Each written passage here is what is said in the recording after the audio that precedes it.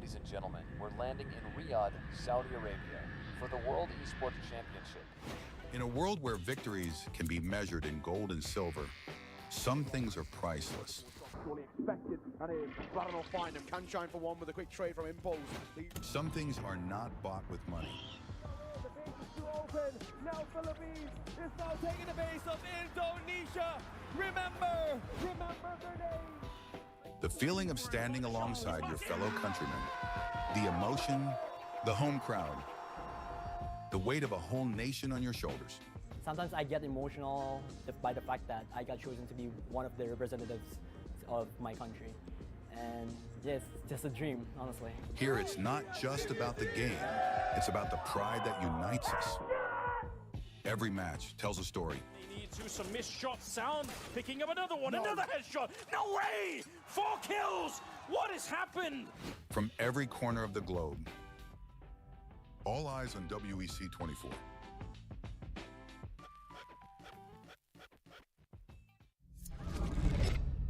Early 1970s. The world was discovering the boundless possibilities of esports. While esports offered endless enjoyment and addictive allure, it lacked a certain depth and a sense of purpose. It needed something more, something larger than a trophy, something beyond individual gratification. That's when a vision emerged. A vision of uniting the world through esports. The International Esports Federation and the World Esports Championship were born. Its mission was clear: to create a stage where nations could unite and compete for the ultimate title, World Esports Champion. For these athletes and nations, the World Esports Championship was more than just a competition, more than just a game. A chance to make history, to leave a lasting legacy, to inspire a generation, and to represent their nation. Over the years, Iesf started achieving greatness, year by year. Korea, Indonesia, Israel, Romania, worldwide.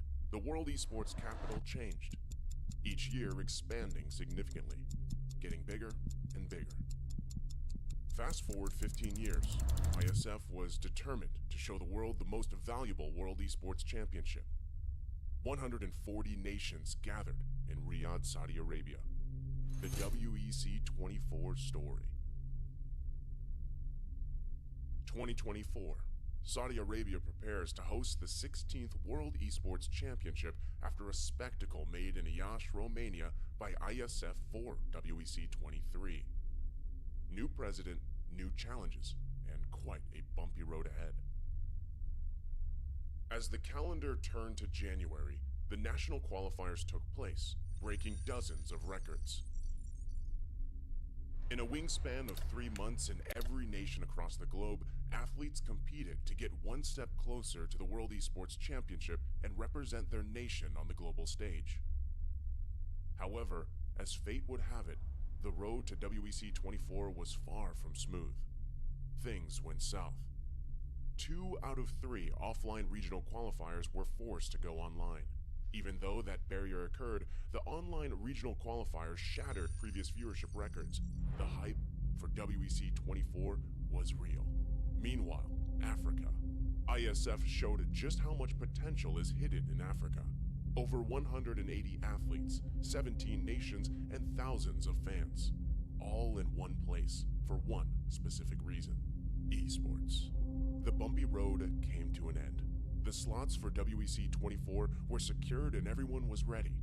The much anticipated 16th World Esports Championship set sails.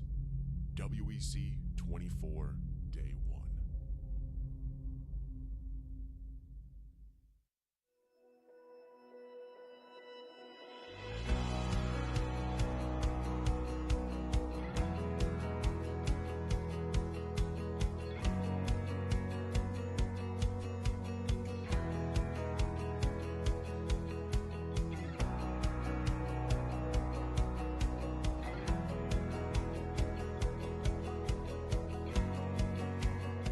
Ahlan bikum. Welcome.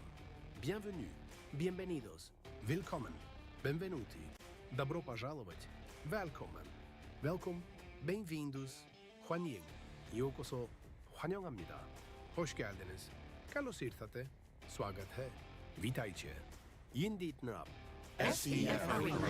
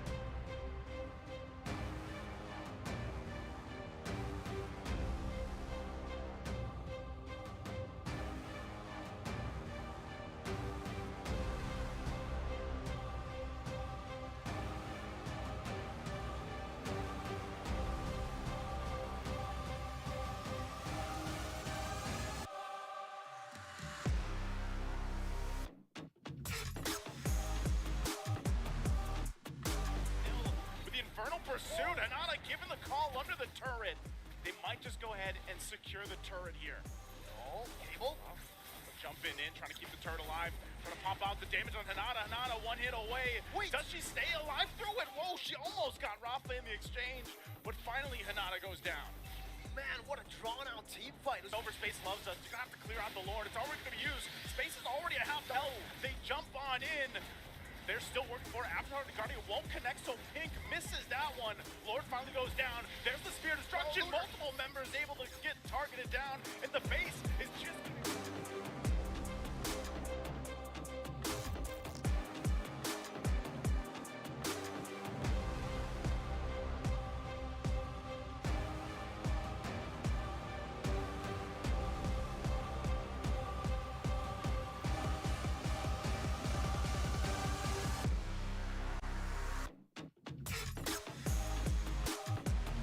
BTN delivered. Crossfire is so strong. Is very important, and these initial nades also soften up for Snappy, and he'll go to town here. Is it another individual to want to send it to B through the smoke? It's big. A drawn. Oh, Striker falls, but TMKJ is running out of ammo. Final bullet.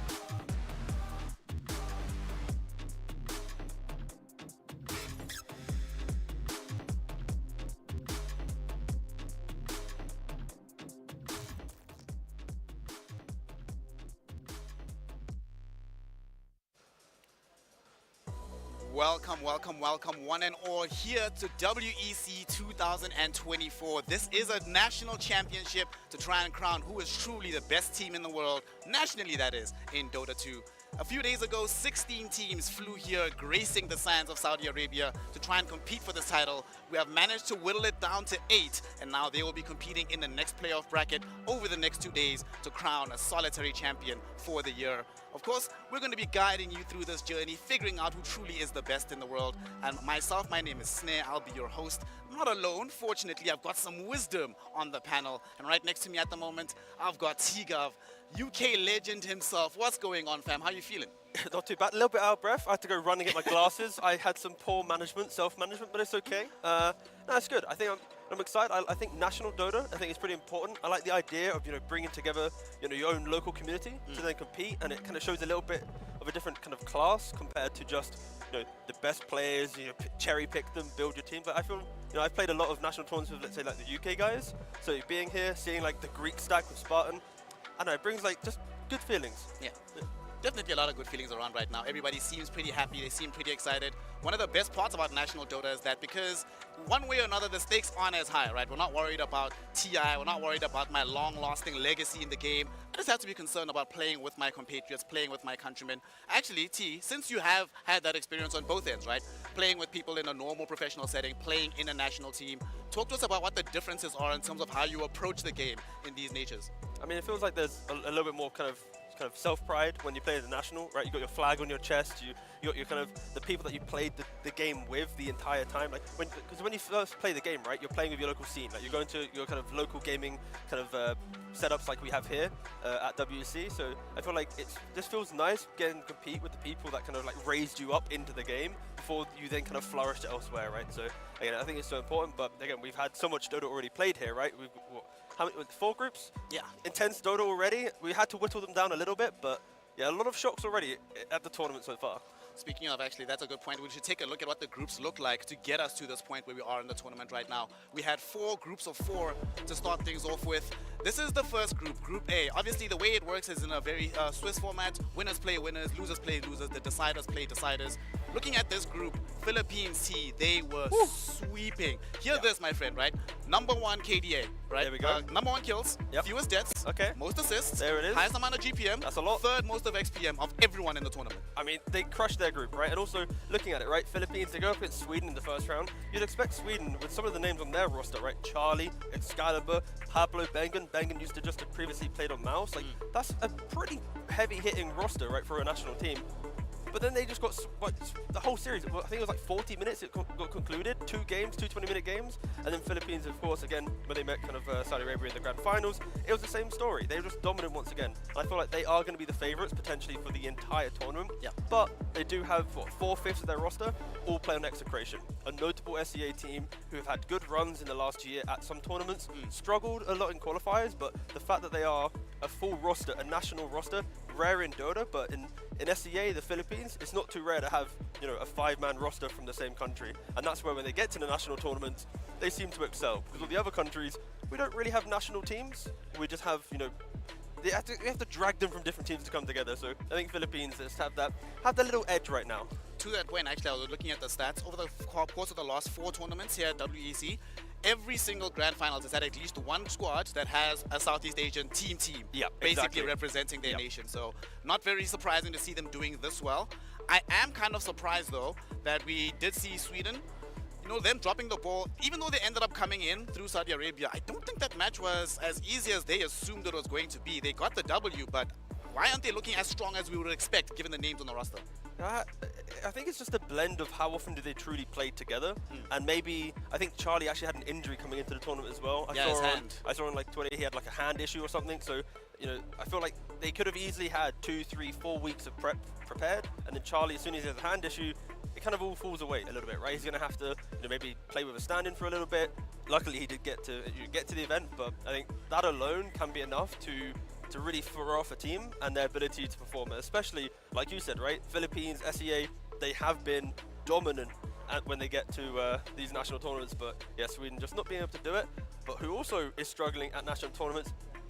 United States, America. Like they have some pretty decent national players. Like they're a strong roster, and like you look at their names, we had the DPC a couple years back. All these players played in the DPC at the highest level in North America on different teams, of course. But to get here and then to not perform to that level, to go up against like a team like Australia, no offense Australia, but on paper, you shouldn't be beating America. Like I feel like United States, they should have been easily in that grand finals to play up against Mongolia for this group, but they fell short. They got, you know, outplayed, outdrafted, and of course testament to Australia to be able to do that, to be the first team. Actually, to eliminate them. Let's not get too carried away. Let's not get too carried away. I will say that, like, when I was watching those games, I initially assumed it was going to be an easy game for the US. I didn't even watch the first game. Only when I saw the results, I was like, wait, what? Now you're invested. Check out what happened. For me, the better surprise about this, Mongolia, obviously, they came through the top. Very good work from them, considering that although they won last year, it's a very different roster that they're fielding this time out. So good for them to still be able to maintain that kind of consistency. But Turkey, where did they come from? Why are they playing so well right now? I mean, Turkey has a really strong national scene. They have like in-houses for their Heimdall players. They really do a lot to kind of ensure that their top players have kind of like community around them. I know a couple of Turkish players myself. There's also been a lot of Turkish players, you know, trying to get through qualifiers. So I feel like it is just inevitable that we do see Turkish players hit the highest level, and we are also seeing it within our top teams as well, outside of the national tournaments. You know, Western, Wuta, like they're rising up a little bit. Just like, for example, we haven't really touched on Mongolia. Mongolia is rising up in the pro scene as well. Like they're crushing their group in Group B. In the pro, like their carry and off-lane player from Mongolia. The reason why they had to swap, they both got picked up by Team Secret, a big notable team in the world. If they weren't on Team Secret, you know, a top team, a legacy team, they'd be able to be here. Again, it's like it's a little bit of a conflict, right? But their 2 replacements have shown that they are equally as good. So it's like, how deep is the skill of Mongolia when you lose 2 players to a team, their swaps come in, and they're still crushing it here? Like that is pretty scary. And again, it goes back to your point, the idea that, you know, it feels like every region outside of Western Europe and like North America does really well at national tournaments. Yep, they represent in other ways, even if they're not necessarily representing in a regular Dota. Looking at our third group here, Group C, won out by Myanmar in the end. They were by far the best. Even though they did drop that game against Bulgaria, Bulgaria did cheese them a little bit. Do you know what's the notable thing about this group? Not just that the fact that Bulgaria, Belarus competed so closely in that third game. Everybody, if you didn't watch that last game, right, they actually managed to do a high ground defense on the Ancient. It dropped down to 300 health before they made the turnaround to win the game. However, this has been an interesting group in terms of drafting, T. Lots of Leshrac being played in the safe lane for Belarus, but lots of Terrorblade being played across a bevy of roles in this group. Talk to me about that hero. Yeah, Terrorblade's risen up to be the hero that can, feels like, play any role. His first spell, Reflection, is very, very strong. People don't care about the other two spells too much in the laning phase, and it allows it to be played in the off lane. You can buy Pipe as well if you play in the off laner, and it feels like you just... The thing in Dota is like, it's such a complicated game, it just takes one player to decide that new technology is available, and everyone else subscribes to it, and that's what Terrorblade is. There's plenty of drafts for me to actually talk about it, because I really want to touch on the fact that with Bulgaria, they had BZM, Mind Control, big household names in the Dota scene.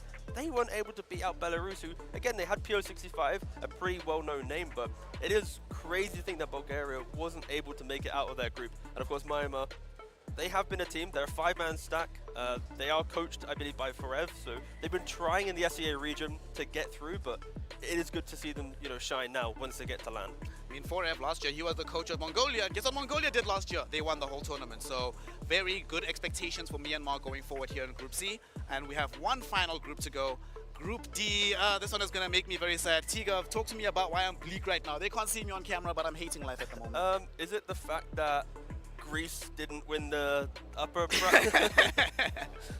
No, it's because South Africa did get eliminated in the lower bracket to Argentina. Yeah. And then Argentina, to be fair, they nearly beat Greece, so there was a world where you could have at least said that, don't worry, you got eliminated to the team that also qualified, but then they didn't qualify. So your team also got eliminated by a team that didn't qualify. I'm sorry, I just made it worse for you, actually. Oh, I went through this mental math yesterday, fam. Yep. I know exactly what you're talking about. Yep. Unfortunately, my countrymen unable to continue in the tournament. Although they did have a very entertaining game the one time with the Iomasi, Argentina did perform above expectations. But let's be honest, you look at the list of teams here, you're expecting Greece and Kazakhstan to be the ones that actually make the progression through.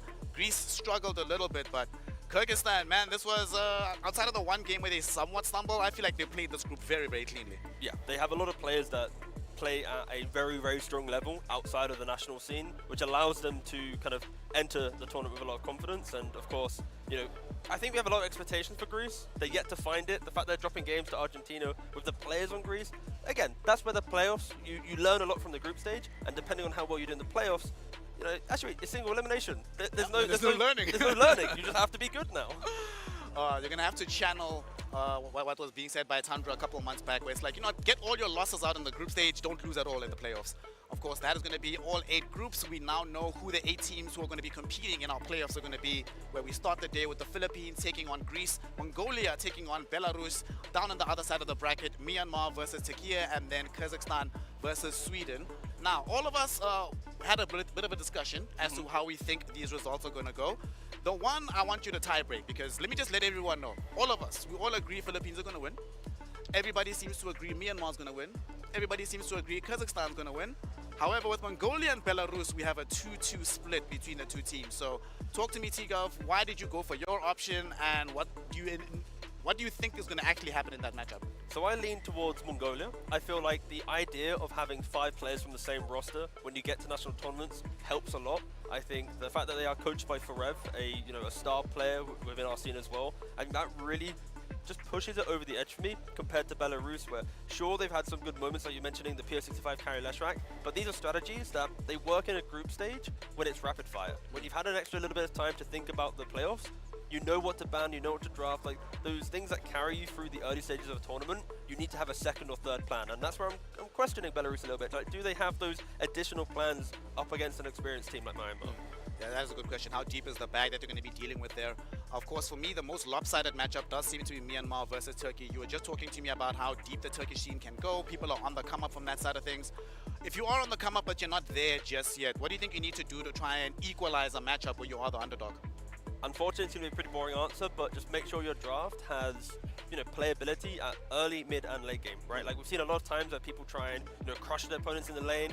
Oh, I need to win in 20 minutes. Like, that doesn't work in Dota anymore. Like, you need to be able to, take it to the late game. You need to be able to, it needs to have balance, it needs to have harmony. So just make sure your draft is well-rounded. It sounds really easy to say in the draft when your reserves time ticking down. It's not the easiest thing to do, but don't get too creative, especially when you now get to, the playoff stage. I was hoping you were going to tell me you find some scissors and cut the LAN cables. That would be... To be fair, I think it'd be pretty difficult, because I think, the setup, there's some good security here. I don't think that's going to be too easy, but depending on the first round, we can see what we can work on it. The first round, of course, is going to be beginning very, very soon. The teams are getting ready to play at the moment. All of these matches will be happening concurrently. The one we'll be focusing on primarily, though, is the Philippines versus Greece. Philippines, a team that I believe is going to be winning the whole tournament. However, when talking to some of our compatriots here, Vlad and Black, who are going to be casting the game, they felt very strongly coming into the tournament that Greece is the squad to back here. So I know you didn't necessarily make that argument, but in lieu of them, right, make the case for the Greek squad to win this all. I mean, Greeks, they play with passion. They play with love of the game. You know, they've even outside of national tournaments, they still, different pockets of teams still play together. And it's like, my head tells me Philippines will win this, right? They have the experience, they have the discipline. They don't have as many mistakes inside the game compared to Greece. But just the raw love of the game, I want Greece to win. Like, I want them to do well. I'd love to see them in the grand finals, because if they were to lift the trophy, you know, the passion would be there. It's like everything you see in Dota is in this roster, is inside Spartan. But watching their group stage, it's so hard to side with them. And if they do upset Philippines today, right, the favorite of the tournament, it's not going to be a bad thing. I love a good underdog story. I love the idea of the run available. You know, single eliminations are pretty good for Greek stacks. We know that from, you know, previous tournaments many years ago, but still, it's relevant. So yeah, I favor Philippines, but I want Greece to win. It's difficult. I'm favoring the Philippines quite heavily, right? So quite heavily, like it's not even close. However, there is one thing I will definitely say in favor of the Greek team, is that this Filipino roster, every player on the team has never really experienced, you know, going very deep in a major LAN, right, in their careers. 4F have, but he's not playing anywhere near here, right? He's doing something else. I think if you're on the side of Greece, you harken back to those days where it's like, guys, we were once in this single elimination tournament. There we were in Boston. Nobody was thinking about us. We were counted out on the group stage, but what we did, we made the climb. We kept upsetting people, and we found ourselves mere games away from a podium finish at a major. Why can't we do it here against these scrubs, boy? I mean, I think they just heard you, and you made them play like 5% better now. So good job. You've helped Greece get a little bit more energy. But that's basically what you need to do, right? When you get to the LAN, when you start hearing like the bass of the the speakers, you see the lights. Like that's where teams that have this experience, they'll level up a little bit more, right? And I think it is easy to go. Greece had a bad group stage. They should get easily smashed here. But again, I want them to do well, even though I think Philippines are winning. If there ever was a time for this stack to do well compared to their group stage, it is when they get to, stream A, the mainstream, they get the coverage. Like that's where Spartan's like, you know what? It's good to be back. And then suddenly he starts popping off on a clockwork or something. Yeah. Let's gas up the Filipinos a little bit, though. Their opponents here, the favorites in my opinion. Obviously, we're outlining some of the crazy stats that they had before this. But one thing that's also quite intriguing for me is that they have, again, if you don't remember, most kills, fewest deaths, most assists, third amount of XPM, highest amount of GPM. However, they also have the shortest games, 26 minutes average game time, which is more than 5 minutes. 5 minutes faster than what anybody else is doing.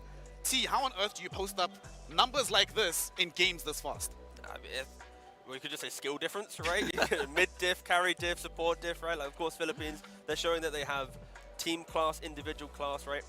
I think, luckily for the Greek stacks, they like to play fast as well, right? So we are seeing two teams who have the same kind of pacing of the game clash against each other, and it will be kind of like who gets that earlier edge, because if they get it, then they'll run away with the game, right? And that's where I think the first 10 to 15 minutes of these games will be so crucial. We aren't seeing other teams where they like to sit back a little bit, scale for the late game, etc. So I'm just excited to see what happens, right? Like we can hype it up, we can say one's an underdog, we can say one's the favorite and whatnot, but it's like once I see the drafts, that's when I'll really know like ooh, who's actually got the edge, because I don't know. Again, I'm really torn. Like I've not been this torn for a series in a long time, but it's difficult. Like you keep putting me on the spot, trying to have to pick between the better team and the team I want to win. It's like head versus heart type of situation. Exactly. It's so difficult.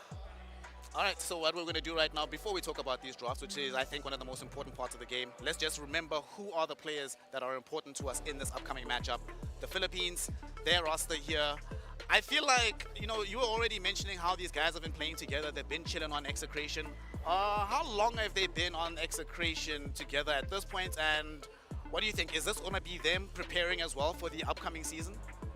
Again, I feel like this roster, they've just come off the back of a pretty decent result in the last, 3 months. They got a top 4 finish in a kind of a non-national tournament, which, again, incredible stuff there. So I think this is just kind of a next step in this roster's journey.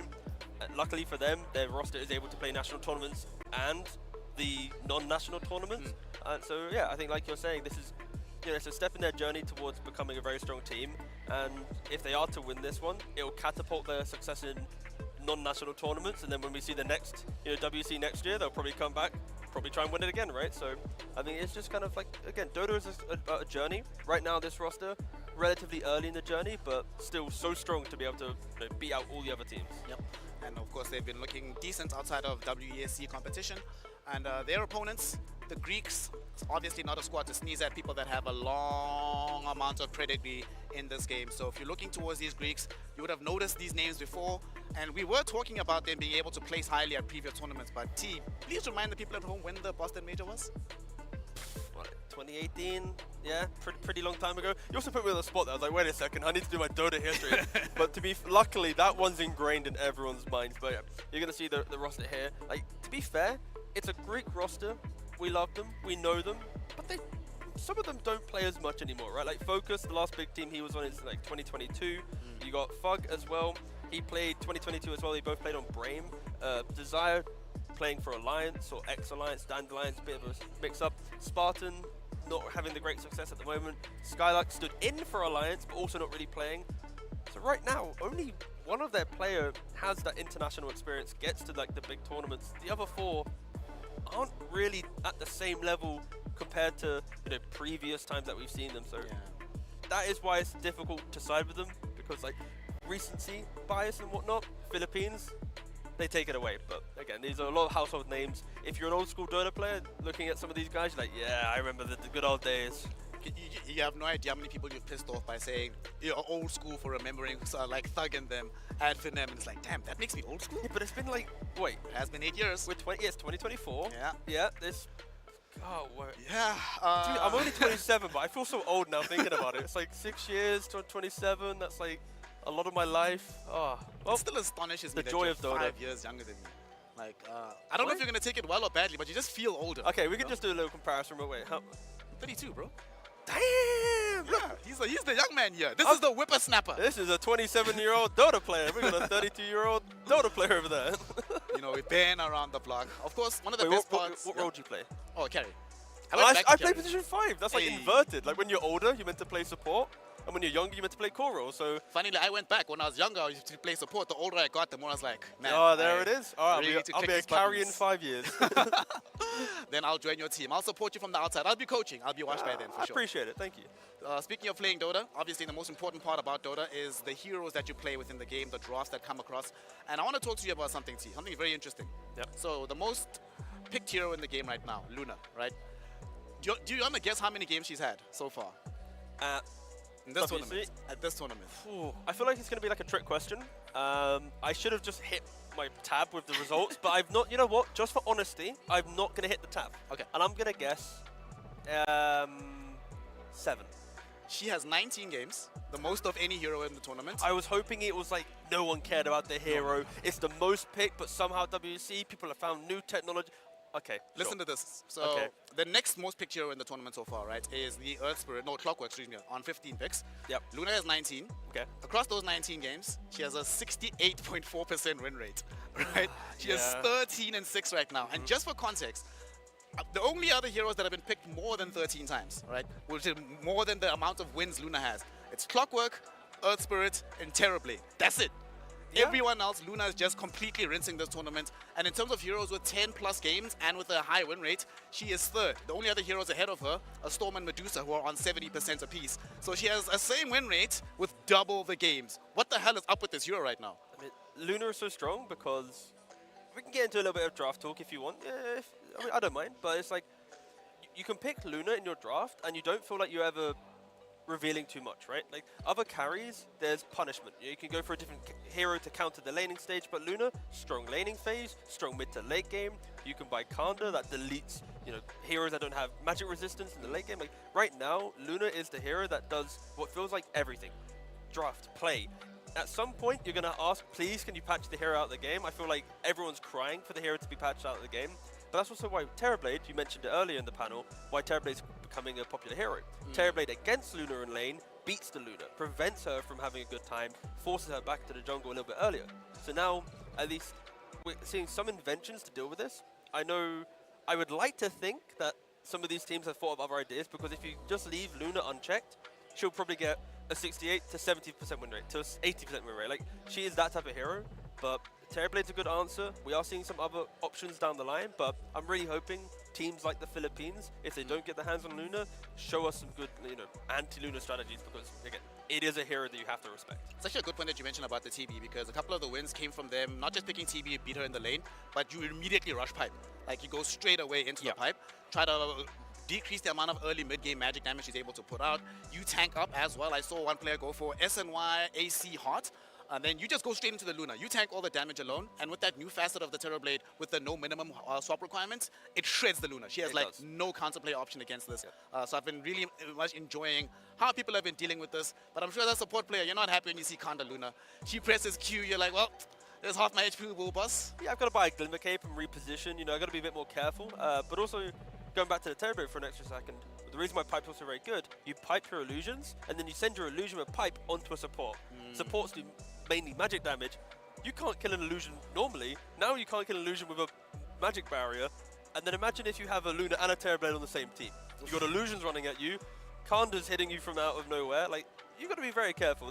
This is why you asked about how teams that don't have as much experience, how do they really go up toe-to-toe with teams like the Philippines? Don't give heroes like this away. Try and simplify, the complexity of the games. Don't give heroes that kind of play themselves out. Punish them. Find windows to break them. And that's where Luna, Terrorblade, Clockwork, Storm, these heroes you're mentioning, they're the ones that you pick them. Just hands off the keyboard, honestly. They just kind of play themselves out, right? So take them out. It's actually astonishing to me how many games Storm gets through, honestly. And I'm just like, guys, but this hero right now. If I see the Earth Spirit on the other side, there's a reason why Earth Spirit is so highly picked, because half the games Puck's banned, Ember Spirit is banned, Storm is banned. So it's like, well, what other Spirit is left that also gives us some stun, some silence, some magic damage? It has to be the Iesf. But every game I see Storm, I'm like, why? Even when the team has tons of disable, I'm still like, why, guys? Don't let this happen to you.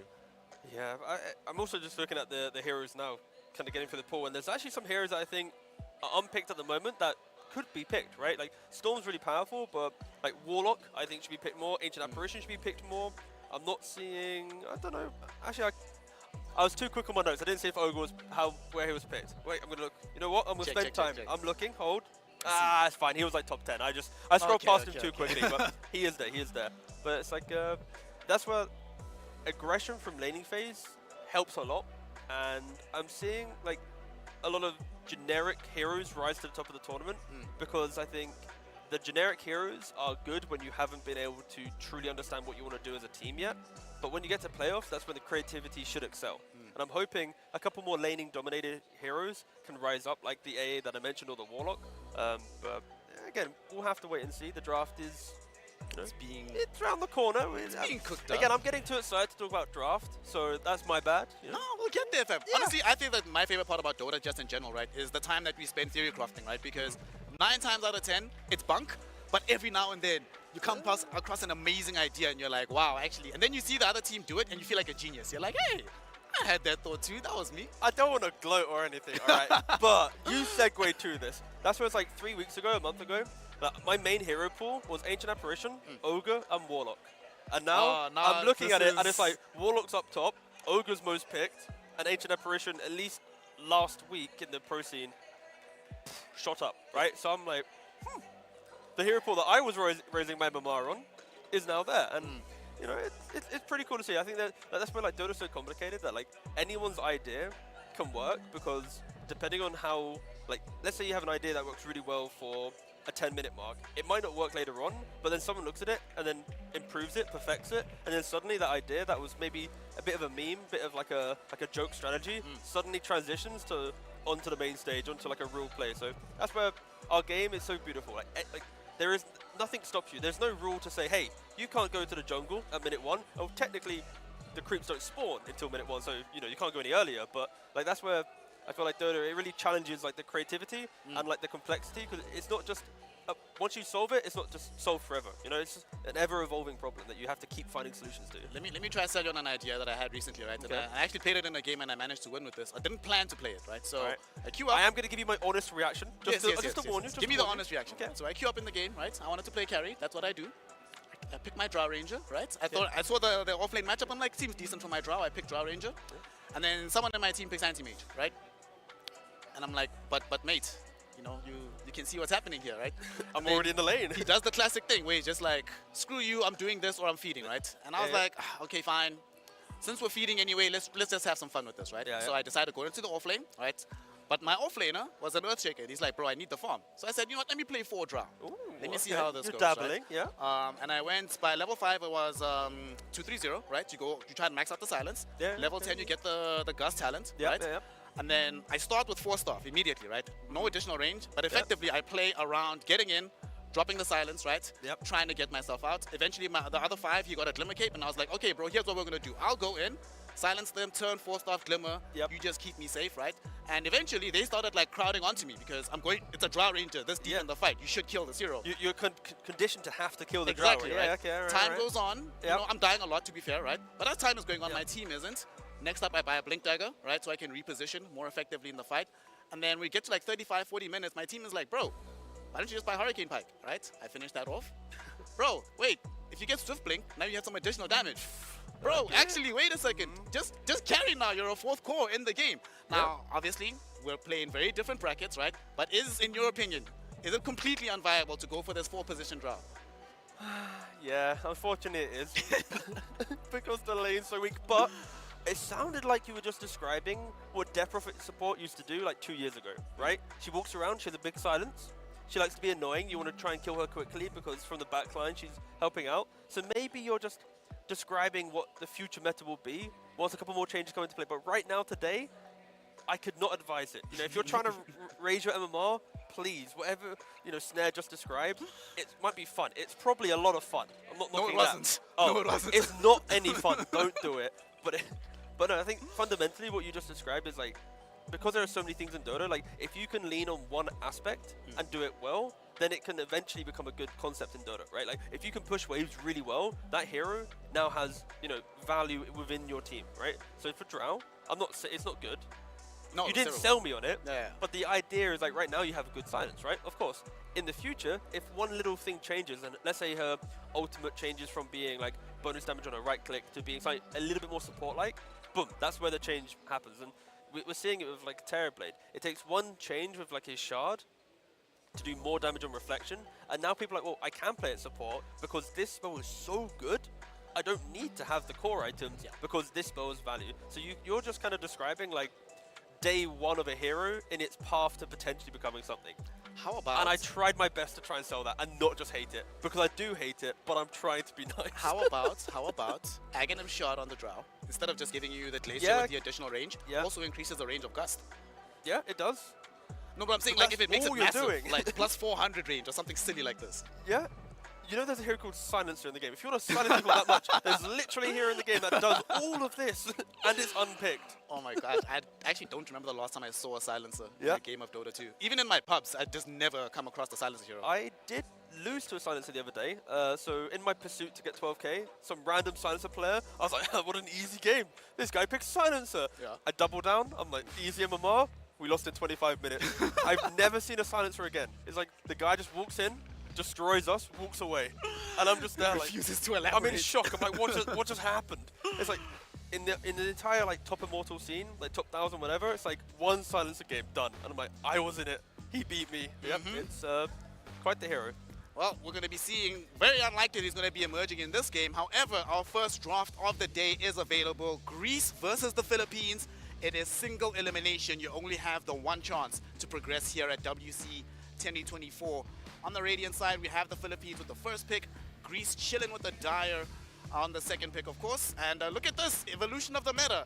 If I told you a month ago how much money you want to bet on first ban Terrorblade, you would have bet the world, and now you'd have been a poor man. No, I mean, that's the joy of the game, and yeah, Terrorblade, super high value, you need to ban it out.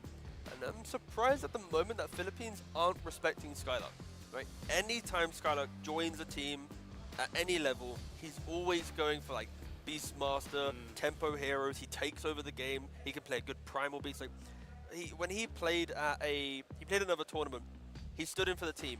In the first day, no one cared about him. Didn't ban him, didn't respect him. He crushed. Day 2, they banned him. Day 3, they banned him. Day 4, the team was eliminated. That's how quickly teams identified that he was the key player. Yeah. And at the moment, Philippines, they're not doing these bans. So I'm intrigued to know if Greece will be able to utilize that in the opening picks. I mean, to your point, we've often seen Skylark just, when the opportunity is there, just snap up the Beastmaster if possible. I think right now Primal's not necessarily in the place where he can be picked up as easily in the first phase. Like second phase, yeah. Like first phase picks at the moment feel like it's DK, Monk, Earth Spirit, Terrorblade, Clark, Tusk, these kind of heroes, yeah. Man, what a hero. Those two heroes I think are in contention right now for best fives in the game. Clock and Tusk, they are... man, I get very scared when I see them, but a little bit of respect will come towards Skylark because Philippines will steal his Beastmaster away. Yeah, okay, so I was asking the question, where's the respect going to come in? And there it is. It finally comes into play. But then we have the simple question to ask. When you play against a team that's a specialist, you take their specialty away, surely they have answers to deal with it, right?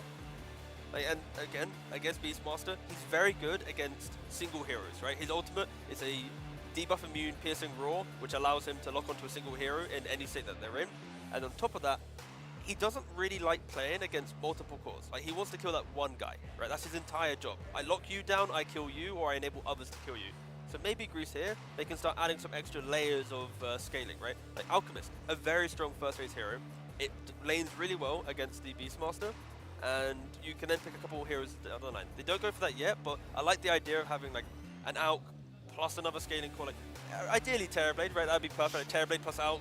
How does Beastmaster deal with everything? But this is the idea that Greece can go down. For now, they go for the Tusk. Still, strong laner. You were saying it's, you know, one of the best supports in the game. It clearly is. They're getting first phase, but they're going for the kill the Beastmaster approach. Yeah. If Tusk is going to be played in that 5 position, I'm expecting that carry, potentially like a Luna as well. SF, these kind of heroes. Yeah, like you see Beastmaster, you kill him. Before he gets to level 3, level 4, has some points in the boards, is able to kind of set himself up in the lane, get him to 2 deaths, and really punish him. Don't get him to 2 kills, that's actually allowing him to win the game, right? But yeah, Greece, they want to get kills, they want to progress. I mean, there's also a non-zero chance that Greece do end up putting the Tusk into the 4 position role. Then you can pair him up with like some Visage, maybe you get some summoners of your own in that regard, or just go for a kill lane. Like I saw Tusk Dawn the other day. It was very scary to witness, but they certainly have options on the side of Greece. As Philippines, make sure to remove the Medusa, one of these heroes that Beastmaster doesn't really enjoy playing into. Mystic Snake in lane, really annoying. Later on in the game, if she gets off the Stone Gaze before you get off the Roar, the entire spell is useless anyway. And just in general, you want big, bombastic damage up against a hero like that, so good ban from them. So let's see here. Also take out the Snapfire. So are they going for Phoenix? No, I think the Snapfire was like a layering ban towards the Tusk, right? It's the idea of if you have Tusk and Snapfire in the same lineup, they run around the map together, they get a lot of kills. The 2 supports will now bring life to the Greek lineup, because the cores can just stay in their lane. The supports will do everything for them. Like, hey, do you want to go to mid? We get kills. I go to off lane, I get kills. And honestly, it's a good recipe for Greece, right? Especially because they had a troublesome group stage. If your supports can set up your cores for success and then get to roam the map together, you get kills, you force TPs, you break down the map in a way that enables Greece to kind of just scale up to the point where they're not scared. Again, scaling is the key against Beastmaster. Don't try and, like, if you can kill him early, do it. But if you can't, don't try and take weak fights, because he'll destroy you and break your map, right? So by that logic, we should be going for Hoodwink eventually for the side of Greece? Potentially, yes. It's also a very good option, yeah. Okay, what are they going to ban here? Let's see. So in tandem with the Beastmaster, we have seen other big cores be played with it. We've seen Beast Morph, we've seen Beast Drow. One option that Greece has as well is, like you said, push the Tusk to 4, but then you can get like a Lich in that 5 position. Then you like Lich Alch, Lich SF? Yeah, and then you have the Frost Shield to deal with whoever gets roared. You then put Frost Shield on that character, or that hero. Sorry, why is it character? That's the first time in my life I have called a hero a character. But anyway, now I turned into Mario, either way. So yeah, Lich, the Frost Shield, you put it onto the hero that Beastmaster roars, you get 60% reduction in physical damage. Beastmaster primarily does physical damage, excluding if he goes for Aghanims, but that alone buys enough time, and time is the key thing. Tusk as well, with Snowball, his second spell, he can then put people into immunity.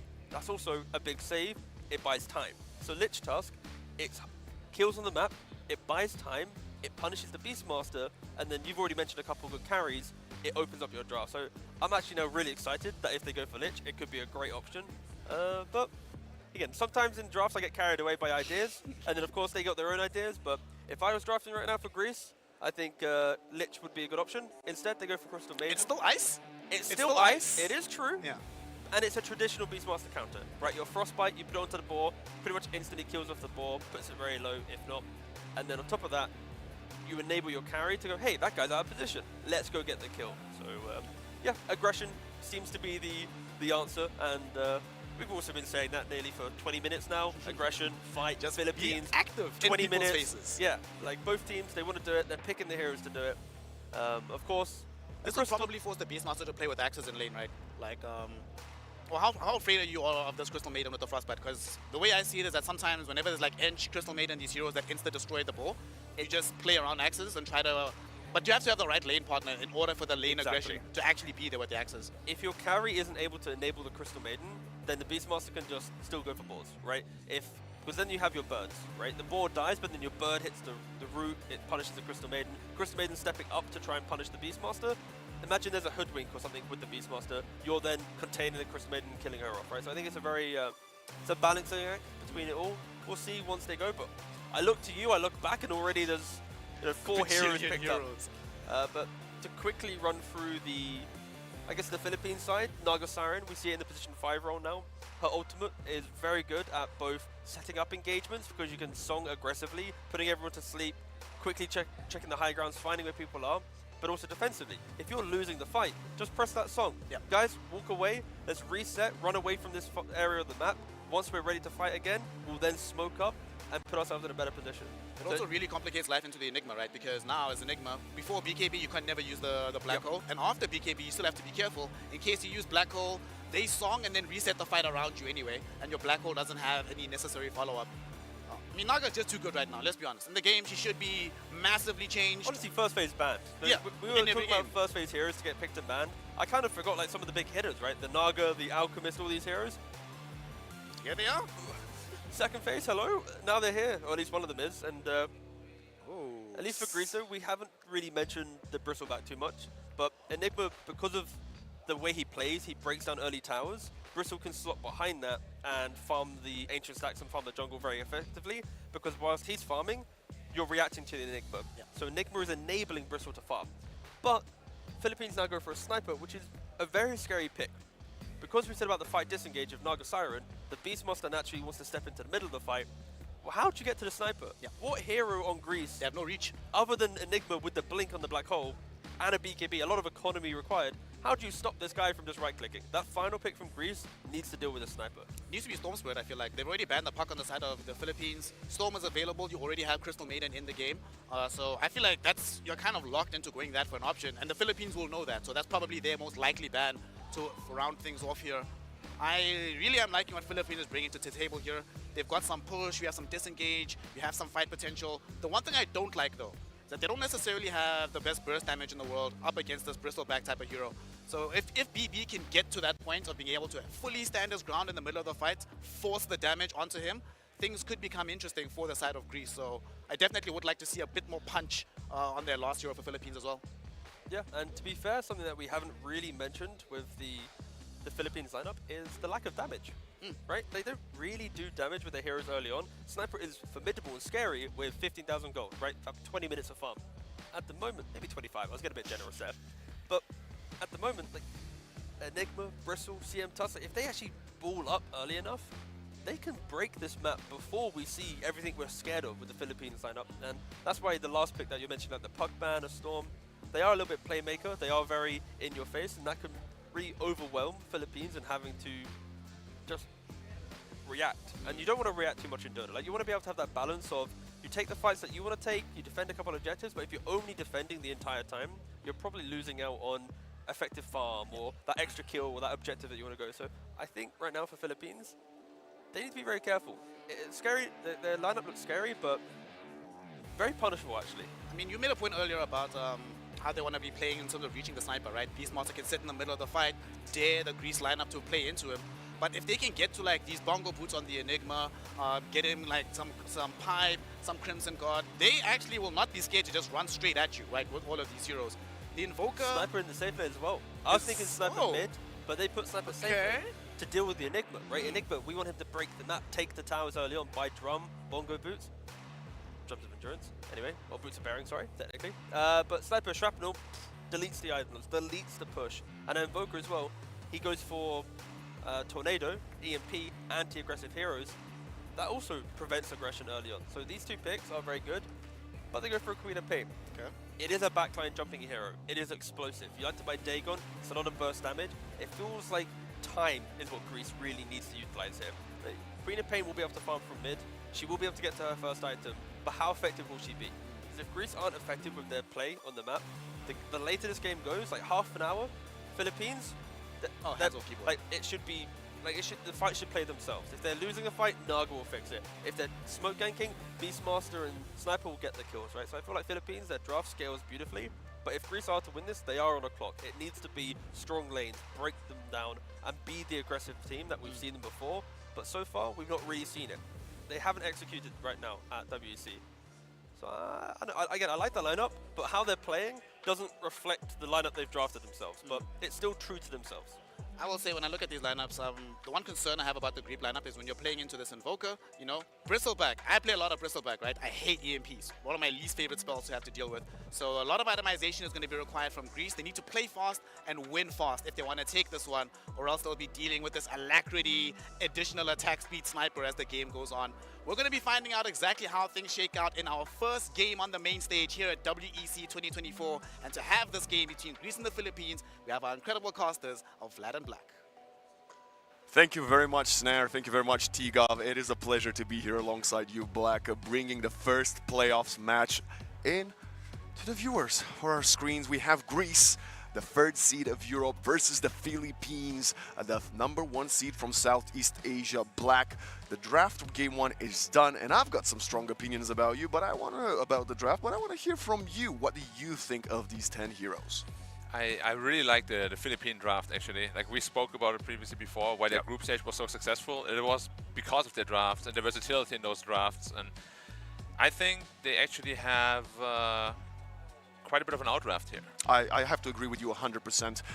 I'm backing Greece in overall this series, but with a draft like this, I don't think they can contend with Philippines. I understand Skylark went, you know, no Beastmaster was banned early, had to go for a different comfort pick of the Enigma, but if you remember just a few months back when they played in the qualifier, it was a very similar situation for him, being forced to play the Enigma and then getting instant countered. He picked the Enigma and then instant Naga Rubik, 2 classic counters to the black hole, and then even later on the shrapnel of the sniper with the new facet, like T-Gov was mentioning. Yeah, I think Philippines are definitely here to play and here to win the game #1.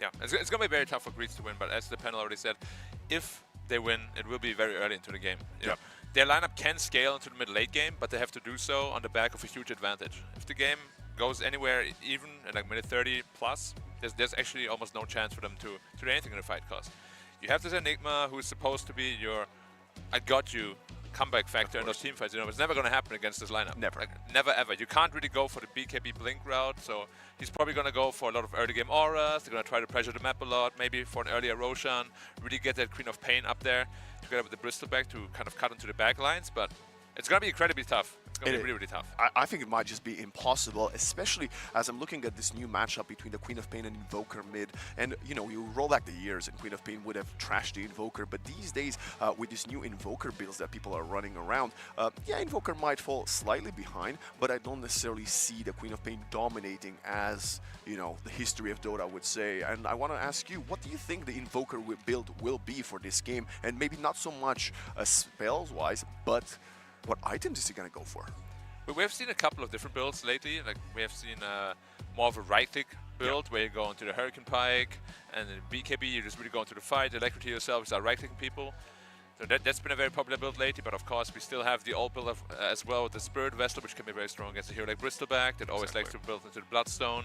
So there are many options available, and he can really tap into what they need depending on how well the other lanes do it. For example, if Bristleback gets shut down completely, he's probably like, I don't really need to build that vessel. I can get away with the right-click build, which makes me scale a bit better into mid-late game. So not all the pressure's on the sniper to perform. And yeah, I mean, that's the real big boon they have with their draft. They can cover each other so nicely. Yeah, absolutely. And I think overlooking Naga Siren, allowing it to be picked in the second. Okay, you didn't ban it first phase, I understand, but allowing it to go through later on, knowingly you want to go for the Enigma is a huge mistake. But the Naga, it has the highest win rate in Pro Dota in the last couple of weeks. I think 86%. She's not played that much because she's always getting banned, because the hero just wins. And I think using the Ensnare versus a Bristleback, the Bristleback just kind of wants to be able to position himself how he wants, but you pull him back towards you, you rotate your heroes around, and you attack him from the front. And the winning condition that I see Greece have right now, because the Enigma is completely shut down, will have to be this burst damage coming in from the Bristleback, which, I'll be completely honest with you, I don't think will prevail. Yeah, and Naga, as you said, I mean, we roll back the tape a little bit. Yeah. The changes since TI aren't really there. Yeah, you know, like the patches were there, but okay, like maybe -1 armor here, second more cooldown here, but ultimately, Naga at TI was the most picked, most banned hero, like by far. Literally everybody ran it, and it's still very strong for the same reasons. Yeah. It synergizes so well with Sniper as well, and as you said, Bristleback, you net him, then you reel him in. He's like, oh well, I would like to turn around, but I really can't, because I can't really do anything. And then the minus armor as well. Like, you don't really build much armor as a Bristleback early on. You really want to try to get into the Bloodstone as soon as you can. And then you get this -8 armor from the Naga. Suddenly you're super squishy.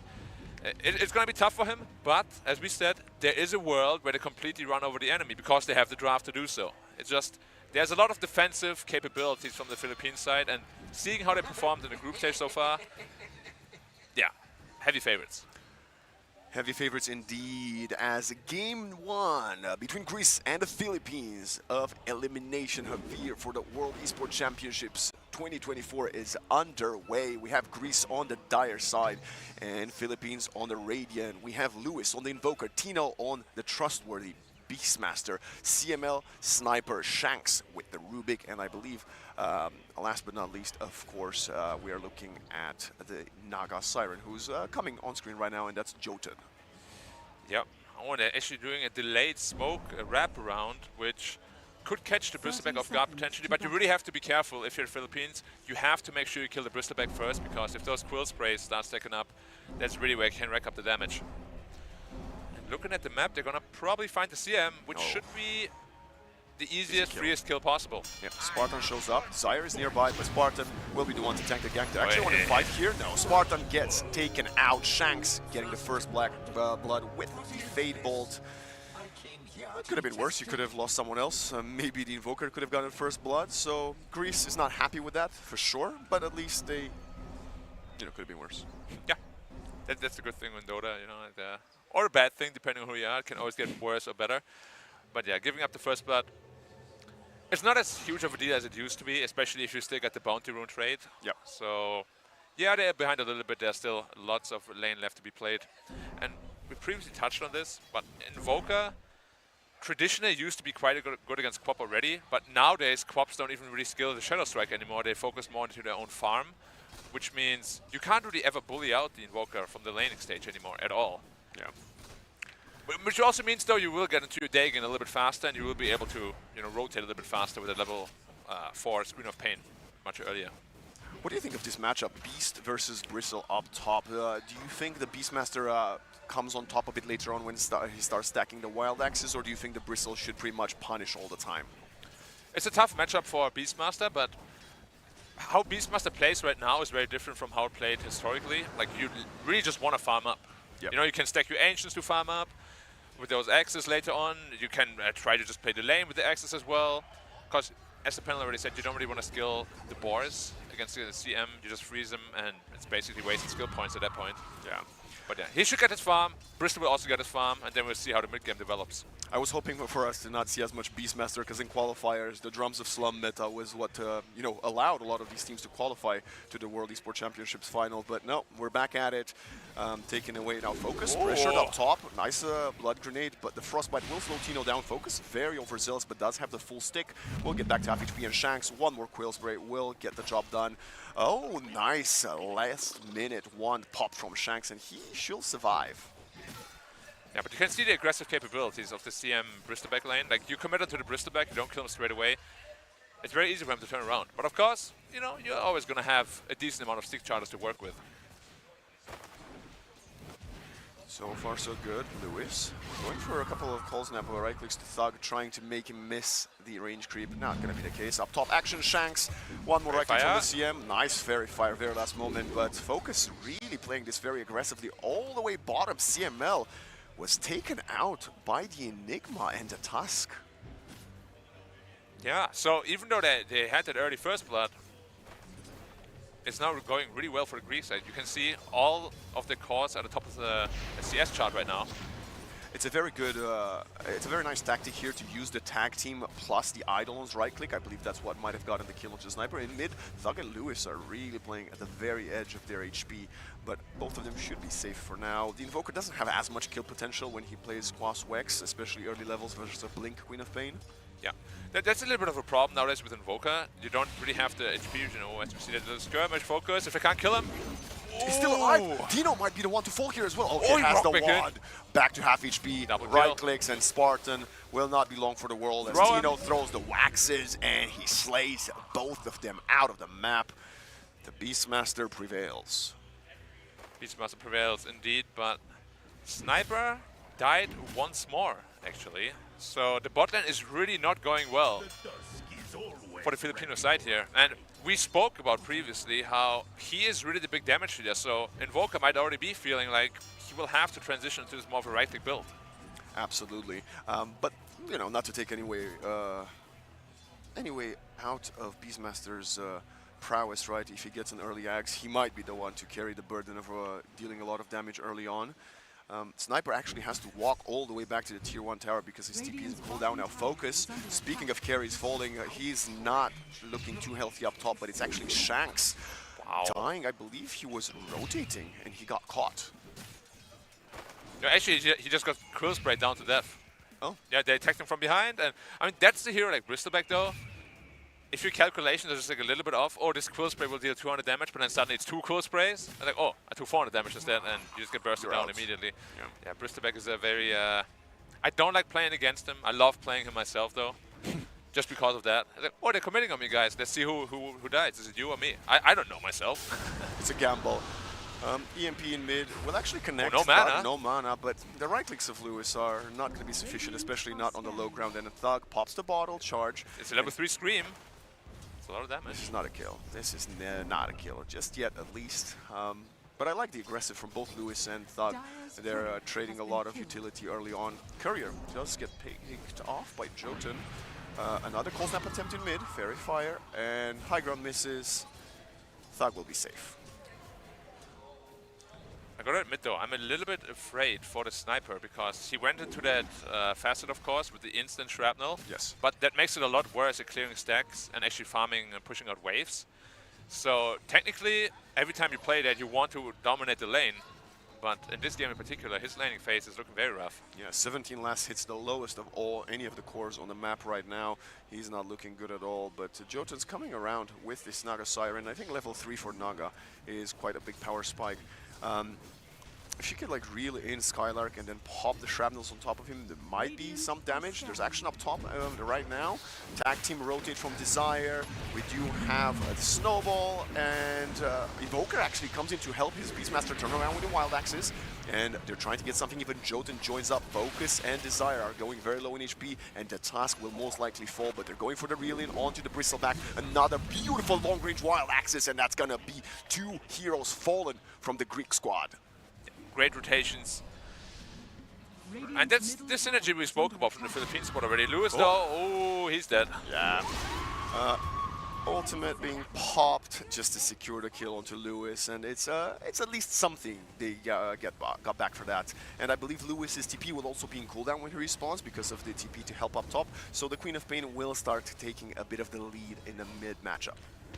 It's a tough kill on Skylark. He has 1.2k health. Big stick as well. Has a Fairy Fire, and he's just gonna TP out. Very aware from Skylark. He's not even panicking going back to Fountain, just the tier 1, and he will be back to lane in no time. I really like the idea of Grease though. They really want to control the Beastmaster because they know he is the tempo setter for the team.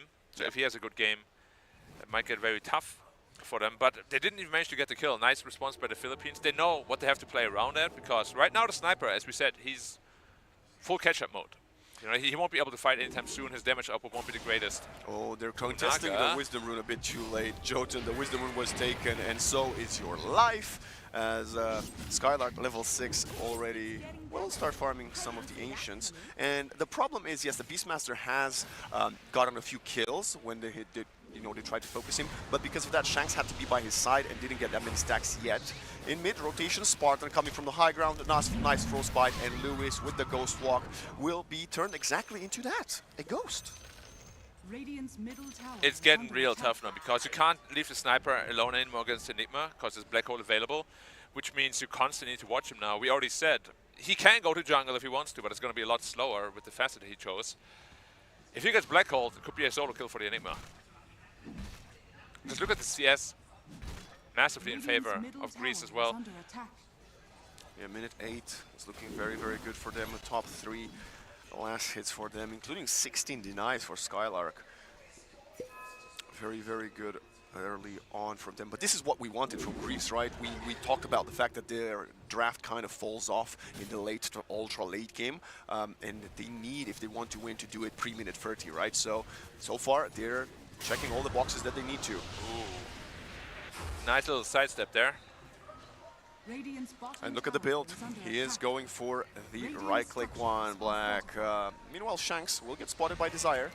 Perfect. Nice shards locking the Rubik in. They spot the stack as well. Queen of Pain has an amplified damage rune, and Shanks will get denied by the neutral creeps. That might allow them to get Spartan or the kill back. Roar coming in. Spartan dies to the neutrals, but the task will get collected most likely. Scream of Pain. Queen is trying to really kill Lewis, and she will get so in the blink out to safety. But Wild Access will be off cooldown in 3, 2, 1. They're gonna connect, but still Thug managed to heal up with the bottle. The blink in 2 seconds. Shrapnel getting him, and he's gonna fall. As that was a full 5-man rotations from Philippines to defend their triangle.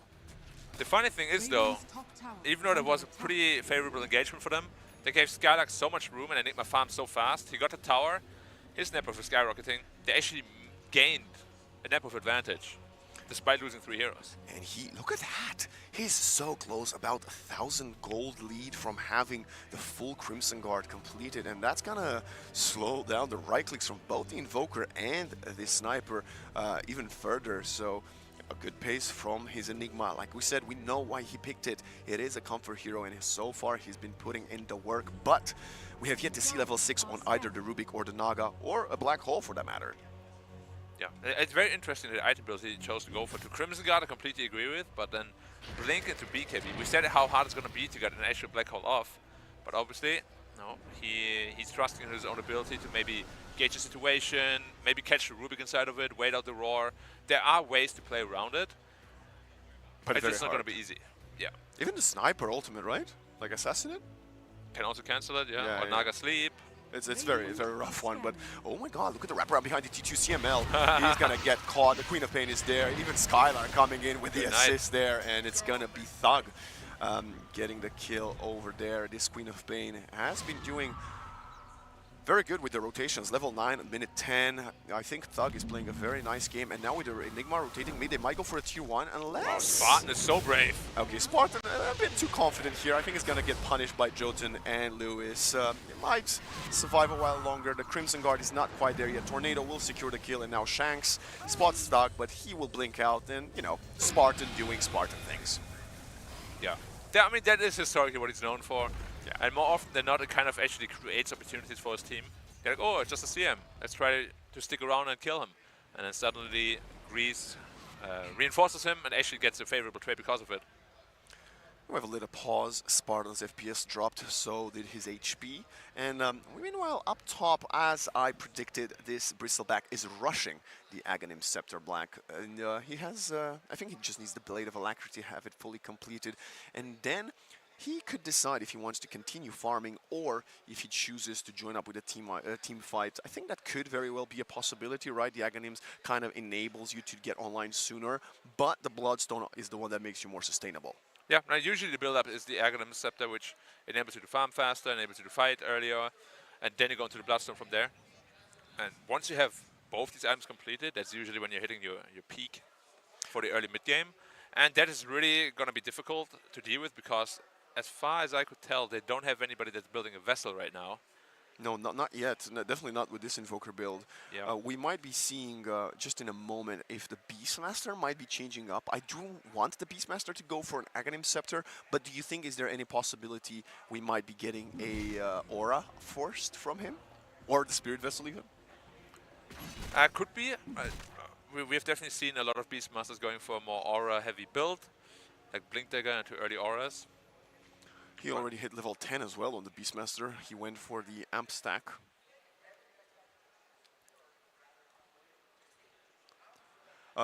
He went for the Amp stack for the Wild Axis. So one advantage that you could maybe try to explore with the Bristleback Aghanims is invade the opponent's triangle and steal the ancient stacks that Beastmaster's trying to farm for himself, right? But you know, otherwise you can do the same thing. Maybe go with a sneaky smoke, surrounded by your Naga and your Rubik with level 6. Try to farm. If they're trying to contest the stealing farm process, you pop the Song of Siren and TP out. There are many, many ways of countering control of the map from both of these teams right now. But so far, I really want to see more from the Invoker. Other than a couple early lane attempts with Tornado Cold Snap, I feel like he's been rather quiet, and it's not a Midas Invoker, right? It's not a Midas Invoker that, guys, I need my time. He is going for what is considered to be the early online presence build.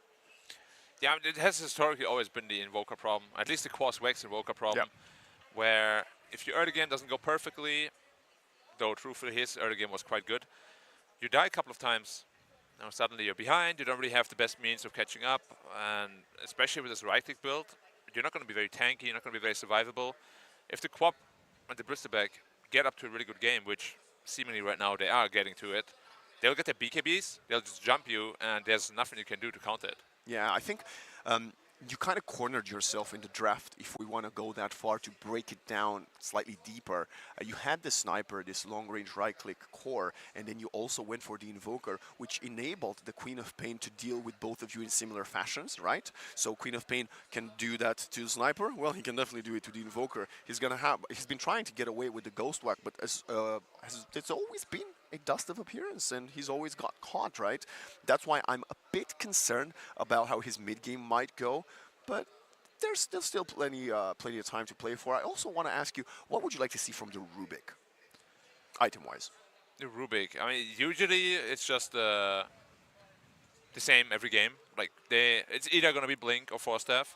I personally prefer the Force Staff just to be able to help the Sniper and Invoker a bit more, because you already know Enigma's not going for that fast Blink BKB, which means he's not really looking for a huge black hole. Okay. Yeah, so I'm hoping it's going to be Force Staff. It's going to tank him up a little bit, and then also be able to help his teammates a little bit more. And then probably into the Blink Dagger from there. Makes sense. Just to be able to, be that threat that the Enigma is really worried about. So then who's going to be the vessel builder in the end? They might not build a vessel at all. Wow, I think that might be a mistake, especially with how high of a kill game this has been so far. If you end up going, because you know that we said you need a vessel to shut down the Bristleback past minute 25, 30, and if they're not going to have it, this Bristleback is going to have a good time, I think. But you know, there's a lot of ifs. What is certain is that Focus does have the Aghanim Scepter flying on the courier to him right now, and that Shanks, with the stolen Eidolons about 2 minutes ago, has been farming quite well. Actually, 3.5k net worth. Yeah, it feels like that always when I see Rubik. It's like just transitions into this fourth core quite early and quite simply. Now Sniper still farming up his Maelstrom. His net worth is looking pretty abysmal, unfortunately. Is that Jotun invading the Dire Triangle? I believe he is. He's getting caught. We're not seeing the action on screen right now, but he is getting black holed as Skylark shows us the depths of the universe, taking out the support. Jotun went really deep, trying to block some of the camps with sentries, and he would have loved to stay alive for about 40 seconds longer to steal that Wisdom Rune. That's not going to be the case this time around for him. And another AoE spell stolen by Rubik, which means even easier to farm up all those creep waves. I mean, he has just been sitting up there He's for the the one longest getting time. the Vissel as well. Yep. Yeah. Good decision. I like it. The Vessel against the Bristleback especially, like, they're not going to have a Dispel for a while. Makes a lot of sense. We also saw Enigma though. Skylark is switching up his build. Not going to the Blink BKB anymore, but into the Pipe instead, and just really tanking, auring up like we thought they would. I'm so impressed by this. Wisdom Runes will be split, by the way. I think Shanks and Focus are the ones to get them respectively for both teams. Look how great of a game Tino is having. He's 4 kills, 0 deaths, and 3 assists. Has the full Aghanim Scepter, and still he's only 30 net worth. Yeah, the game has been pretty amazing for Skylark as well as Focus. And it's only going to get faster here, because Focus now with the Aghanim Scepter, of course, is going to farm really, really quick. I'm also wondering when they're actually planning on taking Roshan, because with those Eidolons, it could be very fast. Shanks? He's way faster than a Crystal Maiden, but a Queen of Pain with Blink and Haste will get on top of him. Desire there, another beautiful eye shots. Of course, not the hardest to hit in those tree lines. As long as you catch him within, it's fine. Tino now, with the Drums of Slum, wants to get into some action. The Invoker is behind, and Jotun is actually ganking, smoked up from the Dire jungle. Nice tornado, gonna connect onto both the EMPs there, and that's what we want to see from Lewis. Spartan will sacrifice himself. Desire does not have the mana to TP out, pops the wand. Could try to do that now, but it's gonna be only one. I heard a Naga song too. Was it? No. Yes, you're right. Naga Song the Siren in cooldown. That is one of the longest cooldowns in game, I want to say. Yeah, it's I think 3 minutes at this point. Of course, went through many changes, but they were looking for the Queen of Pain, and level 1 song AoE is very also small. really tiny. Yeah, not like it used to be, just full screen. Well, Lewis is feeling more confident now, full Ghost Walk. He needs to get involved with more kills. That's where he can keep up in net worth. But all this time, Skylark is still uncontested, Black. I believe he's being pinged down bottom, but nobody's heading that way. He is about to reach, well, in just a few moments, 9,000 net worth, pre-minute 17. But look at Desire as well. We've been highlighting the Rubik position for a farm. Tusk Blink Dagger so early, it's incredible. And that's going to be a lot of ways of maybe saving people from that roar. Yeah, it's going to be incredibly valuable for sure. And we said that the early lead necessarily doesn't... Okay, you're dead. Yeah. We said that the early lead for Greece, it's what they need, but it's not necessarily what will end up winning the game for them, because those team fights are still going to be hard. However, Sniper, as we already said, his items are basically non-existent. He has a Maelstrom right now, very easy picking still. Look at the wraparound. They're about to find Tino. He's strong though, he's very strong. Yeah, he's strong enough. He's going to have to be forced to use the roar to Crystal Maiden, but he is getting obliterated, punched in the sky. The Rubik is there, and Spartan will be the one casualty, second support to fall. But look at the damage, Scream of Pain, and the Sniper's out with the Dagon from Thug. Invoker's really trying to get work with the right clicks, and Shank with the stolen Crystal Maiden ultimate, but Skylark is here. The Black Hole's available, and the Invoker will be gone. Stolen, but can he escape? Oh, he used it also. Oh my goodness, Shanks, that is a rare mistake from this Rubik player. Jotun is the only one that can help him. 2 supports versus 3 cores. It doesn't seem too likely. Oh, you can't kill this guy. No, no, no, Vessel no. is there, but not gonna be enough as he turns around and Jotun just dies up high ground. Yeah. He did not use the Black Hole. Oh, he did not? Oh, he just didn't have mana for it? Looked like he did. But yeah, that's gonna be what they need to make use of now. Like, they have this Rubik with the Black Hole. They need to kill a high-value core with it. And they're kind of playing into the hands of Greece. I really like how Greece is playing this. It was a very nice rotation. They're kind of baiting Philippines in one by one. And we already said, like, Sniper is not ready to fight right now. Yeah, we saw him, he showed up. He immediately died. Yeah, 1 shrapnel, 2 right clicks, and disappeared from the face of the earth. Yeah. Oh my god, Focus is level 15. Yeah, it's going to be tough, to say the least, to come back from this position now, because they're just going to be invading you everywhere. Spartan. He's gonna tank we know he loves this. Yeah, but it's great. He's tanking the gang for Thug, so Thug can just blink out with the Queen of Pain. That is a, you know, you take that every day of the week. As the tier 1 mid, I believe, is getting pressured. We have some TPs there. Yeah, I don't know what the plan is there, but this Invoker has a Dragon Lance flying to him.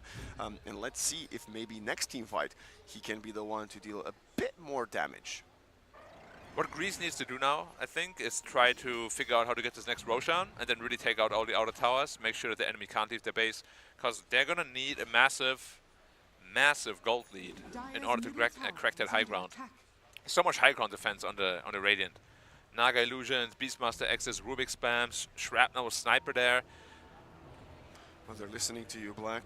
I don't think they can hear you, but they are definitely going in the Roche pit. I mean, I did play with them in the past, so maybe I have like a mental connection as well, you know? I understand. Oh, that's good. That's good. Yeah, of course. But they're getting pinged out. The Naga Sirens heading this way, and I believe a deep observer ward on the top lane is what spotted them. That's where they're gonna leave it, and most likely that means the Roshan will not fall until he goes down bottom for the Radiant side.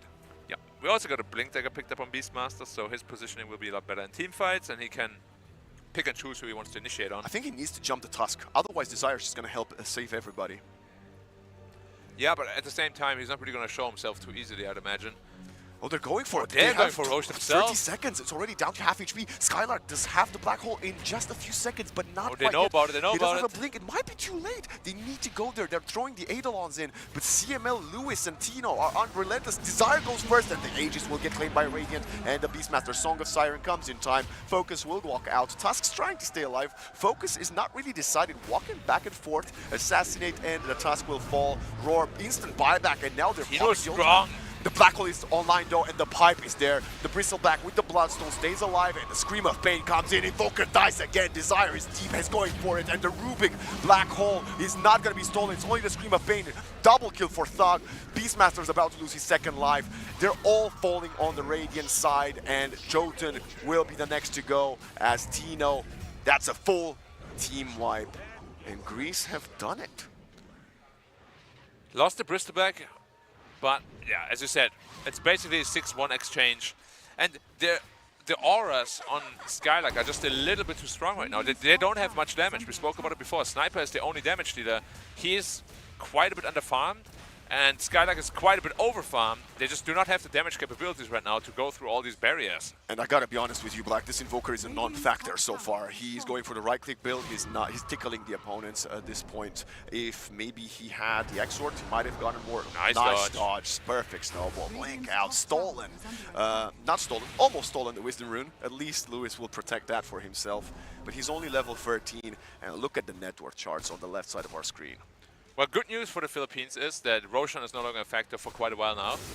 They did manage to take that away, that objective. And pushing towers is still not going to be easy for Greece. So their lifeline has been extended by taking Roshan. I really like what they did. Yep. Yeah, they ended up losing the fight, but we already spoke about that they scaled quite a bit better into the mid-late game. Yeah.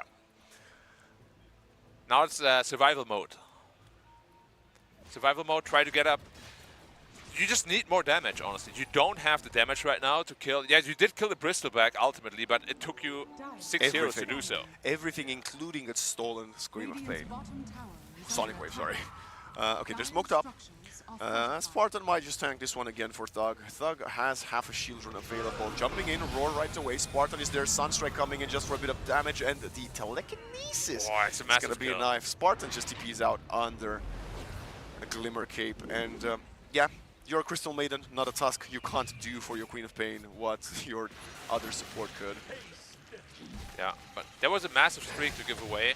Well, your team basically, nobody was there to really back you up, so they have to be careful they don't get too comfortable. Like, yes, you have a lead right now, but that can, disappear in an instant. And as we already said, once you're ahead, you really have to make sure that the sniper doesn't get like 2 or 3 kills, because suddenly there's 2k net worth infusion. You have an additional damage item, you're going to get really strong. Like, he's probably going to go into Silver Edge at some point, a Hurricane Pike, and once he gets the survivability items, it's going to be incredibly tough to kill him. What I do appreciate from Greece is that, despite the fact that I believe both us and the panel kind of, well, not question their draft, but preferred the Philippines draft, they had a game plan that they stick to it, and so far they've executed it beautifully. The only question is if they can keep going, keeping up the pace and applying the pressure. They have taken a tier 2 top, but we saw a bit of right-click bottom that got instantly punished. Oh, Jotun dies yet again. He's playing this Naga Siren. He wants to invade the opponent's jungle, making them think he's an illusion, and it's just not working for him. Yeah, but he's giving a lot of information at least for the team, and quite a lot of deep wards in as well. And as we said, if you want to play survival mode, that's probably the best you can ask for, because you really know the positioning of the Greece side. And very split right now. Lewis again. Sentry comes in walk away. He's way faster now, and now Tino comes it's around. Gonna be a tough one. He finally roars the Tusk Black, and that's gonna be Desire out. But that's why I said you just need to roar the Tusk. If he's around, he's the first target that you kind of need to focus. Yep. That brings Beastmaster very close to his BKB. Might have to give up the bot tower for it. Don't think they really want to defend it. But yeah, every minute that's ticking where you're making any sort of ground up or you're staying even is a win for the Philippines. So it's up to Greece to really step onto the gas pedal and try to make things happen. Because even Skylark, right? Look at his item build. It's purely mid-game focused. Yep. Double Aura, Lotus Orb. You want to protect your Bristleback at all costs. Which also means you will never be able to get a good Black Hole off, probably. Never say never, but Tier 3 Fortify gets used by the Radiant side right now. They're also applying pressure in mid. It's going to be a pretty good trade for Greece, Tier 2 for Tier 1. You don't want to fight as Desire had a dieback post that Roshan fight, so he has a very long respawn timer, but he will be back in 10 seconds. Sniper has the full Shadow Blade completed. Yeah, going straight into the Silver Edge, even not any crystal shenanigans or like cheap damage. Not even a concussive straight grenade. Silver Edge. Yeah. I thought he might go for the shard a bit. No, he's probably going to go shard first before finishing the Silver Edge. Yeah, that makes sense. Yeah, I mean, Silver Edge is a good item. It's just, it's a little risky because you still don't really have any survivability. We'll see if he gets away with that because his teammates should be able to bail him out. Oh, this Rubik is so rich. Roar coming in on top of Desire, and he's out again. But this time, they're trying to focus. You know, look at the drop the slap. The damage is just getting destroyed, but the BKB is there from the Queen of Pain. Sonic Wave on top of him. Black Hole onto a single Naga Siren. Jotun still alive. Stolen Black Hole comes around, and that is Thug. 9-second BKB getting killed. Nothing more for Skylark to do here. They just need to fall back. Focus. You're taking this fight by yourself, and you got to find a Rubik kill, but can you get anything more? Spartan is too far to use the Frostbite, and that is, despite the 2-for-2 trade, I would consider that a massive victory for the Philippines. Yeah, as we already said, they took a fight on the enemy territory, which means no objectives can be taken by Greece. The Bristleback is going to get delayed further by Lewis on the Invoker, and again, every minute you stall and Sniper does not die, or Invoker for that matter, massive victory. The damage will come eventually. Right now, Bristol and Skylark on the Enigma are pretty much unkillable, but you know, 10 minutes, 50 minutes into the future, they will feel like paperweight. And we are talking about the importance of using your ultimates onto the save supports. We saw the Roar onto the Tusk, but first of all, the Roar has a well smaller cooldown than the Black Hole, and it has just it's a single target ability. If you use the Black Hole similarly to the Roar to kill the Naga Siren so she doesn't stop your ultimate, you don't really achieve that much because yes, you kill the support, but you've got, again, the second longest cooldown in the game right now, and then you're pretty much a walking aura for the rest of the fight. That is the problem though. Like, they picked Enigma early, maybe not anticipating that the Philippines would pick the heroes they did, but you cannot realistically get a good Black Hole off, like ever. It's just literally impossible. So he chose to just Black Hole the Naga Siren, so they take the reset button away at least. But as you said, you are a walking aura and a stun. That's basically it. Like, he needs to make sure that his other cores don't die. In fact, I might even like advise to not use Black Hole at all, because the only reason Quap died through BKB is because Enigma's Black Hole was stolen. Yeah. You know, like at that point you might be better off just not using it. Yeah, at that point you might be better just playing a different hero, but that's just my opinion. We're gonna see, because Skylark has had a good game, but obviously the shortcomings of the draft are starting to haunt the Greek side, as the first Tormentor for the Radiant will be getting played now.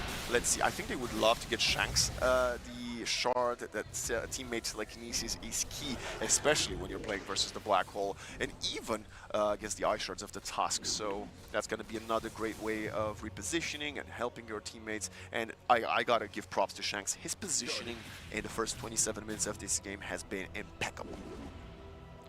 Yeah, which is also reflected in his net worth. He's doing very well for himself and his team. Currently has the Wind Waker queued up, which of course is another safety fail mechanism for his teammates to be able to save him. Oh, Desire. Okay, I actually like that quite a bit, like the Tusk kick. Yeah. Might be just another tool to be able to reinitiate onto the enemy. Or to position someone into the Black Hole, right? Yeah. Blink, kick them into Black Hole, I guess. Put them closer together. I think what Greece is hoping here for is that there will be a moment when they, you know, the whole Philippine squad will try to jump in on the bristleback, then he'll survive long enough for a 4 or 5 player black hole, I guess. But, you know, the Philippines have 5 very highly skilled and kind of experienced players, so I don't see them making these sort of mistakes as easily. Yeah, the good news is that bristleback, they have the tools to kill him now. However, if Desire's in position, they'll never be able to burst him down. And then, of course, Silver Edge is on cooldown. He has Bloodstone available. He should be able to get back up to full health, or close to at least. It's a pretty tense smoke right now. Like, this next team fight might be very game-defining. If the Philippines win it, oh, there's going to be a Roshan as well. Coming up in 35 seconds, jumping in Roar, the bristleback, he's going to get saved. The BKB is being wasted and the bristle is out of it, but Spirit Vessel still doing well. Sonic Wave coming in the backline, trying to kill the Invoker, but Thug is 1v2ing and he is losing this duel. The numbers game goes in the favor of the Radiant. So far the Bloodstone full focus is up and they're gonna take out the Beastmaster. Player disadvantage, there is no buyback for Tino. And Philippines, they still have the Song of Siren, but Invoker is very low in HP. Queen of Pain, same on the Dire side. So they will both disengage for now. Are we gonna go in Roche Pit? 2 seconds until it's up. Should be a pretty easy Roshan. They don't really have any tools to really combat it anymore. But it's funny that they actually went all into the bristleback because they just said there's no way they can do that. And then they did it, and that is the reason why they lost the fight. Snowball comes in, Silver Edge is off after the Snowball, of course, because it runs out, and then they have no tools to really deal with focus anymore. I think what Thug did there on the Queen of Pain was very essential because, yes, he almost sacrificed himself to the Sniper and the Invoker, but it distracted the right-clickers from focusing the Bristle because the burst kind of was there for a moment, right? But because the Sniper and Invoker just had to deal with Thug, they couldn't add the extra pressure and allow the Bristle to get the Bloodstone going and heal up. Yeah, and that problem is going to become even bigger. Bye-bye, Roshan. Always follow a good friend. Look at the Eidolons, my goodness. Just all getting kicked back. That's very entertaining looking. And half HP, there's no contest. There is a scan from the Dire, just, you know, double checking. They're not coming our way. Who should take this? I mean, the Bristleback is probably the best one you have here, right? Sunstrike coming in! Oh, that was so close. Speaking of something close, Spartan's close to losing his life. And he will. Good old Vessel and Cold Snap combo. But yeah, he's going to be incredibly close to Shiva's guard on Thug. And once that's up, like, he can make those blink in place and actually survive. It will be quite simple for him to survive. You bring it to the backline with BKB. They don't really have, I mean, they have a lot of physical damage, but of course, thanks to the Shiva's guard giving you so much armor, should be no problem to survive for 5 seconds to blink out again. Tino almost has his Shivas as well. And Skylark has a Blink Dagger, will be going for the Lincoln Sphere. I think another item that I would love to see for the Greek squad in the coming 5 or 10 minutes would be an Assault Cuirass Black. Yeah, that would definitely make a lot of sense, but again, like, I'm so worried for Skylark. Like, his game is basically non-existent at this point because he has been itemizing so much for his team. And he can't really make many things happen in the team fight. Like, he presses his auras, Malefice, and he already knows, like, I don't want to Black Hole Anybone because Rubik is just waiting for it. And his Black Hole is way more potent than mine. It's also, this Jotun Naga Siren hasn't, other than a couple of reel-ins in the early game, hasn't done much, but this is when Naga becomes the beast, when she has the longer, you know, the wider Song of Siren. And I believe she probably has a shard by now. That's something that if you don't drop it from the first Tormentor, you buy yourself. Shivas flew into Tino. Outer Towers looking very rough for Philippines compared to Greece, but Philippines only need one team fight, and then with all the right-click damage they have, they will be melting through those Dire buildings. Yeah, I would argue that Greece actually wanted to have more of the map than they do right now. Yeah, no, I agree with that. Like, 2k advantage at this point is, like, I would actually give a decent advantage to the Philippines. These team fights are only going to get harder. Like, if you're Greece at this point, you probably want to be up 10k or so and really start at least containing the enemy to the map, but they're not contained at all. They're actually stealing your Tormentor right now.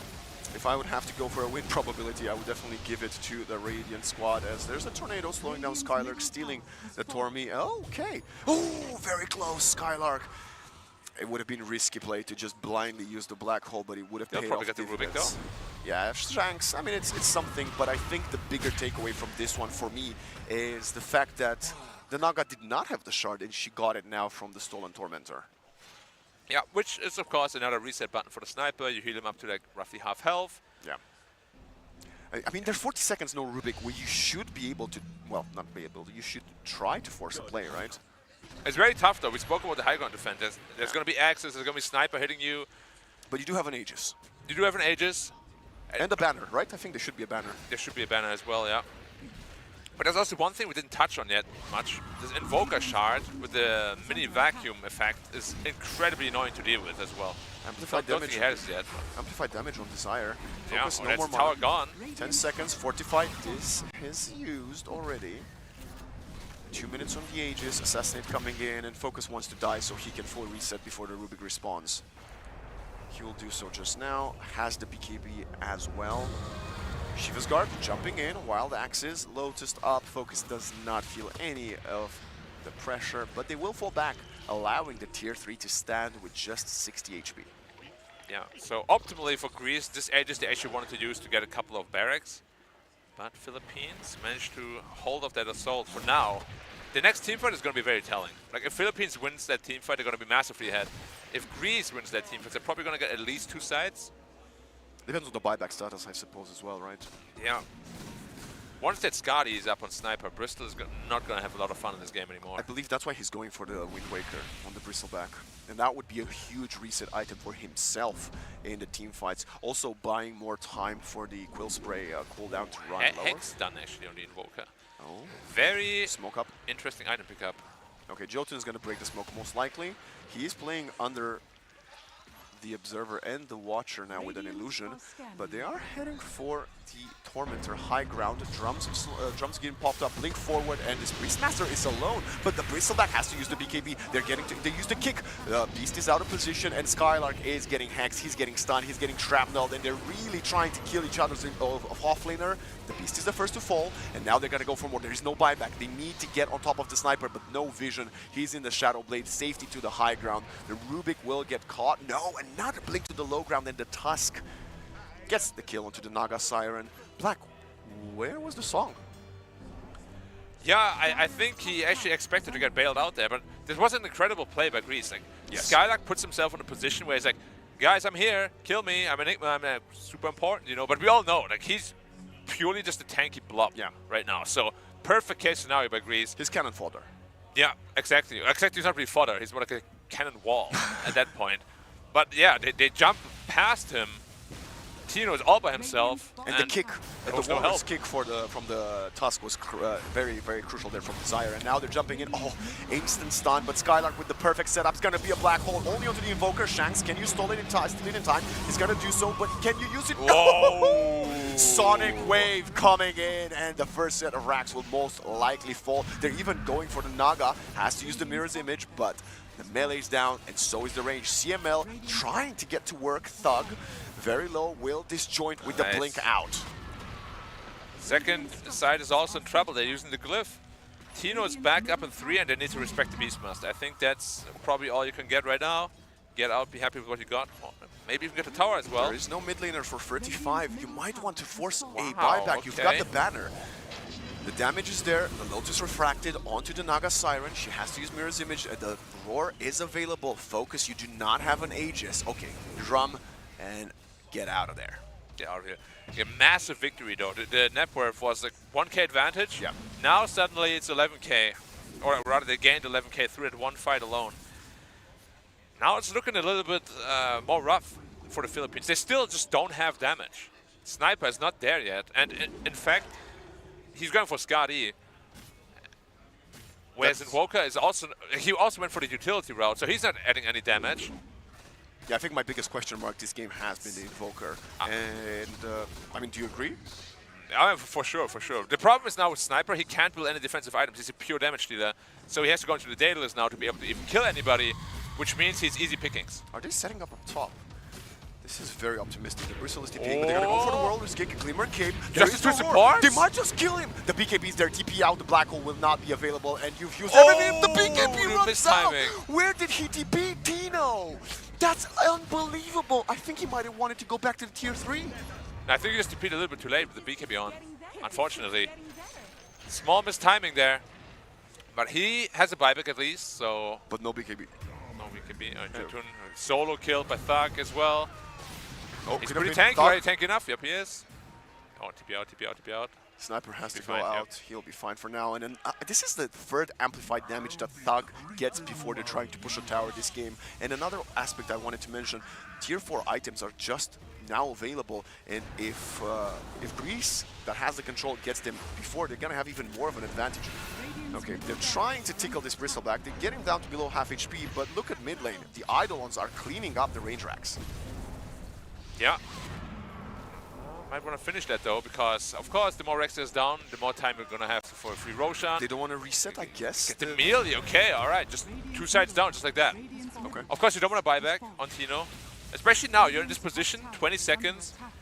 You really don't want to buy back. Next Roshan up in 50 seconds. That's gonna be the third one. I'm so happy I predicted Greece to win this one. Not this one map, but this series black, because this is a different beast compared to what we've seen from them in the group stage. They scraped by with some wins, but right now, this game has been some top-tier Dota. Yeah, this draft is not easy to execute. At all. Yeah. Yeah, we often speak in Iesf about the importance of running stuff that's easier to run, and Greece have definitely not chosen that path this time around. They've cornered themselves with a tactic that I assume they've practiced, and it's working out excellent. Yeah, that task itemization in general is like, it is really beautiful. I love that axe pickup. And all the pieces are just coming together perfectly. 18k lead now, Skylark up front again. Okay, they just don't have the tools to kill him. Good placements of the observers and the sentries. Ooh, Spartan, man, he's always in their face, every time. But he's buying time. Jotun's gonna get killed 1-for-1, and I think the black hole is being used right now on top of Tino. There's nothing that can stop him. We killed the Naga, the Rubik isn't here, and you cannot roar me because you're taken away. He has a buyback though, and he's probably gonna need it. If you're Greece though, you really don't want to force anything right now. You know, Roshan, exactly. Yeah. Take the Roche, it's the third one, it's a massive one. But it's Greece, you never know with them. They love to just be in your face at all times. The AC is long completed on this Bristleback. He wants to go for a Swift Blink, I believe. Damage. Yes. We need more damage. We need any damage from the Radiant side. The tips coming into CML, who also hasn't really felt. Well, they're actually going for the Rex. They want to force out the buyback, but if they lose this fight, this could turn the entire game around. It's a big if. We have the Desire Kick jumping in, 4 steps back to the high ground. They have a buyback from Tino, Sonic Wave, and Lewis is alive. The Naga Song of the Siren finally comes out. Tino tries to find something. We're gonna get a net and a reel in coming in. Hex right there, but we have a Lotus on top of the Queen of Pain, and she will blink out to safety. You might have lost the hero, but you are still in cruise control, because if you catch Tino one more time, he's going to be out with no buyback. Yep, it was very well done. Nice disengage towards the end. And now the advantage of having 2 sides up is really going to kick in. Like, these lanes will constantly pressure you. And I don't think if you're the Philippines, you can just go for Roshan right now. But you have to try something. Well, they're smoked up. They don't have the Song of the Siren or the Roar, but they want to take advantage of their numbers. There is no Desire. He has been a crucial component of the Greek squad. Are they just going for Roche? They're just going for Roche. But you cannot give this away if you're Greece. That might be the comeback sort of condition here for the Philippines. 10 seconds though. Yeah, they know for sure. They're not defending mid lane. It's so obvious what they're doing. Well, they're desperately going for this Hail Mary play. There is no black hole at least to jump on top Half of them. HP. It's dying fast. Very fast, and they're gonna get it.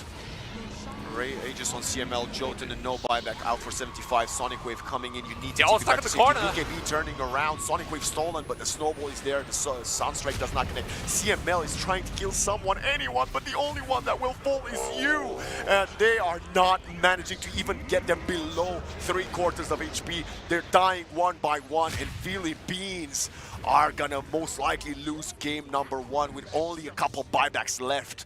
They are heading for the throne. Yeah, that's gonna feel pretty bad. You still have a buyback on Sniper, so he's probably gonna try to defend by himself, but you don't have Tino, who's basically your second biggest damage dealer, and your front line. This is gonna feel good if you're Greece. Like, you know this draft is not easy to execute, and you know you really outplayed the Philippines, who a lot of people thought were gonna be the favorites. Well, buybacks are here. Yeah, Invoker's back, Sniper's back. They probably just want to go for mega creeps. Play it safe, there's no reason to rush anything. Now you're at this point where we said you really want to be, you have the 30k net worth advantage, and at this point, you don't really care about your draft being much more difficult to play, you know? They're so tanky, they have double AC even. Look at this Enigma, 50 armor. It's just like a wall. Prediction, or quickly, Black, tell me, do you think Focus is going to farm them in the fountain? No. I mean, he's going for it. Okay, first tier 4 falls. Is Spartan the one going a bit too aggressive, and they're going for it. Focus He is in the fountain. That's what I call, ladies and gentlemen, the PKP Bloodstone, and he's obliterating every single one of them, and he's out, and they're done. GG, Chris takes game 1. Yeah, having a good time towards the end as well. Basically, picture perfect finish. Like that Roshan fight was so good by them. Yeah, Philippines managed to snatch the Roshan, but they all don't have TPs. Literally 4 of the heroes were just like at the corner of the Roshan pit. And Sniper's like, guys, like I don't want to be in melee. Can you guys be in front of me? No chance at that point. Super well played. I love the itemization, especially by Sky. Like he recognized the fact that his game is basically non-existent. He puts all the stock into his teammates, and it paid off handsomely. Yeah, we doubted them, and they've proven us wrong in this game, number 1. If this is a draft that they can pull on such an amazing victory with, I'm scared for the rest of the tournament and the rest of their opponents. Of course, it's Greece, so consistency is something that they have always needed to work on, but if they can bring up the same fire that we know and love them for in game 2, Philippines might really be in trouble. It's a tough road, though. I think drafts like these, yes, you can do it, but they're still high risk. So I hope, you know, in game 2 they're gonna be picking something that's a little bit easier to execute, perhaps. Because we've seen they can outplay even with a very difficult draft to play. But if the drafts are even and they're playing like this, we'll see. Philippines, you know, they're a very strong team themselves. They definitely know how to come back. So it's far from over. What is a big takeaway that you had? Because I would normally ask you, who do you think shined the most for Greece? But you already kind of mentioned it. I think we covered the fact that Desire on the task was incredible. But I gotta ask the analysts, rather, who do they think was the one that maybe needed to change a couple of things on the Philippines side going into game 2? That is indeed the question, Vlad, because Greece managed to snatch away victory in this first game, playing a high-octane draft. It worked out for them in the end, but like you mentioned, some issues certainly emerging from the side of the Philippines. Of course, we're going to be breaking down everything that went down in this particular game with my panel. It's not just T-Gov. The best part about Dota, we've got the respawn. Aegis Nomad. What's happening, fam? Hello. Yes, how's everybody doing? Pleasure to be here. Yeah, where were you? What was happening? Why did you feed and die by yourself when you knew a team battle was going to happen? You know what? I just really wanted to enjoy a nice, you know, you and T-Gov taking us through the pre-show, nice 45 minutes. Yeah, I was just outside the arena watching on my phone on the steps. And yeah, I didn't regret it. It was great. You guys killed it. Hey, shout out to that. Now, of course, you have to be giving us your opinion because you got to watch this match. You arrived just as it was beginning, a fortuitous time to make it here. Honestly, looking at the draft, I really thought that Philippines, if they performed up to the standards that they did in the groups, they would have been able to win this game. From your perspective, what do you think was where did it all start to fall apart for them that led to this result? I mean, it fell apart for them really early on, right? Like, their mid lane kind of started to not go great, and then Thug just took over on the Queen of Pain. I mean, my God, he was everywhere. And Queen of Pain's one of these heroes where I think we have a tendency to underrate it, because it comes into a game, and I think in about over 50% of games, Queen of Pains don't get the lane they want.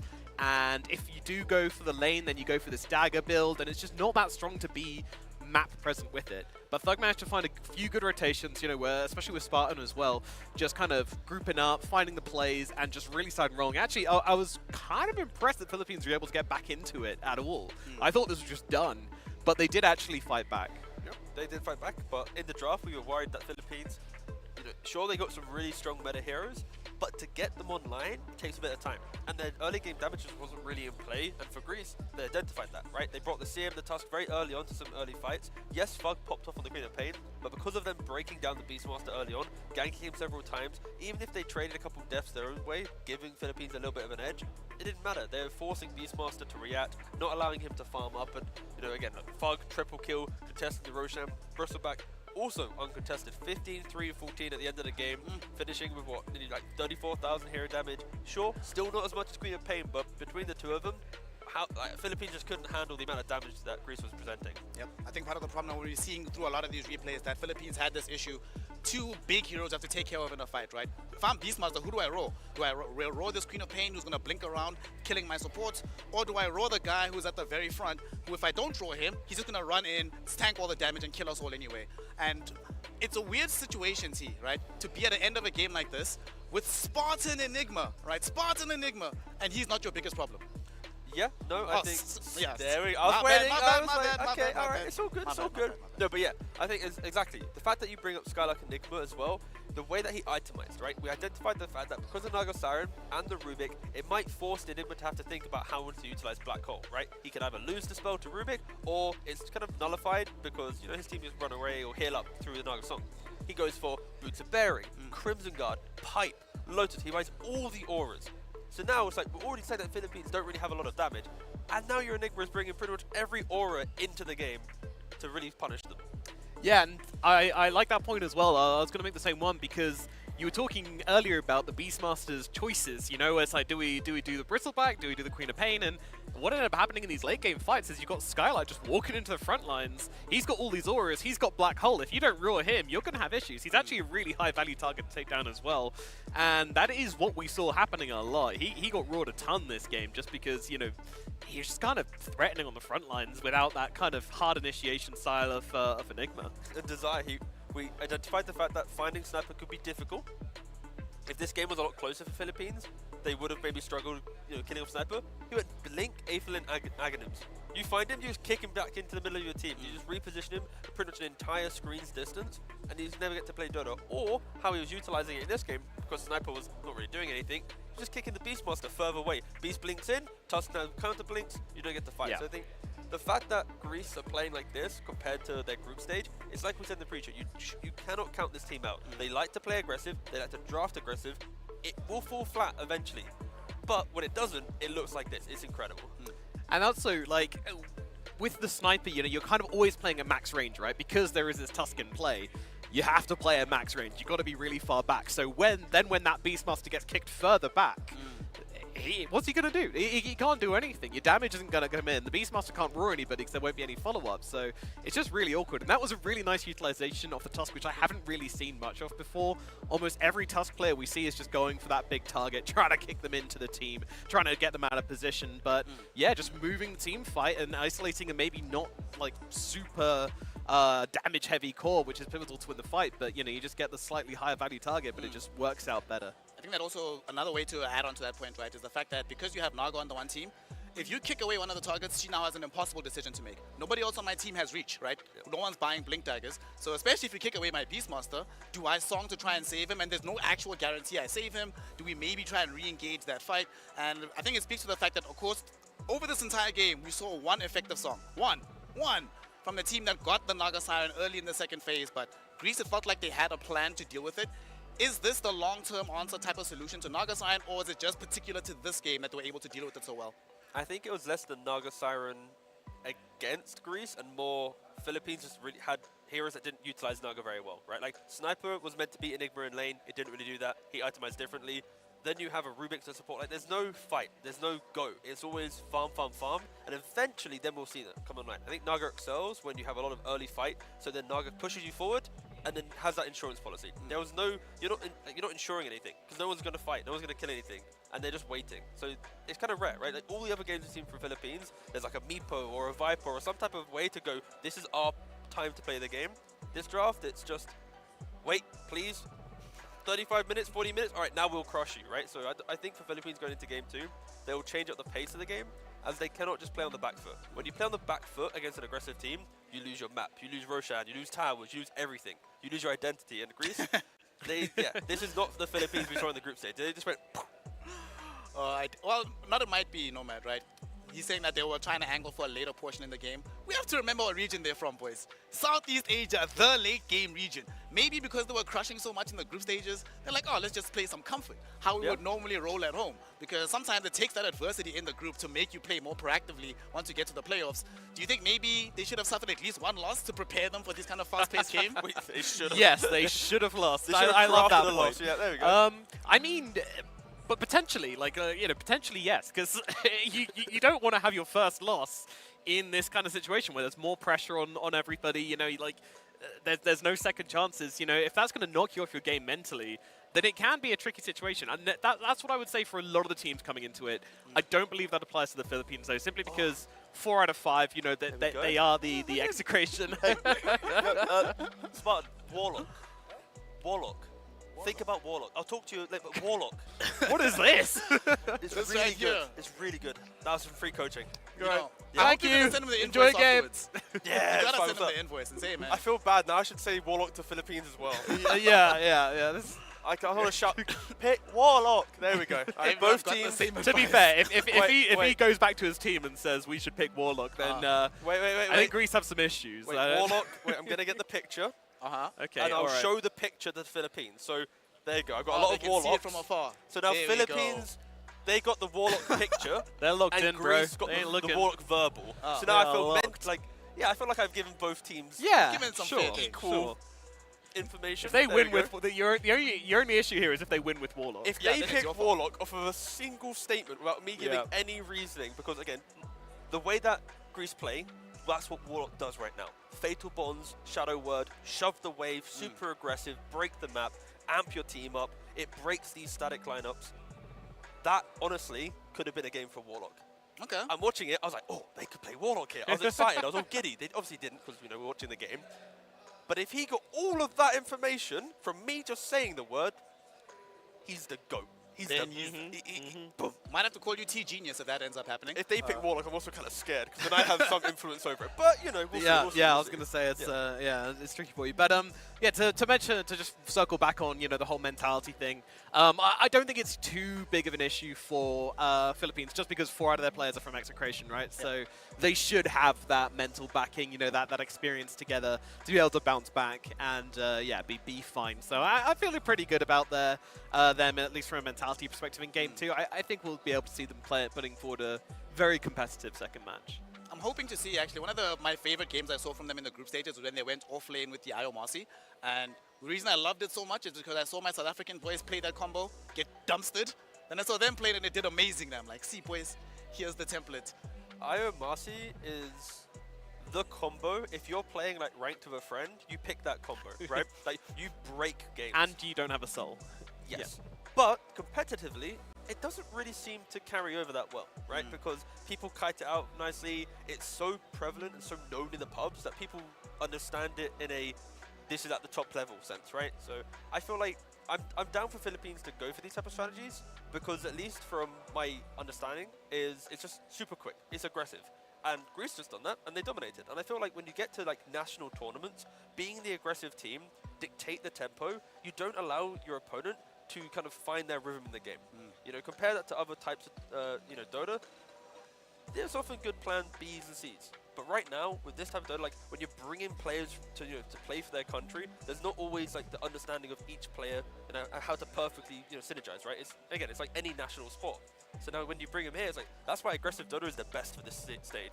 And often why Spartan and the lads, no matter what tournament they're playing in, national, this is their strategy, right? So Philippines, they should have known this coming in. They should know everything about Greece. Like Spartan, he doesn't change. He's played Dota like this for years.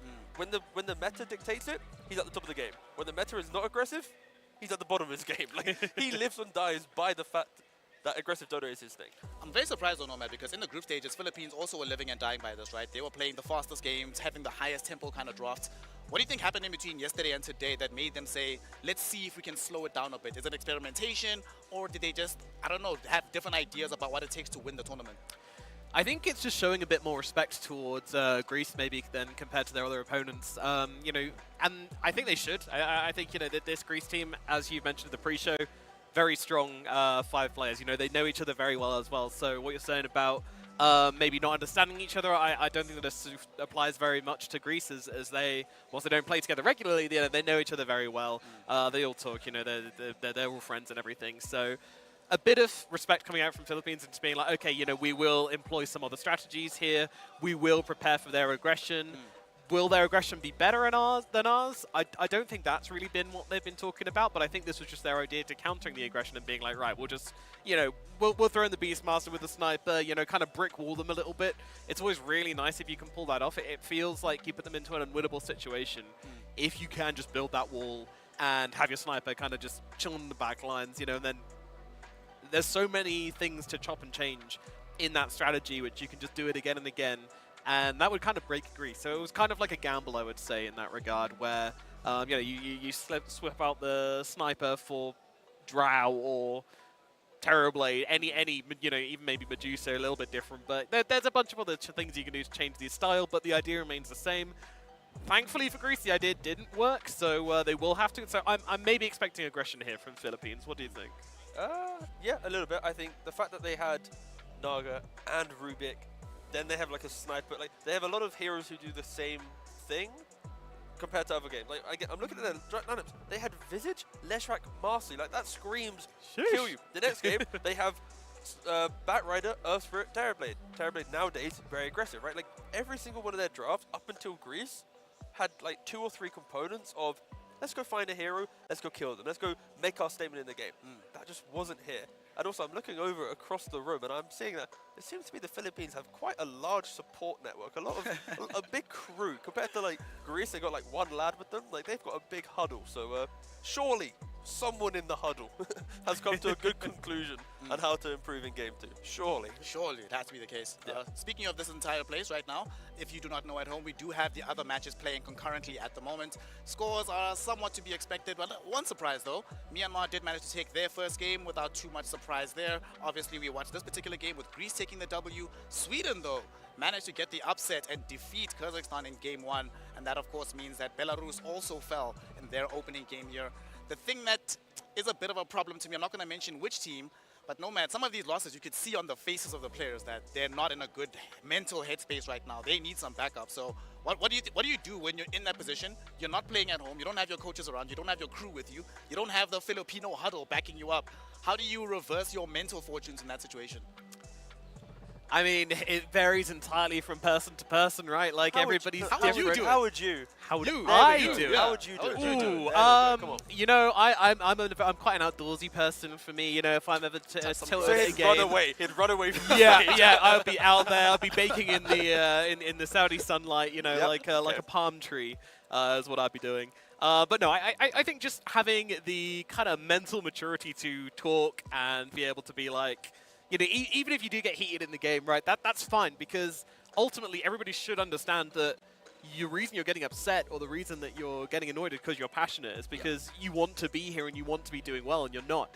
And everybody should understand that, and everybody should be able to come together after the, you know, the kind of thing, just simmer down a little bit and say like, all right, let's go next. You know, let's lock in for the next one. I'm not worried if I see people looking angry or upset or crying or shouting or storming out or throwing punches after a game. I don't care. Okay, as long as they come into the booth for the next game with smiles all around, then I'm happy. But that's where it's like the fact that national tournaments, they bring like the players that aren't at the top of their game. Like for every country, there's probably 2 or 3 pro players, right? But then to fill out the national roster, you need a couple up-and-comers, right? So for some players like Turkey, excuse me, we've got like players who are playing at the top of the game, and then we have 2 or 3 kind of new, like let's call them academy players playing with them. So the pressure, it might be dealt with a couple of new guys or the top guys, but the entire team won't be able to handle it the same way because we are a national setting. We can't just blindly say that this is going to be, you know, like the tippity top, right? It's national. It's like any tournament, right? You bring in together players from all different kind of leagues to compete under your country's banner, right? And again, Turkey, we saw it a little bit with kind of struggling with that game, and I think this is where you learn the most, and it's why national tournaments are so important because it helps the scene. Like some scenes, they don't really have like local national tournaments, right? So this is where now, again, I don't really know the Turkish scene, for example, but coming here is probably the biggest prize pool event they're going to get to play in as a country. So it's going to mean so much more to them because for some of these players, it is their everything at this stage of their career. I mean, I can definitely tell you from experience in South Africa, coming here does represent like a zenith of your year, right? Even if you're winning a local LAN in South Africa, you could be the best in the country. You come 4th here and you'd still make more money here at the World Esports Championship. So definitely understand that. Makes complete sense to me. Another thing that I find quite interesting about these situations, Nomad, when I watch national teams playing, right, it's exactly what you was mentioning. You get to see who the up-and-coming stars are, who's the next generation. The question is, if you're the one, let's say you're in the team, let's say you're Spartan, for example, right? 2 players leave the team. You have to fill out for the next year. How do you find these new players, right? Because where do you go? You might not even be playing in the same pubs anymore, right? What if you're 11K MMR, the next up-and-comer is 6-7? What's the mechanism to try and discover exactly what's happening there? Yeah, I mean, it kind of comes down to, it's not actually about the scouts, because, you know, these guys don't have scouts, you know, like they're players. They might have a coach or something, but that actually comes down to the player themselves. And it's a good lesson for a lot of players out there who might be watching this going like, I'm better than these, I could play here. Well, if you think that, you know, you need to get your name out there. The leaderboard is how you get scouted. Leaderboard, exactly. Get good, high rank, put your country flag next to your name, because you can do that. Yep. That's normally how you get scouted. Yep. So. And then just communication, you know, like... that's crazy. Chat, yeah, Whoa. exactly. And there you go. Done. Done. Okay. Easy. Seems nice and simple. Director of Dota, Nomad, and the Chief Scout, Tigov, have told us exactly how to find the next up-and-comers. For now, though, as the up-and-comers and the current stars are preparing for their next matchup, we're going to be going to a short break. But when we return, Philippines versus Greek, Game 2 in the upper bracket here at the World Esports Championship.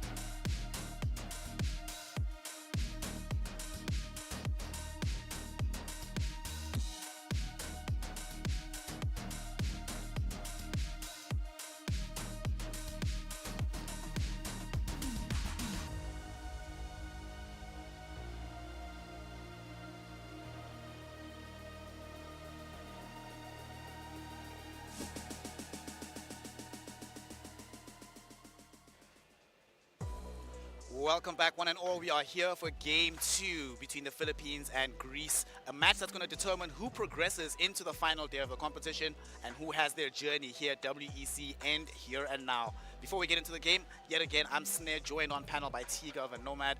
Nomad, you were late, so I didn't have time to grill you on this one. The team that you think is going to win, I asked you about it off camera. You said you thought Greece coming into things. Why? What is it about this team that gives you confidence that they can go all the way? I mean, it is really close between Greece and Philippines, which is kind of unfortunate that this is the match we've got going on now, right? But I like both these teams. I like the aggression they play with, and I just think that the experience is going to come through for the Greeks. You know, they've been here before. They're saying their first rodeo. I'm just looking forward to it, and they're friends as well. So I feel like that gives them kind of the emotional tenacity, which other teams might lack, and which is important here because in this state of play with these players on the national tournament, you know, with all this going on right now, no one's going to be playing perfectly. You've got to be able to make mistakes and then learn from them and move on as quickly as possible. That's what I was saying before the break. So I think that Greece are going to be in the best position to be able to do that compared to any other team here. Okay. Definitely makes sense to me. Of course, we're going to be seeing what they do in the second draft of the day because that is absolutely where they need to put everything on the table.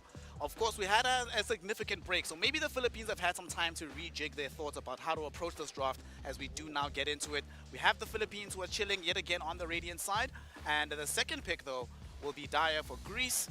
No real change-ups. The big change, though, Tigav, you were mentioning, what do teams always do? You lose to a team that has Spartan on it.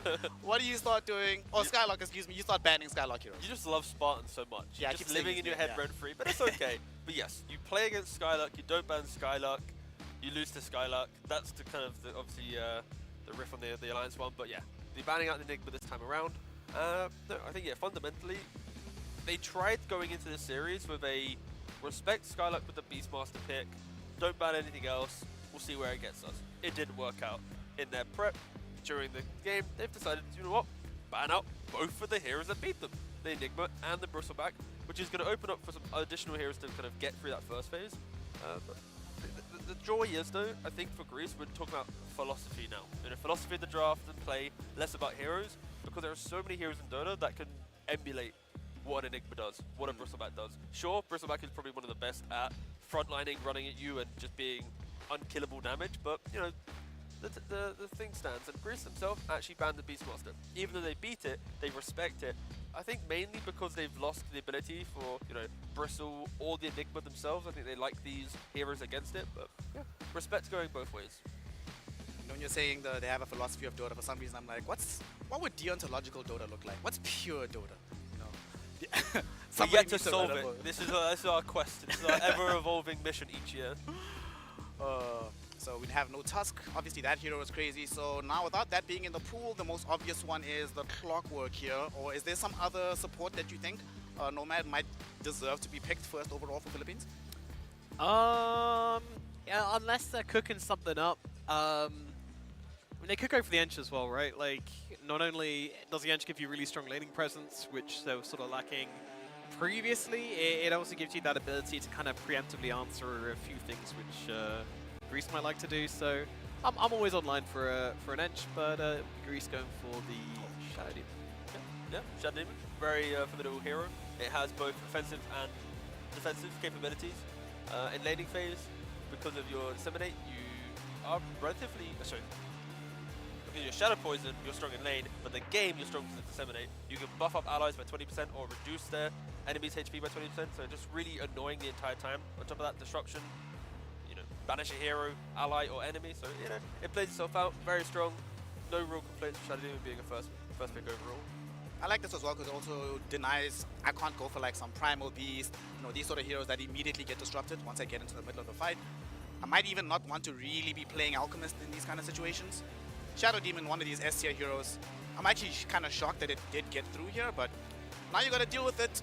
You were mentioning the Enchantress on the other side, Nomad. Does it still feel...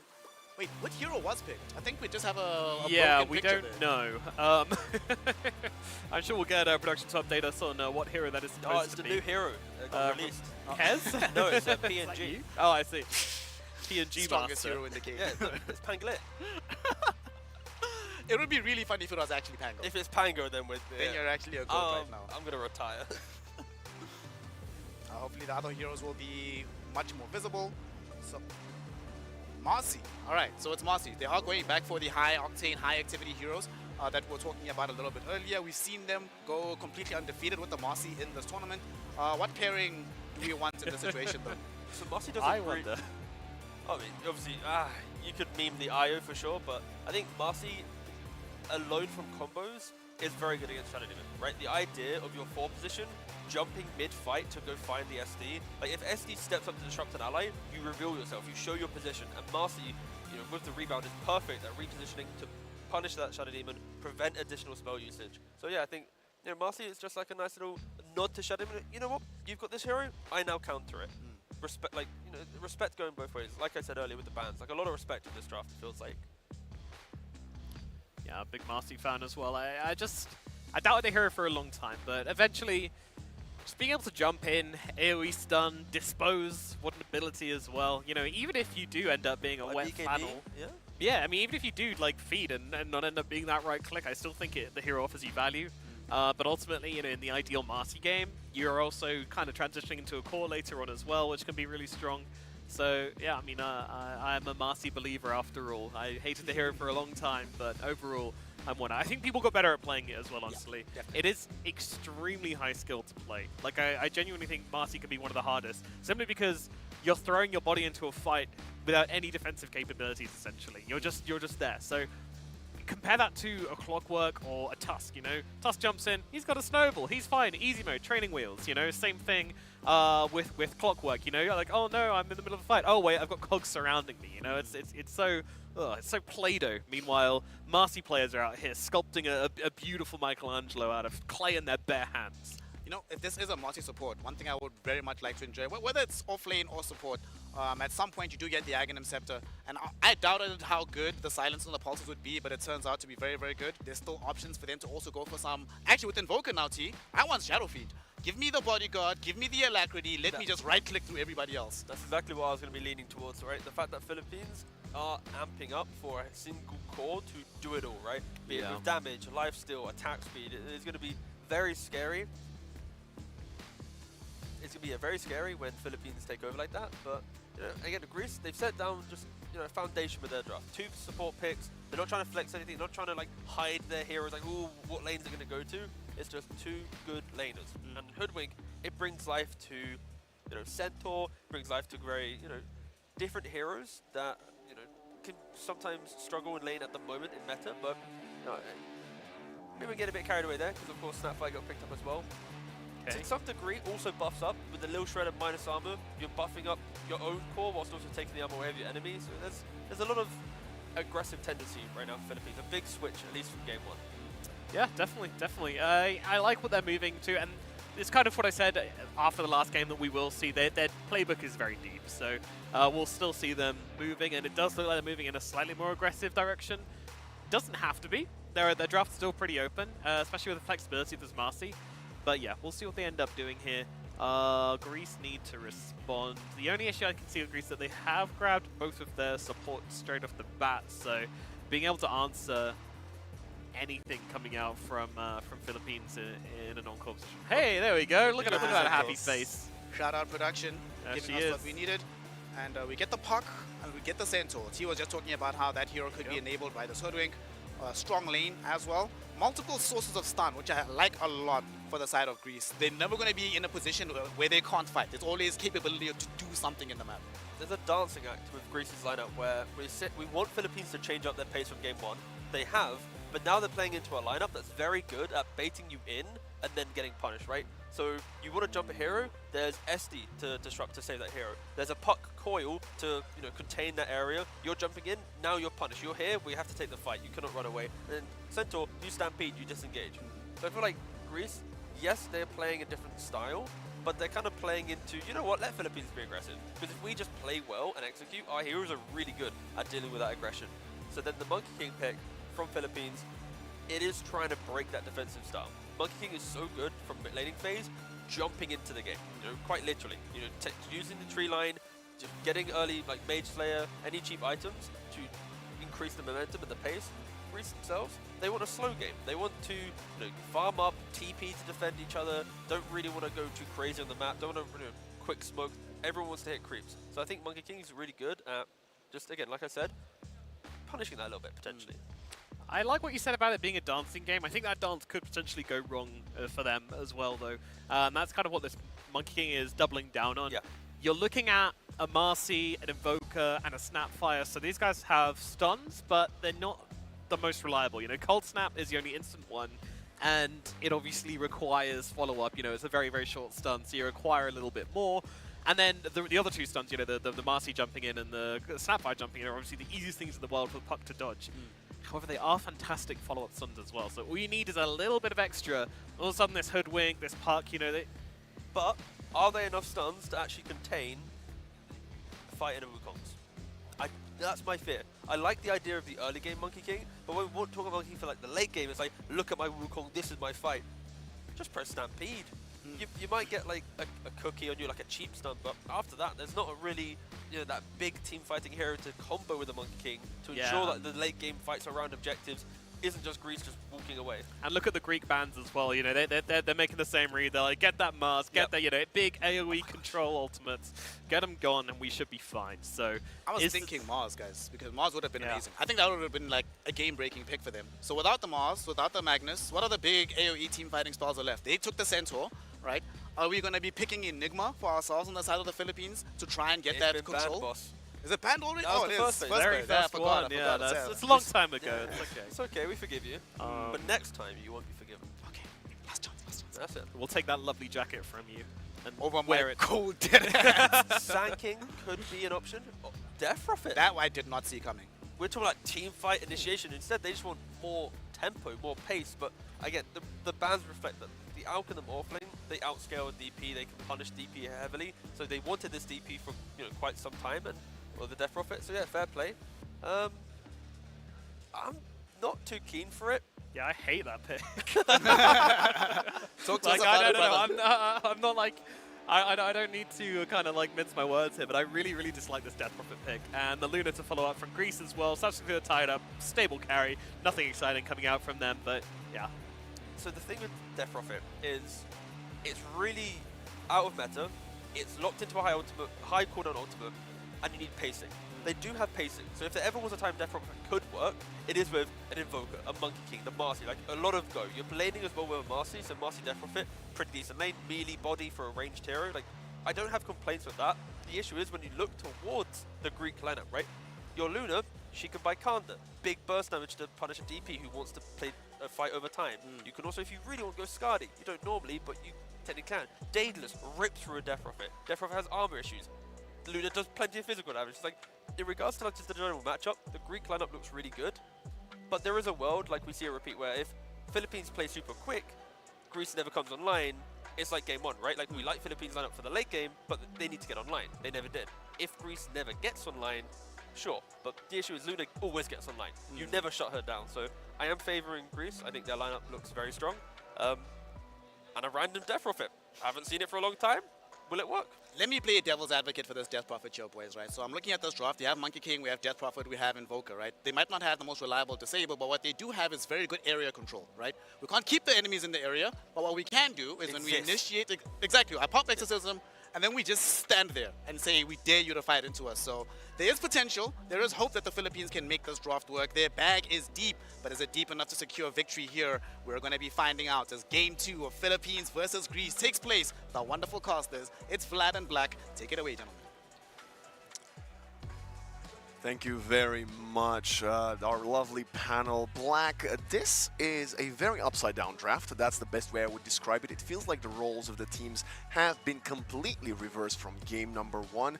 And some of the roles have actually been inversed because we see CML on the Death Prophet. And I gotta ask you, Black, when is the last time, if ever, when you've seen a safe lane Death Prophet? It was very popular during a period many years ago. 2005 or? No, like 2000, I don't know, like 19, 20, so 2020 around there. But I mean, this is the reality that their team has or is facing, right? Like CML is by nature not a carry player. Yeah. So it's very strange. I'm actually looking forward to see how they're gonna line this up on the server right now, because this time Greece They went for the plain cookie cutter lineup. They've got the Shadow Demon Luna, one of the oldest combos in Dota 2. They got the Hoodwink, one of the more stable position for in the last couple of years. They got a Centaur. Okay, maybe you don't see Centaur that often, but all the other offlaners were out. And then a Puck, who's been seeing a huge resurgence in recent months, and they have easy lineups to execute, and that's what we wanted from them. Not a complicated draft like in Game 1, but something much simpler that they can win and maybe do it in 2. Yeah, we've seen a level 1 Smokey by the Philippines, and this better work out because, as you said, like this draft of Greece is scary, really, really scary. What are they finding? It's very hard to initiate from here, of course. Oh, they have a water that already know everything.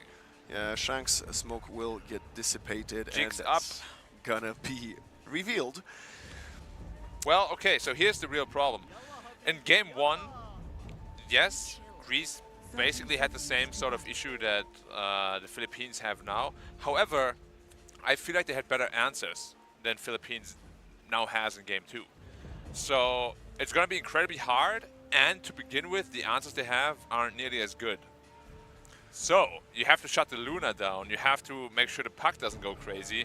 At the same time, you also have to make sure the Centaur gets shut down too. Like, you can't shut everybody down, it never works. If you win every lane in Dota, game becomes easy. Almost never happens. Yeah, there's a lot of ifs in what you just said there, Black, and I'm gonna be honest, I'm going full Greece here. I was hoping they would win the series 2-1, but looking at this start, it's gonna be a very, very, very challenging prospect, as we will also be looking at, by the way, an Invoker offlane. Yeah.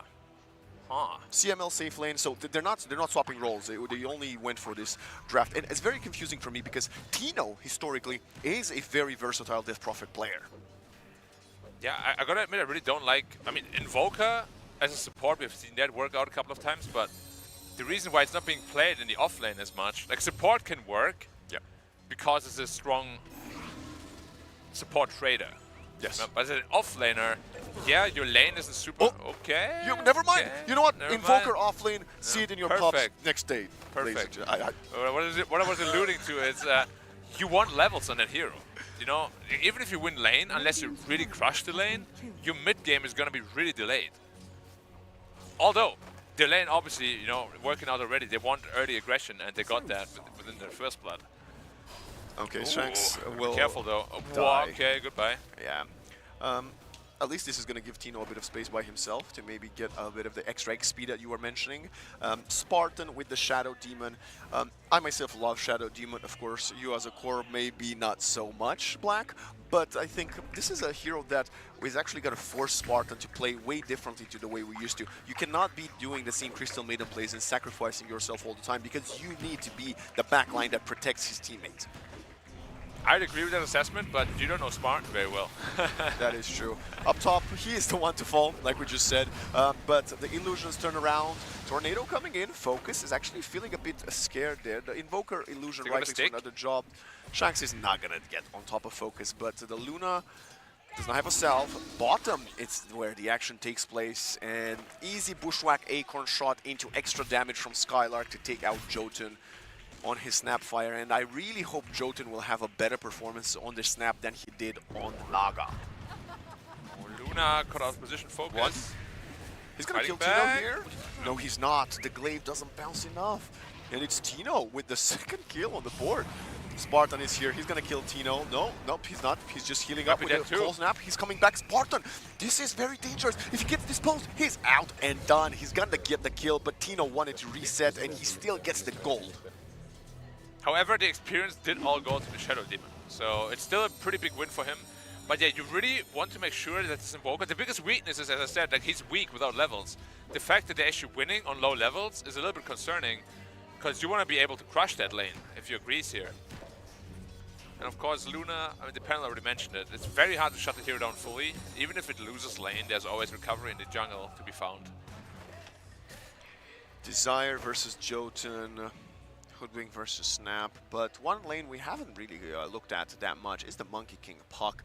Monkey, quote-unquote melee hero. Everybody knows he's not really a melee hero, and he's kind of bullying Puck out of lane.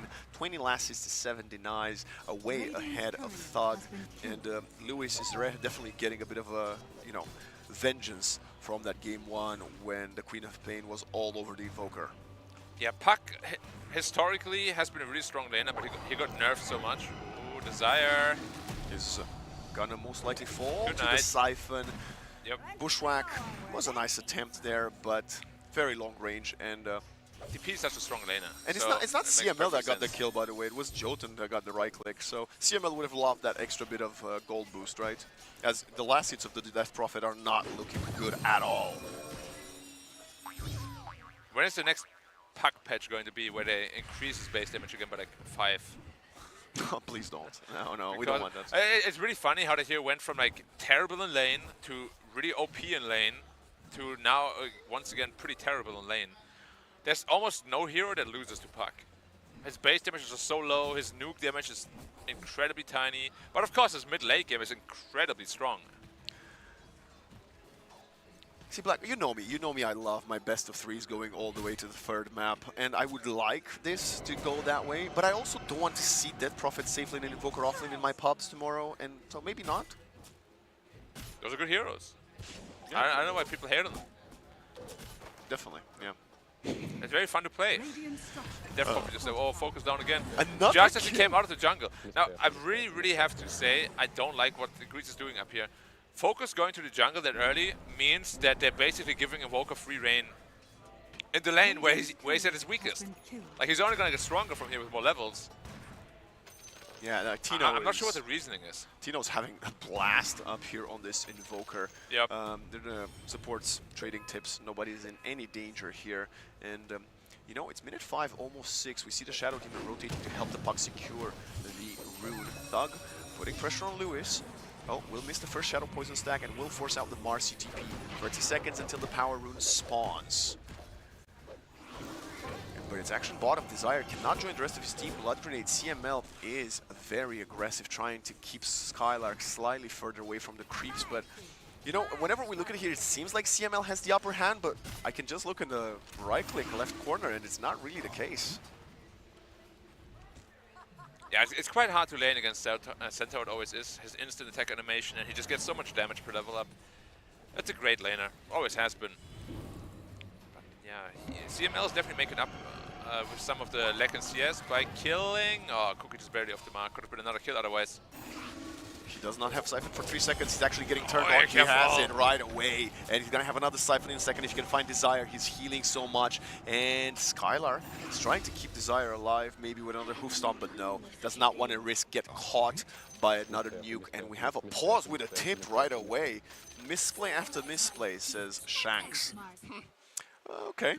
I like this. Lots of tips. Yeah. Mental warfare is on. I mean, this is unfortunately also what's expected. Like, Monkey King absolutely destroys Puck. As I said, like his nuke damage is ridiculously low. Can't really secure lasters with it too easily, and you can't outlast hit a Monkey King. It's not possible. Yeah. And you can't really harass him either because he has so much base armor. It's a pretty much impossible matchup for the Puck. He'll have to get level 6 as soon as possible, try to rotate. But they're kind of in a similar boat right now that the Philippines were in Game 1. They just have a severe lack of damage. Shadow Demon doesn't deal any, Puck doesn't deal any. You need level 6 on Hoodwink to really start dealing damage, so it's gonna be tough. This early game will be all about surviving and outnumbering.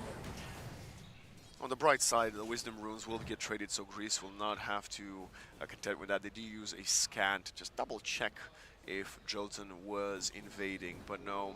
Shanks and Desire, the ones to pick with those ones up. Up top, this Invoker. He's got 44 last hits and 14 denies. Yes, I wouldn't read too much into it in a laning aspect because, like you mentioned, Focus just left the lane about 3 minutes ago. Yeah, he hasn't touched the lane in forever. It's very surprising that you give up an early game lane against an Invoker dual lane. Because yeah, historically he's just not that strong without levels. Tornado will not connect to Spartan, but rebound, right clicks, and he will get caught. But you know, it's Spartan, it's not Shanks, sorry, it's not Focus to get caught by Shanks. So it's gonna be fine. The Luna at least will show her face to the lane for just a few last hits of the creep wave. I think the good aspect that maybe we failed to consider, Luna is a range hero that doesn't have the longest range, and Invoker is quite good at right-clicking and forcing her out and harassing her. Maybe that's why the change-up to abandoning the lane worked that way? Yeah, potentially, but we'll have to see what Puck can really do, because where is the damage going to come from unless they have 3 or 4 heroes there? You know, now they're actually rotating top to find the Luna, but jigs up, they've already been found. Now, you also have to remember Luna's 45 CS are very deceiving. Yes. Like, they're all jungle creeps and they give less gold. Much less gold. Yeah. Yeah. So Centaur's game is okay, Puck's game is okay, but they really got to start linking up together to be able to get someone back to the game properly. They do have Eclipse if they want to deploy that. Early rotation, well, not early, minute 8 rotation from the Monkey King. I do believe it was spotted. The Puck is coming in as well, and he's also been spotted by an observer ward in the top side of the river. Yeah, a nice coil plus Eclipse could possibly win you a team fight.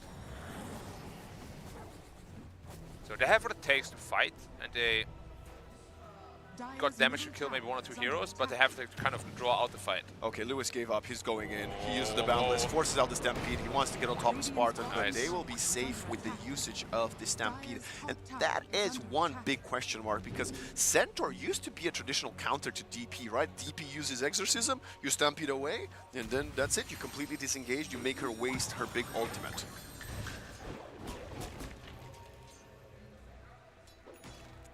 Okay, just trying to force some rotations in the mid lane. But yeah, as you said, traditionally it is a strong answer. And they don't have any stuns, as the panel already said as well. Or they're going. Do they have damage to kill Tino? Tino's not dying here, and I think it might be Level Focus 6 again. Shanks. Focus destroyed by the Unleashed Marcy. With the help of Tino, of course, double kill for the position 4, but Tino also dealt a lot of the right-click damage. And, you know, back-to-back Invoker games from Philippines, this time he actually looks like a hero. Yeah, that is, it's crazy how much work they're getting done in the top lane there. I didn't actually know that Shanks was level 6, just jumping in there with his ult.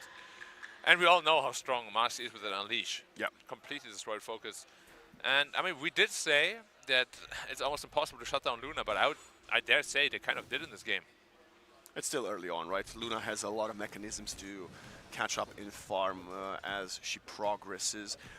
Death Prophet, level 7, almost 8. She's got 3 points in the Siphon, 3 in the Nuke, and she's saving one of them potentially for maybe pressuring a tower or doing a team fight. Fortify, jumping in, Desire, nice bushwhack, but Shanks, amazing rebound on top of the Hoodwink, and it's gonna be a mega kill streak for this Marcy. And they're going for more because the tornado comes from up north. There is no illusionary orb, and that was a nice rotation coming in from Tino all around. Tips for Thug, really trying to take the mental advantage over the Greek opponent. Yeah, this early game is looking brutal. Even worse than game 1 looked for the Philippines at this point. Like, they're really just shutting down everything. 2 tier 1 towers down. You can't really gank the DP too easily because of the level 4 Siphon. Yeah. Pretty much unkillable at this point. And they're just keeping up the tempo. Like, they know they don't want to fight right now on the Greece side. They need level 6. They desperately need level 6 on the Shadow Demon and the Hoodwink. I think Shadow Demon, with his Demonic Purge, deals a lot with these issues, potentially. But if he's going to fall again, only level 4. Okay, Eclipse turn around, he's going for it. Even Shanks would be a massive kill. The coil comes there, connects onto both of them, and Shanks is the first to fall. Monkey King, Lewis has to get out, turns around with the Wukong, but the TP coming in from Skylark, enabling Focus to collect both of those kills.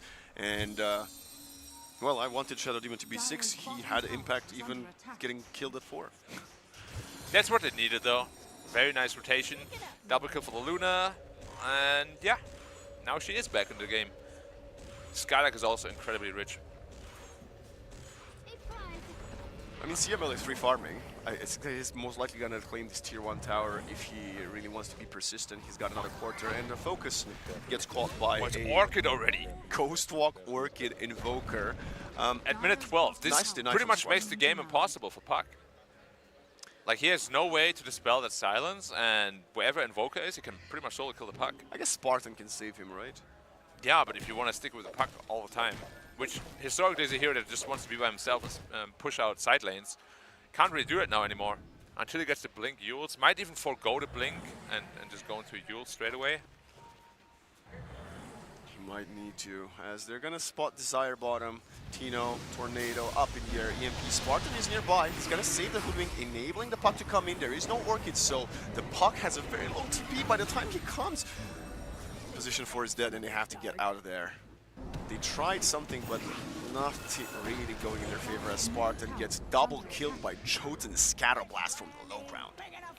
Yeah, now it's really up to both teams to recognize the conditions they need to fight in, because Greece can only win if they massively outnumber the enemy. Like, you need to be +2 to really be able to deal any sort of damage. Just look at the HP numbers of all the heroes on the Radiant. They just don't have the damage right now to deal with them. And of course, Philippines also know that. They're just completely trying to deny them all sort of farm. Like, they're camping both ancient camps, so Luna can't farm that. They need to contest this Wisdom rune in 18 seconds, Black. That's what they're smoked up. They desperately need the Wisdom rune, but I don't think Philippines is gonna actually let them go that easily. There's an TP here. Okay, no, fine. It's very scary to go up that high ground.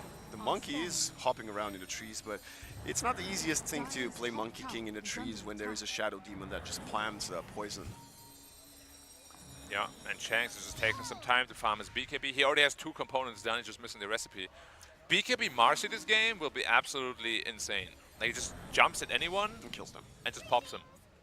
Maybe Skylark could survive, maybe. I actually feel like Focus, as soon as she sees the Marcy, just has to get out of there immediately. Blade Mail Blink is done. But who's your partner? It has to be Desire, probably. Yeah, most likely. He is level 7 on the Hoodwink. The problem is Greece have been the one getting initiated on. And other than that one turnaround by the tier 2 in the Mighty Mines, they haven't really managed to be the aggressors. Right now they're getting smoked up again.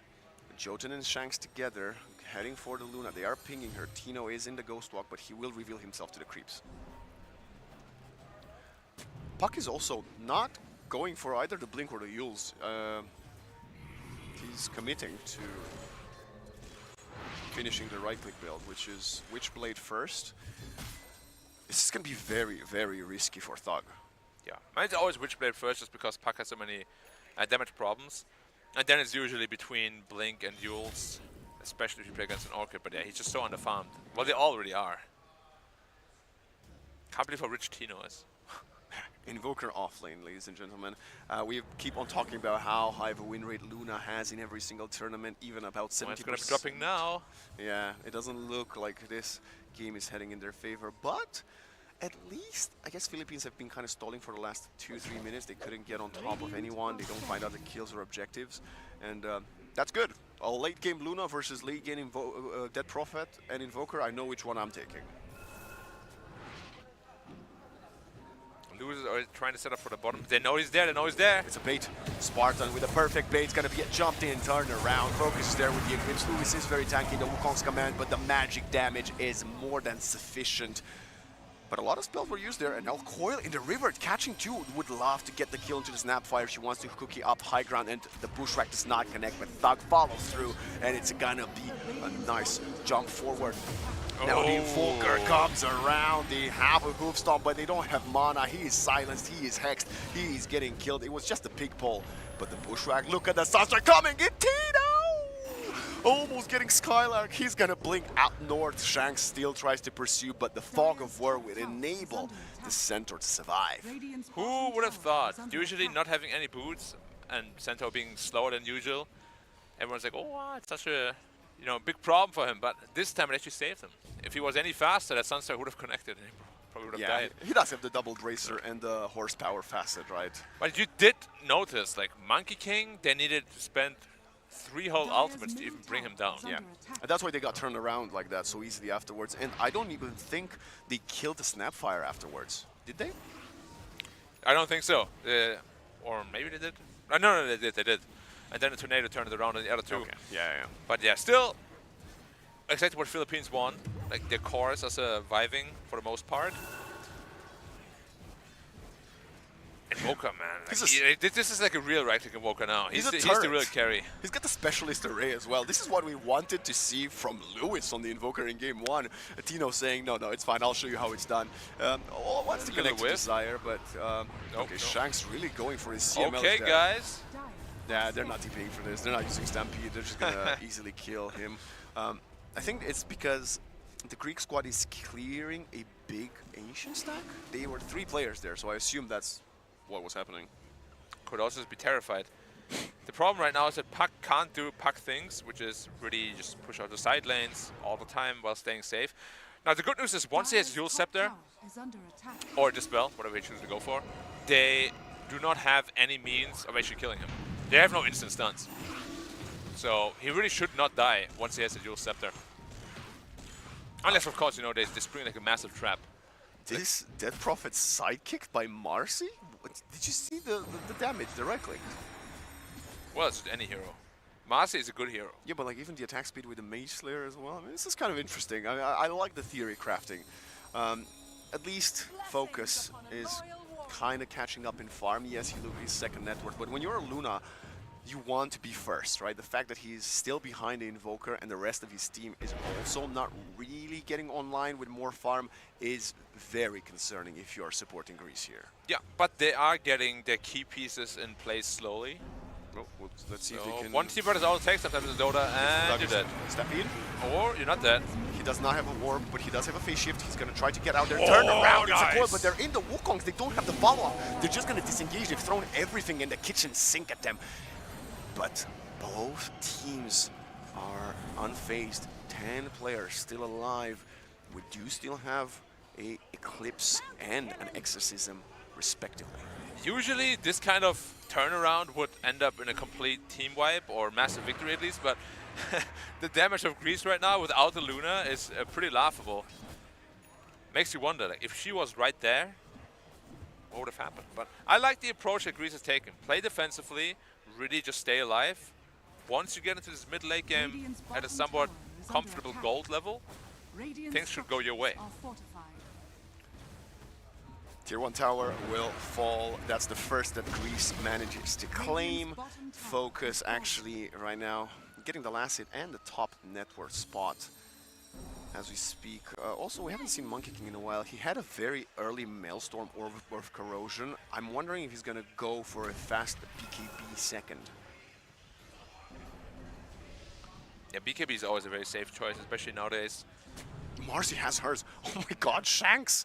He's huge. He's 7-2 and 4. Yep. That's unbelievable. His damage in teamfights is going to be ridiculous. Like, whoever he sticks on probably just has to run. Like, once the Basher comes online as well, you basically just take out a core by yourself. He has a Windlace and Face Boots afterwards, so I think Shanks is telling us, you want to Stampede away from me? Let me see if I can catch up to your levels. They're invading a triangle. They did not manage to steal the mid at 14, but 21 might just be a steal. There's a Sentry on the ground. Tino's actually going to be the one to show him face first, and now Stampede coming in. Shanks is on top of him, and a Boundless Strike is there. And they're not just getting the Wisdom, they're going to get the Tormi as well. Shanks might even get it for himself. Use the 9-second BKB for a shard. Radiant's middle tower is under attack. Yeah, the damage output was ridiculous. Skylark, the tank is here on the die side. Melted in seconds. 3 players there got their job done very easily, and I'm wondering, Black, what is going to be first up next for Greece? Because this is not even a Roche-killing lineup that maybe they could go and sneak it for themselves. Nope, it's just all about pushing out side lanes with the Puck, with the Luna, trying to minimize your losses throughout, and once that mid-game reaches, maybe if Philippines try to take an ill-advised Roshan, that's when you fight back, but Tino again on the hunt, easy kill on Desire once more. And I really like the way Philippines is approaching this. They're just trying to cut off the entire map for Greece. Control the Ancients, open up Roshan for yourself potentially. But the important heroes are not dying. Oh, they're going to get a kill on Jotun, most likely here in the river. He tried to be sneaky and steal the power rune, but no, they don't want to follow up. They just take half of his HP, and they're afraid of a turnaround. And Monkey King is there to turn it around. Again. Tino at bottom. Good night. Going north, Skylark bring out nice reactions. Jotun and Tino finding someone in the river. This Centaur will still get caught. There's nothing you can do. He tries to hide away, goes for the stomp, actually walks the right direction, but it's Thug getting caught by Tino and Jotun with the Scatter Blast. Unstoppable, and the gold lead is crazy.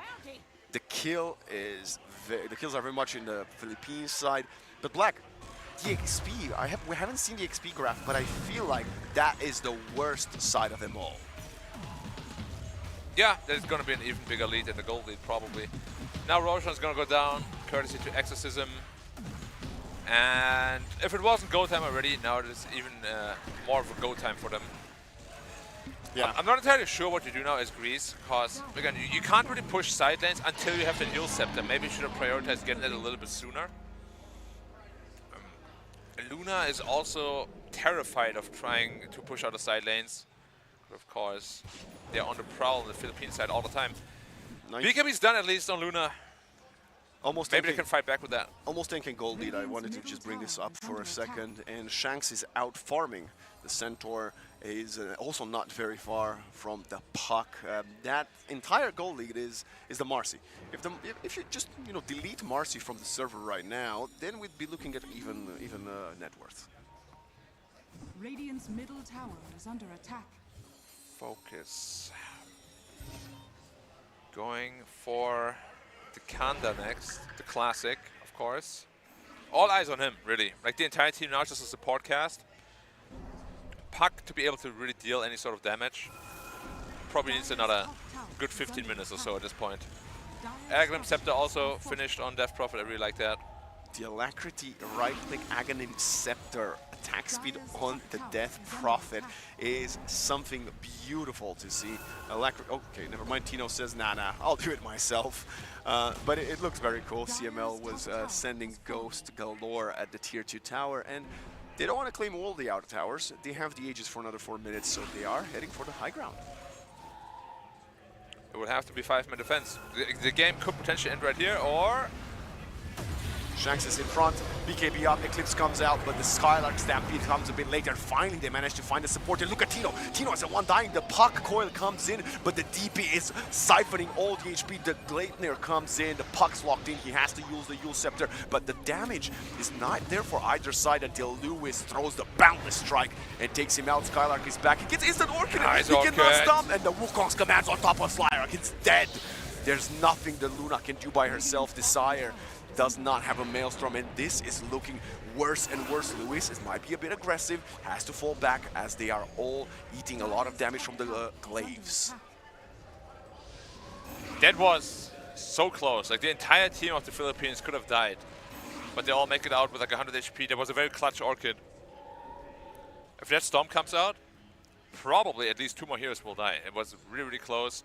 Well done by the Philippines. It's quite risky to go high ground this early on in this current patch. Like usually you would focus on trying to get the outer tier 2 towers.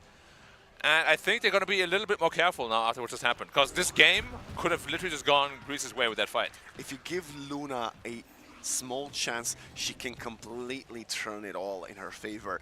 Luckily for the Philippine squad, they still have the Aegis. So they might have another attempt at it in just a few moments, especially with this amplified damage. Who just got spawned Desire. He needs to deny it. He needs to get it. Desire need to do something. Okay, fine. Perfect. 4-step up high ground. Even if he dies here, I think it's worth it to not give them the amplified damage rune.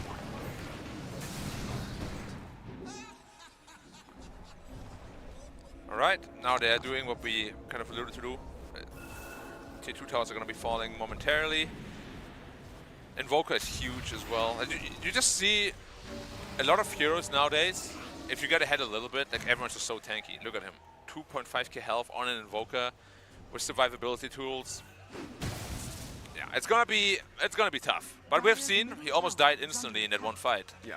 So damage is now starting to rack up for the Greece side, but they still just need a little bit more. Skylark probably needs a BKB so he can actually play the fights.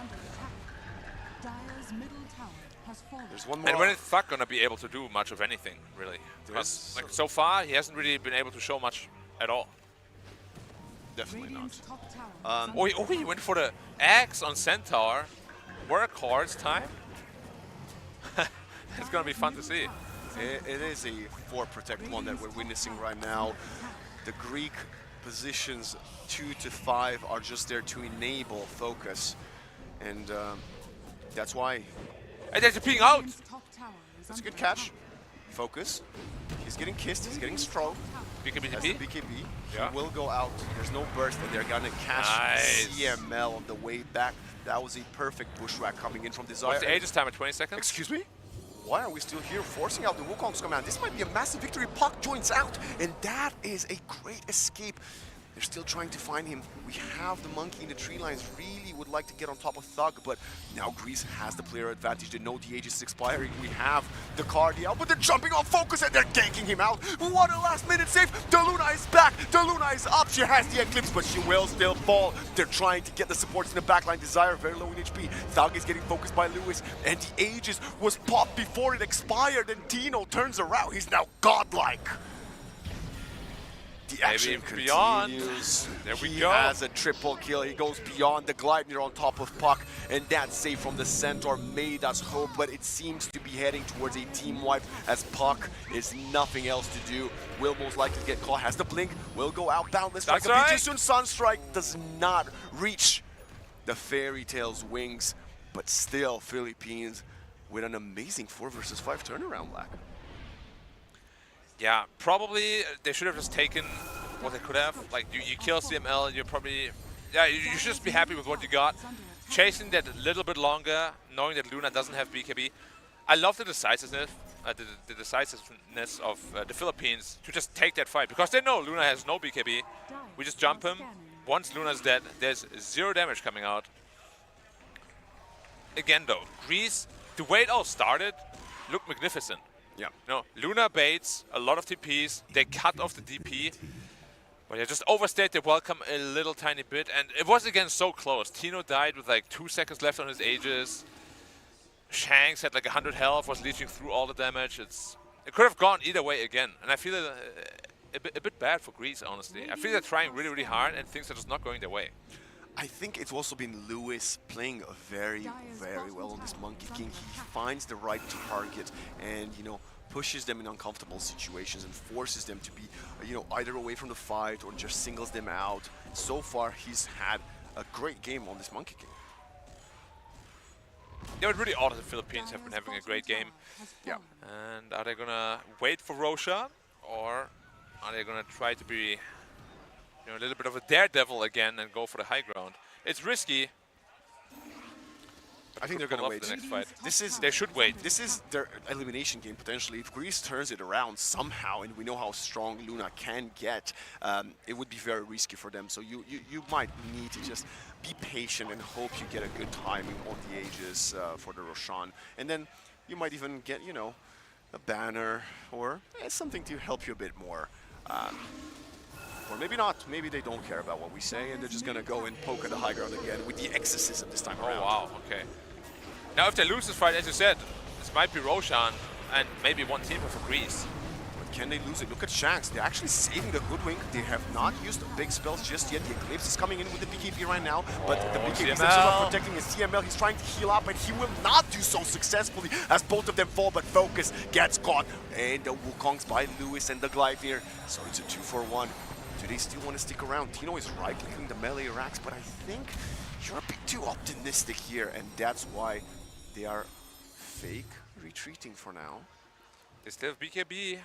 Tino might be looking for some more here. Roshan, however, is respawning in 20 seconds, and they will not have Exorcism up.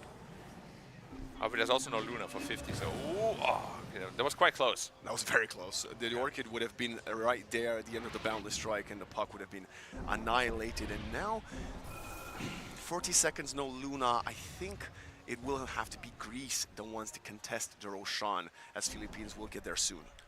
I don't know if they can contest Roshan, to be honest. No Eclipse, no Coil. They're gonna bring all 5 probably to try and stop it, and that is probably also where the last team fight is going to take place, but it should be quite simple for Execration to take this Roshan if there is no retaliation.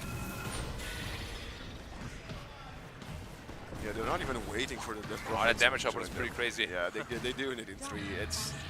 It's the sidekick with the Invoker Alacrity, and it's impressive to witness. Now they're all 5 here, and you're correct. The second Roshan will be heading again to the Philippines side. We now have a Gem of True Sight available from Lewis. He's gonna be clearing any vision that might be placed by Greece. And I want to just point a little second at the map. Look at all the sentries that Philippines have invested, especially towards the Dire Triangle to clear up vision. Well, now with the gem, they don't need to do that. Yeah, nice little L shape there. Yeah, the sentry wards. But now, again, we've been repeating this a couple of times. All Greece can do is push out the side lanes and hope they can get enough net worth amassed to be able to fight back at some point. And The biggest weakness now for the Philippines is there's no BKB on DP. He's very, very squishy. That's why she has the Aegis this time around. They did not give it to Tino. They went with CML. And I think traditionally used to say that Prophet Aegis is not the best carrier because if the exorcism expires and then you're done for. But with the Aghanims and with all this right click, the Ghost will still be present if she can connect with the right clicks, unless she gets chain stunned. Yeah, it's a lot of damage regardless, and also the slow through the BKB. It's an interesting axe pickup. I mean, it's been working High out. ground time again. Banner on the ground. Are we popping it? Yeah, they're going for it right away. They're trying to pull the creeps out of the banner range, but that's going to be the first half. Rax falling, it's the range one, and jumping in. Stampede does not connect, and look at the burst. The Aegis will get exploded. And can the Centaur get out there with the Sunstrike on top of him? Nice 4-staff out. Stampede, and he's out, but the Luna gets caught into the Wukong command. The BKB, she's not sustained. She's not being saved. She doesn't have the life steal. She doesn't have the buyback. 70 seconds, she's out. Radiant structures are fortified. It was unfortunate for him to get caught there because they already used all their saves on Skylark, on the Centaur, of course. Yeah, 1 minute without your only damage dealer, it's gonna be a tough hold. Maybe they can protect one side. But Skylark had the they're looking to buyback. burst. They're looking to burst someone. Tino's going in, has a glimmer. Spartan will get out. They're turning around. Tino, you do not have the Aegis. Shanks is there, and look at the Ice Wall. Does not place perfectly, but the dispose puts him up into position. Hello, Pop. Hello. Stuck on Cookie. Sunstrike is going to be pitch perfect. It's going to land. No. He still disjoints. Does he have a Blink Dagger to get out? He does not. He will get taken out, but there is a buyback available. Will get invested right away. Oh, it looks like they will be holding onto that barracks as well. So they lost one side, cost a couple of buybacks, and... No, they're faking. They're coming back. Oh, coming back again. CML, I mean, he is very strong, and they still have that BKB on the Invoker as well. So they are ready to fight. 10 seconds for the Luna, though. You have to respect that respawn. There's no Fortify here. They're gonna find the melee racks. Oh, it's still alive. They're gonna get it no matter what, yeah. Killed it. They're jumping in a blacklight. They connect onto two. The perfect pushback to follow up. And the coil is there, but the BKBs from Tino is there. He turns around and he gets 2 kills right away. Godlike beyond. Focus is here, but he might just be here too late. The creeps are tanking the Eclipse. He has to get out of there safely somehow, but they're jumping on top of him. Shanks is relentless, and he's gonna find the Shadow Demon kill. Tornado on top of the Luna. Stampede comes in a bit in the right moment. Tino's quite low in HP, so is Jotun, but they cannot seem to be able to connect with the sufficient spells to kill these backliners. Yeah, and probably now it's finally time for the Philippines to disengage. They really like to play on the edge here. It really looks like both teams, when they're forced to play aggressively, is when they really shine. Yep. You know, like this sort of draft, I think for Greece it's an amazing draft. However, it doesn't really force them to be as aggressive as they like to play, you know. So they actually in this game were like, yeah, we probably should take it a bit slower. We'll be the ones farming up a little bit more. And well, the Philippines are like, well, good luck with that. We ain't letting you. I feel like so far this entire series has been the story of the position 4s. It was first Desire on the Tuscan game #1, and in this game, this Marcy with Shanks was incredible. Even that kill on Luna that opened up the fight, it was the rebound disposed to pull her back into the Wukong's command. And yes, Tino has been incredible on the offlane Invoker, but for me, it's just, you know, this Marcy has done so much work that I'm wondering, are we going to even see a Marcy next game? Well, it's all a consequence of that early game. Yeah. Like, the fact that they just completely gave up top lane, that's a big problem. They're scanning to find CML, who is actually farming by himself in the Mighty Mines. Yeah, it could have been potentially a pick-up opportunity. But yeah, I wonder if they had the chance to replay this game, how would they approach the top lane? Because that is literally the entire source of their problems. That early Orchid completely killed them. Yeah. You know, and we all know Invoker level 1, are you actually a hero? No, not really. But yeah, well, we all would do things differently if we could turn back time, which we can't. Oh, do you see the Monkey King? Oh, he's not up there. All right. CML has the BKB this time around. No Aegis, but you've been begging for him to get the BKB. They've been successful without it, and right now he might just be unstoppable or at least unkillable. Yeah, he also got the feather. If he ever goes low health, he'll be starting to fly. Free as a bird. Lincoln Sphere on top of him. They're just looking at their tier 3 melting. I don't think there's anything for you to do. The puck is actually cutting the wave. He's maybe going to find a courier and the haste up top. Radiant's courier has been I mean, Exorcism, half duration gone already, at least. 4 poison stacks, a lot of damage coming through. Look at the damage! They've got the damage that was unexpected, but look at Shanks coming in, and Thug was not even there for a second and a half. Shanks is 1v5ing with the BKB. Will finally fall, and look at the kisses coming in on top of Focus. They're actually getting out with the Stampede, but the Centaur will be the first to fall. Desire is there and connects with one Bushwhack, but it's still a Monkey King alive. He has the Boundless Strike, he's got the double kill, and now 2 versus 3, but 1 buyback available for the Hoodwink. To get the nice disruption, perhaps. Oh, here's BKB, here's BKB. He does have it, and Lewis comes in. Look at the tornado. Wukong's command, EMP, Ice Wall is perfect. They are all stuck. Focus gets taken out. Triple kill for Lewis. It's only the 2 supports of the Greek squad trying to stay alive, trying to cut the wave, trying to stop this relentless push from the Philippines. Yeah, Tino wants to end the game right here, right now.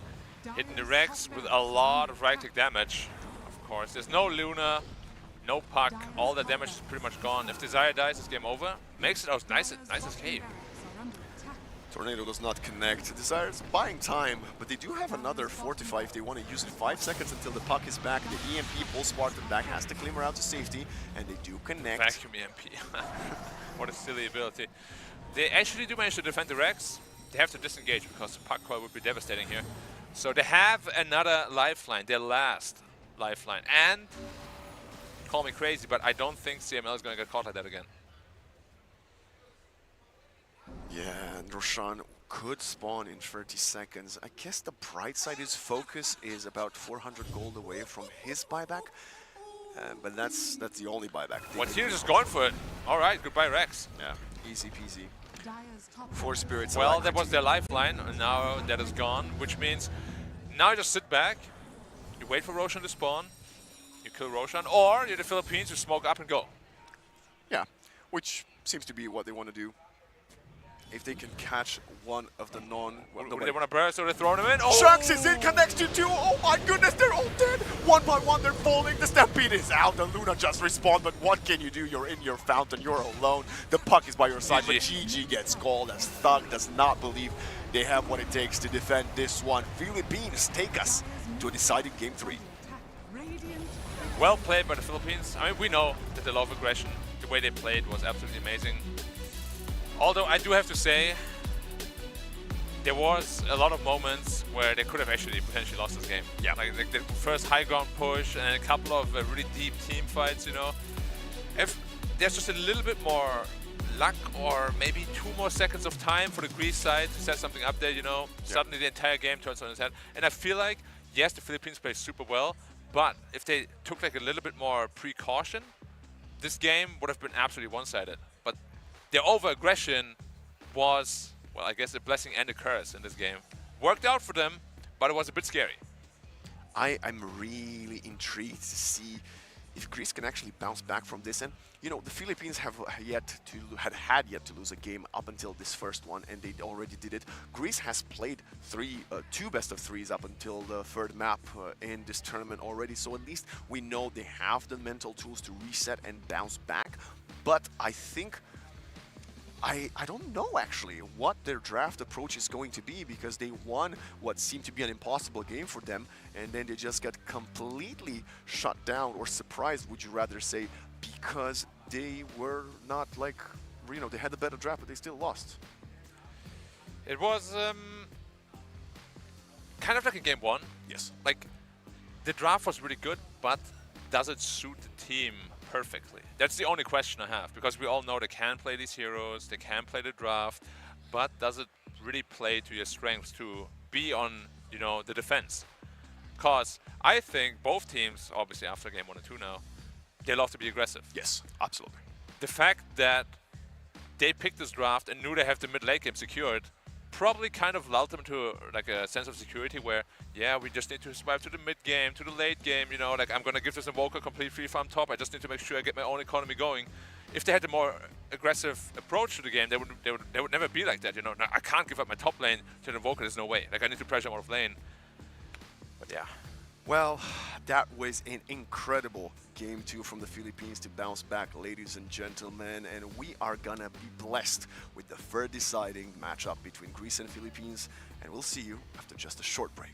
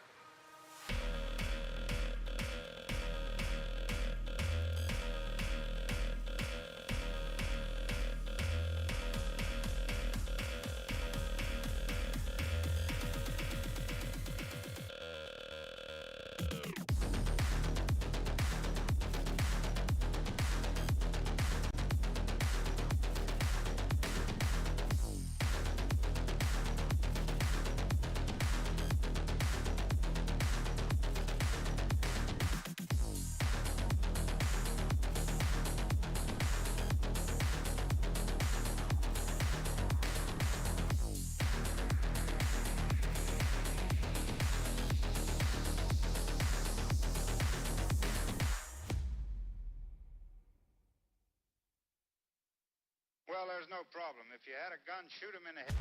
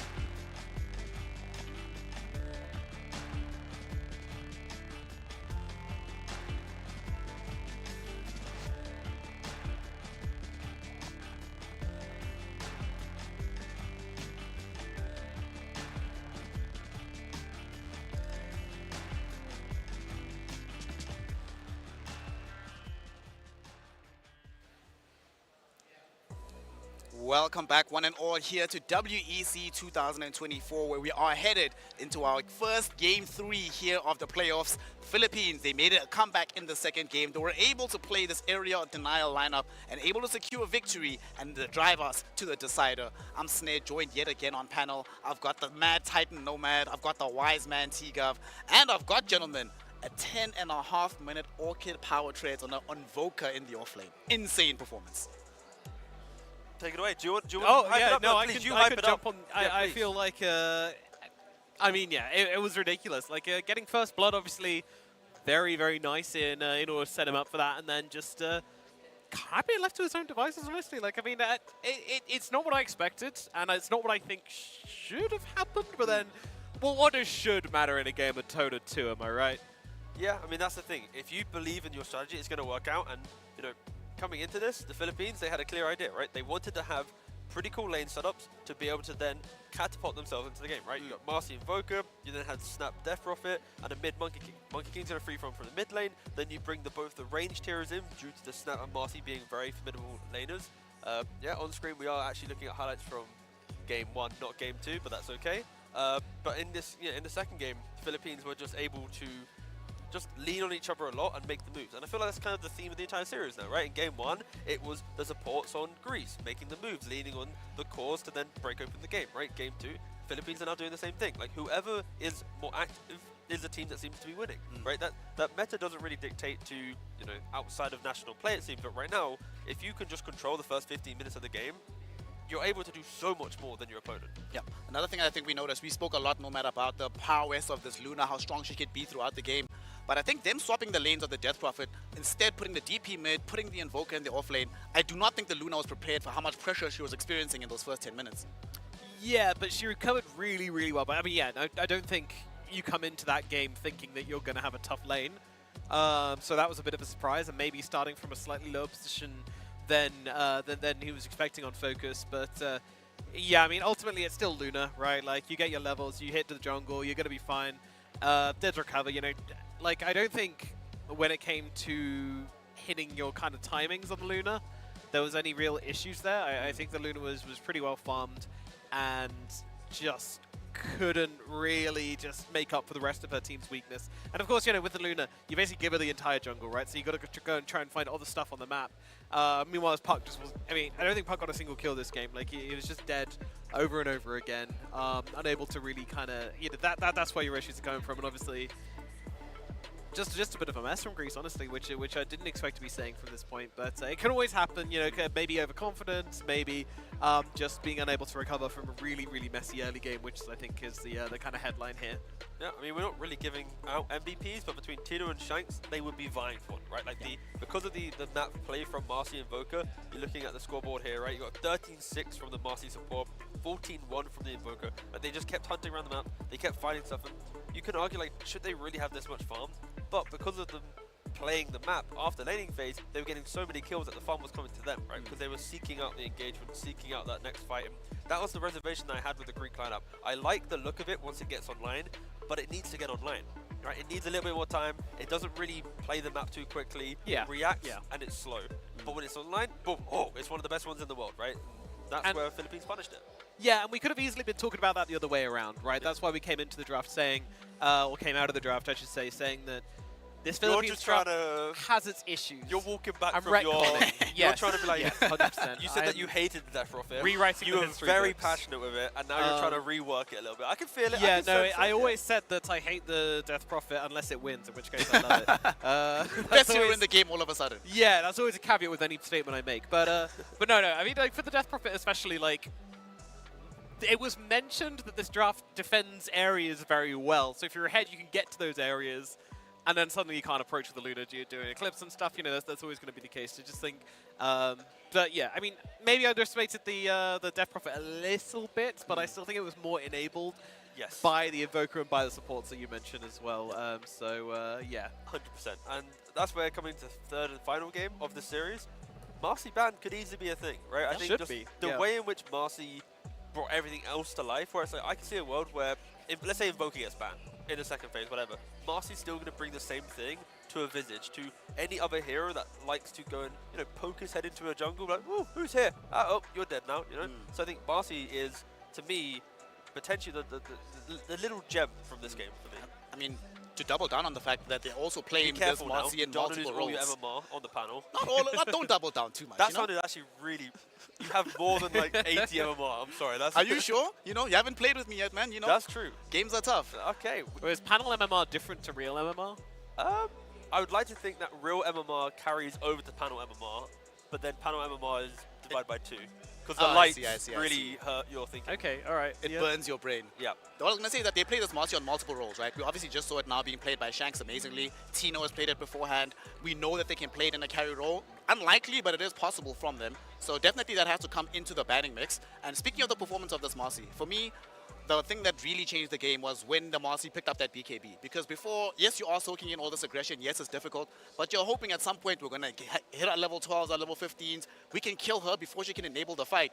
But by the time she got BKB, this was before Luna had real physical damage at her. She didn't even have the crit stick to build into the counter. So it felt like Marcy was staying alive for much too long in the middle of these fights, soaking up too much attention. When you're focused on the Marcy, this Death Prophet gets to run around for free, you know. This Invoker gets to do whatever the hell he wants. And how many fights did we see Nomad? Monkey literally doing nothing, just standing in the corner, waiting for them to come into us. Because once they do, I drop Wukongs to lose the fight. I mean, I saw several fights where he dropped Wukongs and he dropped like 2 boundless strikes. He never actually went and hit anybody, which, I mean, what a dream game to play for a Monkey King, where you're literally just sitting in a tree just being like, boop, boop, you know, playing whack-a-mole. He's not playing Dota, he didn't need to.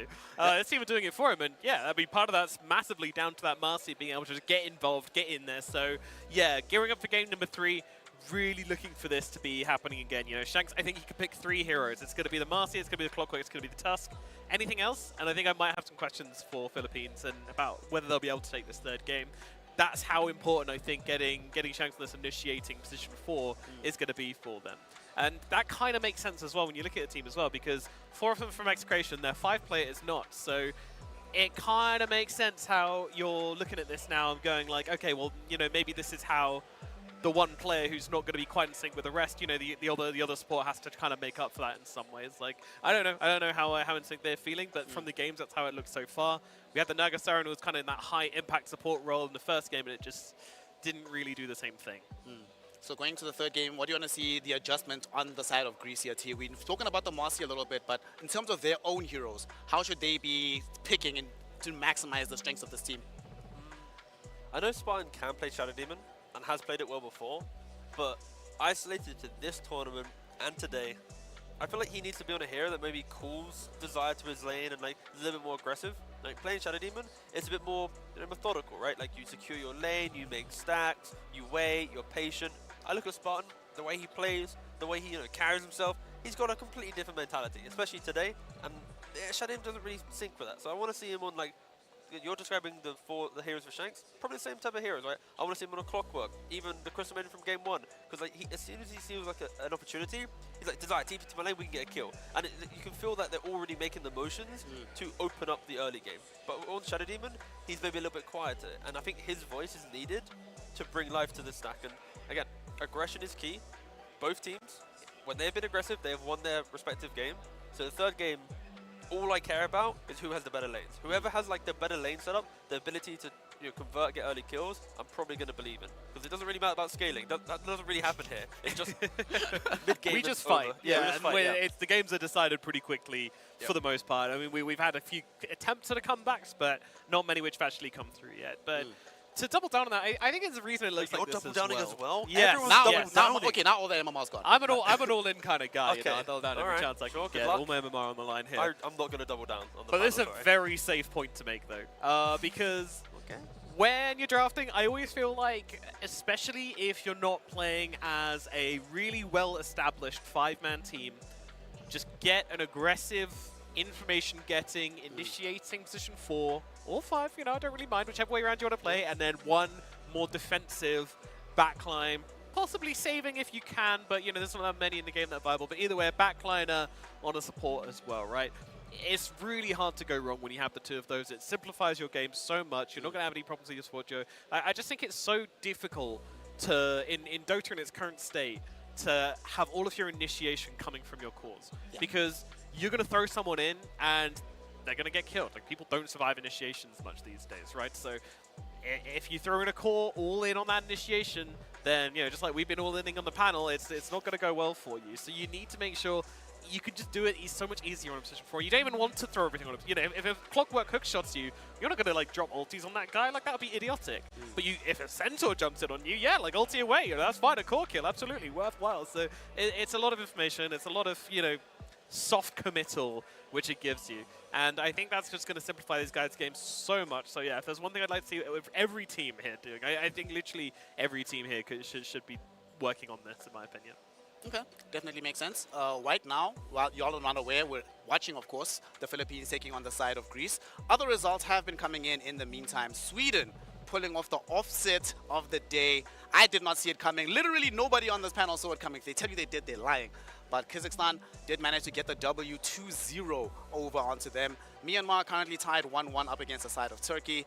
And of course, another surprise, the side of Belarus is gone. Mongolia have managed to eliminate them. For me, that one is a little bit surprising because, yes, Mongolia is a very good team, but it's not necessarily the same players as last year. However, it seems to be working out for them. The defending champions still in the tournament. T, any of those results, really reach out to you as a massive surprise? I feel like Sweden, they have some names that the Western audience knows, but I feel like bringing them together quickly, expecting them to do well. I wasn't really expecting them to make top 4. I think like top 8 sounded pretty good for the team, but no, they're doing it again. Charlie had a really good liking game in the first game, and they've carried that energy over into the second one, so well deserved now in top 4. And I think the fact that Turkey actually, they're forcing it to a game 3. I think a lot of people looking at like Turkey being a national stack compared to Myanmar being an actual team outside of the national tournament. I think that disparity leaned more to Myanmar, but Turkey forcing in game 3 as well. So there's the bottom side of the bracket seems to be a little bit more upset heavy, and yeah, we got the closest one. I honestly feel that our series easily could have been the grand finals. Yeah. And then everything else, it feels like, you know, Mongolia, Myanmar, to be fair, against Sweden, they just, to be fair, I think they just upset me in the first couple of days. And you know, and I saw and it's like I don't have, you know, I don't have any affiliation. I'm not Swedish, you know. Yeah. You know, my country's not competing here, you know. But I just saw them play, and I was like, this just doesn't feel like the Sweden that I expect to see play. But now today, they've turned up, so fair play. Fair play to Sweden, and now fair play to us because we get into our third and decisive draft of this series. The Philippines, for the third game in a row, will be playing in on the Radiant side, but this time, Nomad, the change is that they have second pick. Dyer with the first pick for the side of Greece here. You were already mentioning some heroes for Spartan, your tasks, your clockworks, especially the point that you were mentioning about gathering vision. That really seems to elevate clockwork for me, in my mind, as something to come out here. But if you're in the hands on the side of Greece, you know, we're giving T-Gov a retirement on his coaching. You're the coach now because he gave advice last game. They lost. They ignored me. What are you saying? What are you saying? I would say pick Warlock. No, don't pick Warlock. Stupid hero for bad players. For Greece, I'm looking at. I mean, I'm not really talking. I've already said my piece on. Hey, there you go, Clockwork coming out. Nomad's a genius. I've already said my piece on what I think they should do in terms of mixing up with sports. However, I love their last draft. Like, I'm not going to sit here and pretend I was looking at that last draft and going, oh, this might be tricky. I thought it was a really good draft last game, so don't change anything up on the draft thing. Just tighten up that early game. You know, definitely some yeah, just, you know, what do Greek people drink? Ouzo? Is that? I think that's their drink. That's the point. We could learn about. Yeah, we'll go on. We'll call one of them over and ask them at some point. But well, maybe not that because that's alcoholic. But you know, something back. No, not back with a. So give me a Greek food. Slovakia. I don't know. It might surprise you to learn. I haven't had that much Greek food, so.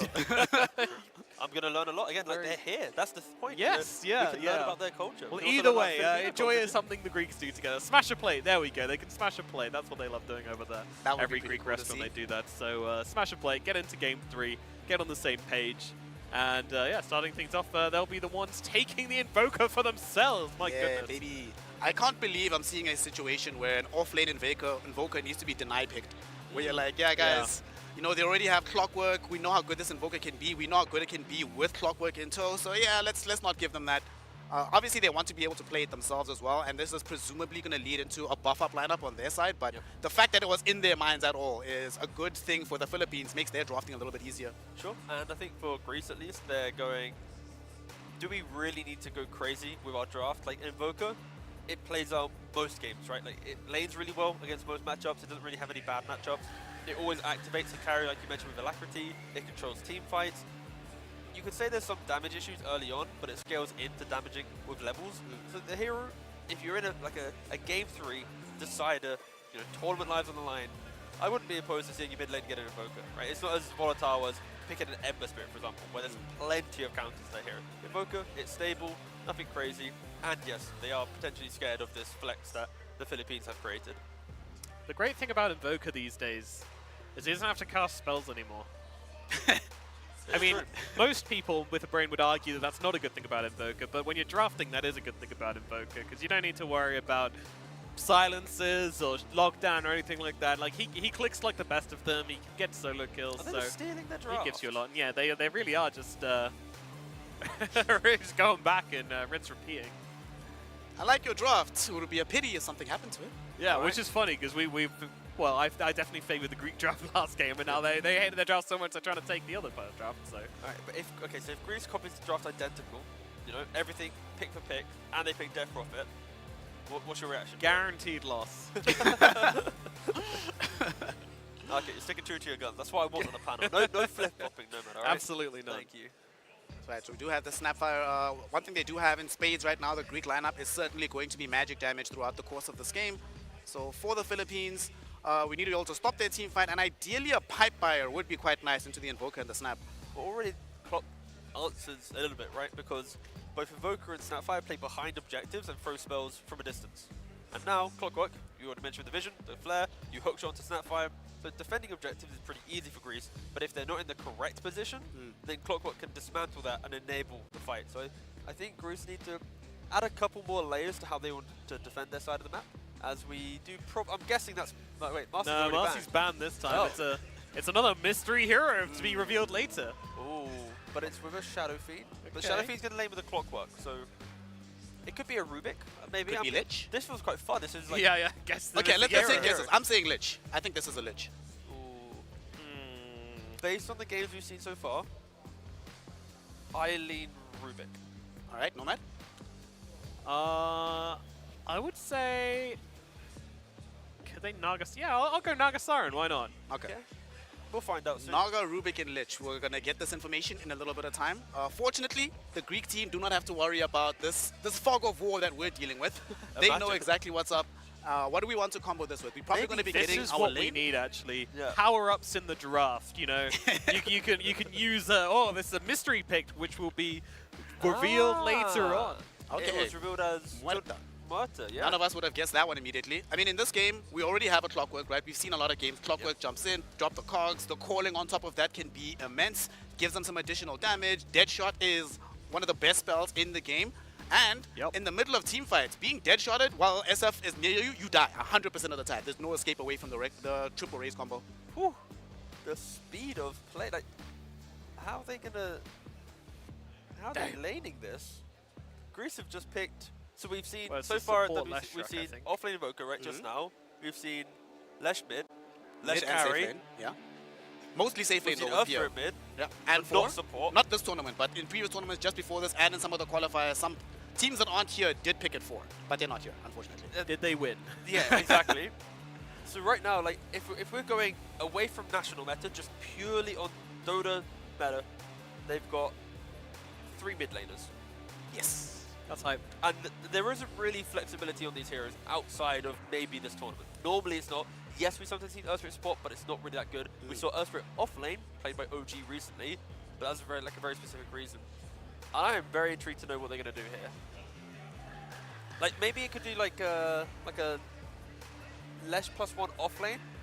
Like Earthspirit, Lesh offlane, Desire plays the Earthspirit, Lesh becomes the core, and then we get to see just like a double stun, like you roll in, you kick them back into the Edict, just a lot of pressure. But also, Tornado into Split Earth, easy setup, get the Edict going. Yeah. I don't know, for some reason I really think this is a +4 Lesh track. It could be. That's just what looks good to me in this, but then maybe with a Lycan coming out here, it changes things. If you lose a fight for Greece, your buildings are gone. Yeah. Right? So Shadow Fiend with level 15, the aura hits the towers. Lycan as well, just immense physical damage, chase down. Greece, there's not really a lot of protection towards each other, right? It's a lot of skirmish, a lot of fight, but when the big team fight happens and it's not just a pick-off play, they don't protect each other that well. And that's where like the last pick for Greece either needs to fix that or go even quicker, go even more early game. Because like, there's scaling required. Like Lycan needs farm, he needs team. Shadow Fiend needs farm, he needs team. Clock, Muerta, they kind of set people up to do damage, but as supports they don't do all the damage themselves until much later on with some levels. Specifically Muerta, she needs items. So I think like there is still a window where Greece just snowball through the entirety of Philippines, but again, these last picks are so crucial. I have a big concern though. I'm looking at those Greece draft, Nomad, and this team on the retreat just dies, dude. They're so weak. Like if they initiate a fight and don't immediately wipe 2 or 3 heroes, right? They are gonna get demolished by what's coming out from the Philippines. And if they ever try to run away from these engagements, you lose a hero here or there. They have better ways of gaining vision on top of you with the clockwork. And now they've picked this Ember Spirit. T was making this point earlier, right, about the Snapfire. If you can find where the Snapfire is at, right, if you have positive vision of where she is, Ember just jumps in, kills that hero off, right? The lane against the Earth Spirit, or even in the Invoker, it's fine for this Ember Spirit, right? They just feel like they don't have as much initiative on the side of Greece that I would like them to have. And now with the Ench as well, you were calling for the Ench in the previous game. Do you actually like it? Does it make this draft all come together? Well, it's going to be Snapfire. And, Snapfire's... Does it give enough information? Is it initiating enough for me? The teams were flipped the entire time. Makes sense. Oh my goodness, we've been bamboozled. I was like, there is thoroughly, no way. absolutely ruined. There's no way My Greece is goodness. picking like Invoker to flex it with a Lash. Like this is so off script. I was like, okay. They've stolen nothing. Okay. They've stolen absolutely Right. nothing. All right. Okay. Quickly. All right. Quickly. Yeah, this is absolutely a Greece draft, isn't it? Skylark on the Lycan. Yeah. It's all making There was sense something now. missing the entire time, and I couldn't put my finger on it. Like, what is annoying me here? There's no way Greece in a game 3 are picking these heroes, and it isn't because they aren't. I mean, yes. to be fair, all of us had the intuition because you both did say, why are they stealing the draft? They weren't stealing the draft. It was the correct team picking the same draft. Exactly. Doing it again. So with this new information, which Critical changes just information. about everything, yes, I think they're both sticking to their guns. They're both doing very, very them-style draft, which is what you want to see in a Game 3.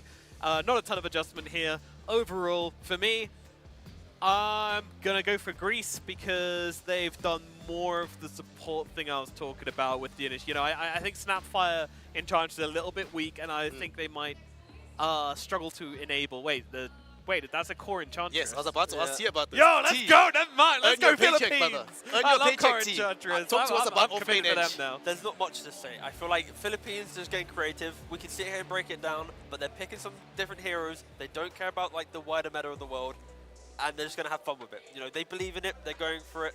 Honestly, there just isn't enough time for me to unpack it. Luckily, we have a cast. Hopefully, they can unpack it.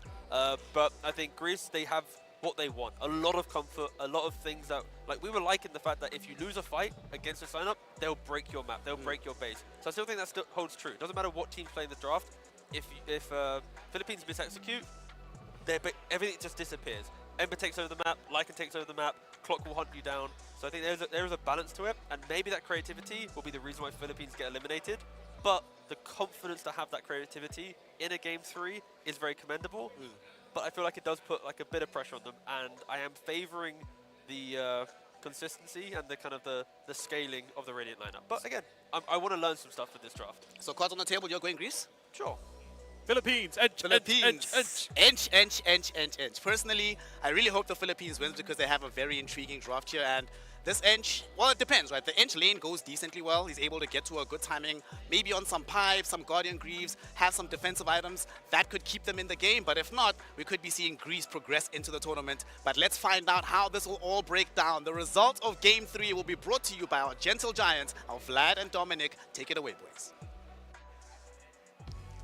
Thank you very much, Snare. And they mentioned unboxing, unpacking, and breaking down stuff. And I think those are all 3 great things that you are excellent at, Black. So please, tell me, what do you make of what we're witnessing? Is an Enchantress replacing DP with Alacrity going to be enough? I'm quite unsure, to be honest. I feel like CML might actually just be stepping into a support role this game.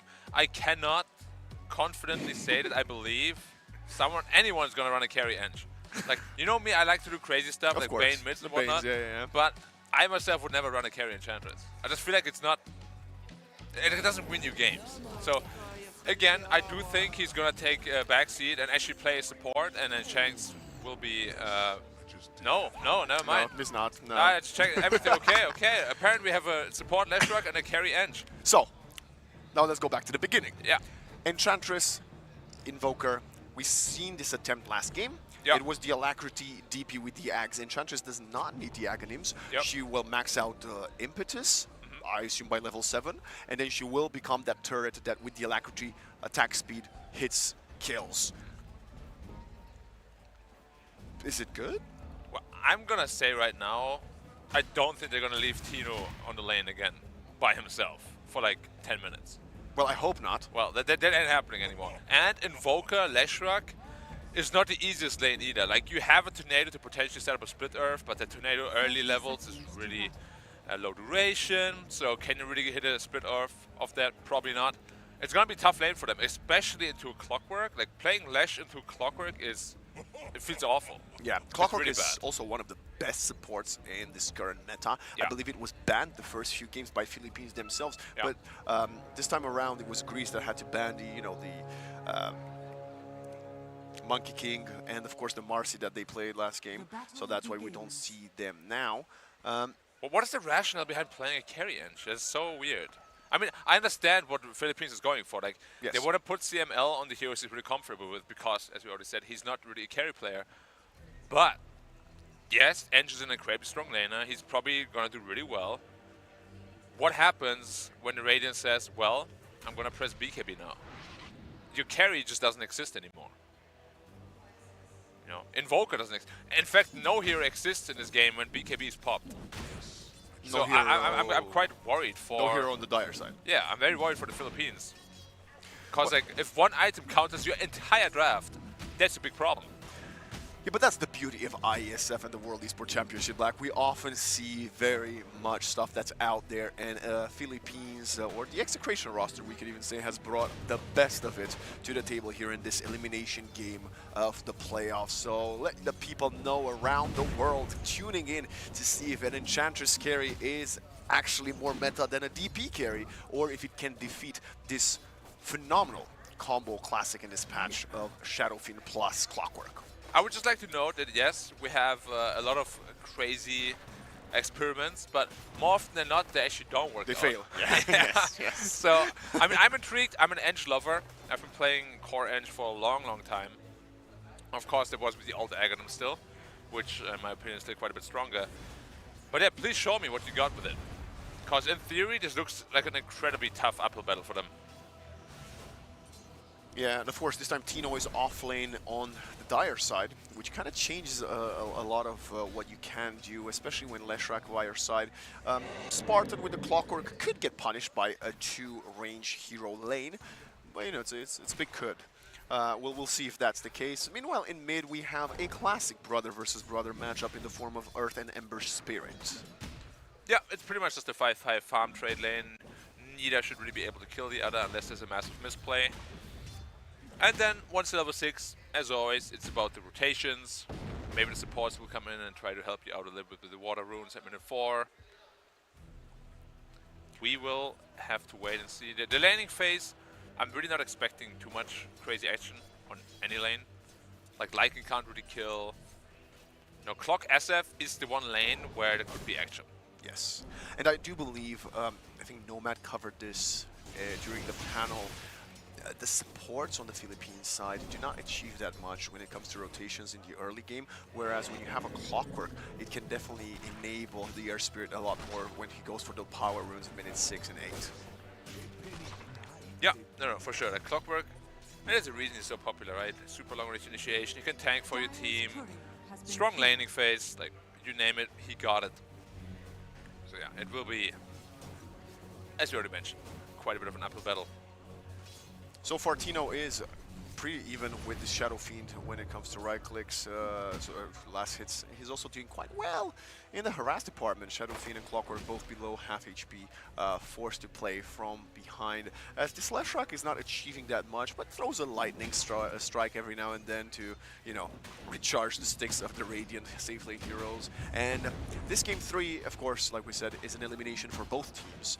Whoever loses here will have to be content with an 8th place to this year's championship, and that's why we're seeing a bit less action. Both games so far we had first bloods up until this point. Oh, okay. Hawks, EMP Tornado, and they're gonna have to fall back. Goodbye, mana. I'm really curious to see what Shanks can do on his Leshrac. I know he's traditionally a more greedy +4 player, as we've seen in game 1 and 2. Yeah. And I think you need a lot of money as a Leshrac as well. Like, running in as Leshrac against SF Aura means you can literally just die in a second. You have to be really careful. I also like the combo of the Radiant draft. Like, there's so much minus armor involved together with Sleight of Fist. It's going to be absolutely massive damage in team fights. You got the presence, of course, and then the Howl, which is also like -7, -14 armor total. Like, these supports, or any hero that wants to run in, is going to get shredded. And it's definitely something that you need to respect a lot. And of course, it also means Roshan early on is a possibility. I would like to apologize to Tino. I was just checking his games in the last week, and he's not played many pubs, but the pubs he has played, he has run Death Prophet twice and Invoker once. Yeah, I mean, definitely something to practice, otherwise it wouldn't be... I mean, definitely something that he plays well, because, you know, that game 2 was definitely incredible. Now, it's a slight last hit lead, as we are seeing the first blood up top. It is Jotun getting chased down. Desire will get traded, but of course, first blood gold going in the favor of the Muerta. And I was saying there was a slight last hit lead for the Earth Spirit, but now he went to take the bounty rune from down bottom, and Ember caught up to him. Yeah, it's going to get a nice little bottle refill as well. We'll see if Muerta does the same. No, she does not. But again, you're a Fire Spirit, Ember Spirit. They're setting up bottom, actually. No, never mind. I'm not quite sure. The Muerta is actually trying to wrap around the Invoker, and I think they might get some action. The Spartan might trade his life there in the process, but Shanks will be the next to fall. Desire, you do not want to go for a back-to-back death. First raise connects. There's not enough mana for focus. A Blood Grenade coming in, and Tornado in time from Tino. One more right click is going to get him very low, but the Ghost Walk. And Tino's out to safety. Desire barely survives, but what are you going to do now? You've got no TP, you've got no HP. Got nothing. And you have to remember, this was a 3 versus 2 fight, and they actually traded evenly. Yeah, now Lewis is here, and he's gonna most likely kick this Muerta. No, there's an Observer on the high ground. Lewis, there's a salve. Desire does get tagged by... What is killing him? I mean, it's a kill, but you sacrifice your mid laner for a position 4? Well, that's what I'm saying. Like, Lewis just walked in and kind of gave his life up. And now CML and Jotun are finding a bit more. In this top lane, Jotun, I think, is considering to maybe go and sneak up the Wisdom Rune, but he will get spotted by the invisible Wolves. The body blocks are going to come in. Even a deny with the Wolves here would still be a victory for Philippines. Yeah, it's impossible to do that once they're actually on top of the rune.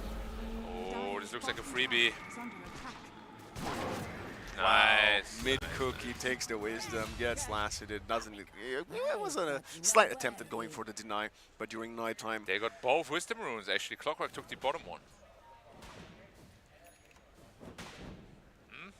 Now that's a good support. That's a big victory. Yep. That is a big victory for them. Especially on here like Clockwork. Like the sooner you get level 6 and get that hookshot online, the more plays your team can make. Obviously, yeah, Skylark did die, but he's a Lycan. Once he gets his helm online, he's going to feel very happy himself. No, I think double Wisdom Rune at minute 7. Everybody talks about this in the Dota community. Both pros and casual players feels like the game is unplayable for the next 10. Or at least until minute 14, so maybe the next 7. You've got a Leshrac position 4. He needs XP to do anything, right? That's why you pick Leshrac, because you want to use his spells. He's not going to get in farm as a support. So if he's going to be shut down at level 4 or 5 for the next 3 to 5 minutes, it's going to be completely disastrous for Philippines to play 4v5. And what they also need is a really strong game plan because, oh, Desire, yep, you're feared. Should be a kill here. 2 seconds. There is a silence coming in, but never mind. Lewis is out to safety. The cogs come in a bit too late. Yep. It's not a kill, but still forces Lewis to go back to base. It's the power of Earth Spirit, though. He's so tanky. Is under attack. Very difficult to bring down. But yeah, what I was gonna say is, even if you do well in the laning phase, like the Dire draft is not easy to play. You do need some sort of transitional plan outside of the laning phase. Set up bottom, instant TP from the Ember Spirit. Tino does have the Ghost Walk, and he will get out. I cannot say the same thing about Shanks, as that was a 5-player rotation bottom. No, 4 players. Skylark is still up top. Yep, Skylark is trying to happily farm away. Yo, perfect micro from here, pulling him back with the Hurricane, and ow. That was very dangerous, and CML is taking over this top lane. He has level 7 to the 5 of Skylark, and Skylark is, well, by far the least farmed core on the map. Yeah. Yeah, but Lycan's strength is, you know, you get the Dominator and then you start pushing towers. So he's pretty close to that. And I'm not too worried about Skylark's game, to be honest. He's also going to be giving me Hollow. Nice. Oh, that's trouble. There is a level 6 on this Muerta. If Desire could connect with the dead shot, yes, he will, and this is going to be it. I don't think CML has any chance. Even Skylark is here. Who's going to get the last hit? Well, nobody yet, because they do have the untouchable. So Desire says, you know what, I'm done. Pierce of the Veil, Pierce of the Edge. I will stop this chase, I guess. It's very funny, because Lycan tried to hit him like 5 times. The wind up is like, now at least Tino and Shanks are trying to take this tier 1 bottom. It's going to be traded up top. Does Shanks even scale? Anything else other than Earth Splitter and... Well, yes, he does. Okay, he just didn't use it. Dire's top tower is under attack. Interesting. Well, the tower's a tower no matter what. Minute 10 right now. We're still looking at level 6 for both Jotun and the Leshrac. Moving on. What? Well, I mean, it's a Shadow Fiend. Everybody plays Shadow Fiend Dispatch. What is the first item you would like to see him get? Well, most of them get Mask of Madness just to farm faster, and then usually into the Hurricane Pike, BKB. It's a very standard build-up nowadays. And as we already said, like once you have BKB, this game actually, like you cannot die. Like, what is gonna hurt you? You know, like you're literally immune to Enchantress. All the magic damage doesn't really do much to you. So yeah, like they have the only winning condition for the Philippines is if they can't completely snowball the game from beginning to finish. They have to bait out the BKBs and then disengage, which is going to be very difficult against the Shackles, against Muerta, Clockwork. Oh, team fight time top. This is going to be a very defining fight. As TP is here, CML is kind of baiting. He is very hard to kill. They're going for Skylark. Lewis has an Arcaner, so that's going to be easy to use. Shapeshift, and he's out. Earth Splitter does not connect, and meanwhile, it's Desire killing Tino alongside the Clockwork and the Shadow Fiend. So 4 players top. Well, don't find anything, and 3 bottom do. Yep, another nice victory. Skylark just putting on the pressure top. You know, baiting a lot of heroes there, making it on the skin of his teeth, very nice. But another smoke rotation coming straight away. The Arcane is still available. But they're looking for Thug, but Thug is also such a crazy hard kill. Yeah, you can silence, or you don't even have silence. Like one roll will never let you land another stun. Well, they're trying. The cogs are there from his own teammate, and I think it's impossible. out. It's impossible. They try to layer the Earth Splitter, not quite the case. The kisses are not connecting. The Scatterblast isn't Spartan. This is a hero, he can do what he loves most. It's a Clockwork, going deep, almost at the tier 2 of the Dire side. He uses Battery Souls. He's gonna have the cogs in a second, but will get connected with by the Rolling Boulder. But this time around, just like in game 1, you're Clockwork. You did everything. You saved your Ember, you're out, you just die, it's fine. Yeah, you got 1 kill. But it's really not worth it for the Philippines. Like the gold advantage is slowly starting to go to Greece's way. And we see Witchblade first. Basically identical to what we saw in game 1. Let's see if he can have a bigger impact or not. Yeah, of course, game 1 it was Lewis playing the Invoker, but it's the same hero no matter what. And the Orchid is actually something that you highlighted, Black, about how impactful that item was in game 1. Versus Ember Spirit, I think it would make sense to go for an Orchid. Yeah, could have potentially done it if he wanted to. We see a 3-man smoke here. We got no shapeshift yet, but it should be coming off cooler momentarily. And we do have a hook shot, yeah. What creep is that? Oh, a pine cone, not tree. They spot Shanks. They're actually not even going for him. The neutrals will get the job done. On Deadshot to pull him back in, and Shanks. Okay, Tino comes in with the save. Hook shot from Spartan out to safety, but he will die. Long impetus shot, and Lewis is chasing him down. This time the Clockwork is dying first. Can they stop Desire? The answer is very clearly not, as all of the stuns have been cancelled or used already.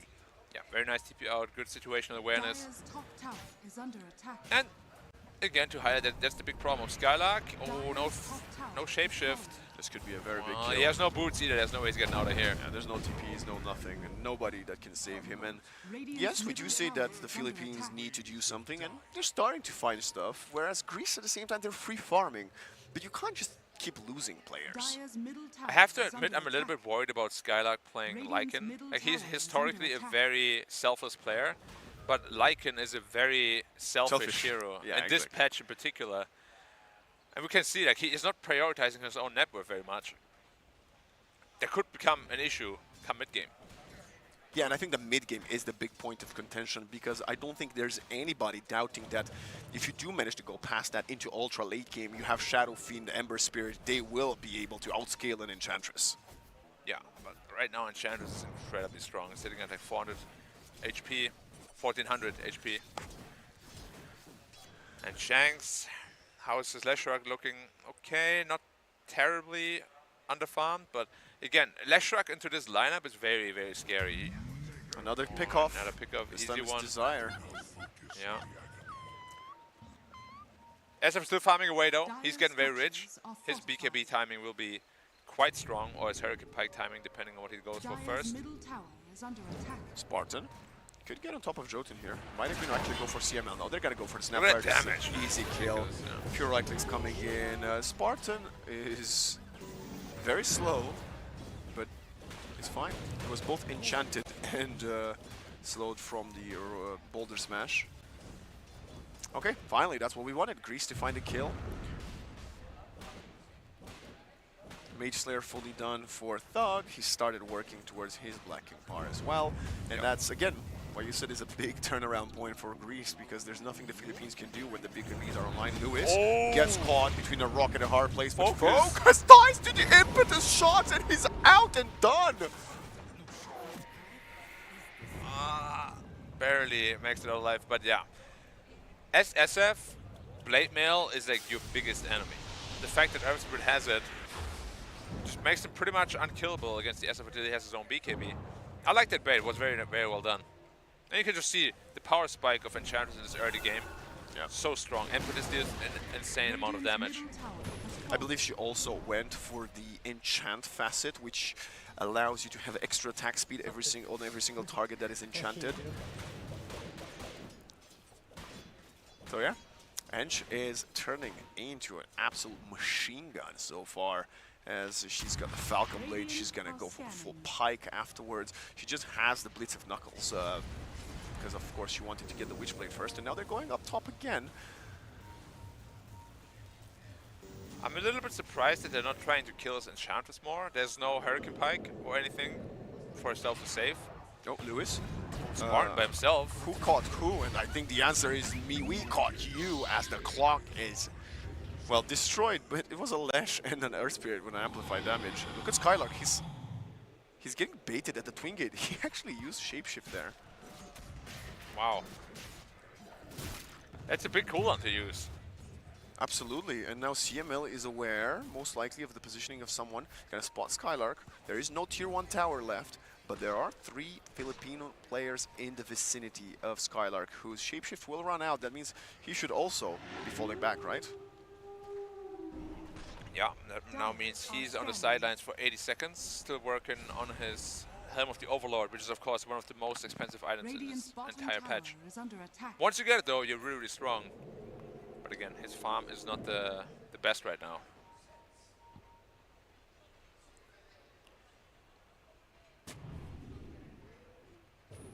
Focus still topping the network chart. That is one of the strengths of the Shadow Fiend.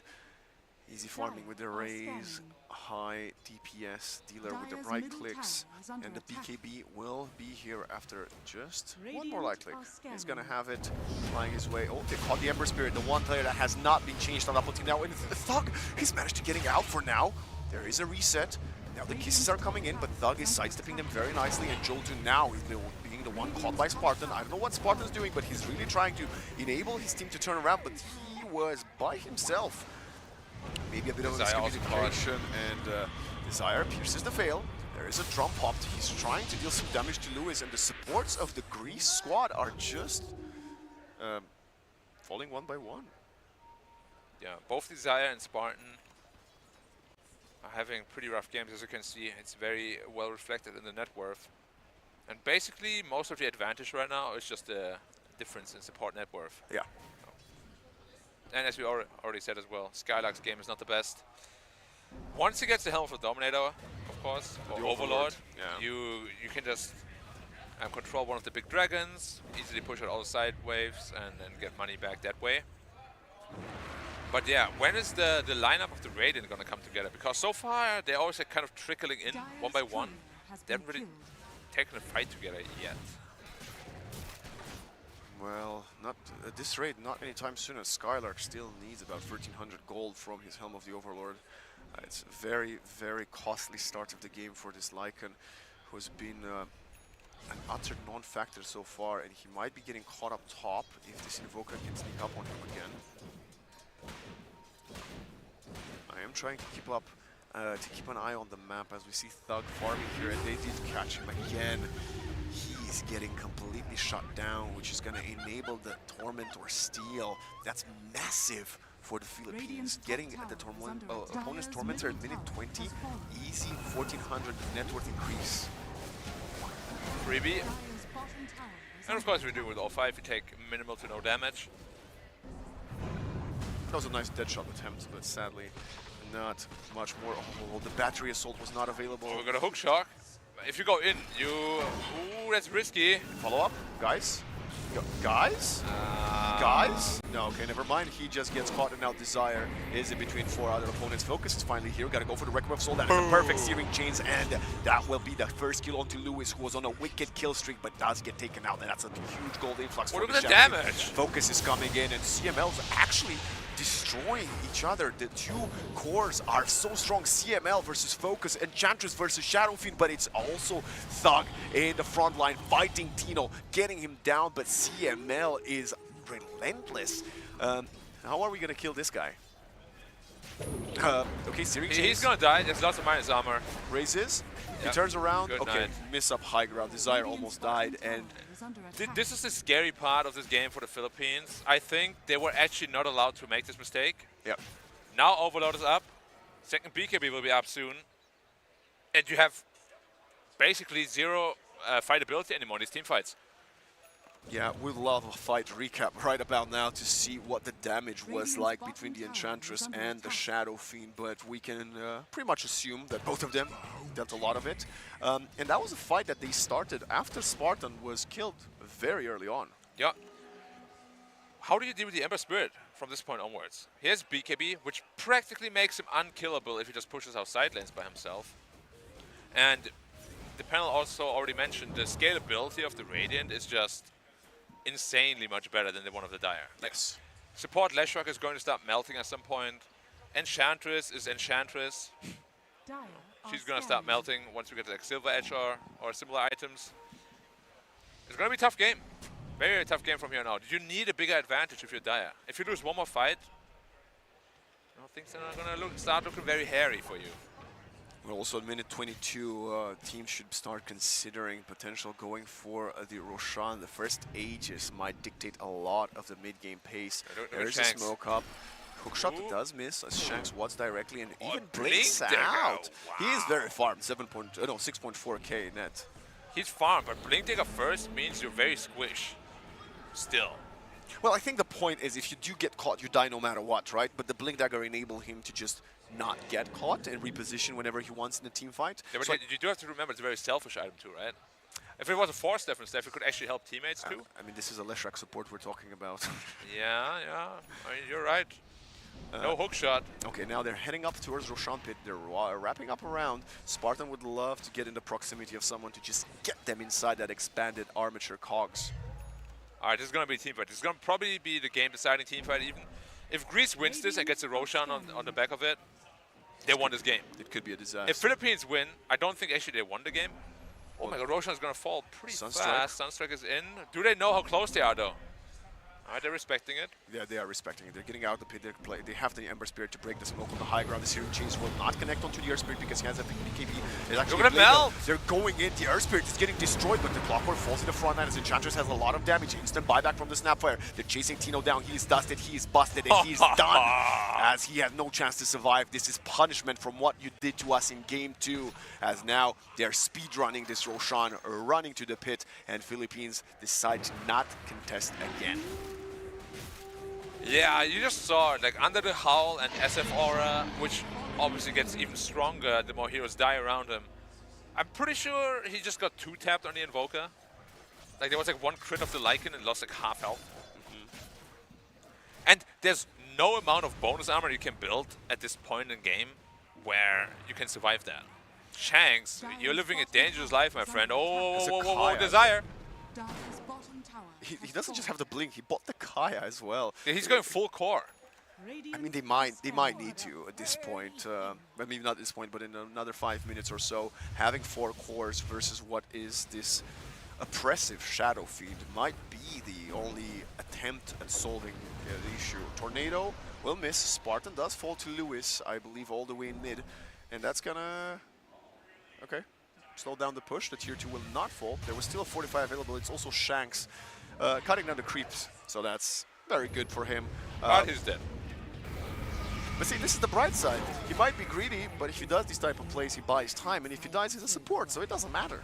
Yeah. I mean, it does matter. All the supports out there, I'm a support myself. Supports life do matter. You also have to remember, though, every time he dies like that, because he is very rich, it's a lot of gold going the other way. That is true. And Silver Edge is almost done on the SF. Well, I guess he still needs like 2k gold. He's got a Shadow Blade only. once you have that, it's gonna be lights out for the Eng. Yeah, CML will really be finding himself into trouble, as she's also actually stopped accelerating in farm.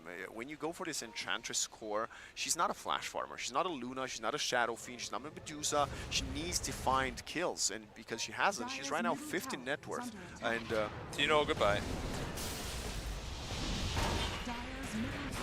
Yeah, there's no way in hell he gets out of here. Defending Blast Blast time wants to get Spartan, but does not have sufficient right-click damage. And Mamma mia, focus. 3 hits, my friend, and you're dead. Remember, they do have the presence effects. They're going to go for tier 3s. They're going for tier 3s. They have the Granite Golem from the Helm of the Look at the damage. SF is always such a... It's kind of mean to say joke, maybe. They're going for it. Dust. No, Jotun does not have a dust. I think a couple of more impetus shots would have scared Focus away. Right now, he's just going to head bottom and try to secure the outer tier 2.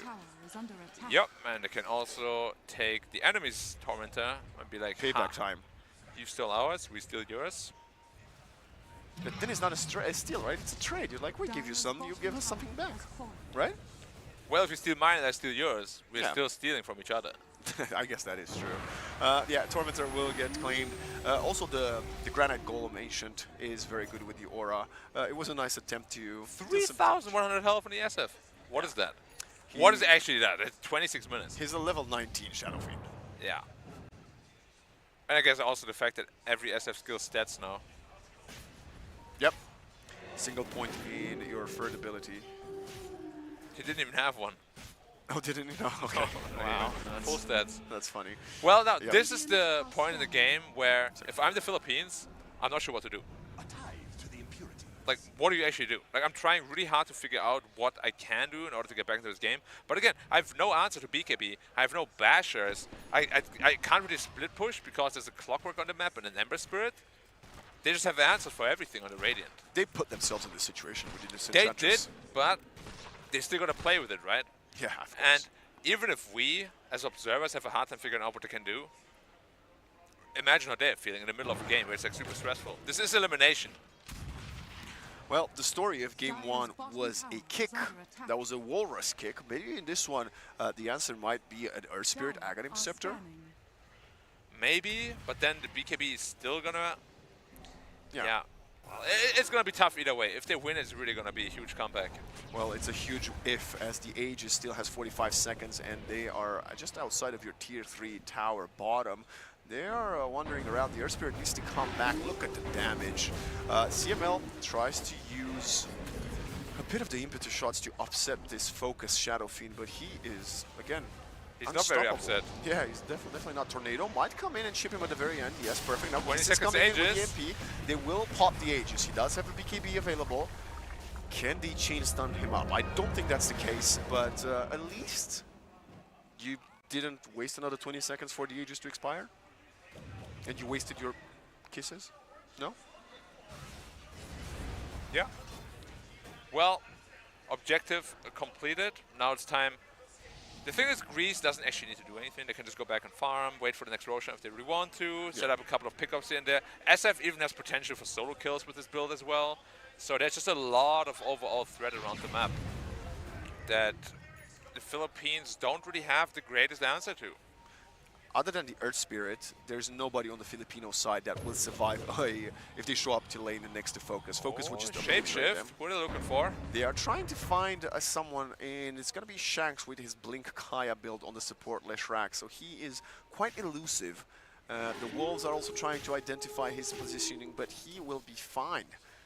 Safe, at least, we could say, as Skylark will not have Shapeshift for about a minute now. Cooldown is pretty low, especially on higher levels. Yeah. So the game plan seems to be... Oh, Hookshot also missed. I mean, they're doing a good job in the Philippines to just avoid dying, for sure, and making sure the net worth stays relatively competitive. Or the Nemesis curse. Leshrac top. You are very confident, Shanks, here. He does blink out, but he's going to take time. He is not doing that. Boom. The Kaya is... Look at the tower fall now with this SF aura. It's ridiculous.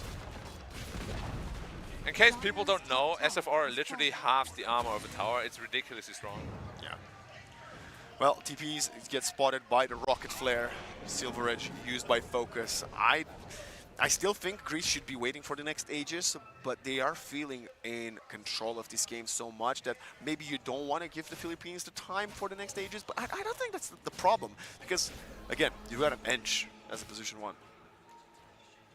Yeah, you're not fearing anything. I think you just wait for that next Roshan while still trying to keep them in the base. Of course, you shouldn't just let them do what they want on the Philippines side, but I'm sure Greece right now knows what sort of good position they're in right now. Next Roshan, then it's time to crack the high ground. Question is, what can you do about it as the Philippines? Are they going to try to contest Roshan? It's going to be a pretty tough fight. Do they think they can even beat an Aegis? So maybe they have to fight no matter what? It's a tough call to make from their position out now. They'd like a pick-off and they're trying to get now, but it's a BKB Ember Spirit and your kisses are not going to even tickle this man. Earth Spirit will get back, but I think that might have been the 8 or 7 second BKB, so at least you got that lower. Not going to have it for a minute and a half. Yeah, if it's a really fast Roshan spawn, maybe it could come into play. But yeah, I don't think the Philippines are going to try to look into any sort of Roshan engagement anytime soon.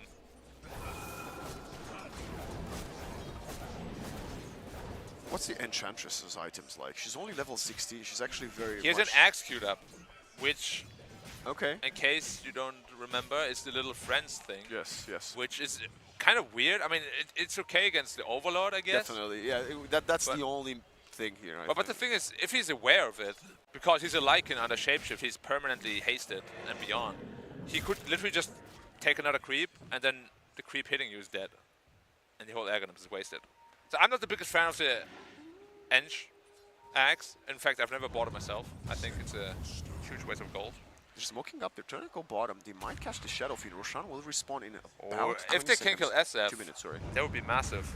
But again, we know BKB is immunity. Shadowblade does. Instant TPs coming in from the rest of the team. They would love to force the BKB and then disengage. The Invoker is here. Spartan goes in, hooks onto the high ground. Onto 2. He's now to the low ground. Gets obliterated by CML, who keeps on trying to hit them, and they are on top of the Shadow Fiend. Killed. Focus is turning around, gonna get a kill, but he pays with his life for it, and the action continues as Tino is on top of the slash rack. And look at CML doing so much damage. That's a silenced Ember Spirit with the BKB. The damage is not coming through just yet. The Muerta is piercing the veil, so she is locking down CML to not chase the others. But Skylark, she's a bit close to CML, trying to run out. And it's gonna be another kill for the Filipino squad. And that's gonna most likely not guarantee any objectives because the Roshan is not up yet. It's a very lucky long spawn for Greece here.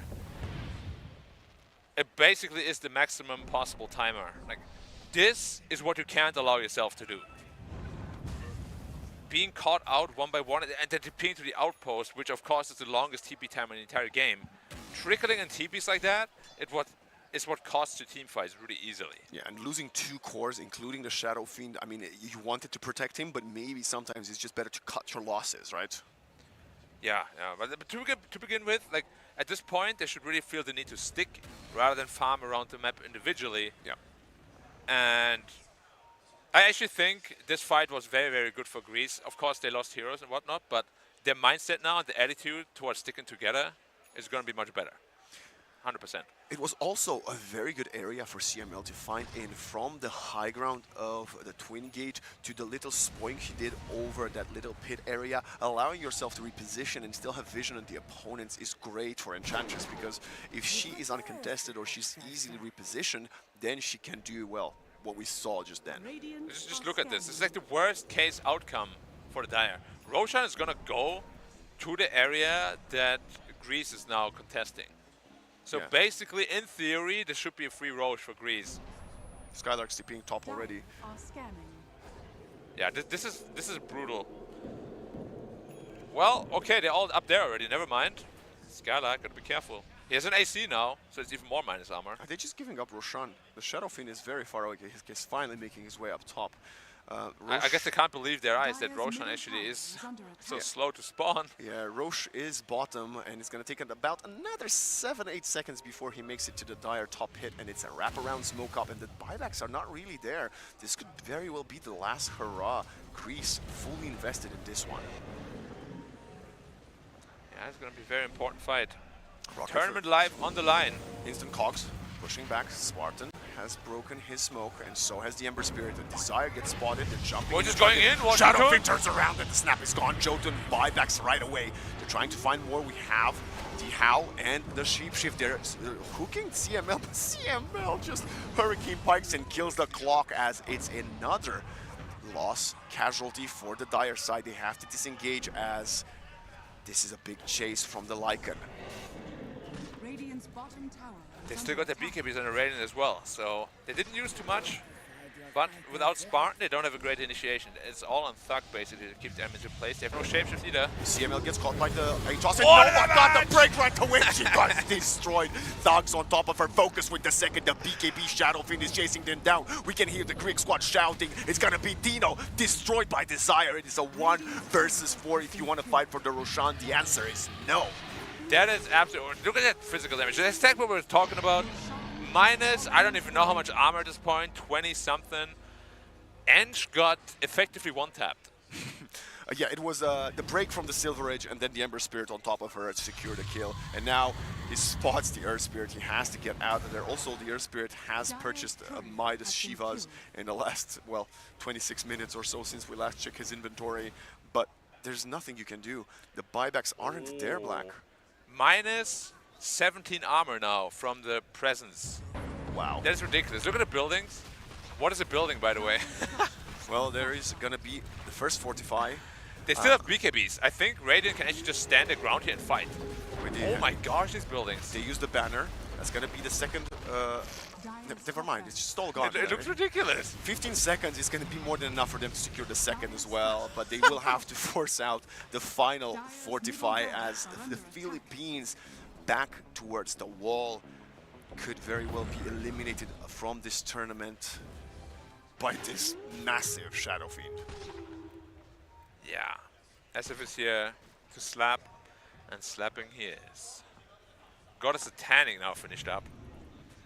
Okay, prioritizing survivability over the Daedalus.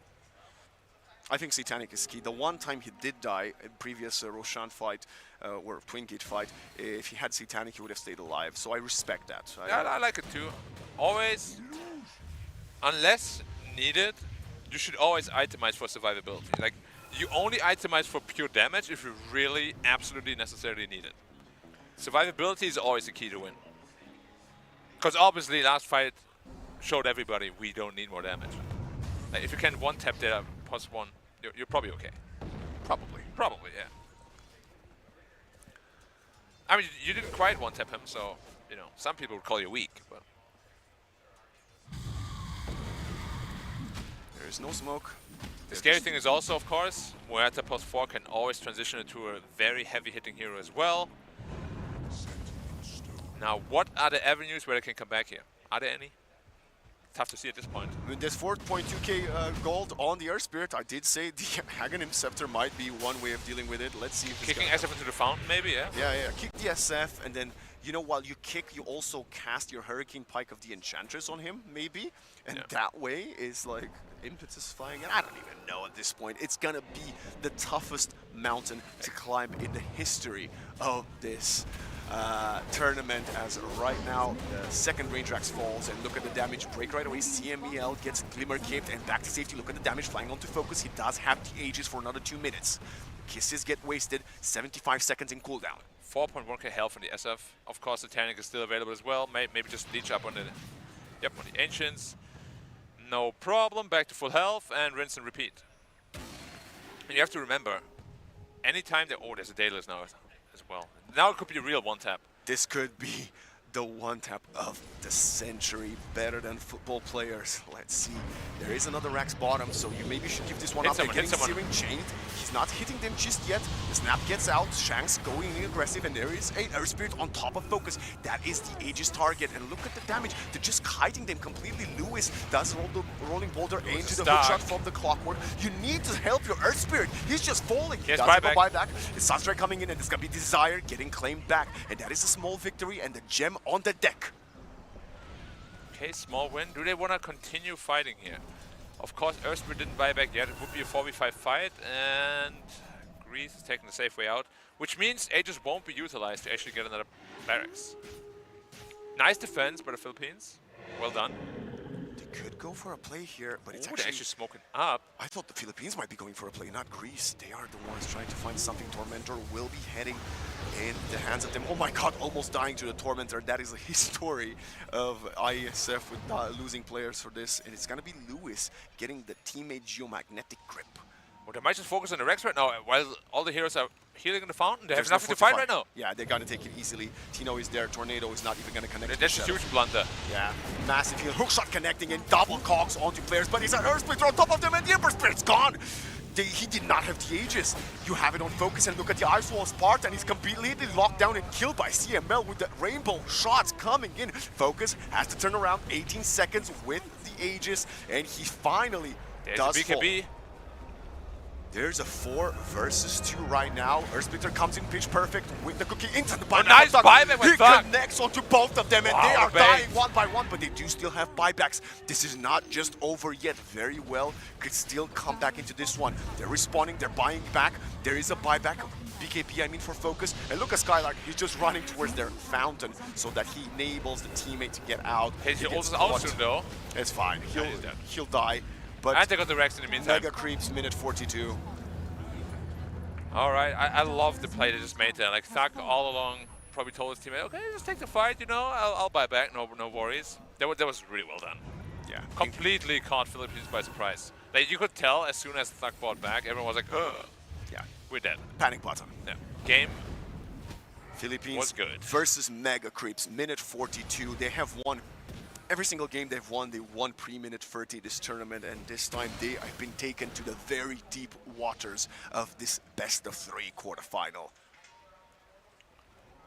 All right, Thug, 25 as well. So he got his level 25 talent online, same as the SF. Looking for Invoker. He doesn't have a lot of armor to work with. If Evoker dies here, this could be the end. He does not have a buyback for 7 minutes, and it's gonna be the Earth Spirit actually showing his face first. He's very tanky though, he's very tanky. Oh, Jotun maybe? They're not jumping in yet. out to safety. It is scary for Greece too, because of course they used some buybacks and they're still 4v5 at this point. Skylark is not there just yet, so they don't want to risk anything having to fight 4v5. I respect it a lot. Nasty Peas at the tier 2 bottom from the Radiant squad. I think they might have a gist of Tino's positioning. If Tino gets caught here, it could be an absolute disaster. They caught the glimpse of the Force Spirits. Deadshot does not connect, but he does get caught with a second Deadshot. BKB has to go out. Tornado TP. The damage isn't gonna be there. No, it's not. And they used Pierce of the Veil and Hook Shot. It's not a victory, but a small one for Philippines. How's Roshan looking? 1 minute for potential respawn.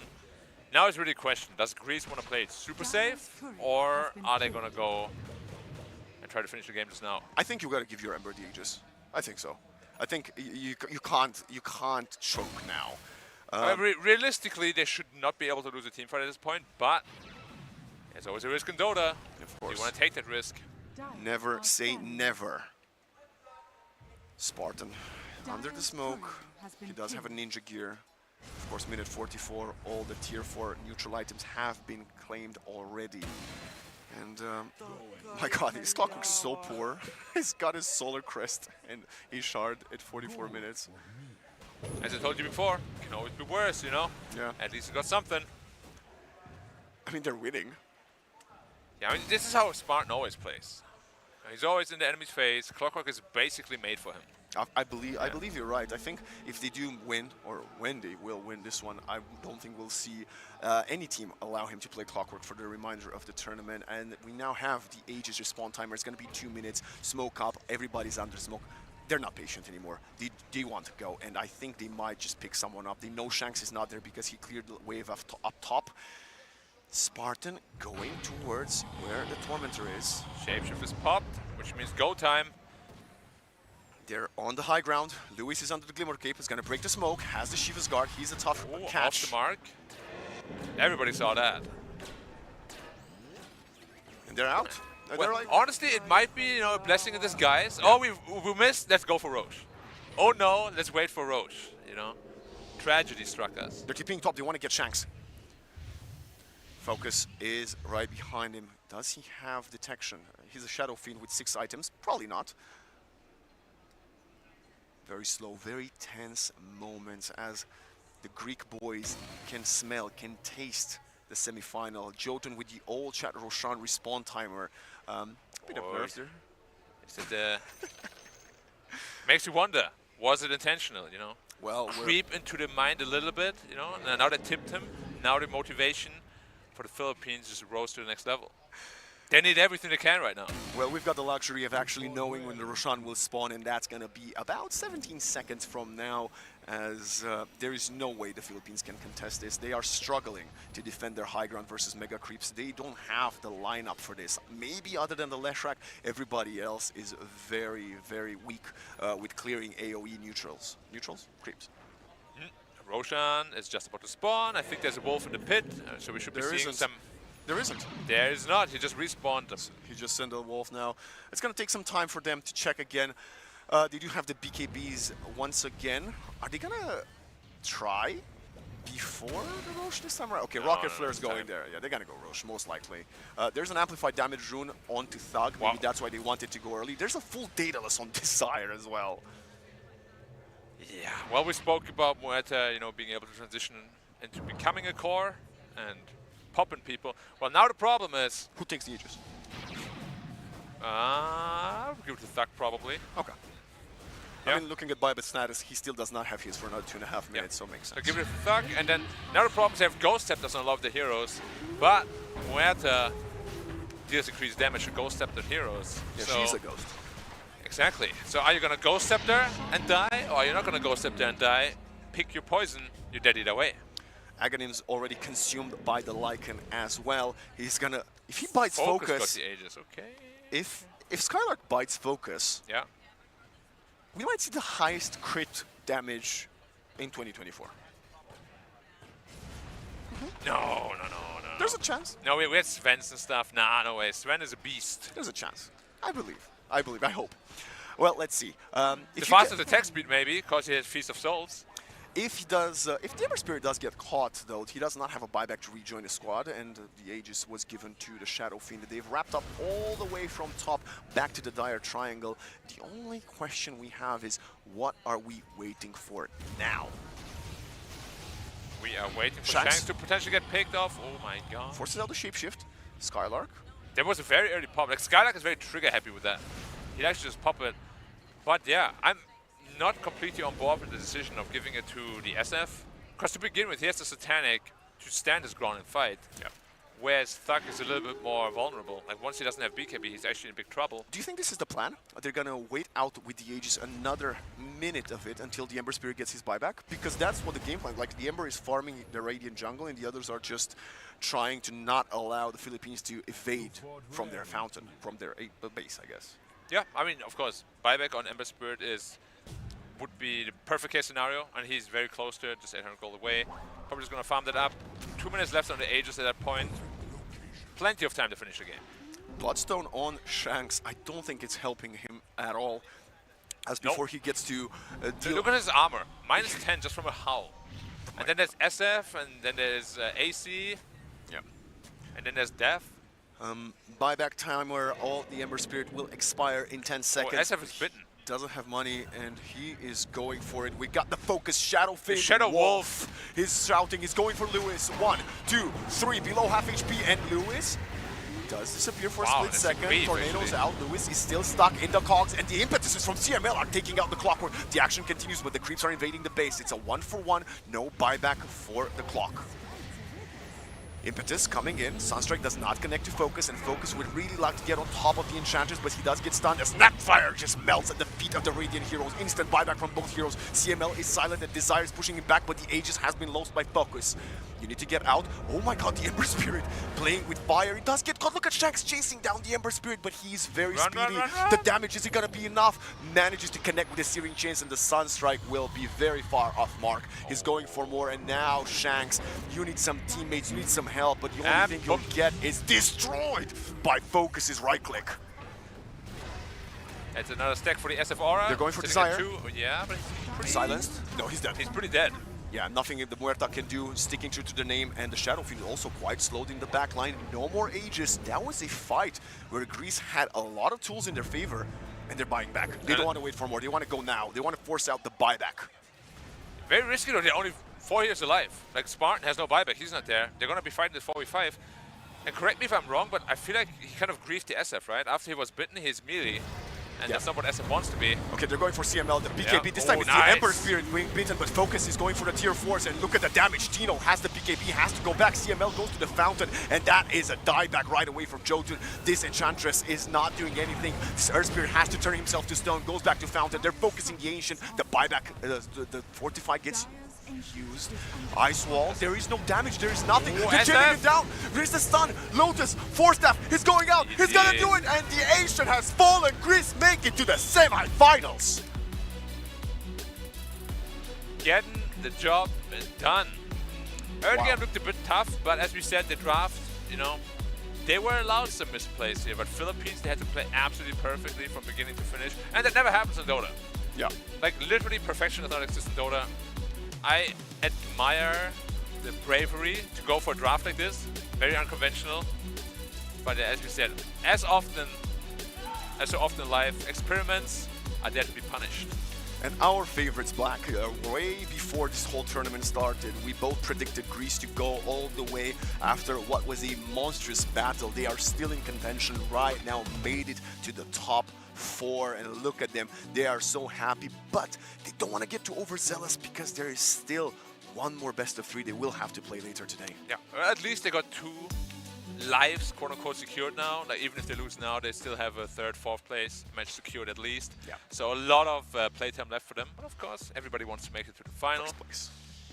And correct me if I'm wrong, but the next match might actually be, at least for me, we consider the grand final, Myanmar versus Greece. Oh my goodness, Sounds wow. insane. Yeah, runner-up from last year versus this Greek squad would be incredible to see, but I gotta ask you, who do you think was the standout player, the MVP for that entire series for you?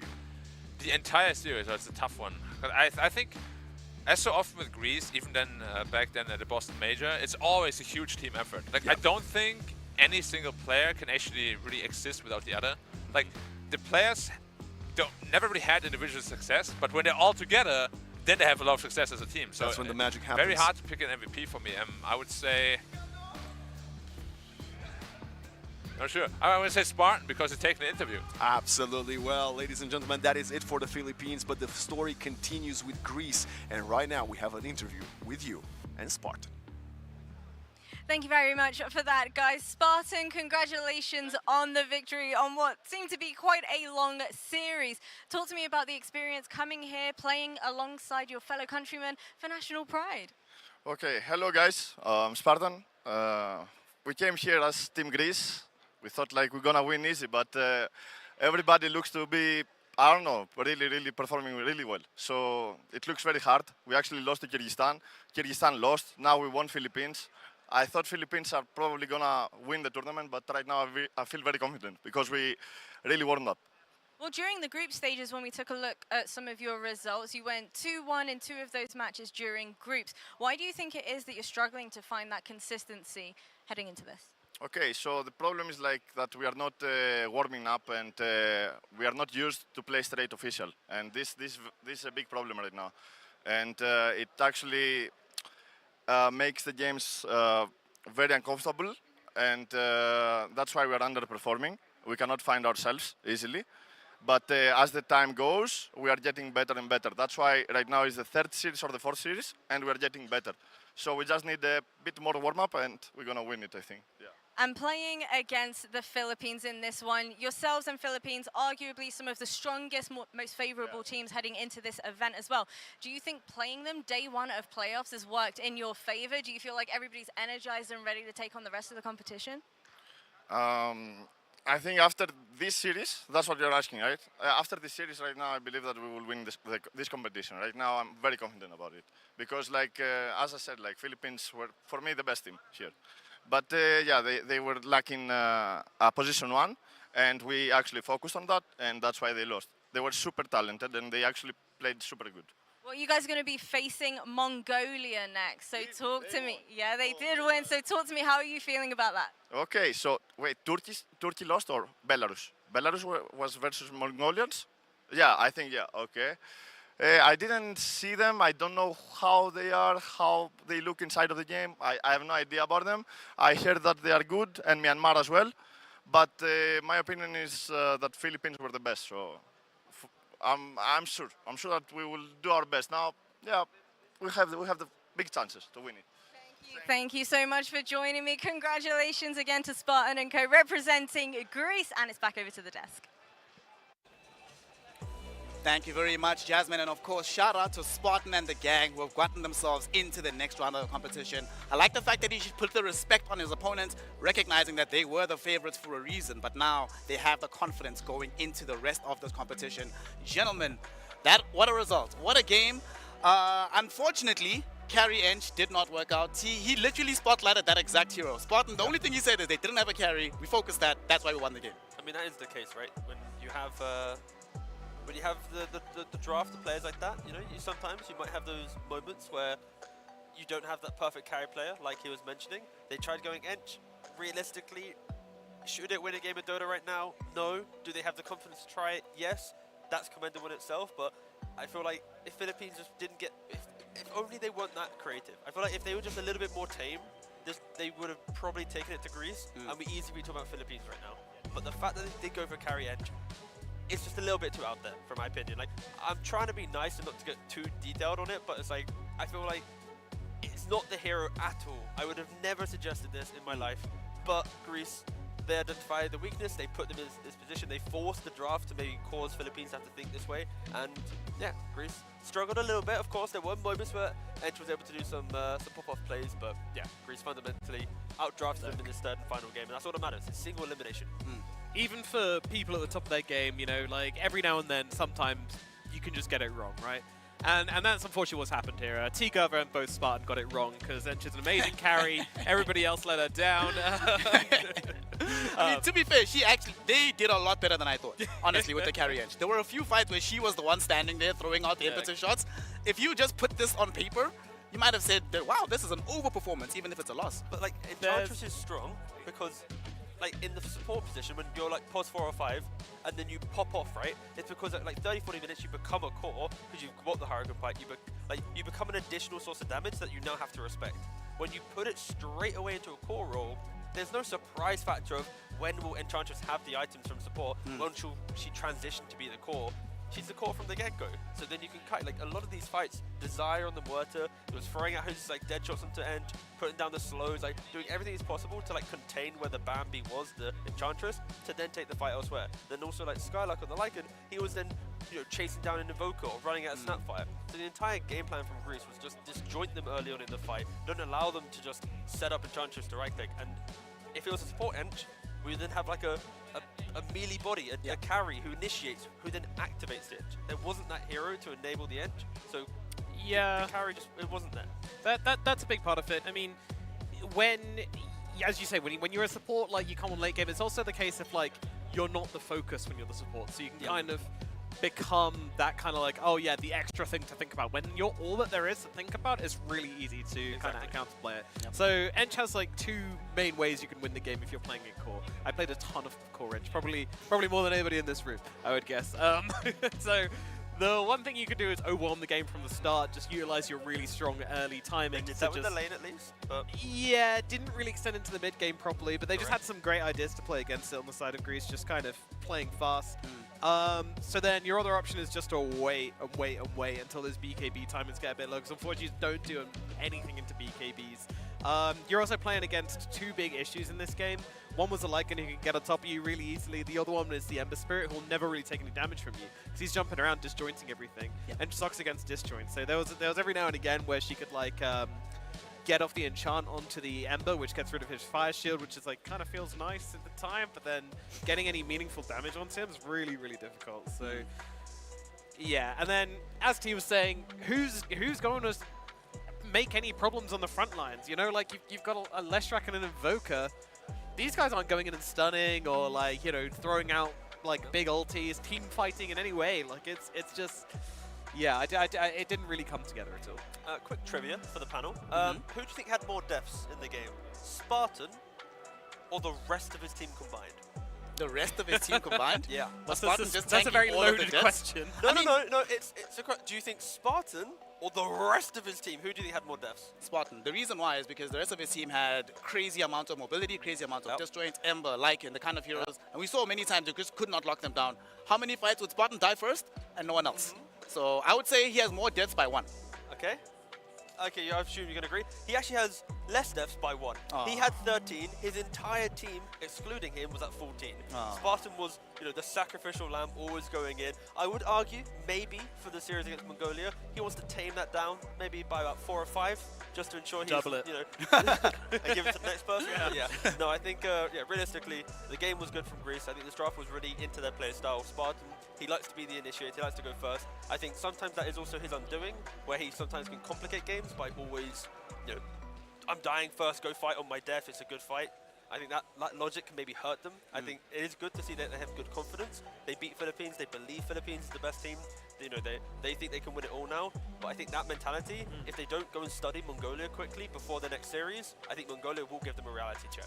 Yeah, and I think that's going to be an interesting change of momentum now for Greece, because it's not so much pressure when you feel like, you're fighting up and, you've got someone to beat.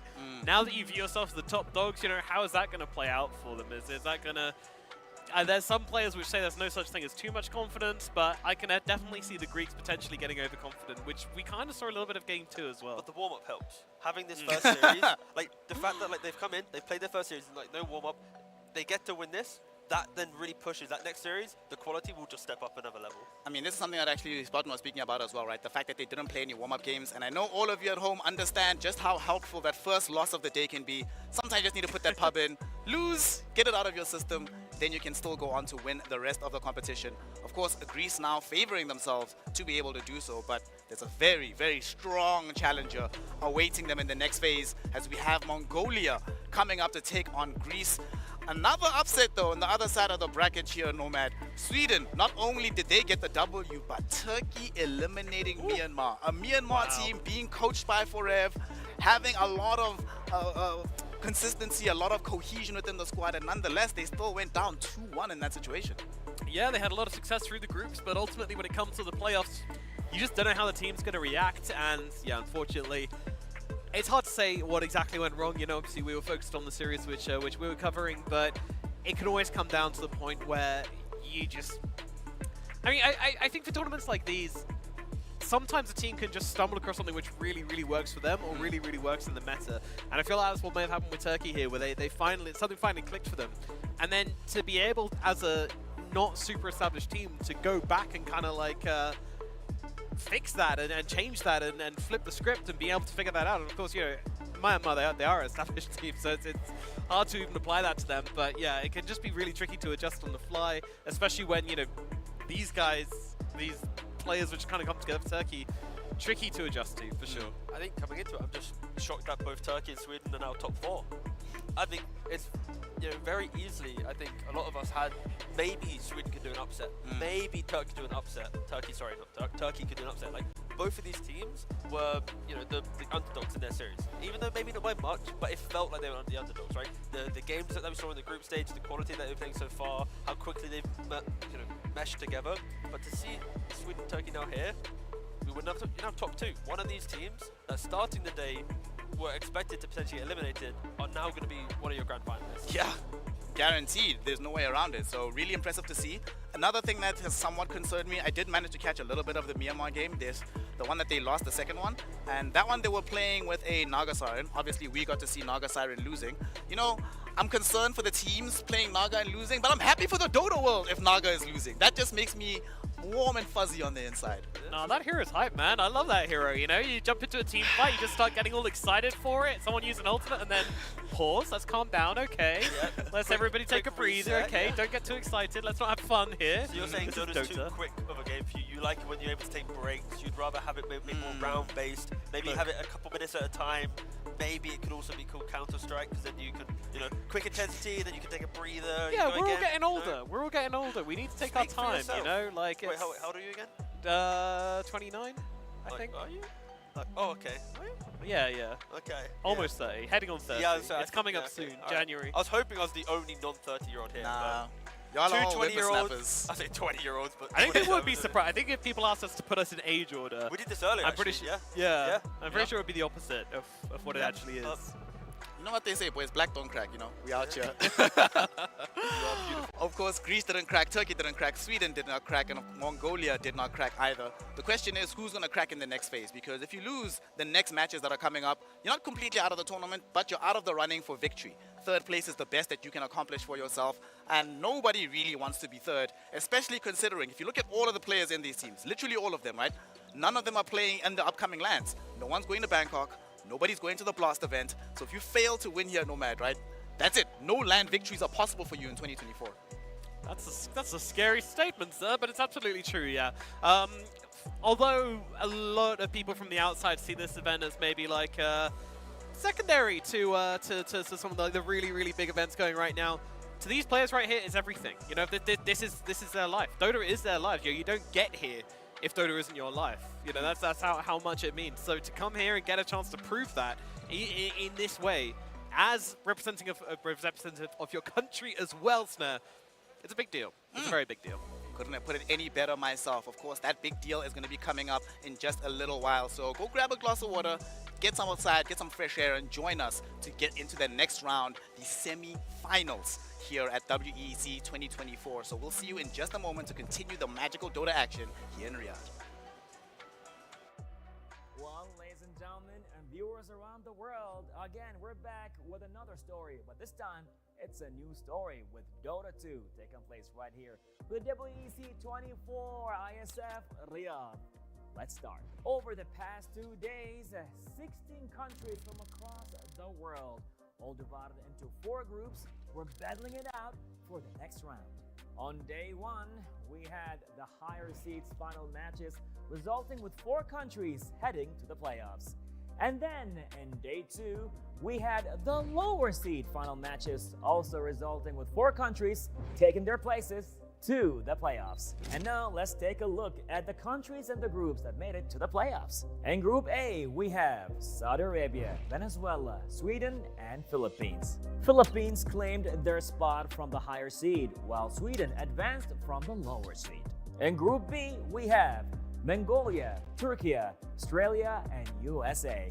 We saw Mongolia advancing as the higher seed winner, with Turkiye making it through the lower seed. In Group C, we have Egypt, Belarus, Bulgaria, and Myanmar. After an impressive run, Myanmar qualified as the higher seed, with Belarus following from the lower seed path. In Group D, we have Greece, South Africa, Kyrgyzstan, and Argentina. The higher seed round saw Kyrgyzstan advancing, and Greece made a strong showing to qualify from the lower seed.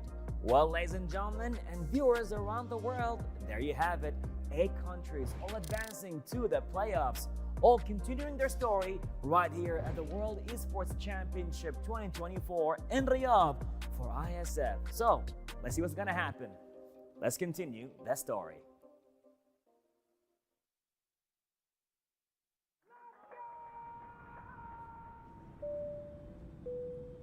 Good evening, ladies and gentlemen. We're landing in Riyadh, Saudi Arabia, for the World Esports Championship. In a world where victories can be measured in gold and silver, some things are priceless. Surely expected, and is Baron will find him. Can shine for one with a quick trade from Impulse. Some things are not bought with money. The base is too open. Now Philippines is now taking the base of Indonesia. Remember their name. The feeling of standing alongside your fellow countrymen, the emotion, the home crowd, the weight of a whole nation on your shoulders. Sometimes I get emotional by the fact that I got chosen to be one of the representatives of my country. And it's just a dream, honestly. Here it's not just about the game, it's about the pride that unites us. Every match tells a story. Some missed shots sound, picking up another one, another headshot. No way! 4 kills! What has happened? From every corner of the globe. All eyes on WEC 24.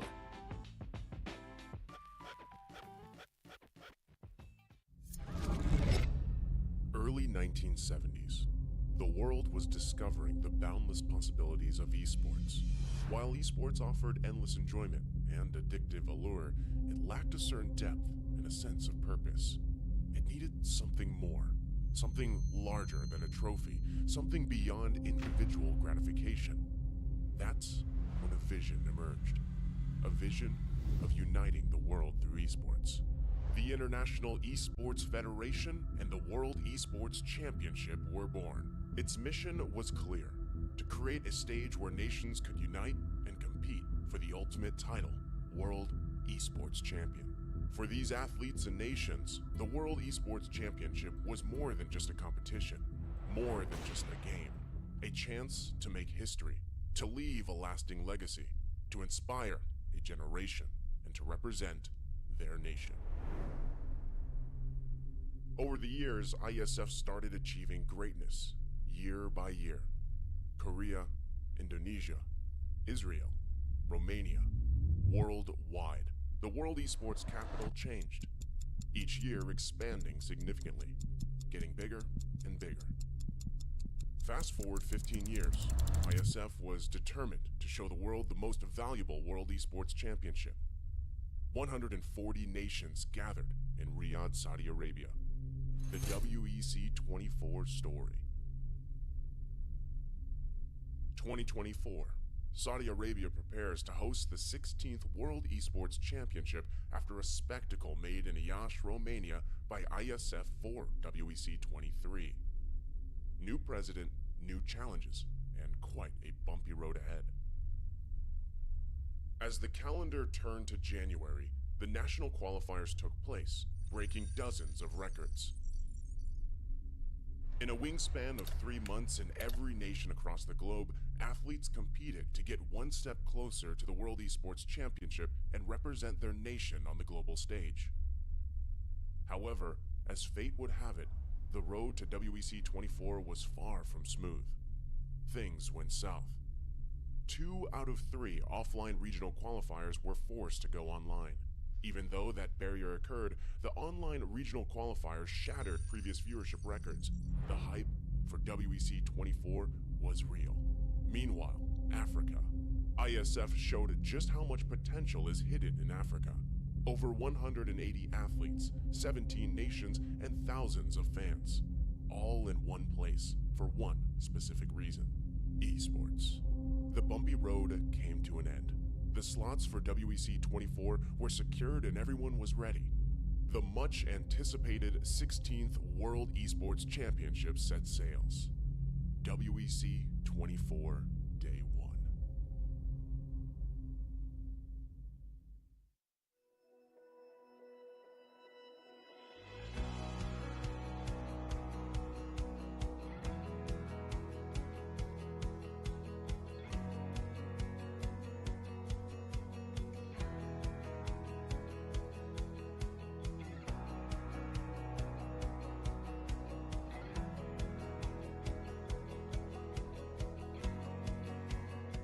أهلا بكم. Welcome. Bienvenue. Bienvenidos. Willkommen. Benvenuti. Добро пожаловать. Välkommen. Welkom. Bem-vindos. 환영. 요코소. 환영합니다. Hoş geldiniz. Καλώς ήρθατε. Swagat hai. Witajcie. Yindit nap. SEF Arena.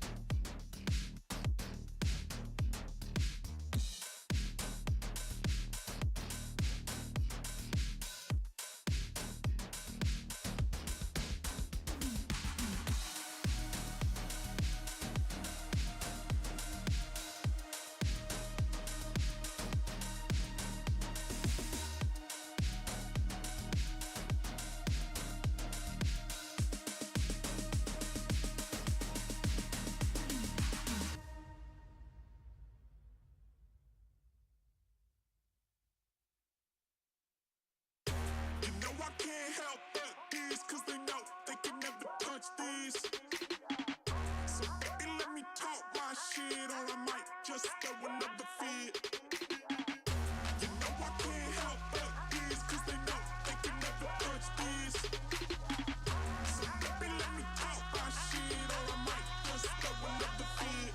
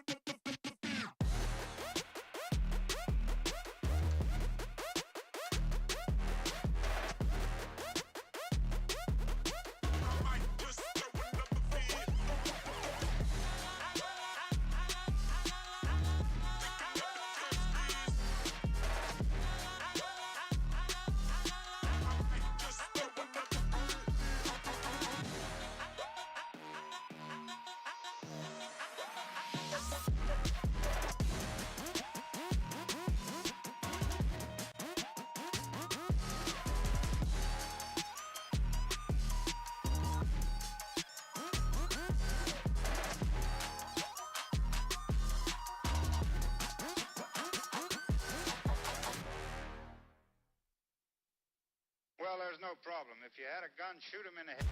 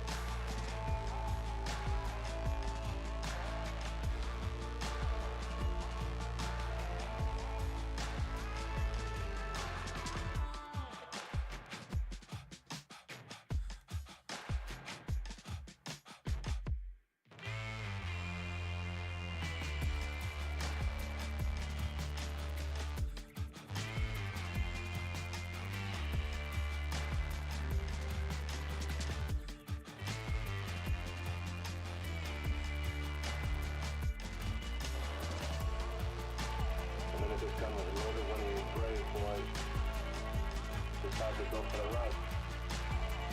It's the fire. It's the fire.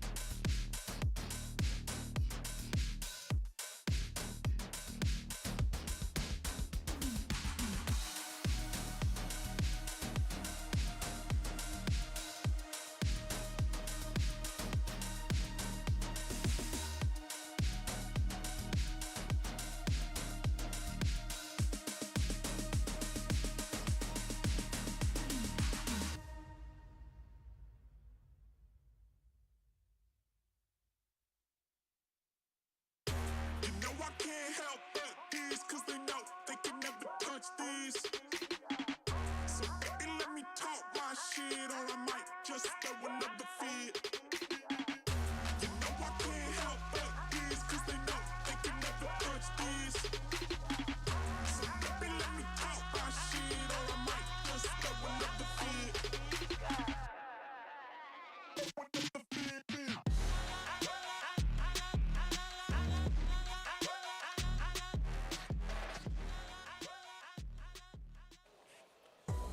Welcome back, one and all, here to the World Esports Championship of 2024. We are now into the next phase of the competition, which is the semi-finals. We have an incredible blockbuster matchup between the side of Sweden and Turkey, both of whom managed to pull upsets in the first round and are hoping to continue their journey directly into the grand finals. There's a lot on the line here, a $160,000 prize pool. The winner obviously getting the lion's share in the 70,000 region mark, but you can't get there until you win every single game ahead of you. To find out who's going to be able to do so, we're going to be obviously getting into the game, but before that, I'm going to be delving into the thoughts of my panel. I've got Nomad, I've got T-Gov. Gentlemen, the gas for Greece, not going to be available right now. We have a pure underdog matchup here, Nomad. Teams that no one really anticipated being here in the first place. From just a top-level perspective, right, just on paper, talk to me about what you anticipate from this matchup based on what we've seen in the first 2 days. I mean, it's really tricky to say because over on one side we have Turkey who came through, and I think this was a bigger upset. I think some people would have seen worlds in which Sweden beat Kyrgyzstan, but Turkey beating Myanmar it's just crazy. It's honestly wild. I mean, for a bit of reference, in the group stages, Turkey only beat one team twice to get through the group stage. They just beat Australia twice. That's pretty fun, actually. Just the fact that they didn't even have to play with anyone else. There's 4 teams in the group, by the way. 4 teams. Yeah. Just the same team twice. Okay. They just beat Turkey. They just beat that's Australia a very twice, quick reaction, but you know. yeah. I mean, it's kind of funny, right? So I think people should be leaning towards Sweden for this one. Do you share these sentiments here, T? I feel like it's easy on face value to lean to Sweden because, you know, for the Western audience, you've got players that are relatively, you know, I say they are well known. You've got Bengen, Pablo, Excalibur, Charlie. The only unknown is, might butcher the pronunciation, but Lem. It's an M4 and then Lem. So guess that on how to pronounce it, but either way. So there's only one unknown player for Sweden. I always think of it as like the Yoshi noise, you know, the Malem. There you go, Malem, done.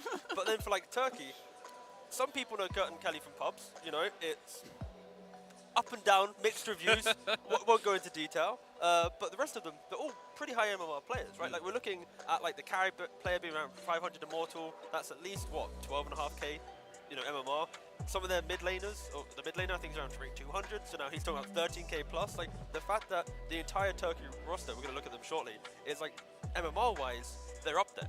They're at a really high competitive point compared to some of the other teams that we have seen in the qualifiers, where they get here, maybe they're ranked 1000 on the leaderboard, 1500 on the leaderboard. It's like, it's good, but like to make the deep run, you kind of need to be in that kind of top 4 or 500, I'd probably say, if you are trying to, you know, lift the trophy. And Turkey, they might not have the names, but they have plenty of MMR. They got the numbers. They got the numbers. Yeah. It's one of these, it's a credibility and clout issue, not a skill issue. Yeah. So let's watch what Turkey is going to be doing. Let's see the roster if you haven't familiarized yourselves with them just yet. And these are the boys. I must say, I love the nickname GTI. You know, reminds me of the Polo. That's a great car. GZ, Dingo. These guys, no matter, played some, let's say, volatile Dota. It's been very exciting games whenever Turkey is involved. It has indeed, yes, it has indeed. And going the full 3 games against Myanmar is nothing less than expected if they were to take the win there. Yeah, I mean, it's a team of high skill individuals, so you can expect back and forth, you can expect kind of inconsistent results, but when they get click in on the heroes they like to play, then you know, you can expect big things. And again, you know, if you watch the high MMR pub games, then you know these guys have the capabilities to pop off against the best of them. You know, these guys have beaten all the best players in the world in their pub games, but when it comes down to it, competitive, it's an entirely different beast, but this is a great platform for them to kind of show what they're made of. Yep. One of the things about the squad is, of course, there's not going to be as much information about them, T, given that they are on the come up. They haven't made it just yet. Their opponents, though, you made allusion to it earlier. Everybody has some idea who these people are. They've been around the scene for a long time. this is the kind of situation though where you get to a tournament like this where this could work against you, right? Everybody knows exactly how Excalibur likes to play in his mid lane, right? I mean, sure, you're going to interact with him in pubs, but seeing someone in a pub versus seeing someone in their team is also night and day thing. So what should student be doing in order to make sure that they don't get over-read in the situation? I think lean on the experience of both Pablo, Charlie, and probably Bengen. I think when you think about what the players have done best in their careers so far, their journey to being on the national team, I think Charlie has had some stellar performances carry, often being an insurance policy for teams he's on, the volatility of other players, but he always comes through to be the carry that can convert on those difficult situations. I like to see him in the big scaling cores. And then the likes of Bengen and Pablo, they have had some pretty good showings on other rosters before they got to the national team, and they at points were big names on the roster. They're making big moves. Bengen with his Witch Doctor, everyone's suddenly banning Witch Doctor against him. Yeah. No one cares about this hero, but he created this problem for other teams to have to face and deal with. So I think Bengen's got a bit of a hero pool. I've loved Pablo for his play style for a long time. I think the way that he approaches the game is pretty good. I think he's relatively underrated, but also he's not really had that drive to push to being a pro. I remember back in 2019, 2020, talking to him. Actually, probably maybe 2020, but either way, it's he was like, yeah, I might study, I might go pro. He's finishing his university at the time. He didn't know if he wanted to push to be a pro or to go into further education or whatnot, but he did slowly drift back into kind of the pro, and look at him, he's here, he's doing well, and yeah, I hope Pablo does well, but again, I hope Turkey does well. No bias here at all. Zero bias. Very on the panel. Zero bias. Oh, I mean, this is always a good thing though, when you're actually friends with everybody who's playing, right? Then you can be biased towards everyone, which makes you fair by default. I wanted Greece to win because they're good lads. They won. Sweden, they're good lads. I think it's just nice when you get to see, obviously for us, we've known these guys for a long time, right? They've been in and out of the scene. Turkey though, they're new on the blocks. So this tournament, they will be able to show us their personalities, they'll be able to create those moments. So then the next time we have, the WEC, we'll be like, you know what, I want Turkey to win because that game, that moment. Yeah, exactly. So they're going to win us over. Again, Turkey, they're new. Sweden, they're old. Maybe that also is an advantage to Turkey. They're newer, they're fresher, got better ideas. These are old guys playing, I mean, exactly the same thing happened last year, right? No one was going to be looking around. If in 2023 you were telling me that, hey, I favor Myanmar as one of the better international teams on the planet, I would have called you a liar. 2023 happens. Now, Myanmar, if you're saying they're not one of the favorite teams, now you are a liar. So exactly to your point, once you make these demonstrations of your skill, show what's possible on the big stage, then people start to fear your team and who cares about the individual just names on the roster? Can they perform as a nation, America, all the teams, the players there, all great players. Team, not so much. Myanmar, opposite direction. You had to just throw in America. I had to throw Americans under the bus. I'm not even sorry. I'll do it again too. I hope to see the players around. I actually would love to talk to them just to see what happened because, I know it's not their series, but I am still shocked to this day. I was looking at the results, as I'm flying over, I'm like, huh? How? Why? And I'm still yet to know the answer. I need Yeah. Well, when I see one walk past, I might just dart off panel and find out. You're like, yo, tell us what happened there, fam. Yeah, exactly. Yeah. What went down? Losing a series to Australia is no disrespect to Australia, but we know everybody on this United States team. They've been playing in the DPC for a long time. Australia, I mean, in fact, they don't really have a DPC to play in, but maybe they could. I don't know. Australian players reach the big leagues, but that's the cool thing, right? The fact that when they can't reach the big leagues, they go national, and suddenly they're powerful. So it's maybe that's a shining moment for them to, elevate, improve next year if they can take down the likes of the teams that we're mentioning. So again, I love the idea of, bringing together the national players. It works out for that team, didn't work out for America, maybe next year. And here it's clearly working for Turkey and Sweden as they are in the semi-finals. One team, of course, destined for that grand finals, the joy of single elimination. No lower bracket. I think lower bracket is overused nowadays. I feel like having this safety net for teams. If you make mistakes, you get punished for it. There's no point. I agree. I like the idea of just brackets where it's just play, win, continue, lose, go out. So this bracket for me feels good. And it's not like a singular best of three isn't enough to generally determine the better team. Sure, not every single time. We have comebacks, we have lower bracket comebacks and everything, sure. But also, a best of three is enough to warrant getting knocked out of a tournament. How you figure this out normally is if you have accurate seeding in your groups, then you don't actually need a secondary bracket once you reach the playoff stage. Of course, in this particular tournament, we do not have a secondary bracket. It's single elimination. The losers here, though, will still drop down for the 3rd, 4th place decider, but they have to get through one another. As we get into our first draft, Turkey versus Sweden. Dire side for Turkey, Radiant side for Sweden. First pick for the Swedes as well. And Nomad, we were talking earlier just before you arrived about some surprise heroes that have come up into the meta that we weren't necessarily expecting a few weeks ago. Is there anything that you've been seeing in your pubs that you've been thinking about that you believe has some potential to come into vogue here? I mean, my mind's always going to the Terrorblade at the moment, just because that's kind of been the new hotness for the last couple of weeks. Terrorblade offlane is quite something, and it's won me over as well. I was covering these qualifiers recently with Mr. T Governor, and at the start I was like, what is this? Surely this can't be good. And yeah, and I think the first few games it lost, but I did start to see the potential, and yeah. I think TB's pretty good. I think we've seen a little bit of... Oh, there's a carry hero coming back into the meta a little bit, but I can't remember exactly what it is now. Huh? Alchemist or DK? Nah, Alchemist's been around for quite a while now. John Weaver, Drow. Don't remember off the top of my head. But either way, I'll come back to me later. There's a carry here, which is good. That's all you're getting. But wow, Phoenix, what a distraction. This is interesting because I've also been seeing some of this hero being played in the mid lane, right? So it's not guaranteed that they're going to be playing the support. More likely, given that they first picked it overall, but I would be very, very happy to see this hero rocking mid. Yeah, so Phoenix is very powerful from the mid lane, just because of the levels that you get. You can utilize Fire Spirits to prevent your enemy mid from CSing. And mid lane, the first about 7 minutes of the lane is all about the 1v1. How much CS do you get? How many denies do you get? What's the outplay potential? And the other lanes is more kind of the whittling down of your opponent in different ways, pulling. There's other like kind of mechanics to lean on, but mid is all about the 1v1. Just Phoenix kind of removes that because you just push your enemy out the lane, he doesn't get to play the lane, right? And you then buy Vessel and tanky items. Do we really see Excalibur playing a mid Phoenix though? Probably not, but I can check if he has been practicing it. Yeah. So please hold. Okay, I'm going to talk about Coddle instead then. Coddle's a great hero, but he needs a great partner. So I always want to see Coddle with ideally Storm Spirit. I would imagine that's going to get banned out here. But I want to see him with something who he can utilize. I think people over-rely, actually, on the Storm Spirit combo. I think Coddle has other good options. You know, the other spirits, a puck or something is also great, or even a carry. I like the idea of playing with a mana-intensive carry, actually, because bringing them back into the fight, you know, like something like Bristleback, being able to drag them out of farming to join you in the fight, and then just pumping them full of mana. Yeah, exactly. Sounds great. So Excalibur has been playing Phoenix mid in any of his practice games in his pub, so not expecting it to be a thing here.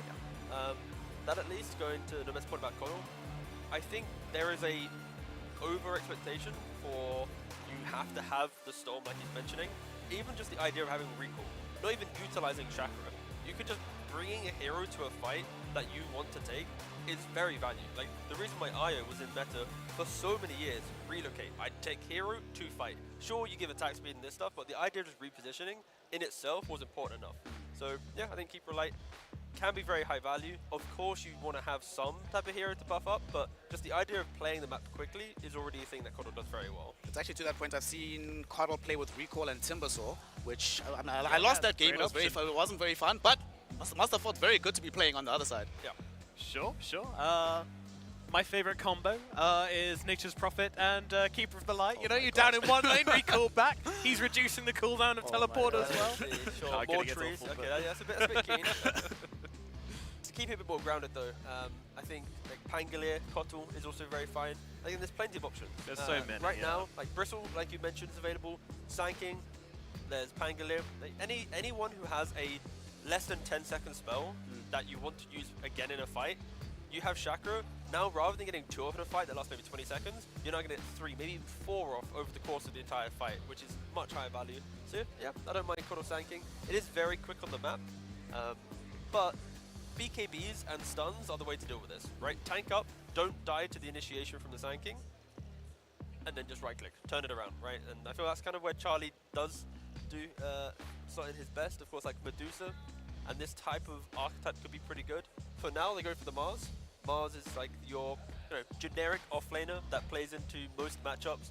He provides you the big team fight, but it does feel like Sweden probably will be... Yeah, I can see them leaning for the like a Medusa down the line, but yeah, at the moment, just locking in very kind of stable heroes that they are punishable, but we'll get to that in a minute. Rubik follows this up as well. Amazing spells to be able to steal from the side of Turkey. Gives them a good lane partner for the Mars as well. Very aggressive lane that can be played by that. If they want to put Rubik there, Rubik could also be the 5 position. Everybody's doing it nowadays. And the one thing is they have this egg, you know, they've got some pretty decent team fight. I do want more damage though, Nomad, on the side of Sweden. What do you think how do they fix that? And how do you think Turkey is going to respond to what they've seen on the map right now? So for Turkey to respond, well, you're looking at carries which can hit a BKB timing at a relatively decent pace and can hit this egg. In terms of what that looks like, I'm not sure. If we were like 5 months back when Mirana carry was popping off, then I'd be super into that. Obviously that time has long passed, but there's still plenty of options. You know, you can grab the Luna, you can grab Medusa, I guess, if you really want. Probably not the greatest options though. Just anything which can get the egg. I mean, that's kind of why the Phoenix and Mars has always been such a good combination with each other, though, is that you also have the Arena, which is good against range carries, but then you usually want a range carry to answer the Phoenix to kill the egg, so it's which came first, the range carry or the egg. At the moment, I don't think they even care about any of it, right? Like, they're just picking tanky heroes. Like, doing sure, their you have thing, egg, yeah. but we'll just walk you down, that's it. They're recognizing that there's actually not enough damage on the side of Sweden. Yeah, don't even pick the hero that can kill it off, and yeah, off you go. Again, they've got plenty of control on Sweden, right? Like you mentioning the importance of egg, but if you don't have damage to follow up on egg, then just walk away from it. Congrats. Of course, Arena doesn't prevent that because you get stuck inside it, but yeah, Turkey, they of course need most likely their position 5. I'm expecting their off lane to be Kotl Sanking or Kotl Timber. Either way, it's a lot of wave shove into your enemy safe lane. That's where Charlie's hero needs to withstand that type of aggression, that constant, you're underneath your tower, waves are coming into you, you need to be able to shove it back out. The Timber Sword to some degree also kind of, I kind of feel like Alchemist was honestly still fine. Like, Timber Sword is a low armor hero, you have Phoenix plus Alk, it's a good lane, like Alk's still good, Medusa's still good, pretty much all the carries that we've been listing over the course of, you know, today. Yeah. Just feel like the day's just started, you know, but Alk's still perfectly fine here. As a carry player, I can tell you right now that the carry pool is quite shallow at the moment. Oh yeah. Doesn't feel too deep. This is also another hero we don't see all the time, man. Disruptor. Yeah, not a ton, but I mean, quickly on the carries, that might actually become an issue for Turkey here because they still need to grab their carry. There's going to be a lot of bans before that point, and they'll grab Storm Spirit on the side of Sweden. But yeah, Disruptor, he was absolutely like everywhere about, again, 6 months ago. We were seeing him all over the place. He got some gentle nerfs and just generally slowly fell out of favor. The hero's still good though, just underpicked, honestly. Like the hero's still really, really good. 2 crazy ideas for Turkey to lean on is all out go 5, right? So they played some Bloodseeker already. I don't mind it. Sure, Storm can zip away, but then he's not really contributing to the fight because he's having to like care about himself. There's plenty of damage in front line with Turkey. So Bloodseeker can kind of pick and choose, get in and out, just like the Sanking and Timber can do. And then more traditionally, like a Lifestealer, right? Against Egg, Mars, Storm, you just press Rage. You're not dying to any of this, and you have enough jumps that you can just get inside the Sanking if you want to as your initiation tool. So I think, yeah, Turkey, it could be a little bit scary, but with the Medusa ban, with the Lycan ban, I wouldn't be surprised if we were to see like a semi-carry like the Lifestealer, like the Bloodseeker, that can contribute relatively early, because like Lifestealer with Armlet, you can help poke a fight, then you go Radiance. Bloodseeker, Master BKB, join every single fight possible. Don't remember correctly if it was Turkey or Myanmar, but one of these squads has actually played Bloodseeker in the tournament already. Yeah, Turkey did. Was it Turkey, right? And they played it into a Storm game, if I remember correctly, right? It was a Earth Spirit. Earth Spirit, yes. Yeah. One of the spirits. We probably had more Bloodseeker games. By more, I mean at least one. The hero is very rarely picked. So me talking about it felt very wrong. I felt like I was dusting off the very old playbook. The data is there. I mean, we had Ench carry in the last game. At this point, I'm deciding just to suggest anything. Anything goes. We're in the Wild West now. We are, yeah. Luna, this is not the Wild West. This is right now we are back into very familiar territory, having seen this hero time and time again. They can get ran out a lot, sorry. Like, we saw how Luna still needs farm, right? She needs Manta, then a BKB, then a Kanda, like, she needs economy. Mars needs team to fight around him. Storm ideally needs an item or two, right, to feel good. So now there's multiple cores who need items to feel good. Mars needs teammates to play on, and supports with, like, early game awkward damage, right? Y'all are not going to believe me. I was literally about to say the same thing. It's fine. I was filling, so then you guys could talk about it. So I was going to say you take this one of two directions, right? You either try to like let these 4 guys just go and do their thing. You pick like a hard carry. I was going to say the Morphle Medusa. Medusa got banned out, and they just go and farm up and try to be the Giga carry. Can work even into Luna. Morphling, if he's left to his own devices, will be stronger. Is that going to take place this game though? Yeah, maybe. Yeah, Sweden doesn't have enough lockdown. Yeah. Like, if this game is like everyone's farming evenly and they have equal net worth for like 30 minutes, Turkey, super tanky, can run through the Mars, don't care about the supports. Can Luna really kill off a Sand King and a Timber and a Morphling? If this game goes well for Sweden, it's all about Excalibur, I feel like. Excalibur is absolutely popping off, and maybe Pablo as well is getting some good spell skills, but it's going to be a difficult game for Sweden. I feel like they have been outdrafted. They do have the tools to maybe make, they obviously do have the tools to make some good plays, but there is a chance where they've never got the items. They're always chasing the next one, and they're always hoping, we just need a little bit more damage, but maybe next time, and maybe the next time never comes. My key concern looking at these drafts at the very end is that I look at the draft on Turkey, what they can do is fight a lot often, right? On the Radiant side, I've got to worry about, okay, egg is down, how often can I fight without the egg, right? I have to fight around my arena as well. I have to wait for my Luna to really get going with herself. But if I'm Turkey, okay, sweet, as you were mentioning, just put the Chakra Magic onto Sand King, charge in. There's a Timber Saw for crying out loud, just doing his thing. And Morphling is, hey, this myth of late game Morphling is gone these days, guys. This guy is in your face much earlier than expected. I just feel it's a little bit easier, Nomad, for them to fight on the side of Turkey. But I'm just going to ask you, one team, who's winning? I think Sweden will win because I think they are the better team. However, I'm very excited for Turkey to be in a really good position to show us what they've got. So Turkey, win me over. Hey, Tiga, what you got? I prefer Turkey's draft, and I kind of think Turkey's going to win it. But if Sweden win it, then I think they've found some magical way to outplay them. Because draft-wise, I see Turkey winning quite often. All right, we're going to see if this is a situation where the experience can overcome the nature of this draft. It's going to be a close game regardless, and to find out exactly how close, we have our incredible casting duo. It's the big man Vlad, the big man Black. Gentlemen, take it away for game 1. Thank you very much, dear panel. We are back and we are here with the semi-final. I'm Waxen, joined by Black, bringing you this matchup between Turkey, the Europe Seed 5, versus Sweden, Europe Seed 3. They made it to the top 4, Black. The pressure couldn't be higher, especially for Turkey, just giving our viewers at home a little bit of a surprise. If Turkey managed to win this and secure a top 3 finish this year, that means they will guarantee be the overall winner of the entire World Esports Championships. Not just the Dota portion, they just need a bronze medal to make it as the overall 2024 champions. Wow, I think they went to Philippines last year, right? So that is correct. Uncrowning them. Does the Philippines have any chance of retaining the title? It depends. It depends. But Turkey has a gold medal, so if they would get even a bronze medal here, I assume that wasn't Tekken. I believe it was in PUBG Mobile. Oh, PUBG Mobile, wow. Yes. I know they have like, incredibly strong Tekken players too, but it makes sense. So Turkey's playing with everything on the line. Can they do it? Definitely. I think their draft is quite strong. I know a lot of their players as well, Dingo especially, very, very strong player. And I think what the panel says, there's a lot, like it makes a lot of sense. Yes.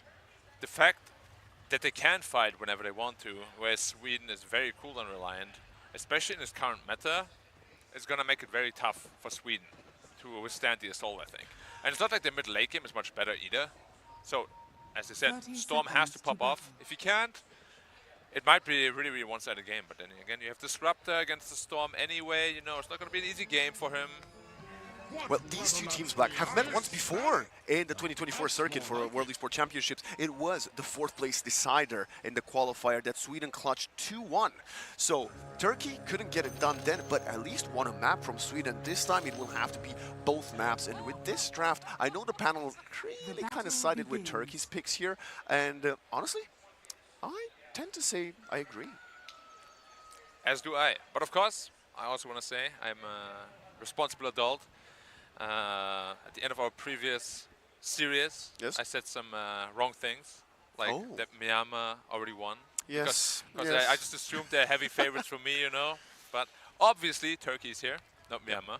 Yeah, Turkey upsetting the Well, runner-ups from last year, that was the team that got silver. The team that, if you remember correctly, about 12 months ago, Black, went on an undefeated streak until the grand final. So defeating Myanmar is definitely a huge feat. And let's see if the Turkish squad can do it yet again, as they are playing versus a very experienced side in Sweden. Excalibur is one of the names that we've seen in Dota scene since just after TI4 or TI5, I want to say. Yeah, definitely gonna make sure to take a picture with him too, to send to Sing Sing later as well. Because we're part of the Sing Sing club.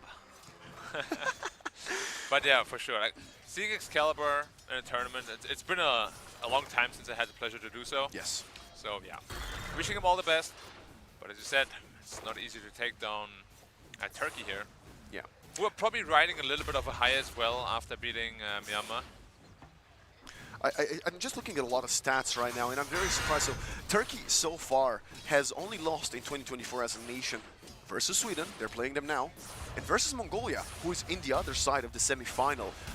Right, so I mean, these are not two teams you should be ashamed of. They're all already top 4 alongside you. That tells us about the fact that this Turkish squad over the recent months have really prepared and, you know, practiced to get to this point, as we have a very slow start to game number 1. Yeah, but as getting back into the game, Excalibur should have a pretty easy time against the Timbersaw. In fact, Storm is one of the better heroes against Timbersaw, not just in the game, but also in the lane. So he shouldn't be struggling too much. Sand King, a bit of more trouble. Okay. Ben gonna clearing the cliff. They're gonna, Luna's gonna eat one Illuminate. I'm a little bit surprised, to be honest, by the way they laned. I thought it was gonna be Timber off lane. And Cottle mid? No, I thought Sand King middle actually, because Sand King does super well against Storm, whereas Timbersaw struggles quite a bit against Storm, and you're gonna give him free farm, which, as the panel said, is the winning condition for them. So I'm not sure why they exactly did that, but I will see if it ends up paying off for them or not. It's a big gamble in my opinion. I'll keep going with the stats, because again, there's not that much action right now.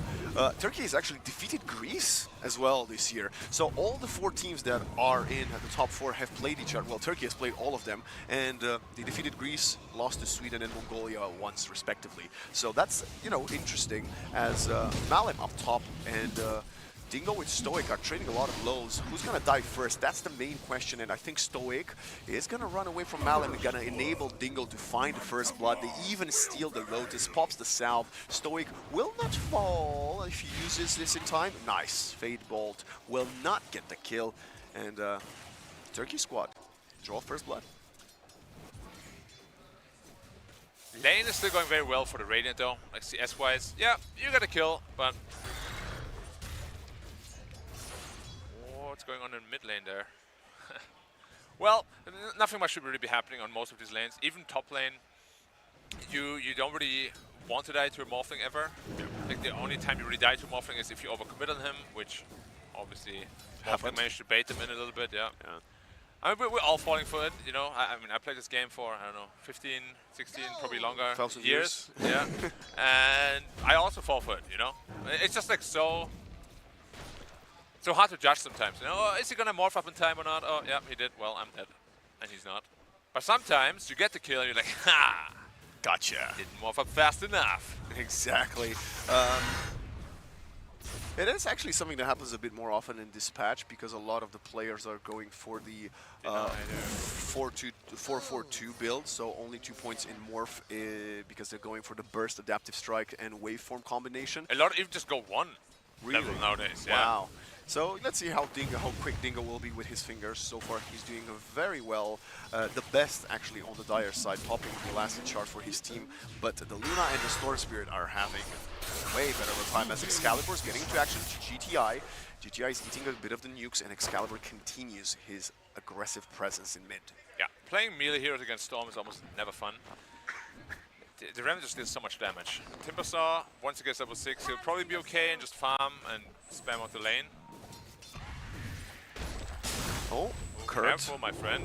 Only 1 point in Burrow Strike. He is under the tower. The extra HP is not going to be sufficient. Bengen might pay with his life here. Kurt is doing the perfect jukes, and he's alive for now as Charlie turns around and secures the kill with the Lucent Beam. Incredible attempt there from Kurt to escape, as we have a bit of a technical pause a little bit, ladies and gentlemen. Hopefully it will get sorted pretty quick, as Yeah. If he would have escaped there somehow, that would have been incredible. Yeah, it was very close. If the wave didn't come into good vision for the Lucent Beam, probably would have escaped. It was a very nice juke around the trees. But yeah, Sanking offlane, I think we spoke about it actually during the qualifier quite a bit, where teams started running it a lot, and we always expected it to be mid lane, but it never was mid lane. It was always offlane. It's kind of like the Beastmaster, right? We had so much Beastmaster, we thought we'd get rid of it. We thought we got rid of Sanking offlane, we're back to it. I feel like the teams might just, find themselves in the elimination portions of the tournament and go back to what brought them to this level, I guess.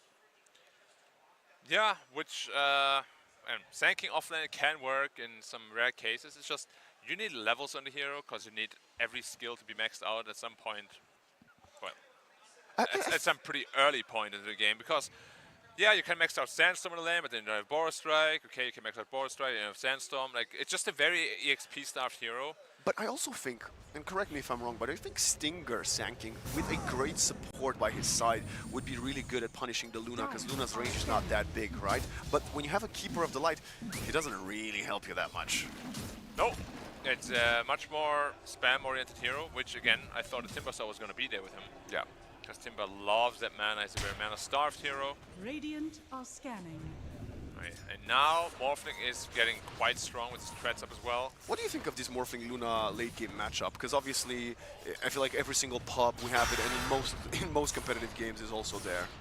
It's pretty one-sided for the Morphling. Morphling beats Luna hands down. Oh, level 6 Storm. They might be looking for kill potentially. Both supports there as well. Oh, nice interruption at the Timber Chain. GTI is eating the Sunray damage, and Excalibur will get the last hit as Pablo's there.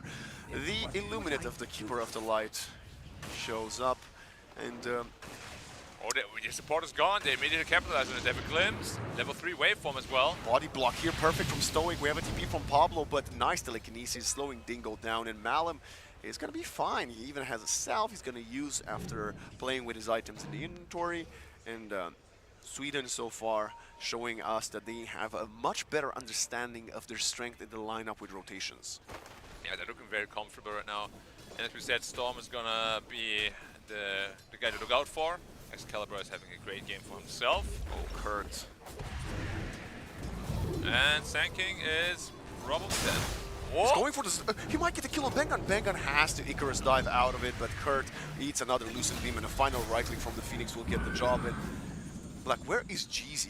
I get it, you gotta get stacks on this Keeper of the Light, but I feel like he's never anywhere. Not bottom, not mid. His teammates keep getting caught. He's not offering anything to them. He's farming, he's got 19 last hits, but is that why you really want your support Coddle to do so early on? It's I think at least Coddle is one of the hardest supports to play, because it is difficult to find effectiveness. Like, you don't have a stun or slow or repositioning ability or anything. You really just need to be at the right place at the right time, and it can be very difficult. And Excalibur says thanks for the stacks, as he takes a couple of them. Morphling though, you can see right now absolutely dominating the Mars. Mars will need some help to get back into the game, who can really help him against the Morphling is the problem. They don't have any great instant lockdown. That's the big issue against Morphling in this game. I mean, Vortex telekinesis into Mars Spear, I guess, is one way you could try this. When later on, when they get obviously a bigger mana pool for Excalibur and probably a Blink for Pablo. Yeah, they'll need a Blink for Pablo to have any sort of instance done. Maybe they go for Orchid on Storm, which is pretty unusual. Yeah, here's the Witchblade queued up instead. Makes a lot of sense. The fact that Malum has a rough Malum is so dead. Tart is good for them, because their offlane is also doing pretty bad, and he's gonna get blown up. A Blood Grenade from Stoic just for the fun of it. Spear of Mars into the tier 2, but Dingo is not gonna fall. And out of the 3 heroes there is Stoic to get the last hits with the Blood Grenade damage over time. Yeah, 10 DPS is nothing to laugh at. Ha ha ha. 10 damage. Bottom, there's a lot of action pressure being applied onto Kurt, but he gets out of there under the invisibility of the Sandstorm. Stoic also joined him in case he was gonna get in trouble. Bengan, okay, farming a single camp. Stoic's gonna continue stacking. They have a glimpse of a 3. He's back. Bengan just died. This is a solo kill most likely for Stoic. Thunderstrike is only level 1, so maybe I was getting ahead of myself. Excalibur getting somewhat close to Switchblade. Still roughly 1500 gold away from it. And that's really when Storm can start taking over the map, because you can start solo killing heroes and whatnot. But the biggest problem with Storm in this game is he doesn't really have a mana battery. Pablo turns around with a Fate Bolt. That's going to lower the attack damage. Carvel. And GZ is going to get picked off easily. Charlie's there to scare him away and allow Excalibur to zip in and zip his life away. I gotta say, I think like these Illuminates have really not been connecting for GZ. Yeah, it's been a tough game for the Coddle. Let's see how much you can show later on. Because they picked the first pick in the draft, so they obviously have a good idea of what they want to do with it. I mean, if you're looking purely at net worth right now, they are winning out. Yeah. But of course, it's still a tiny lead. We're looking for level 6 here on the Disruptor, and then it's action time. What do you think of all of these items for the Keeper of the Light? I'm actually quite, sorry, for the Timber Saw, I'm quite surprised. He not only has the bottle and a Soul Ring, but the Chakra Magic from the Keeper of the Light. Maybe he should have skipped either of Soul Ring or the bottle in that case, maybe? Yeah, but you don't want to be completely reliant on the Coddle having to follow you around all the time. Okay. It's more like a comfortable sort of thing. The cooldown reduction. Sand King getting a huge gold infusion here too from a quad stack. He needed this because he was not having a good start, and even after this, he's still down there in the trenches alongside the Mars, so less than 4k damage. But speaking of the Mars, they're going on Dingo. He will start warping, but the Eclipse is gonna be sufficient to burst Dingo up. And he does have 2 points in attribute shift. And it still wasn't enough. Oh, they're gonna steal the stack with the Fate Bolt, and it might even steal his life. They're all there. They're turning around with the Static Storm. Can they chain stun them up? They're actually gonna go for Bengun, and the Phoenix is gone. He will not be reborn again as Stoic is getting pursued. Nice illumination. And Excalibur does have another zip. He's gonna go out, but the glimpse from Stoic will not get dodged. There is not enough damage or no other stun to put him down, but Sweden played that questionably. There was a big death onto the Storm, but Luna is still completely free farming, top of the net worth, doing very well for himself, obviously winning out in the laning stage.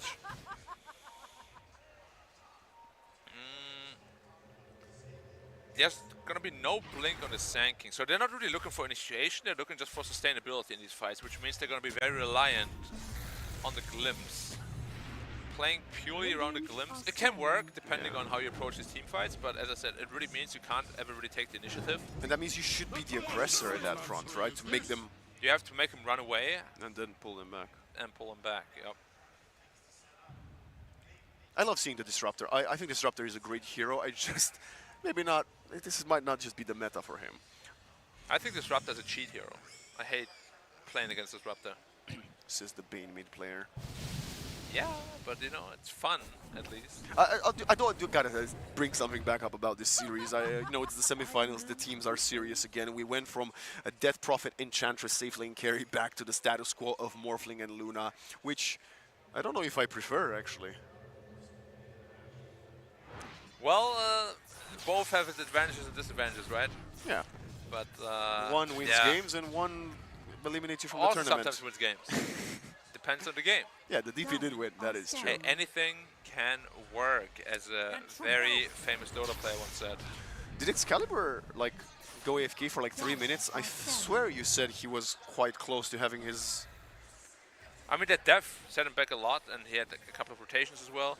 Okay. He's not really too focused on, or he wasn't too focused on farming, but there can be a big problem with Storm, where if you lose track of your actual farm rate, and you're just trying to look for kills, and you don't get those kills, or worst case, even die, it really sets you behind a lot.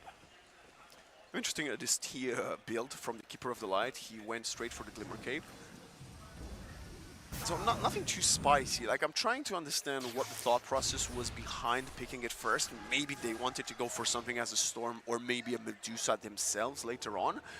Clearly, it did not end going in their favor, as hopefully we'll see more of his impact as the mid-game commences. Dire's middle tower is under attack. I'm a little bit surprised that Luna isn't pulling further ahead of the Morphling. They're sitting neck and neck. Luna historically outfarms Morphling by quite a bit. Maybe they were too busy having early presence in lanes, and there were not enough stacks for her. Because I think this is about minute where you kind of clear the second big stack at this point, right? You clear the first one minute 10, 11 with the help of a teammate, and then they stack it again 3 more times and you kill it again, which I don't think has been the case for them. I think the big problem is just that the other 2 cores also need to catch back up. So you don't really have anybody that can make space right now, because Storm is farming and Mars is farming. And it's also something Tier alluded to. Mars needs a hero to play with him. Right now, he doesn't have that. Like Phoenix, Mars, they can't really do too much by themselves.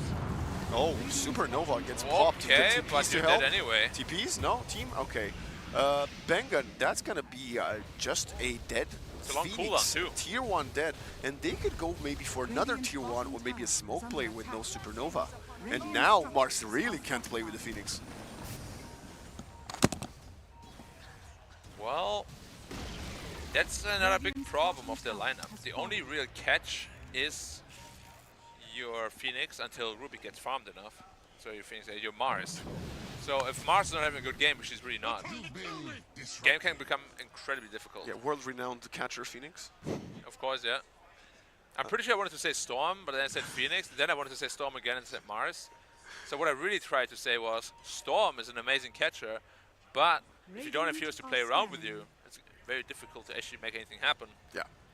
Mars picked up his Blink Dagger though. Now they really need to make plays happen, because if he can't find any good teamfight success, he will really be falling far behind. Exactly, especially as they do have the potential of jumping in, whereas the Sanking went for the Bloodstone build first. Big so smoke time, maybe. They might just go for this power rune. It's going to be a denied amplified damage rune from Stoic. I think Charlie would have loved to take that one. That's going to force the Swedish squad to now smoke. 5-man smoke, very high commitment. Whoever they find should just die pretty much instantly. Luna leading the way, giving night vision. Was Excalibur not smoked up? Did Stoic just break got it? unsmoked, yeah. Oh, they're going into tier 1. They don't care. They're going to kill this Disruptor. It's a low respawn timer, 30 seconds. I think if Turkey wants, they could protect this. Disruptor is going to be back soon. They're fortifying, but they're not heading this way. Mars still has the Blink Arena. They see the Morphling. They're going for him. They have the Supernova. No, it's actually just the Sunray with the Arena. Dingo Ill. Waveform out. And look at the damage from GTI. Benga just gets bursted down. And now the Eclipse is here. They're going to turn around and they're going to potentially kill both cores, GTI and Kurt. Can they both survive? Kurt has fallen, but the Timbersaw has to stay alive. He zips in. Excalibur. No more mana. They're going in. Dingo turning into the Storm Spin, the Electric Vortex, and GTI jumps in. I don't know what that Thunderstorm is for, but Static Storm is not going to be sufficient. Adaptive Strike and Pablo gets taken out, back and forth, but in the end, it's a 3-4-3.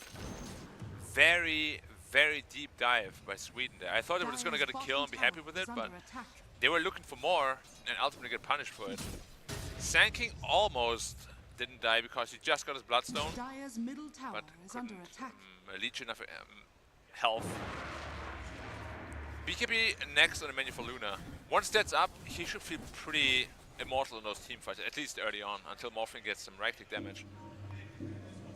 But yeah, there's another problem again. Like Storm dying there like that further puts him behind the net worth again.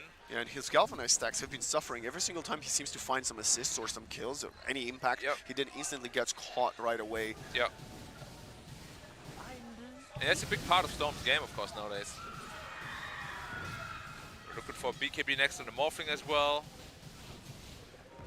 Pretty much exactly the same build-ups on the carries, except one has a Vlads and the other has a Dragon Lance. The Timbersaw and the Sanking, both of them who fell that teamfight for Turkey, before dying, they still threw so much damage in the teamfights, right? And imagine if the Sanking has the time to even use the epicenter before falling, that would have been even more one-sided. Well, that would have actually been one-sided for Turkey, as Pablo steals you know, not the easiest spell to utilize as a Rubik. You kind of like going for the long range. You would love to get the Chakram or the Twisted Chakram instead of the Whirling Death.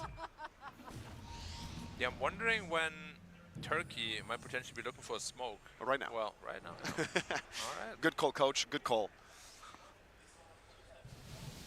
Again, only initiation they have is that glimpse. Sanking does not have his blink yet. Does Timbersaw have a blink dagger though? He does.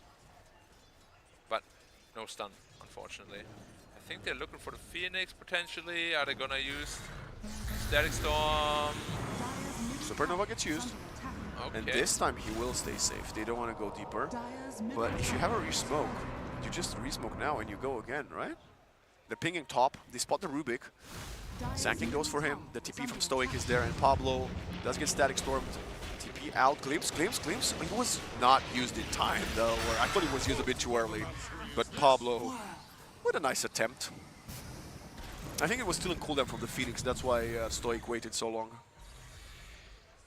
I mean, Dota players are, you know, pretty try-hard when it comes to being perfectionist. So he probably just wanted to wait, like, oh, 0.1 seconds, oh yeah. You want to give him the hope before you break his hopes. That's right. They're going for this power move. It's going to be Shield Room picked up by Excalibur, and GTI has no chance to survive under the Sun Ray. The Glimpse even sends Mars back to safety in mid, and that's going to be a very good pick-off for the Swedes. Yeah, going straight for BKB on the Storm as well.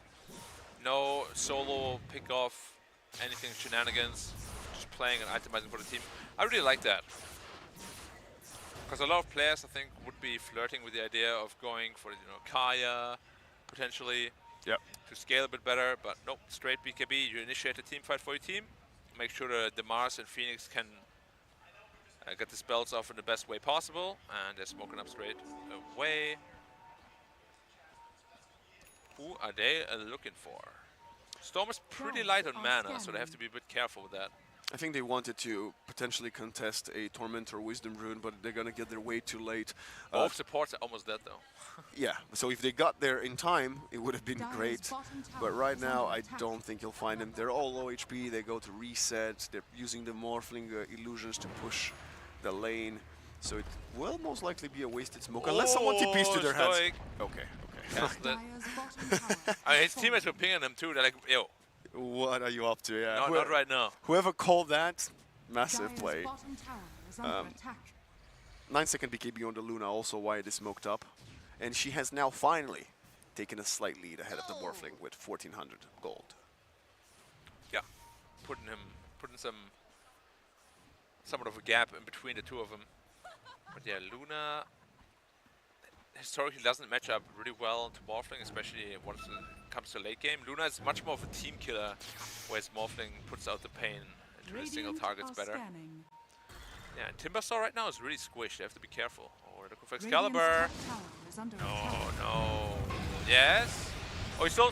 This is Static Storm? No, Kinetic Field, yeah. Nice. He stays alive for way longer than he should have. And I thought he was dead already. They are still protecting him. The Illuminate comes in. They're actually going in. Still alive. Malem, you are locked in here with the Timber, so you're not locking him in. Finally, Supernova is popped. And what a perfect Spear of Mars, but still, Supernova does not get popped. In the end, what was an amazing initiation from the Radiant squad ends up not going their favor as they're losing 2, and the third will most likely fall with the final dust being used right now. Pablo, this Disruptor, still alive. I can't believe he survived the entire fight. I thought he was going to get bursted down like immediately.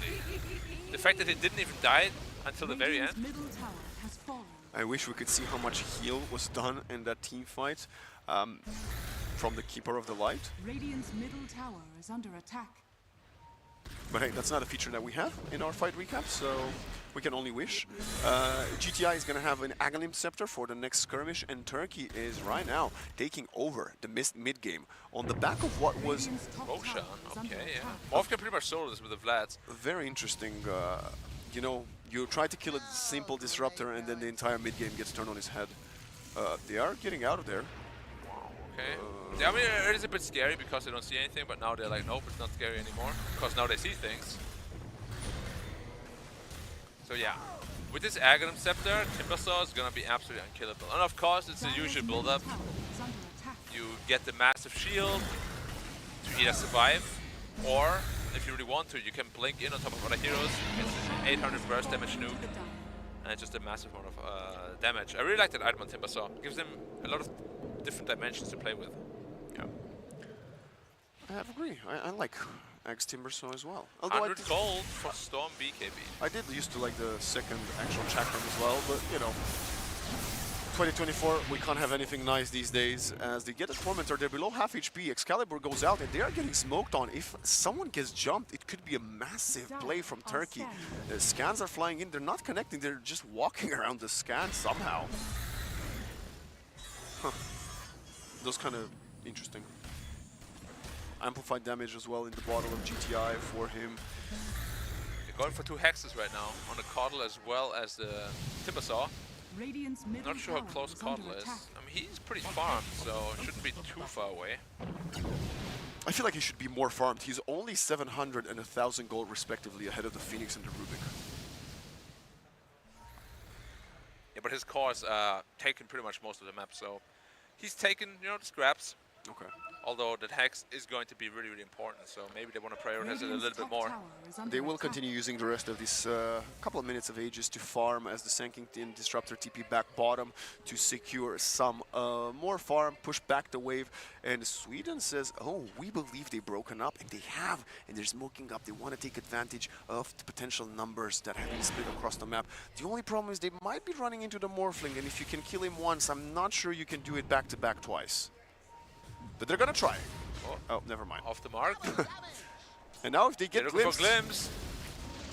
Malem has to use the BKB, Excalibur down to below half HP, and now GTI is in front of him, but look at the burst strike coming in, pitch perfect, very edge, but has a BKB. Both BKBs are being used and they're just disengaging. Arena coming in the back onto the Disruptor, they're jumping at it, back in, and Stoic has fallen. Now Supernova is on top of Kurt. Nice he's using the epicenter. Epicenter's gonna get the kill, Excalibur dodges it, and he's not gonna survive because the Linger, Burrow Strike, and Epicenter damage get him.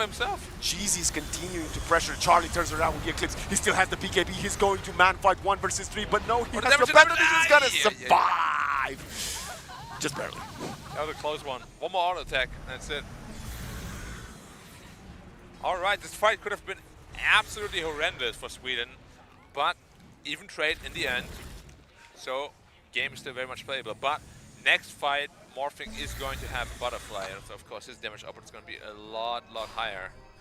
And you can just see, like Luna, as soon as Morphing is on top of her, she can't do anything. It was even in the trade department, and you bought more time, not allowing Turkey to find objectives with the Aegis, but you used all of your 3 9-second BKBs and barely got out of there equally. Yeah, and of course Excalibur is among the sacrifices again, which is really now putting him behind a lot of Captain. Oh my god, the damage on Luna, he is gone. Yeah, is he gone? Yeah, he's dead. No. Super, you know, Phoenix is doing a good job. They're gonna find 1 kill in exchange. It's just gonna be a disruptor for Luna. That's never worth it. They're going for more. Bengan gets pushed back, and that was a beautiful play from GZ to reposition that Phoenix double kill for Dingo, who is completely dominating right now, topping the net worth chart, and kind of putting Turkey in his backpack. Yeah, the Disruptor is doing absolutely amazingly. Like, you can just see how effective he is. Once the BKB was down, immediately started hunting for Luna. I really love that rotation, to be honest. Like, they all went top immediately to look for the Luna, because they know he's probably going to try to farm Ancients. Yeah. Easy kill. And you know, a lot of people might argue that Turkey has the slightly more out-of-meta lineup, especially because of the Disruptor and the Keeper of the Light. But if your players are comfortable in those heroes and they run it this well, I don't see why not play that way. Yeah. But I feel like the way they're playing now, it also makes a lot more sense that they picked up Coddle so early on.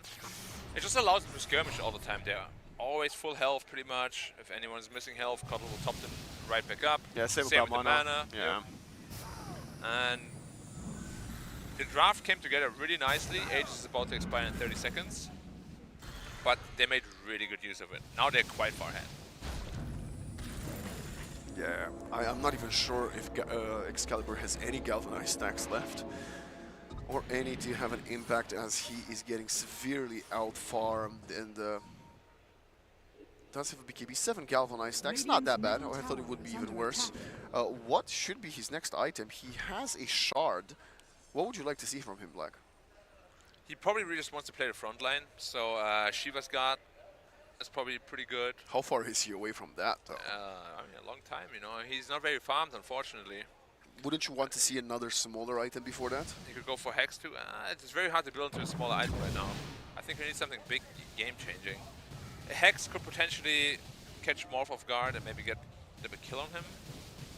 But yeah, it's a tough game for him. Yeah, Malim hasn't been too hot either on the Mars as well.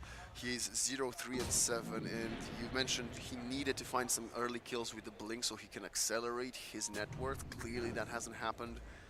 And it's tough to see Sweden in this position, but Turkey has played a very good game, and the later we go, you mentioned you think the Morphling will have Charlie's Luna's number easily. Yeah. It is a little scary for Sweden that Morphling is really this far ahead of the Luna, who has been free farming for most of the game. Oh, Timber saw Hex done. Now Storm is in real trouble. Well, they all are in trouble. BKB done on Sanking as well. Damn, they're all so farmed now. Dingo isn't even going for the more recent Kanda build. He's going classic Daedalus style on this Morph. I liked it a lot because BKB is just such a good immunity item against the Dire Draft. So the Daedalus is going to help them not counter the BKB, but hit people through the BKB and also help burst heroes down through the Hex duration.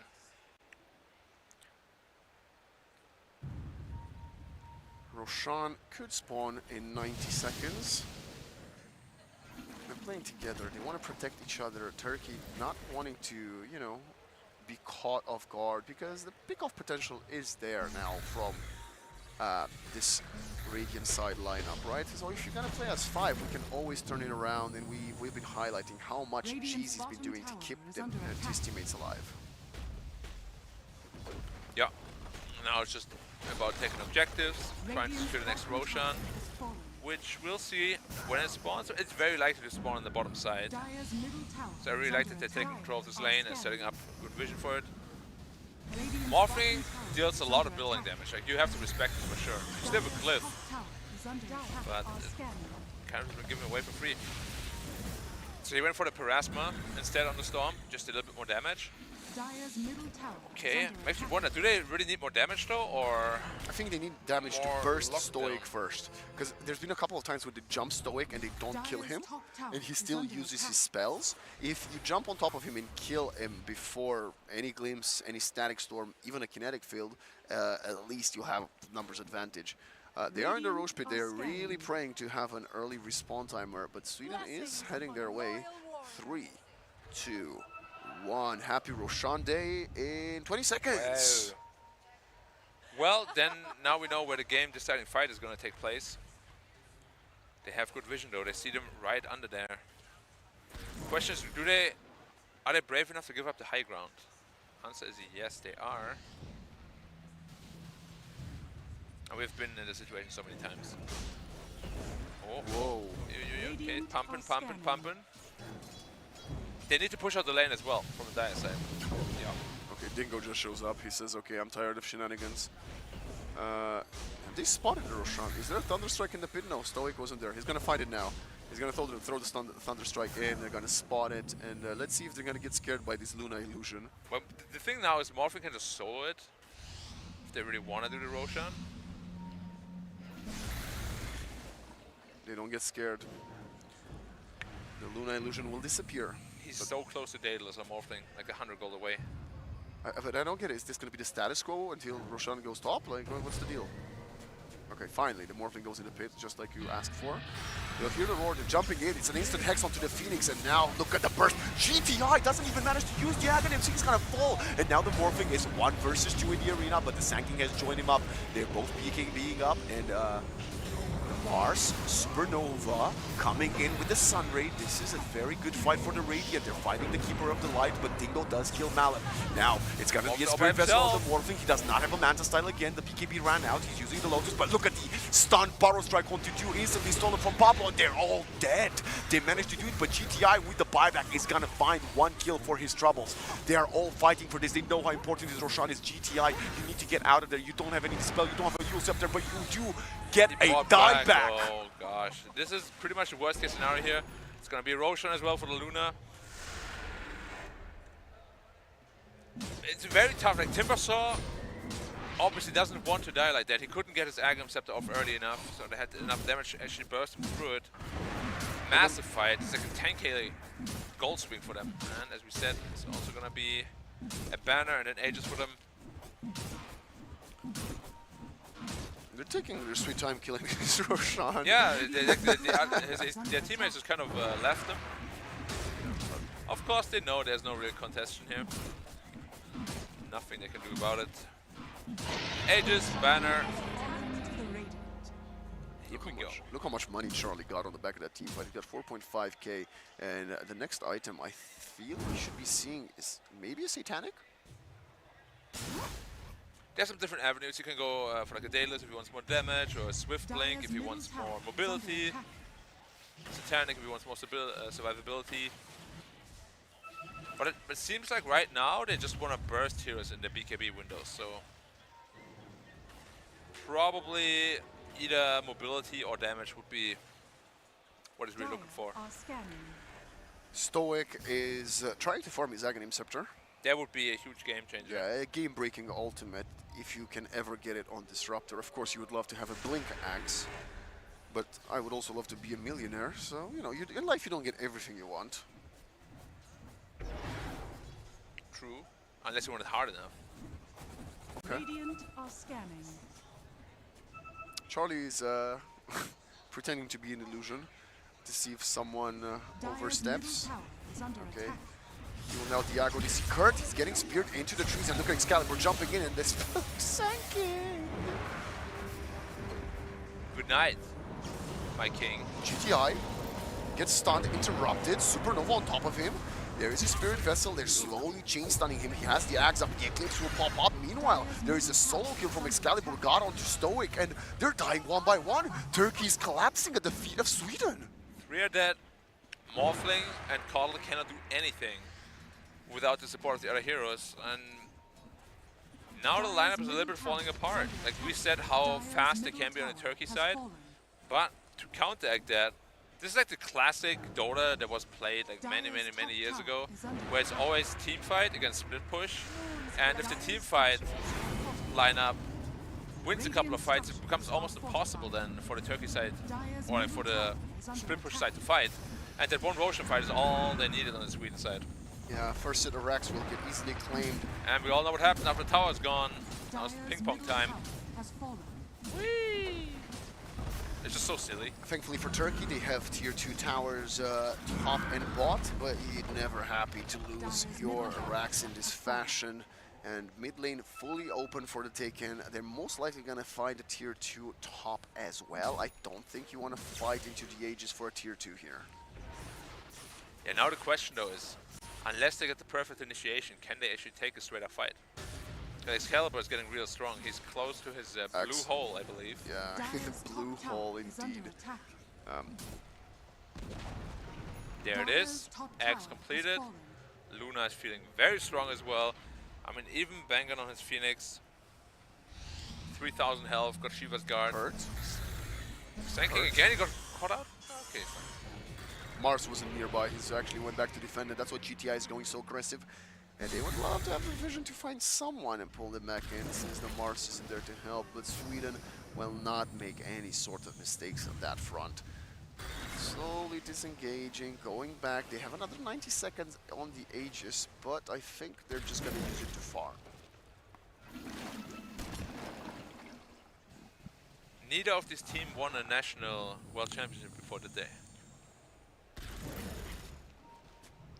Well, I wouldn't be surprised if Sweden has, right? They've had quite a multiple historic lineups. I'm not certain, so don't quote me on that one. Yeah. I know Denmark before won one. Okay.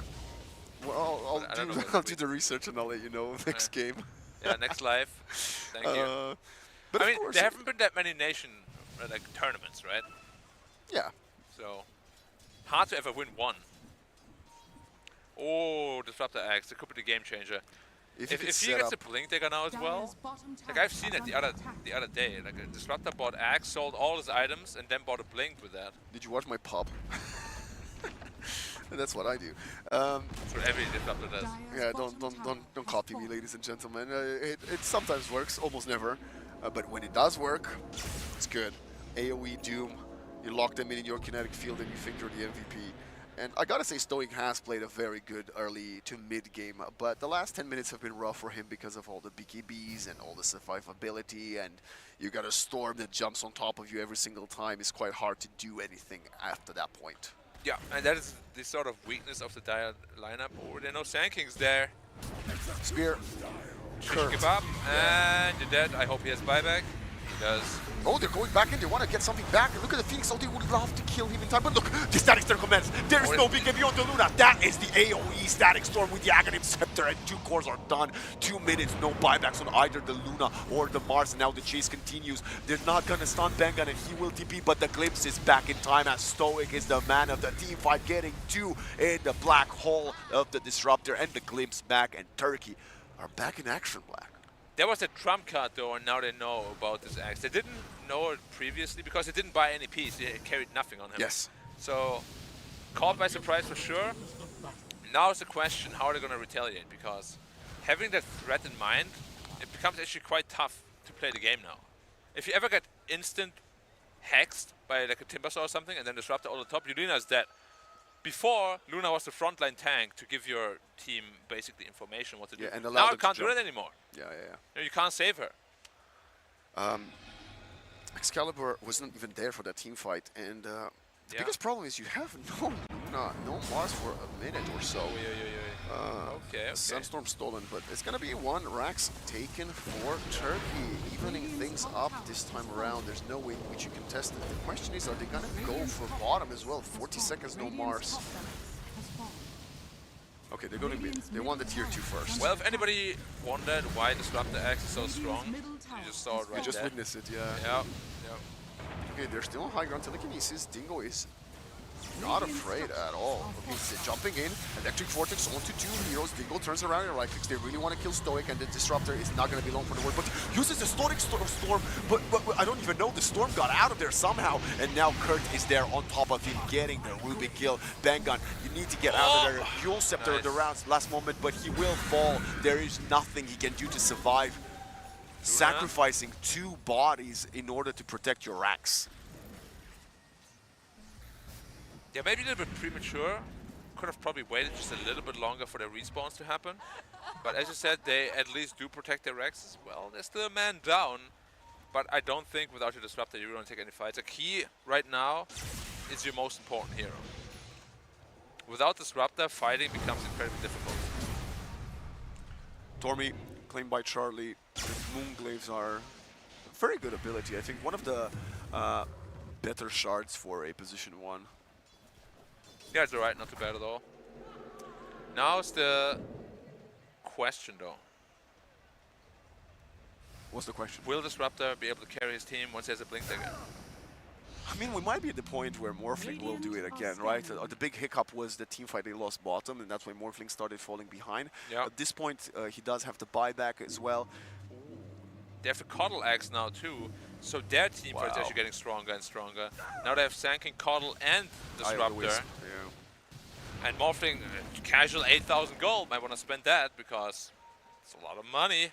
And Disruptor level 20 is a great talent for him as well. I mean, his 25 is the most ridiculous, when he just gets this like 150 or 200 AoE increase. Yeah. Suddenly half the screen is just static stormed. Dire are scanning. Roche is gonna be a long respawn timer. Kurt, you gotta move out, my Scorpion friend. And they will with the smoke. Kurt is not under the smoke just yet. He's gonna join them in a second. And Smoke action. If they can find someone with a Blink Hex initiation and a Static Storm on top like a Luna, that would be the dream fight. Hex also a Mars. They have so much disable on both sides now. They don't have buybacks. No Luna buyback for 700 gold, Black. Top lane is pushing in for one team and mid lane for the other team, so they both know there's smoke for sure. They spot the Morphling illusion. Bangun is the one to go up high ground. He's been blown up the last couple of team fights. Oh my god, instant Hex to stop the Spear of Mars, and Static Storm comes in. Malin is out. But look at the Spirit onto 3, destroying them all with the Electric Vortex. 1 has fallen, but Kurt is turning around with the Bloodstone. He's now Excalibur versus Jeezy. He has to get out, no more mana. And we have the Supernova coming in with the Sunray on top of Dingo. Kurt wants to escape, but he's gonna get caught by Bang Pablo at the very edge, and Dingo has to TP back to safety. We also have a dieback on the On Sanking. Yes. Yeah, Sand King is gone for over 90 seconds, and we all see Roshan is actually going to respawn in 90 seconds. It's a very fortunate late spawn. Dire's middle tower is under attack. But they don't know that, of course. Oh my god, GTI gets hexed, gets stunned, gets eclipsed, he's getting chain stunned. The Will-O-Wisp is coming in a bit too late as he falls. Yeah. Oh, Sturk, you have no buyback. You are the MVP of the team. Oh my gosh. Borrow strike from Pablo to save this, and this might be the game. Pablo, you maniac, with the stolen borrow strike and the longest range in the world. And now you don't even want to wait for Roshan anymore. You just want to clean the Turkish base. Yeah, there's no tier 3 in the mid lane, so tier 4s are up for the grabs. And we all know what Luna does to tier 4 towers. Final Fortify is being used right now, and you will have to make a play. You'll have to reinvest and play this one somehow. 3v5. Show us what you can do, guys. It's your last play in game 1, potentially. Going in, Electric Vortex coming in, Will-O-Wisp on top of that, and Charlie is not alone for the win, but the damage! Dingo, Spear of Mars, onto the Ancient, they're trying to chain stun this Luna, but Charlie's still alive, the Morphing has fallen, instant buyback, Luna is out, she does not buyback yet, Excalibur down to 10 HP, no mana, and look at GTI is running for the Storm Spirit, can they kill him in time? Yes they can! Heal Scepter up in the air, they're really trying to cut their losses, Pablo, he's still showing his face, has a Blink Dagger, will get out, and the pursuit was stopped, Pablo gets hexed, and they are continuing, Borrow Strike, it doesn't reach the high ground, and the action is still there. Limber Cape, Will-O-Wisp, there is no detection. They're pulling him another back hex down. available too. He's gonna die. There we go, and you're dead. You're 4,000 HP as a support, by the way. Oh, Divine Rapier. Ooh. Wait, is that Luna's or did he buy it himself? I think he bought it himself because he had like 9-10k gold. Yeah. Now they're going to go for that Roshan, which is top. Oh, it was such a risky call to make by Sweden. Of course, they knew there's no buybacks on 2 of the heroes. Now they're going to play against the Rapier Morphling with an Aegis. What an exceptional start to our semi-finals at the World Esports Championships. What a game one. Just reminding everybody at home, we still have plenty of this to come, no matter which way the result of this one swings. Alright, just a casual 800 damage per tap. Alright, this is a ridiculous amount of damage. Whoever Morphling's on top of now, you're going to die. Who's going to get the axe? No, who's going to get it? Who's going to get it? It's not like Alchemist, unfortunately. You don't get your gold back if you consume it. The Morphing is, I believe, the only one that doesn't have Aghanim Scepter. Yeah, but Morphs is not like the best. I mean, you might as well use it, right? No? Yeah. Or you just sell it. No, I think GTI. Yeah, see, he sold it on Sanking. Okay, Sanking did it. Okay, fine. Well, right now, despite having the Aegis, you don't have buybacks, you don't have tier 4s. Look at Excalibur, he's just zipping in, spot is stolen with the PKP up. He's really going to kill this Disruptor no matter what. He's going to take his life away. Now he's stuck on the Sandstorm, though. Disruptor, well, no matter no buyback on him. That's incredible, but now they're slowing down Malum.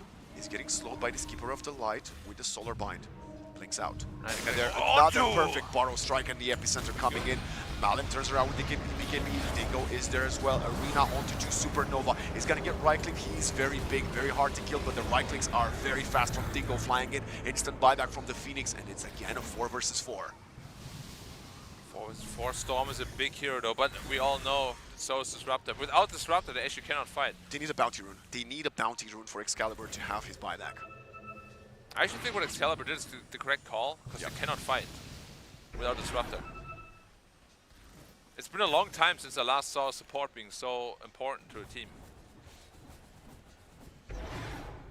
And it's only going to get scarier for Turkey here. Like, if they can't finish the game with this Aegis, they're running around with a Morphling that has a Rapier, but no Aegis, and they're going to be so scared from that point onwards. They also don't have a Fortify, right? That's why it's quite scary for them. If Sweden goes for the base, there's not much you can do to stop them. There will be another 3 minutes on this Aegis or so when Disruptor gets back. Shield rune for GTI as well. They're going to wait for Disruptor to come, I think. And Sweden, they will have 20 seconds. They will have the buyback on Storm Spirit in 100 gold. They smoke it up immediately. They want to fight before Storm is up. This could potentially be pretty game winning for them. I think you just play passive. Even if they go for your base, let them take another set of racks for 10 seconds. Like, who cares? Yeah. And Morph is not feeling comfortable at all. Like, Luna's got the buyback as well. Morphling literally dies in seconds in this game. Anybody does. There's so much damage on the field now. They all die in this game. But Dingo is the first to show face. Oh, that is so risky. He has the Aegis Hex onto GTI, and now they're jumping in backline. Go look at Excalibur, they got 2-3 of them. Dingo, can he survive this? GTI uses the BKB, but they are all melting. The damage from Charlie is on relentless, and they're going for more glimpse onto the Storm Spirit. He is out to safety, no more Disruptor. Dingo needs to go out, and he will wait for him to the high ground. Oh, Going for the TP, they don't have the time. Eul Scepter in the air, and the Morphling will be slain. And the Rapier is gone with that as well. Sankido, nice Turn strike. around! Oh, can he maybe make it? The action continues. Dingo is somehow still alive. He's going for the damage. Kurt, Dingo, they're all doing it. The Supernova and the Sandring don't pop, but Excalibur falls. He needs to buy back. He's gonna sit back in. The Morphling is gone. They've all fallen one by one, and Sweden prevails. There's no Morphling. There's no...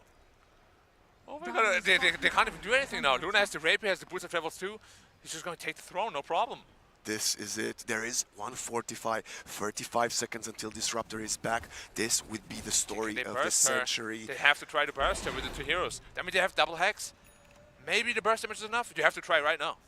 They're going for it. They're trying. Charlie's debating. He's showing it out of face, but look at it's gonna be Excalibur again going in with the Vortex. They're going in Willow Wisp and Hex, but the Ancient is slowly going lower and lower. 10 seconds, no Disruptor. They're gonna use the Glyph right now. Charlie wants to finish this game once and for all. Excalibur's making so much space. We even have a Blade Mail on GTI's Timbersaw, but there is nothing he can do. 2 seconds for Disruptor, but he cannot change the fate of this game as Sweden is one step closer to making it to the Grand Finals. Grand Finals in a long time. Well, as we just said, we don't know if they ever made it, but this was a very exciting game one. And it came down to the wire from the pretty much very beginning. Yeah, very back and forth game with very even drafts, and the Morphling was defeated by the Luna. Morphling was defeated by the Luna indeed. That one fight on the bottom was, yeah, the way Sweden fought, they kind of baited him out of position, killed Sanking first. Basically staged the comeback in this game, right? Like after that, it was pretty much all Sweden. Well, we had like a little bit of a comeback situation where they were a little bit overzealous. Probably the right call there is force a couple of buybacks, then go back to the Roshan. Yeah. But yeah, that was an amazing defense. It was 3 versus 5, and then someone managed to hold, and then Morphling buys the Rapier. Could have gone anyway at that point. Yeah, absolutely incredible way to kick off the semifinals with an amazing draft, and all of the heroes were very well versed. I like the approach that Turkey had, and I gotta say, Black, coming game 2, do you want them to change it up completely, or do you think they should stick to something similar as well and try to get it over the finish line? I mean, the game was so even. I think both should just stick to their guns because it wasn't really anybody's game, right? So yeah, you don't need to change too much. Believe in what you think you're good at, because obviously both of them are good at what they think they're good at. And yeah, just do what you think is best. Well, trust what got you to this point, and let's see if Turkey can take us to a game 3 after a short break. We're back with Sweden versus Turkey.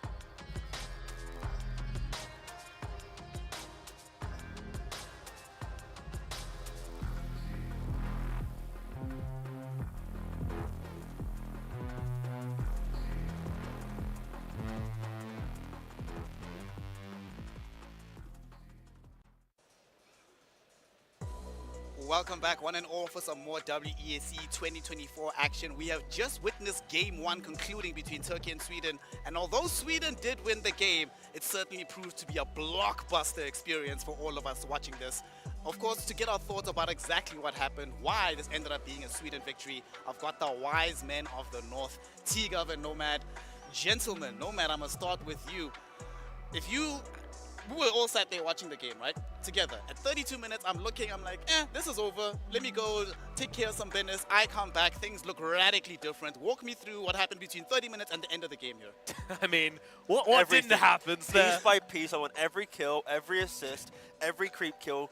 Okay, the first one to die around that part was probably going to be the... we had rapiers, we had buybacks, we had failed high grounds, we had failed roach fights. We had it all, Snare. It was a great series, honestly. Well, it's a great game. Probably going to be a great series. It's going to take a lot to ruin that one. But ultimately, I think it came down to two teams showing their weaknesses, actually, and the other team being really good at taking advantage of that. On the one hand, we had Sweden, who were great at coming back into the game and great at fighting around the roach pit. That's absolutely what I want to highlight, is that Sweden were really, really good at playing around the roach pit.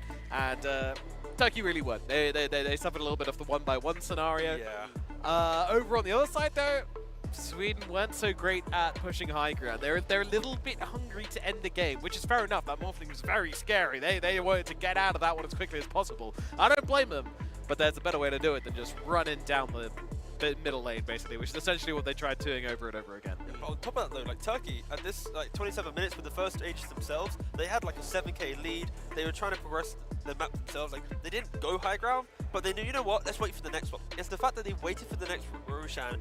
They were really disciplined. They set up good vision. They held their ground. Again, we're only 22 minutes at the highlights right now. We're going to probably get to that stage later, but you can already see here the highlights we see on screen. Like, Turkey is slowly building up their lead, but it's the fact that, like, I feel like both teams are very keen to just rush when they were in the lead, like Nomad was saying. Like Turkey get a bit, go, then they fall flat. Sweden get a little bit of that lead, then they throw it away themselves. Like, it's a very back and forth game.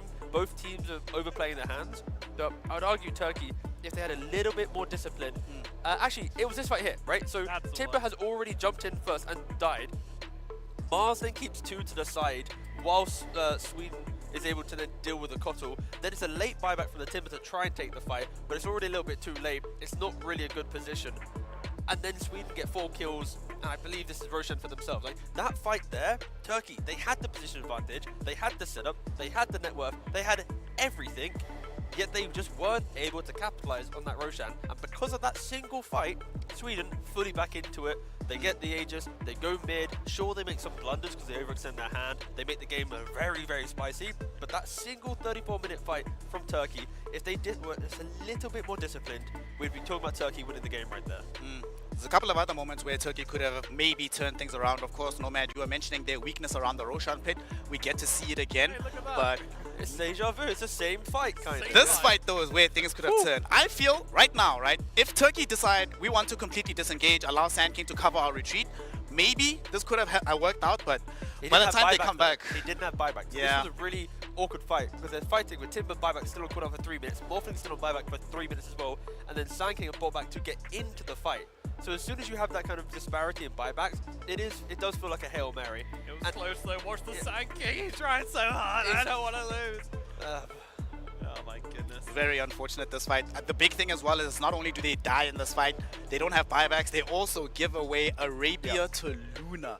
I don't remember the last time I saw a Rapier Luna into a base that's already lost towers, losing the game. But it was refreshing watching a game that had the moments of just, you know, sorry, what was happening? You know, the kind of like, wait, what? The Roshan fight? And it's like explosive. Then Sweden run down mid, they die, Turkey's back in it. Turkey run down mid, then they lose, Sweden's back in it. It felt like really kind of just on the edge compared to like the series we watched earlier. It felt a little bit more like the aggressive team just won. Like, we just outplay you, we win the game. This one had a bit more heart, a little more like kind of feel, and we did say that both of these teams felt like the underdogs coming in today. They made upsets earlier, but you can see that they are a little bit rough around the edges. They're still not hitting their final form. Of course, if they win today, they have another little bit of an evening break before the grand finals tomorrow, so there's plenty of time to improve to make sure they are in their best form for grand finals down the line. But yeah, Sweden looking good.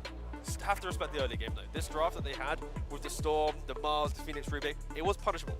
Turkey did punish it. We cannot forget that. Turkey was winning the early game, and up until the mid game, and that one fight where Turkey slipped up, Sweden was in a losing position. So this isn't a win where we're like, wow, Sweden, from start to end, they'd won the game. Like, this was a quite an up and down game. Yep. We were sat here earlier on when we were talking about what is necessary for them to win on the side of Sweden, and we mentioned that the one hero that has to pop off, he has no option, is going to be the Storm Spirit for Excalibur. What do you make of his performance here in this game? I felt like he was carrying in the late game, but overall, do you feel like this is the kind of performance they can rely on in the future? I mean, a bit death heavy for me, but I think that's a criticism I can kind of extend to all of Sweden this game, unfortunately. They just had this morph problem. The moment you get stunned for more than a few seconds, that morph is on you. He's doing enough damage to take you down. So I think he played well. He played the lane well. He followed that up with some nice plays through the mid game. So yeah, absolutely like a good, solid Storm performance, as you're saying. And yeah, but I mean, Luna also really stepping up. You know, both the 1 and the 2 in this game, very consistent. Because if they weren't making, it's easy to just look at the comeback and go, this is the moment they turn the game around. That's all that matters, is this moment. But the realistic situation is, how do they get to this moment? How are they not closed out of the game by this point?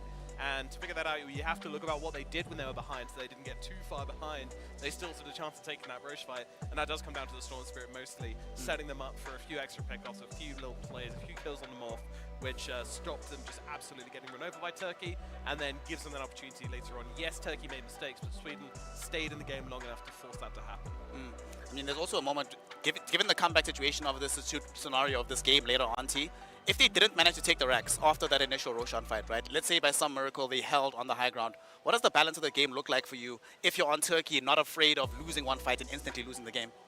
I mean, it feels like Turkey just, if they took an extra second to breathe and understand the situation that they were in, how close they were to victory, based on like the Roshan, the setup, like, I think it'd be entirely different. I think they had that kind of aura of confidence, like we can do whatever we want. Like the fact that Timber was just jumping in, or any carrier in the world, his team wasn't ready, he thinks he's unkillable, he dies. Like that death is a critical mistake. And making mistakes like this in a single elimination bracket, you can't make them. Luckily for him, it's a game 1. It's not a game 3 or a closing game 2, right? And I think, yeah, Turkey, they're going to be a little bit more disciplined, and that's going to be a team talk after the game for sure. It's like, guys, we crushed Sweden in the early game. This was our game to win.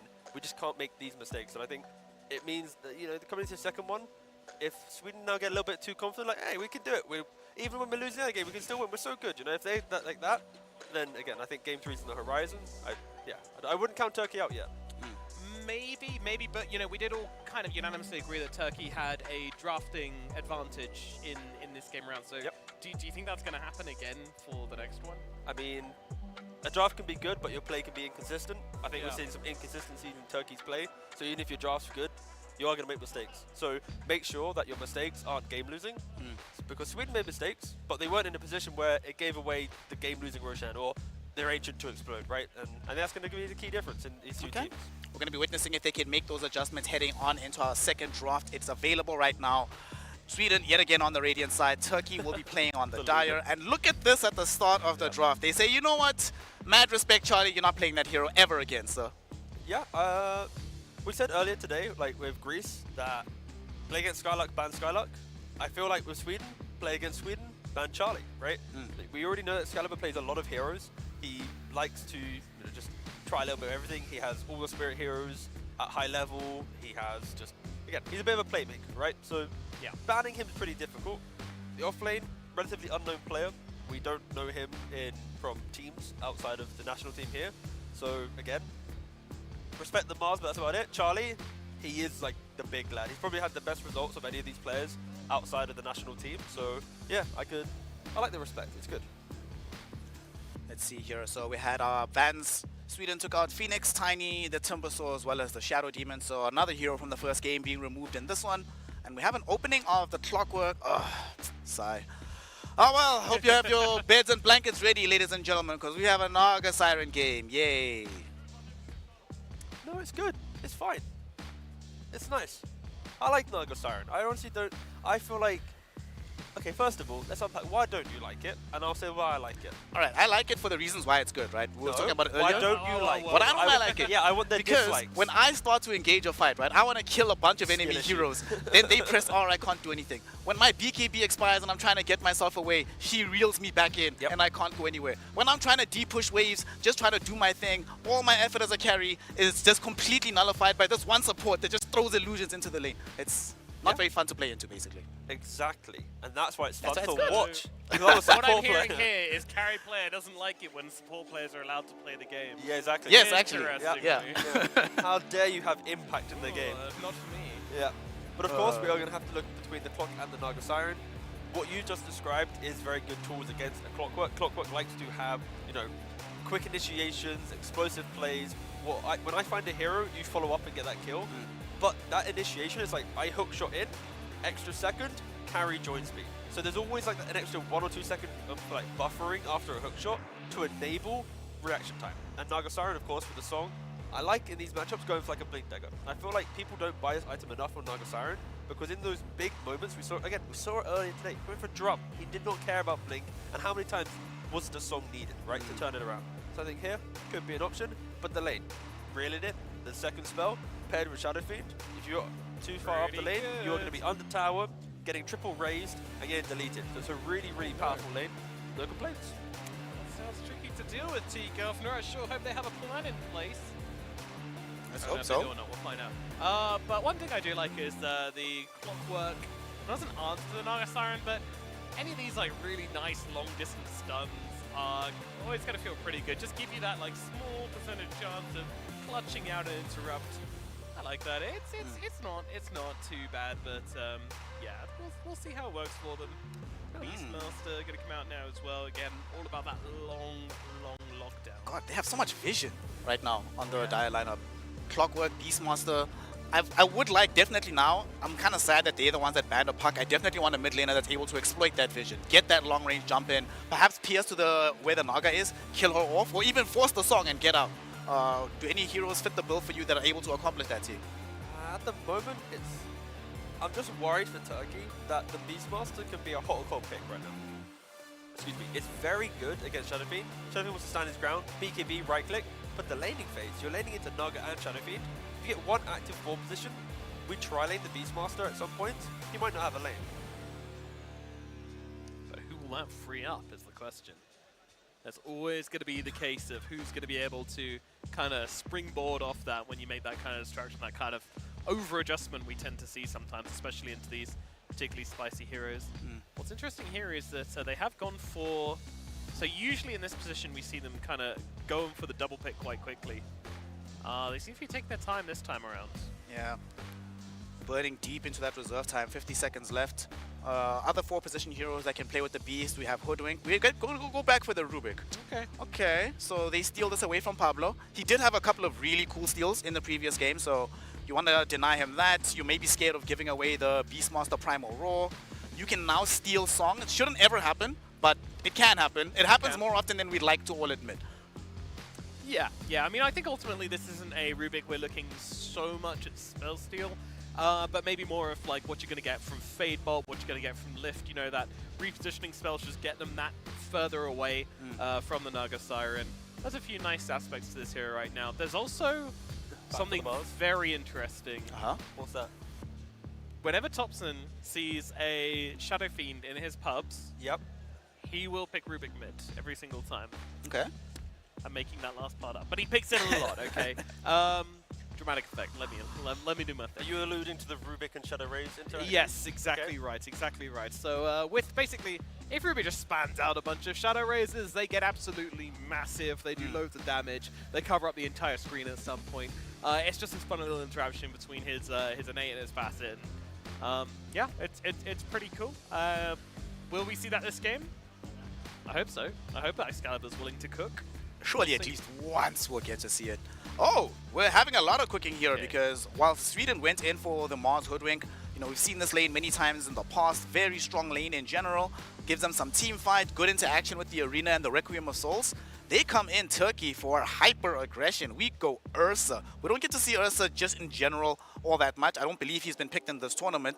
What do we make of it here though, gentlemen? It's a Turkish specialty, so they actually have played it, I think once from Turkey's side, but it's the same logic of go, break the lane. We don't really see the Ursa picked up anymore because getting through laning phase is difficult, and on top of that, after your lane, you want to buy Battle Fury, then you want to Blink, then you want to BKB, then you want to Bastion. It's like you want a whole shopping list of items to feel like you can play the game, and then before that, yours will counter you, 4 stars counter you, like cheap utility hurts the hero a lot. So it's kind of reason why I'm not seeing it better, but in this type of lineup, play behind the Beastmaster, he's so noisy in the early game that Ursa should always get a Battle Fury, should always get a Blink, because his team are doing the moves for him to farm behind. And in the lane, Mars Hoodwink, relatively good at stopping Ursa from punishing Mars. You got Spear to push the Ursa away. You got Bushwhack as well to contain the right clicks to prevent the Ursa stick on top of you. So lane should be good for Sweden, but just the all-out aggression. If that Beastmaster roars the Shadow Fiend, both Beast and Ursa will have BKB. They do not care about Naga Song, and that Shadow Fiend will die every single time. So you've got to be really careful for Sweden. Don't allow the Ursa to farm. Don't get run over by Beastmaster, but respect the BKBs. I like BKBs in a game like this. Yep. I really like Ursa. Honestly, it's a very fun hero to play. Don't get to see it nearly enough. We have, I think also another cool thing about having the Ursa in a game like this is in the lane against the Mars, right? You know, very often nowadays Mars is the one that's playing up, challenging the other person, challenging the enemy carry. Try that against the Ursa and see how well that's going to go out for you. Well, also in the last game, we praised Excalibur, like he had a lot of pressure on the Storm Spirit to be a playmaker, to buy time for his draft to come online. He had a pretty good score. I think it was like 12, 4, 12, and 7 or something with Storm Spirit. He was like high, like even though he died several times, he had high kill participation. This time around, in their second pick, and his hero most likely will be last. Technically, they can flex Shadow Fiend to mid and safe lane. Maybe they are doing it. Excalibur's just going to take the Shadow Fiend, depending on what they see. But I feel like if Excalibur does have that pick, it is so important. And they just go for Storm Spirit once again, as they were actually first pick. I got baited by wording on everything, but it's fine. Oh, so what is... Oh wait, no, they were last. We have a PNG last pick again. So they were last pick. Alright, so we have Primal Beast at the very end of the draft here, so that's gonna be the hero that like moves in for them. He's playing from the mid lane, it appears, for GTI. They hate Shadow Fiend. Yeah, because it sucks, dude. BKB Raw, so Raw for BKB. They got Ursa, who just right clicks and doesn't care about Shadow Fiend. Pulverize. And they have Pulverize for BKB. Like this Shadow Fiend, who wants to stand his ground, every core has a way to deal with that. That is a very anti-SF lineup, which furthers my point. Excalibur and Storm Spirit has to pop off once again. Because if you get to a stalemate in the game, Shadow Fiend, if Turkey execute, should not be allowed to right click. If Turkey execute.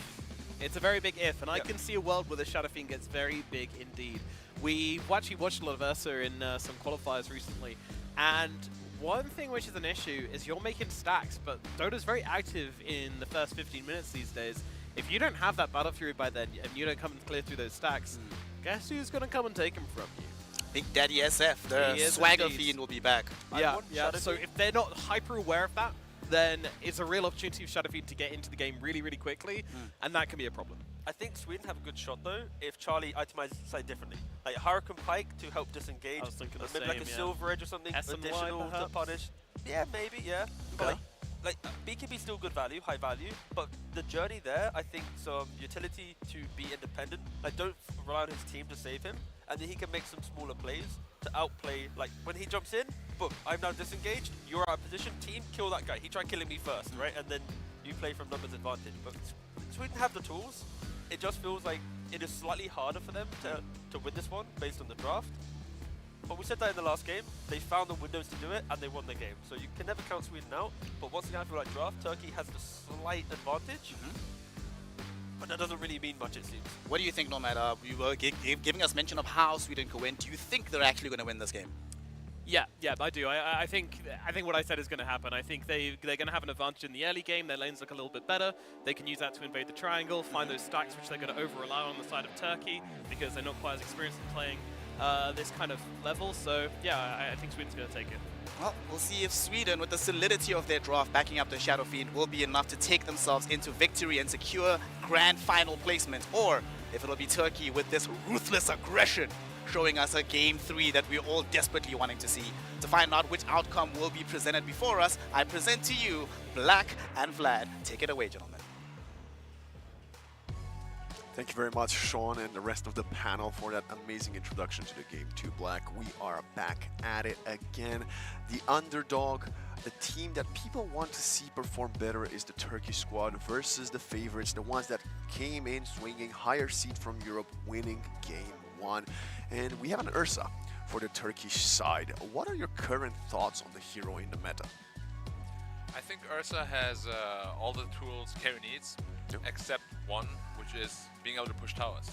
However, they have a Beastmaster for that, so I think it could be a fantastic Ursa game, but what Nomad alluded to is a very valid point, because if his early game doesn't go perfectly, he doesn't get his Battle Pyramid at 15 and 16, and they in fact do have a lot of these stacks, suddenly it will all go to Iesf, and yeah, he will be snowballing out of control. They have good heroes against Iesf though, which is another really scary point for the Sweden draft. Like, Iesf is supposed to be your big winner. Every core on the Turkish side is good against Iesf. Yes, absolutely, So, indeed. Yeah, we'll see. They have the draft to do it. They have the clockwork as well. You know, should be fun to see. I want to see a game 3, and I think we're gonna get there. I hope so. I hope you're right. I hope Turkey can bring this one back to an even for the deciding game, as we have the Swedish side popping a late smoke. Turkish smoke already expired, and they're going to be invading the Dire Triangle. We have Bengan on the Naga Siren, Excalibur on the Storm Spirit, Malum back on the Mars, Charlie safely in Shadowfiend, and Pablo on the Hoodwink. Yep, not going to be able to find anything on either side, as Beastmaster is kind of walking up there. Oh, he's about to be found. If he oversteps, he's going low ground, he's going to break the smoke, gets spotted. Identical to the beginning of game 1, if you remember that. The battle begins. We have Kurt on the Beastmaster, on the offlane for Turkey. Dingo this time around on the support clock. I got a... sorry, on the... What am I talking about? Stoicals on the clockwork. I gotta say, Kurt on the Sanking, other than a few very important Burrow strikes, he didn't have the impact we come to expect from Sankings in the early to mid game. And I would even go as far as saying that even Malum on the Mars in game 1 could have been more successful in the early portions of the game. Yeah, that's just what it's like. Playing Sanking offlane really just doesn't feel that good. You don't have the levels to have a lot of impact early. Just too many items you need. I don't think Sanking belongs in the offlane, like, at all. So this time they pick a Beastmaster instead. Much more happy with that. Top lane could get really iffy though for the Dire side. Like, double melee into Hoodwink Mars, not gonna be the easiest thing at all.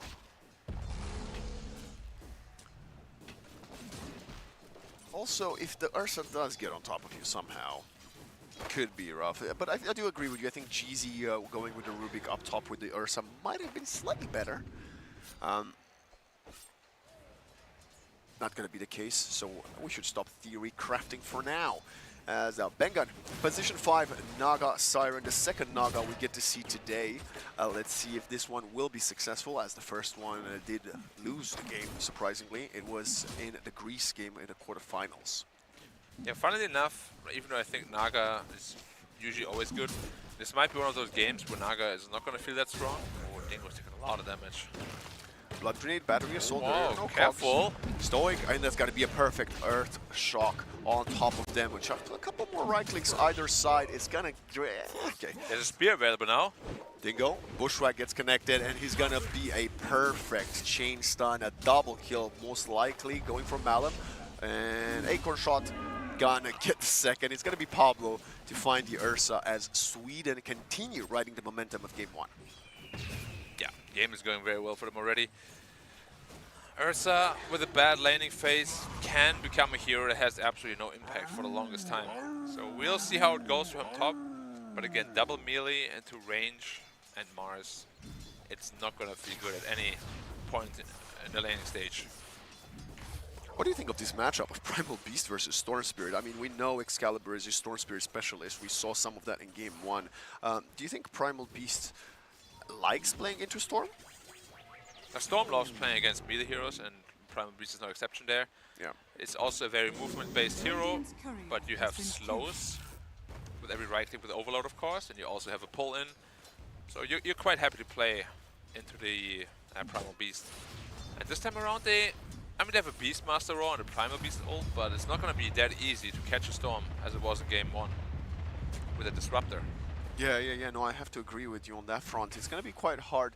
But, you know, maybe a Bushwhack stolen from the Rubik or a Ensnare. Of course, both of those spells slightly harder to connect onto the Storm Spirit when he does have the ultimate.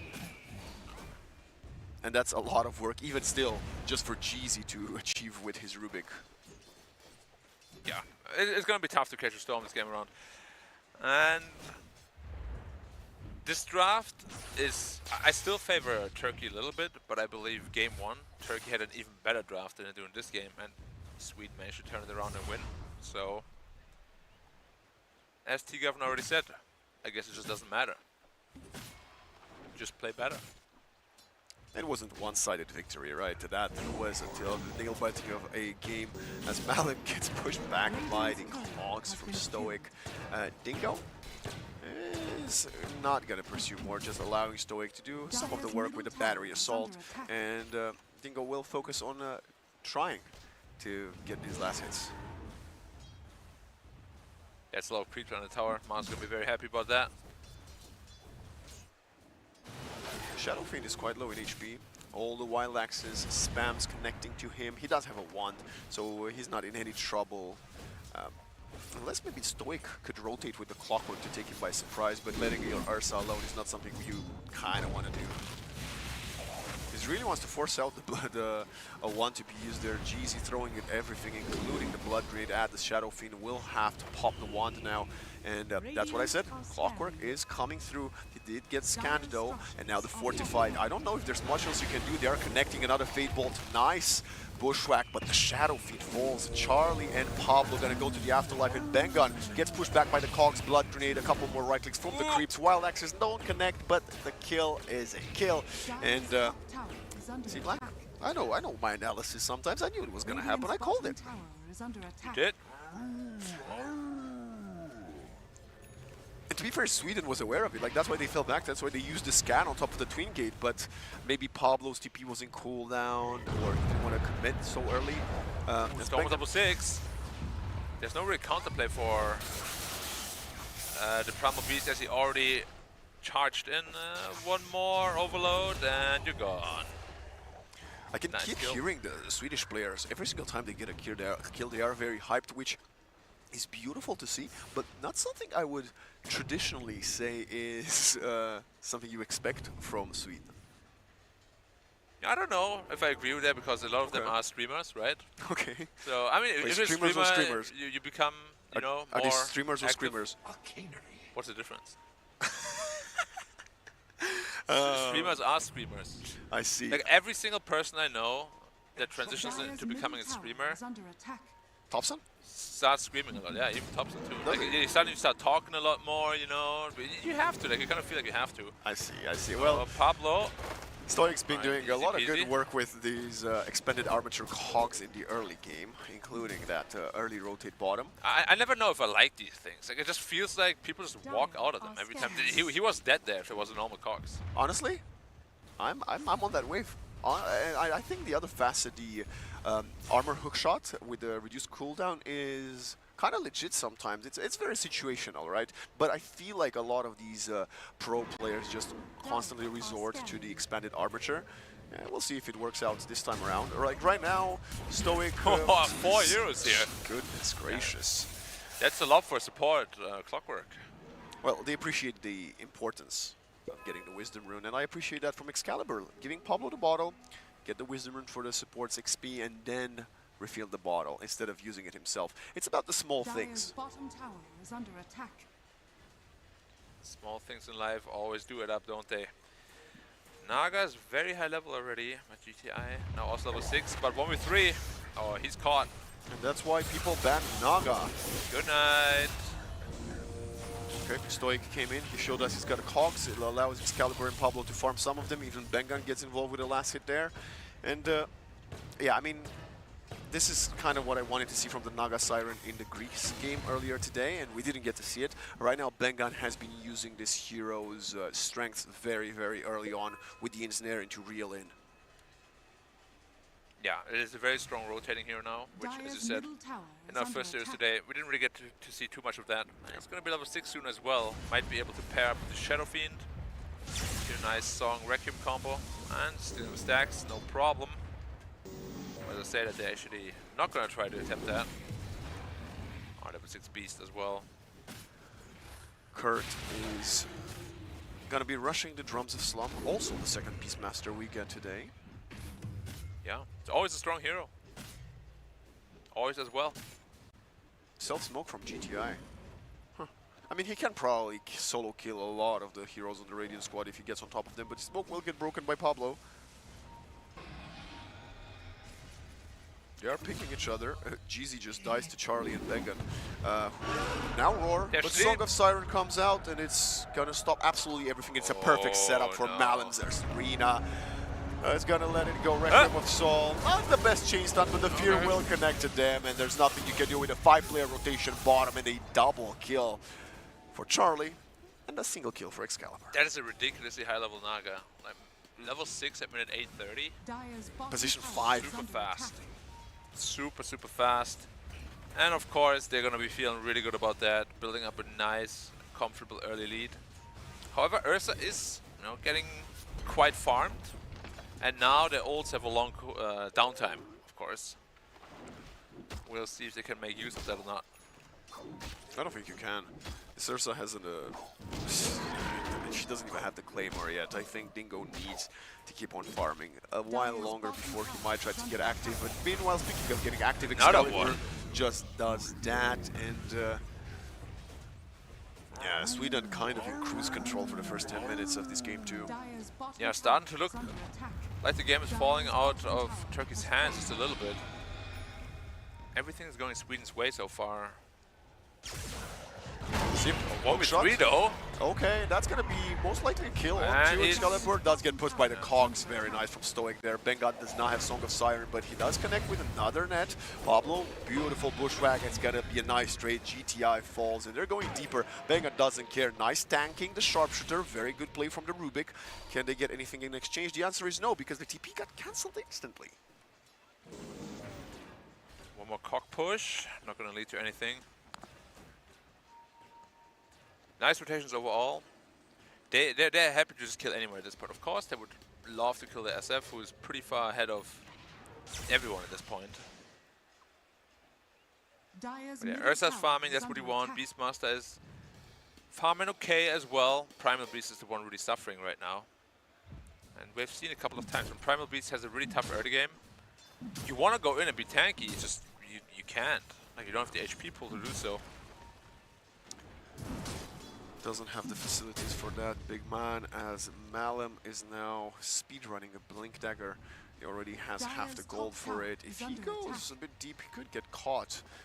There is a hookshot available, but the Ursa is wrapping up around... No, he's going to go back to the lane and farm. Yeah, you probably want to wait for your cooldowns at the very least, or if you want to be aggressive. Oh, nice, they're scouting out the Ancient stack. Going for Kurt again, turns around with a roar, there is no follow-up, and that is never last forever. Stoic tries to sacrifice himself, who gets 2 opponents in the cogs, but Excalibur just ignores him completely, and he's gonna go get the kill, 2 for none. And the stack. It's not looking good. Okay, GTI might finally find something in the form of Pablo's life, but you know, it's a small price you have to pay for finding all the success you had in that initiation.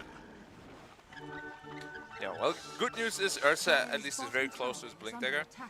Sorry, as Battle Fury, and he is a hero that can take over games. We've seen him many, many times. Yeah, you just need your teammates to stop dying. Well, it's not easier trying to, you know, get their own core items up as well. Yeah. That's the problem with Beastmaster. If you want to rush Axe, sometimes it can get abused quite hard. Because you're not strong without the Axe, and the 4k gold spent is not like invested in a pipe or Helm of the Overlord or anything like that. He's also lower level than Bengan on the Naga Siren. 7 for the Beastmaster, 8 for this Naga. Yeah, the Naga is huge. Yeah, Bengan said, I mean, taking over this game completely. You give him the best hero in the meta, he's gonna actually find success with it.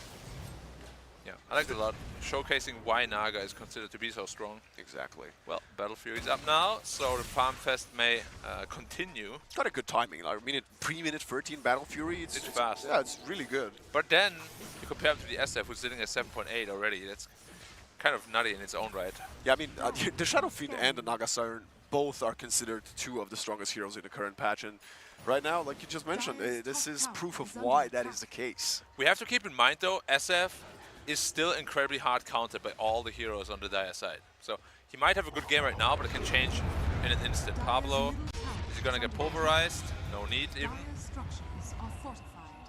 Yeah, but Pablo tanked the gank there. Would have a hook shot.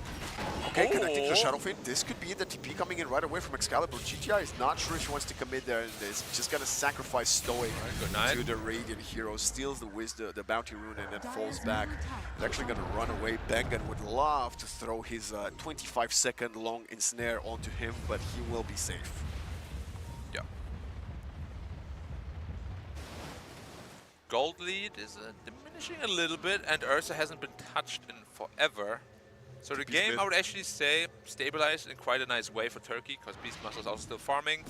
His axe is just around the corner. Sharpshooter, boom. Ooh, actually rebuked him out of it. A bit of a... But it doesn't matter, of course. Display Naga Siren. Oh, the anti-combo. This is not ideal. GTI is still a very beefy boy. He's actually going to run himself into the song to buy more time. He's trying to onslaught, but nothing else is... well, nobody else is there to help him. There is no follow-up. I mean, this Primal Beast, the reason you play with Primal Beast, and that's what we were kind of mentioning in Game 1 about Mars, you want to play alongside someone, but Primal plus Clock, we saw it down bottom, not the best interaction. Beastmaster is AFK farming, so is the Ursa. That means the only pairing you have is the Rubik, and he hasn't really stolen any big spells to deal that follow-up nuke damage. Yeah, good news though is, to create a bang, and it would be massive. Got a hookshot, but no backup. Once Beastmaster has Axe, there should be potential for plays. It's now flying out to him. He probably wants to continue farming until he gets Blink Dagger as well, but not all is lost. Like, Dingo is pretty farmed at this point. And again, we can never forget, Beastmaster, sorry, Shadow Fiend this game, is gonna have a tough time no matter what, no matter how farmed he is. Oh, I don't forget. But let's see if Sweden will maybe overcommit at some point. Malin does get hook shot. GTI right on top of him. Pulverize 1, 2, 3. And it's gonna fall. He is pretty tanky. And we saw a bit that odd interaction within the expanded armature comps. But it's the first kill in a long time going in Turkey's favor. Yeah, and the net worth is steadily... The net worth lead rather steadily increasing. Roar, any follow-up? You can't solo kill him, right? Yes, you can. I think if the Hawk would have chain stunned him, there might have been a chance. But the Hawk bounced on top of Excalibur right as the Roar popped, and then by the time the dive reset, it was too late. It was very close, though. Yeah, the only way you kill him is if you wait out the maximum duration for the root and then roar him. But then it gives Storm the time to pull you and then jump out. Yeah, it's a tough kill no matter what. But it was a good attempt, right? I mean, at least we see that they have the strength, 2 heroes to kill Mars up top, almost a solo onto the Excalibur. And it is only a 2,000 gold lead, but it just kind of feels like more. Yeah, it does. Naga Song is almost back up again as well. SF, of course, sitting at 5 kills, so a nice amount of bonus souls for him. But you can see the game stabilized very nicely for the Turkish side, actually. And now it's Sweden giving them a ton of respect, which they deserve. Yeah, because their lineup right now is strong. BKB is around the corner for Primal Beast. Dingo is now ready to fight. Roche is getting... Oh, this could be a big one. If they can sneak in... Oh, they know. Careful now. They keep going, Rubik's coming to the Twin Gate. There still is a Song, a Siren, but they don't they have enough can't damage enough, and they're gonna jump in. They're trying to find someone to go onto the Storm Spirit. This is a very elusive target, and Rina onto 2. Bushwhack does not connect. Instant hookshot onto 2. This is a very good play from Stoic. Oh, the run SF! Onto the Storm. There is only a single casualty, and the Requiem comes out. Now they're trying to chain up. Excalibur doesn't have that much mana, and we have the turnaround from GTI connecting onto 3 heroes. And now another Pulverize. 1, 2, 3, and it's a perfect feed bolt from Cheesy. just getting himself a nice triple kill, and it's almost a team-wide GTI runs up high ground in Charlie. He has a pike in 1 second, he's got to go forward, really wants to connect, but will be telekinesed up in the air, and Dingo puts him to the ground. And Roshan is your big prize at the very end as well. When you're the Ursa, you want that first Roshan. If Sweden would have managed to snatch it from their hands, it would have been massive. But being wiped and allowing Dingo to take the Aegis, Turkey is back on the horse. Yeah, well, now you could even argue they have a bigger lead because we just saw SF, he just can't do anything. Oh, careful with the blade mail though. Ooh, okay. Sometimes you just gotta give up. You're like, you know what, I maybe would rather go for the farm. It was also a bit scary because blade mail was still up. I mean, it's still worth it, right? GTI, like, it's a Primal Beast for support hoodlink. I would have went for it. That's why I'm not a pro player. But yeah, this is the problem with SF. Like, he itemized in a very defensive way, which I think he has to.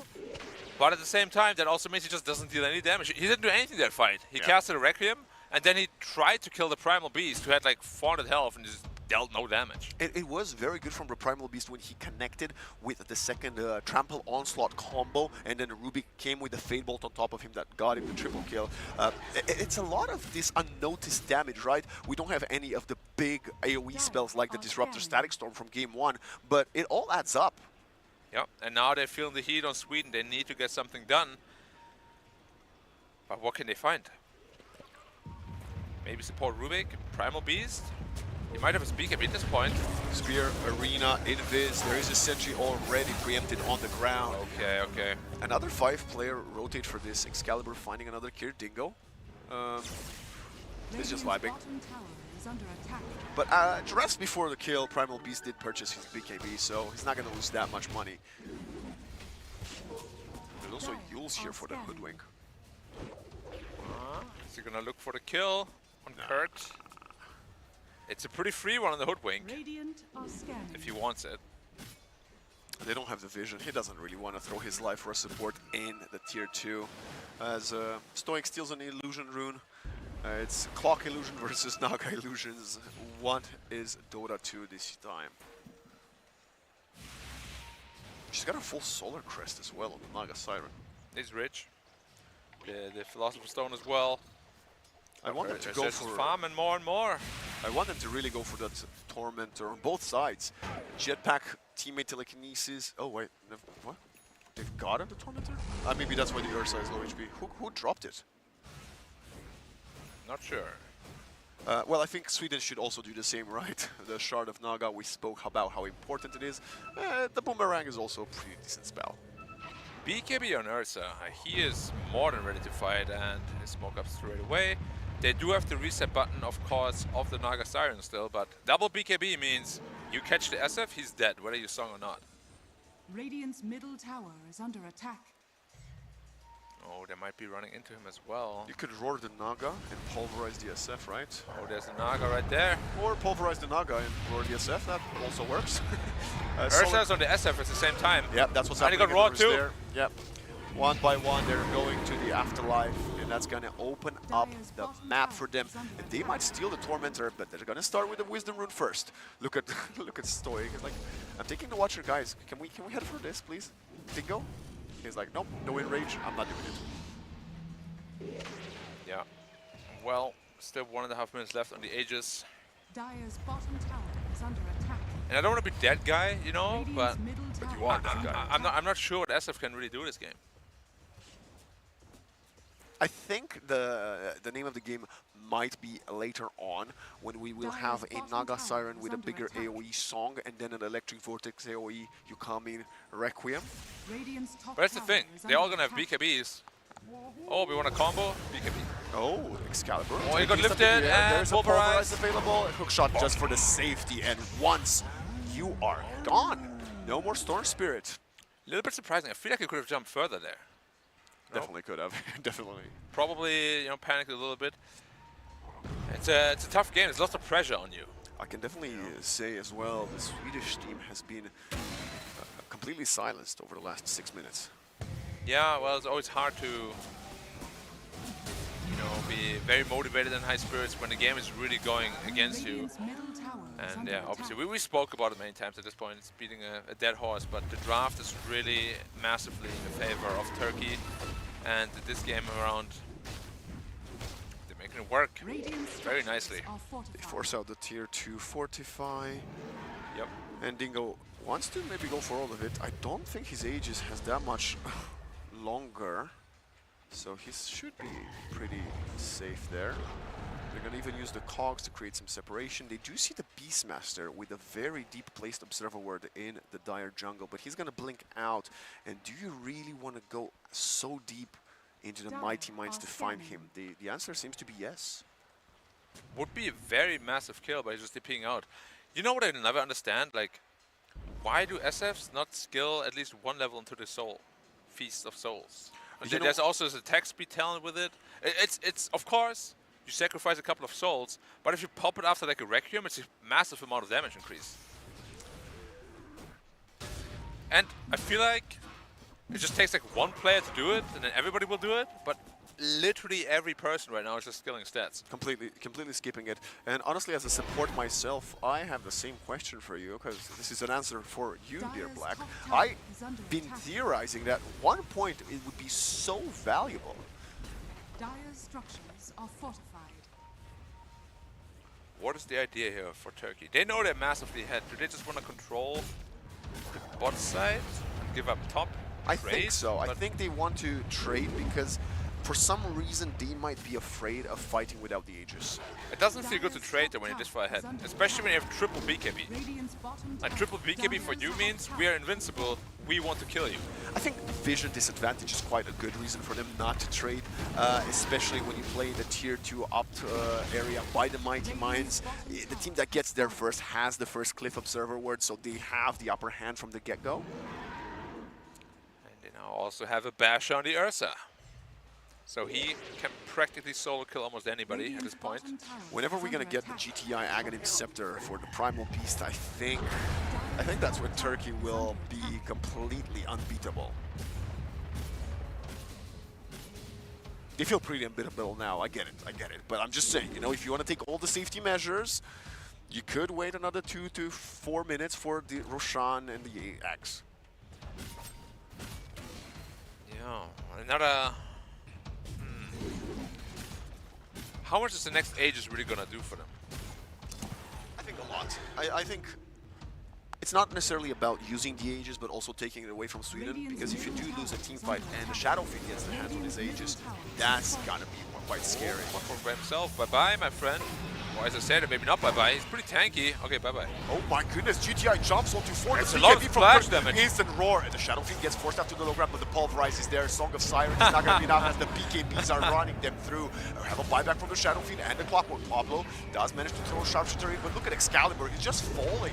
Another buyback. Record of Soul does not connect to anybody. It's a couple of mistakes from Sweden. Malin misses the Spear of Mars, but they're still going for this. They're going one by one. Excalibur's out of mana. Collecting them all. They're falling. Excalibur, this could be a dieback for him if they turn on top of him. And look at the cogs. They're pushing him back. He's dead. He's out. He's gone. The Shadowfiend is alone. He also bought back. This is a complete disaster as another Pulverize comes in. Well. They are all collapsing at their feet, and Turkey are destroying Sweden bit by bit. It's a full team wipe. Finally, a kill goes back for Stoic, but he's the only saving grace. Pablo collapses, Jeezy with the triple kill, and this might be game.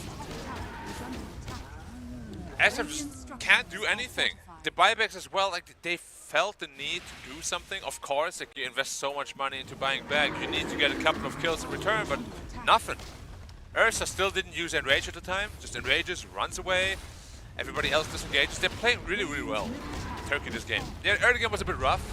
They probably felt the pressure a lot more, but once they got things going, they never let it go so far. And you saw the song as well. Yeah, his song, 5 heroes, but we got triple BKB, we don't care. Your SF is dead. That's why they bought back. They wanted to go for the fight again when the BKBs were off, but you can't miss so many spells in a row. The Requiem was completely off the mark, the Spear of Mars was off the mark, and yes, they no longer had BKBs, but you had no other spells to use on them. Yeah, it's a game of inches, as they say. Well, it's many inches in favor of Turkey, so well, the last 15 minutes. Lots of inches going there, well, yeah. But as we know, you know, like a little bit of a... if SF ult connects a little bit better, maybe the team goes their way, but now it's a free Roshan for the Dire. That's gonna be a cheese and an Aegis. You couldn't kill them before. Good luck killing them now. 17,000 gold for the Turkish squad. No more buybacks on the Shadow Fiend. Charlie doesn't have his. Excalibur doesn't have his. And Charlie's very frustrated. I don't know if you noticed, that entire Sentry duration was blocking the Ancient camp. He pinged it 3 times and it has not been dewarded yet. I always wonder, I mean, I've been in the same situation many, many times. When is it worth to actually just go next? Because, I mean, the mental factor at this point is really playing a huge role, you know? And I really feel like Sweden, in particular, they seem very driven by how well they're doing in the game, you know? So, I mean, we'll see if it impacts anything down the line or how much longer they're willing to endure this, but it's a tough game for them to recover. When a position 4 Rubik is out farming both your mid laner Storm Spirit and offlane Mars, it is a cause for concern and potentially considering we might just need to throw in the white towel. But they don't have the luxury of seeing the stats, so they maybe still believe in themselves. Just know. Yeah. I mean, when you are like whatever display, what do you think their average rank of Team Sweden is? Is it like 13, 14,000? MMR? Yeah. No. I think 12,000? 12, roughly. Maybe 11.5 or so. It's really high. It's really high. It is really high. Yeah. So that's what that was my point. Whenever you are this skilled, you kind of feel the game of Dota slipping out of your hand as Pablo falls again. Yeah, solo kill by the Beast, easy roar, and let the drums do the rest. Ay. There's an Octarine core on yours. Yeah. It's a very common build, actually. Yeah, I know, but it's still funny to see, no matter what. There is one more set of racks bottom, including a tier 3 standing here. They're jumping in mid, and they're going to find an easy kill on the GTI. Pretty tanky, though. The Aghanim. And the BKB, he's not going to survive this one. No. Here's the ace, 60 HP, they're jumping in. Excalibur gets blown up. Hookshot on to Malem. Has to use the BKB. Is he going to take it away? Roar was used, I believe. No, and he gets out. If there was a bash, that's like a heartbreaker right there. I mean, it's heartbreaking no matter what. Sweden is getting squeezed of life in this game too, as Turkey has played some very impressive Dota too. Yep. Ever since they got hold of the game, they never let it go. Admittedly, it's quite hard to let it go when, you know, the enemy SF literally just can't play Dota. Yeah. I love their draft in response to SF, honestly. It's so good. Of course. It's so good. We were talking, I believe, with Nomad earlier, and he was saying it's nice to see tournaments like national teams where come up with strategies to defeat these stable tier 1 picks, and that's what Turkey just did that. How often have you seen Shadow Fiend be punished this hard this patch? Well, it's not over yet.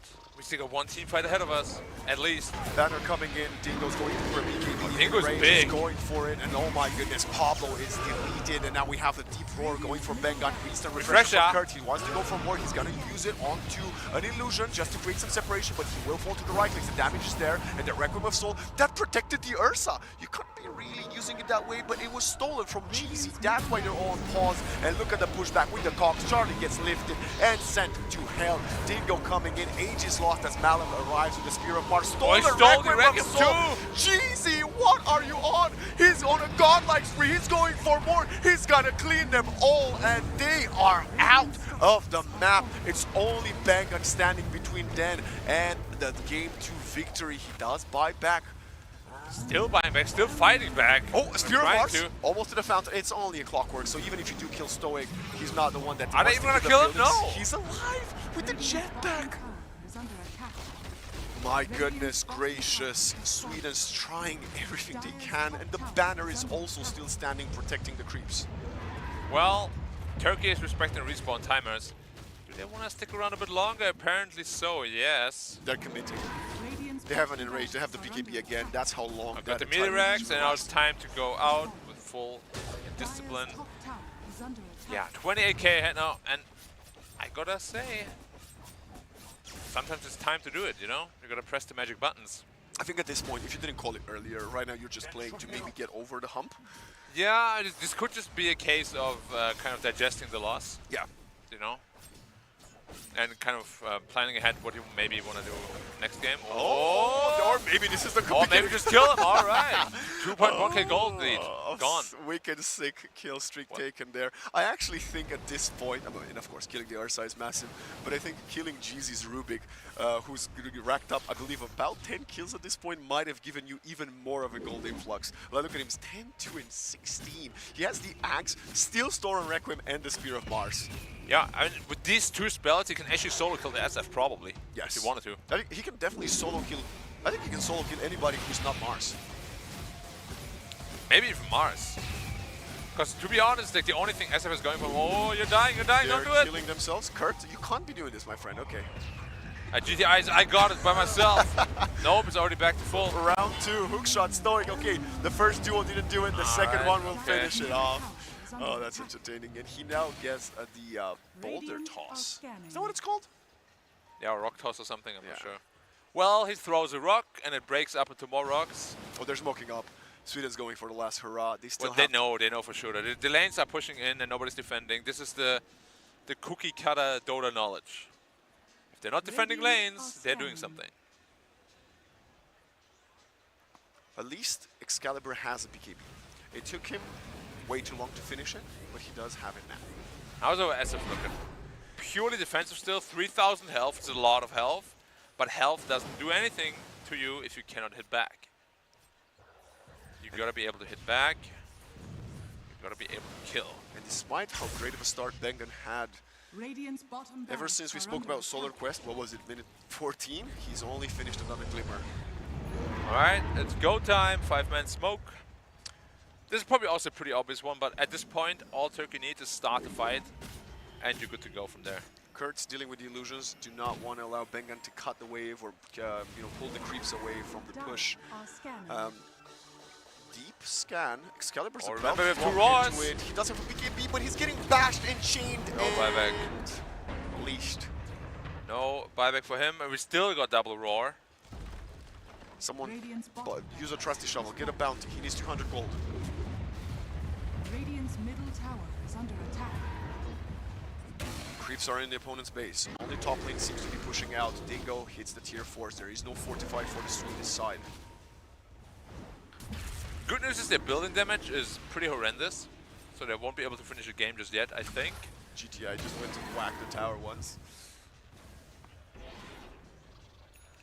He wanted to double check. You said their damage is non-existent. We're like, oh, yep, he's right. Then we go back. They are sitting so comfortable on the Radiant high ground. It's quite crazy to see. When is Roshan gonna spawn? That is the time Sweden has to figure out a plan. There's no way they can defend against the next Roshan. It's literally impossible. So they have to come up with a plan to fight the next Roshan. But it spawns really fast and they're nowhere nearby and they're gonna be in trouble. Alright, kick him around. Got nothing better to do right now anyway. Smoke is up. But again, it's super obvious, they're not pushing out lanes. There's only one place they can be, and that is top. Oh well, on the way towards top rather. Roche is up now. The boar is in the pit. I believe they spotted it, or the boar. Did the boar just die before the Roche spawned? Anyway, they should not do Roshan. They know they're smoked 100%. Just be in position. Okay, they're gonna catch Easy first. Oh, he blinks out. That would have been such a massive kill to kick things off, but now GTI is invis next to the Radiant team. He's spotted 2 of them, but he's playing it safely. Doesn't want to get caught by an unexpected sentry. Roche already down to half HP. All they have to do is wait. The creeps are all pushing in, but they're going for it.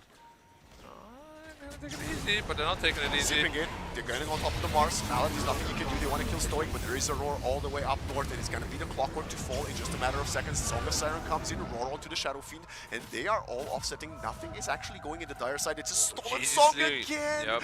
Jeezy, you are unbelievable. And now the song's going to go out. There's no more BKBs. They're trying to chain stun. You have yet to use the Mars Arena, but the Naga gets killed by Dingo. Does not have a buyback. Jumping onto the high ground. Trample, GTI.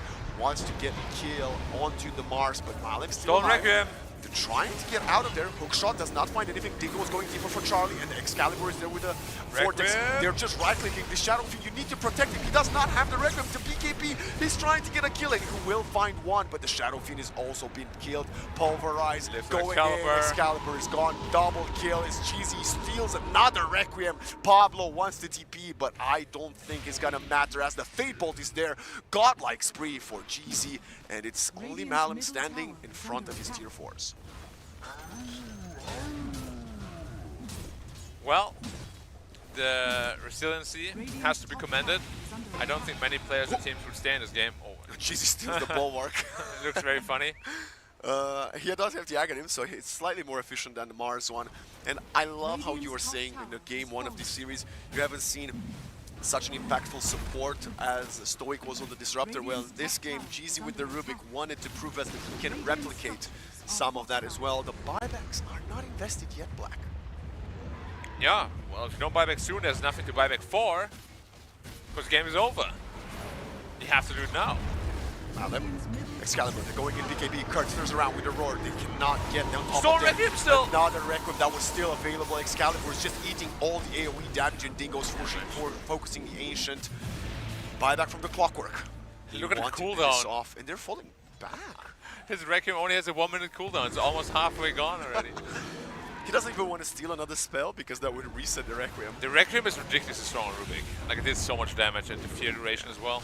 Instant cast time as well. Bushwhack, Dingo does have the Aegis, and now another hookshot in from Stoic. Cogs 1-2 in front of the base. Excalibur is out 100 seconds. GTI just right-clicking the fountain. They're pulling, reeling in the Clockwork to the fountain. Dingo blinks away. They really want to finish this one off, and Turkey will do so successfully as they are taking the semi-final to the deciding game 3. Yeah, well played by Turkey this time around. Not too eventful. I think the draft kind of spoke for itself. The early game was good for Sweden, but we kept reiterating on the fact doesn't matter how good the early game is if you're this out-drafted. Like Iesf, Charlie, he just had no Dota to play. Honestly. Like, what could he do? He couldn't do anything. Like, he tried really hard with his itemization. I think the items were quite good, but again, what can you really do? You can't itemize for anything. And yeah, Turkey, more than anything, just showed how good the draft really is. And it's the experience of this team. They have stuck together, and we are not aware of their presence or them playing with any other club team per se. So if this is the roster that was set for the World Esports Championships at the beginning of the year, Black, and they've been together grinding through the open qualifiers to the regional and now all the way here, I'm not surprised to see them understanding the meta so well, and the team play between all of those 5 Turkish players is impeccable. Something I believe a lot of the other nation teams could actually learn from. Yeah. No, I agree completely, but on the other hand, now we have a Sweden team that hopefully is not all too deflated, because I really think that GG was well overdue. Yeah. And I'm not sure why they waited so long, you know? They are a team that thrives upon, what's the word for it in English again? Momentum? Momentum, that's the one I was looking for, that's right. As always. They thrive on momentum, and that was completely taken away from them. Yes. You know, like they had none of it at the end. You couldn't hear them at all. Like at the beginning, they were all super hyped, super happy, you know, and then come mid-game, not a single toe. And what a performance from GZ on the Rubik. But speaking of holding Sweden's momentum, we will be holding our momentum up for just a few minutes as we send it to a break. But when we return, it's going to be our panel breaking down what we can expect from Game 3 of the semifinal.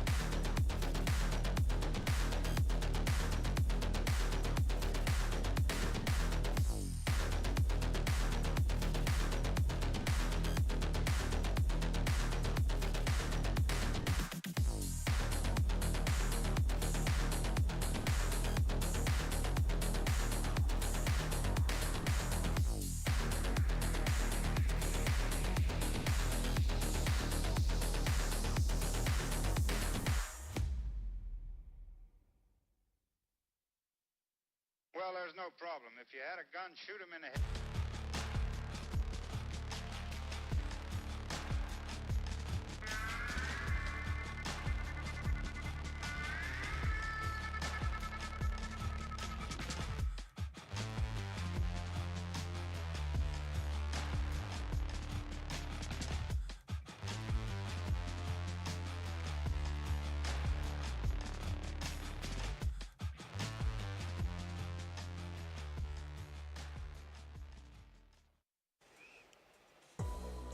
Welcome back, ladies and gentlemen, to WEC 24, where we are now getting into our third game, the second one of the day, which is very good news, between the sides of Sweden and Turkey. And although Sweden did come through with a very meta draft, we've seen this kind of drafting all over the world. The Turkish brought us an incredibly aggressive style of Dota, which ended up being super successful for them. We're going to break down everything that just took place, and I'm joined on panel yet again by T-Gov and the Prophet Nomad. He was telling me about 15 minutes, they need to watch out about the stacks, but more, you were telling me that this Rubik was going to own the game, and by God, you were right.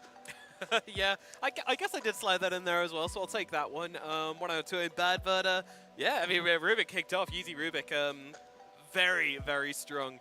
Some 6 steals, some nice Fade Bolt action as well, which, you know, I did say I wasn't fully believing in myself when I said that you picked Rubik for Fade Bolt, but here we are, it works. Yeah, I mean, you're talking about 50 minutes for stacks, but 17 minutes for Roshans, right? Like, Sweden, they actually had a really good start to the game. They had a pretty commanding lead. But then they go for the Roshan, fumble it a little bit because Turkey, with the clockwork, with the primal boost, plenty of ways to get into the pit. They kind of, they stutter step for a second. I always seem to get too excited about a highlight that's maybe like 5 minutes in the future of the heights we're currently looking at.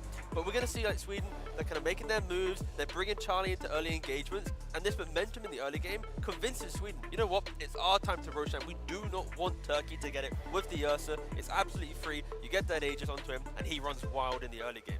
Especially because he had, you know, a pretty decent start. Look at the net worth. He's up there, not as high as Charlie, but yeah, unfortunately for Sweden, and good thing for Turkey, that first Roshan, we didn't see it actually. Yeah, Turkey swiped it away. They punished Sweden, and from that point on, there was like, it felt like Sweden had nothing left for them to really play into. And I think after that fight, like all the things you were saying about Shadow Fiend in the pre-draft was like kind of coming to light, where we just saw how many tools that Turkey had to deal with him, and if this Shadow Fiend wasn't leading from in front, then he was going to have a rough time. But you know, we saw him be able to get a few licks in here and there, but ultimately killing him just felt really easy, I feel.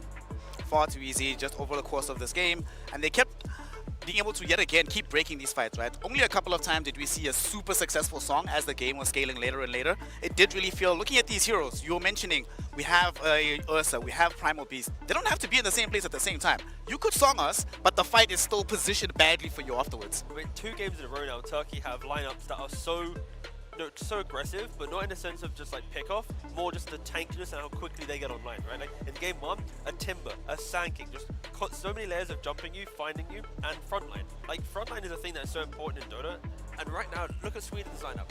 What frontline do you have? You've got what?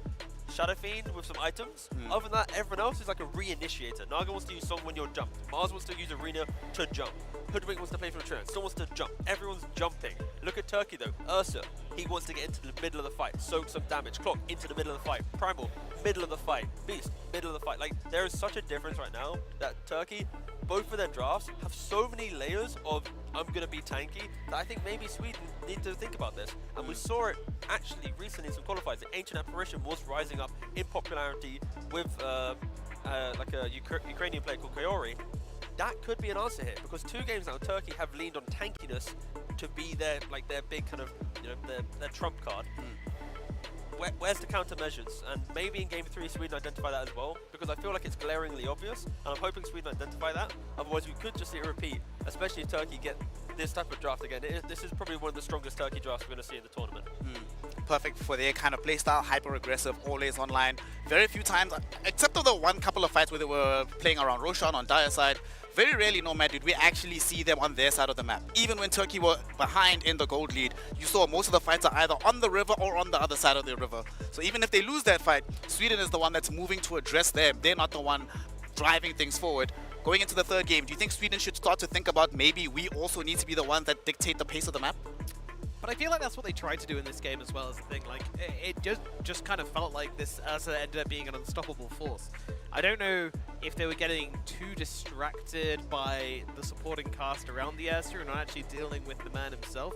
And credit to Turkey as well, you know, they were the ones doing that, you know, getting the Primal up in their faces, getting the Beastmaster as well. Sure, like, their stats don't look that glamorous as on the scoreboard at the end of the game. Doesn't really matter. If they're playing up, if they're forcing out songs, if they're forcing out moves, then the US is having a good time because he's just kind of farming away.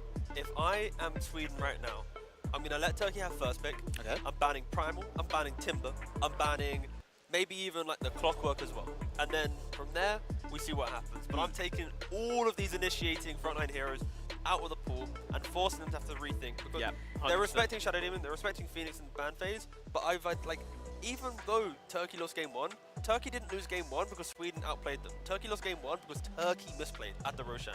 Turkey fumbled the game. Yeah, so this could be a 2-0. Easily, this could be a 2-0. Yeah. So I think strategically, Sweden have got 2 perfect games to identify how they are losing, and they have to adapt. And I feel like I've cracked it. I would like to think that they should be able to get it too, but there's a very clear path to bans against this team, and we'll see if they can identify in this third game.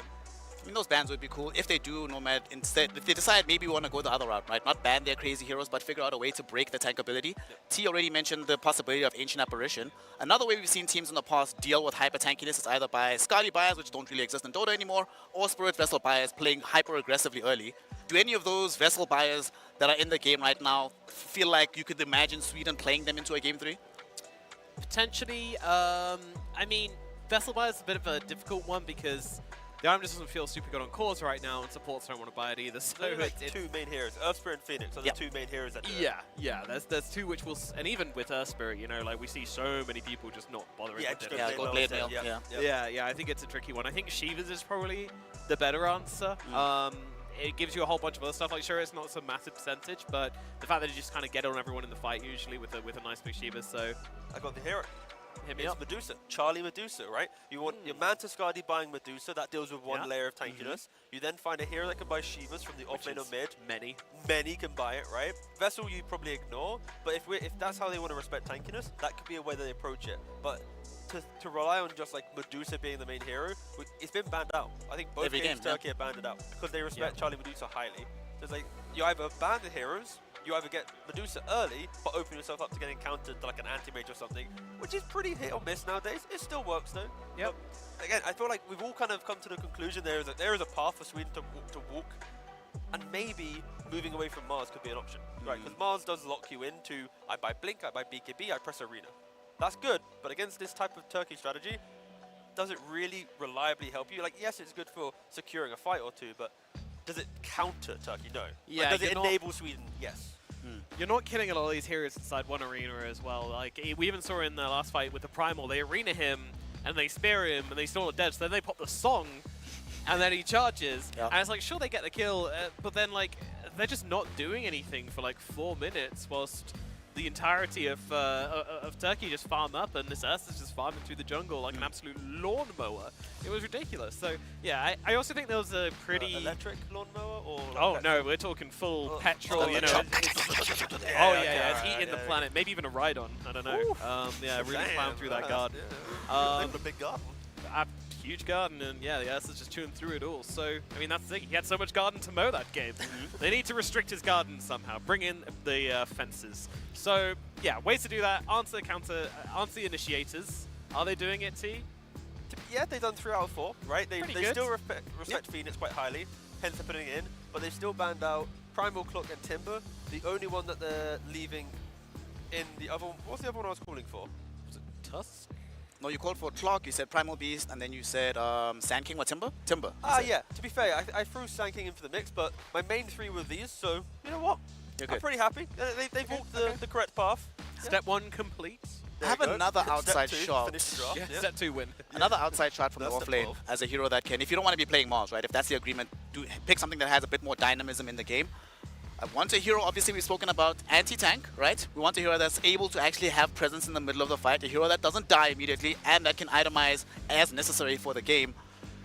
Do we have Underlord on the card potentially here? I'm going to go no. Actually, I'm going to go, it could exist, But I'm looking at the heroes that the off-lane player has played so far, Blem, and he's played Night Stalker, doesn't do any of this. Dawnbreaker, doesn't do any of this. Centaur, sometimes can bug Shivas, but it's kind of 50-50. Terrorblade, doesn't do it. Not Doom really. can buy Shivas, and then everyone else can't. So it's like he's pretty much played a very, it feels like a carry-esque hero from the offlane.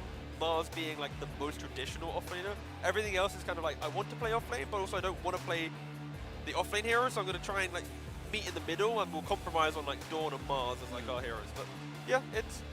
I'm also looking at his pub stats. A lot of his like official games are carries, so it might just be a carry player that's having to quickly play the offlane in the national team. Because maybe they were starved of like an offlane pick for the roster, and he's he's giving it his best. Doing his best. Yeah, it's just he doesn't have that natural offlane pool compared to the Skylarks or the Kellys of the world. Indeed, indeed. But opening up with the Tiny is a very interesting choice for Turkey here. I'm unsure about this, to be honest. This is a hero. First phase, last game. Okay. A lot of respect. Wow. Okay. Yep. That's all I had to say. Back to you. There has to be something that they know on the side of Sweden, right? Or that they've at least seen coming across one of the players in pubs. This should be mid-tiny. I'm not expecting, with Philippines out, surely we're not having any more big role changes of these heroes, right? I think it's like Jeezy on the support. He's very active. He likes to be, a playmaker. Tiny does that. It's a specialty hero for supports, and we saw early stage Philippines did like an off-lane player playing carry went Ench. As convoluted as it sounds. Why not respect the 4 player that wants to play Tiny, right? We don't see it often in the meta, but again, teams have been respecting it, so he's clearly good at it. But mainly probably 4 position, yes. All I know is I'm excited. Wherever it goes, I'm excited. I just want to see who this secret Tiny player is. It's like a deduction game. Who is the Tiny player? But only we don't know the answer. Now Sweden, they grab themselves the Shadow Demon, a hero that tends to be picked in the first phase when led through. We have some save right now. We've got the Demonic Purge as the ultimate. We get the Cleanse for later. And here we go. By the way, that every time someone says Demonic Purge, a picture of Purge just with like red eyes and like a pentagram on his forehead comes into my head every single time. Now. Actually, okay, well, enjoy that. That's a gift from me. I'm literally thinking of Devil Jin, but it's Purge instead. Exactly that. Yeah, exactly. Just. Yeah. Anyway, Terrorblade coming out as well. Could be off lane. Could be off lane. Could be carry. Could be 4. Exciting. Yeah. It is Charlie. He is very, very well known for his Terrorblade gameplay. So I think in this instance it's 50-50. But just to give you an idea, when I checked a few days ago, you know what, Snap? Guess how on Dota 2 Pro Tracker, how many games do you think were being played off lane versus carry? On Terrorblade? Yeah. Percentage or actual number? Whichever you prefer. Make it harder for Nomad. I'd say 70-30%. To what? For Terrorblade, like offlane. Offlane Terrorblade. 70% offlane. Yeah. Pretty close. 66% on the offlane, 33% on the carry. And it seems as if maybe Turkey has fallen for the bait of maybe the Terrorblade is in this role. They're still banning the Excalibur Meepo. They're banning out the Charlie Lone Druid.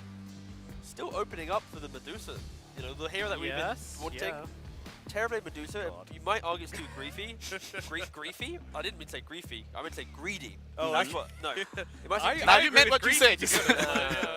But it isn't griefy because the greed, the laning from Terrorblade is so strong that the time to fix your lane, the carry getting the farm, Medusa will probably get Manta by then.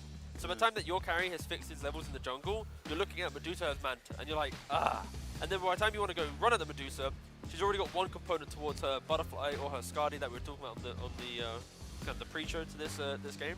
So I wouldn't be opposed to it. Maybe that's the reason why Turkey has picked up a Lion, prematurely. Like, we respect you, might go for it, so we want the mana drain to enable it. But this is a very quick map playing combination, right? Lion with a blink, Tiny blink, Panga with the Diffusal. They're going to run around the map, smoke up. If they see a hero, they're going to get just blown up from these 3 heroes, and a lot of control to enable the carry and the offlane from Turkey to run free in the fights. Pablo got very jealous last game because he likes playing Rubik as well, so now it's going to be his turn. It's interesting though actually, because Turkey picked Pangolier here. Sure, it can flex to offlane and mid, and maybe they're trying to bait Sweden to pick their mid here, to try and keep that Terrorblade flex to the end of the draft. But I would like to think Pangolin can move away from that lane. As it's difficult. You either show where your Terrorblade's laning and pick a carry, or you go for the thing. But instead, they actually go for a Night Stalker. Okay. This is a Balana. low damage early lineup. Yes, Sure, the lane yes, is good for huge Terrorblade, damage problems. but there is, like, getting ran at with this lineup, it's difficult to react. This lineup from Sweden needs to be the aggressors. They need every nighttime Night Stalker to dictate the pace of the game, and it honestly comes down now from the mid pick. We've said this, I feel like I've said this 3 games in a row now. The mid pick from Sweden, if it doesn't bring damage to the early game, they will just be victim to just farm, wait, farm, Charlie, you ready, boss? Nope, Charlie, you ready, boss? Plus line with the mana drain, and oh my god, Phantom Lancer. Now, boys, we're getting deep in the bag on this one. The PL comes out. Late. What do you think, losing Nomad? their minds over there. What are you guys doing? First, tell me, Nomad, where's this hero been at? Why has he not been played? And what does he do for this game here? So, I mean, the hero's been in a bin for a long time. People keep trying to pick him up in different iterations. You know, when we had the Disperser being popular, we did see a bit of PL being played then. People have tried to make the Aghanims work. Ultimately, Illusion heroes just don't feel incredible at the moment. You know, I think they do and they don't. I mean, it's not really the Illusions doing the damage at the moment. We're more looking at like the kind of main hero itself, which isn't really PL's jam. Right now, this is opening up for Excalibur to get maybe like an Ember Spirit or something to have the Flame guard you by Shivas. The Shivas on top of the PL. He hates the attack speed reductions. The Illusion wants to keep mana burning. Again, the reason why we don't see PL is he doesn't farm. He doesn't pressure in lane. He doesn't farm jungle that effectively. He needs like an Aghanims to farm quickly. He needs a lot of gold. Then once he starts farming, he needs a Diffusal. It's like, it's so much things needed. But against Terrorblade, the 1v1 matchup is always very annoying for the Terrorblade. To find the right PL, to get the right click off, it causes him to have to think about killing everyone else, and PL runs free. I mean, this used to be the hard counter matchup, right? You saw TB, you instant pick PL. The reflection, but then they added the whole being able to dispel reflection, and that really reduced the potency. I still have concerns where it's like, Charlie knows this matchup very well. So he'll just buy like a Dragon Lance, he'll buy like a Yasha, he'll make earlier moves in the game, right? He'll figure it out. He'll figure it out. You know, he'll get there in the end. Like even in the last game, he was buying Hurricane Pike Manta, he was buying the best items to deal with his opponent's lineup. And I still think if Excalibur can get like the Ember Spirit, the high pace hero, Night Stalker, you know, the silence on PL, Manta doesn't do anything. Just keep the silence on top of him. Any follow-up damage, and PL will just die a lot in the early game if his Pangolin I'm upset. Yeah. I need to get my predictions in quicker. You gotta just be quick. I mean, this is probably why they're going to be able to get away with one of these spirits or Nomad, right? Because when you pick PL, you have to ban Earthshaker, you have to ban Leshrac. All of a sudden, your last 2 bans are expended in a way that you weren't expecting early in the draft. Opens things up for Excalibur to play pretty much whatever he wants. But it's not the easiest thing in the world, right? If I'm playing, let's say, Storm, I still have to deal with the Lion. Dank Willow can be annoying. There's a Tiny in this game. This is actually kind of a difficult decision for Excalibur to make here. Give me a Huskar to run the Pangos game, which means that there's no time to protect PL, so you just obliterate the lane.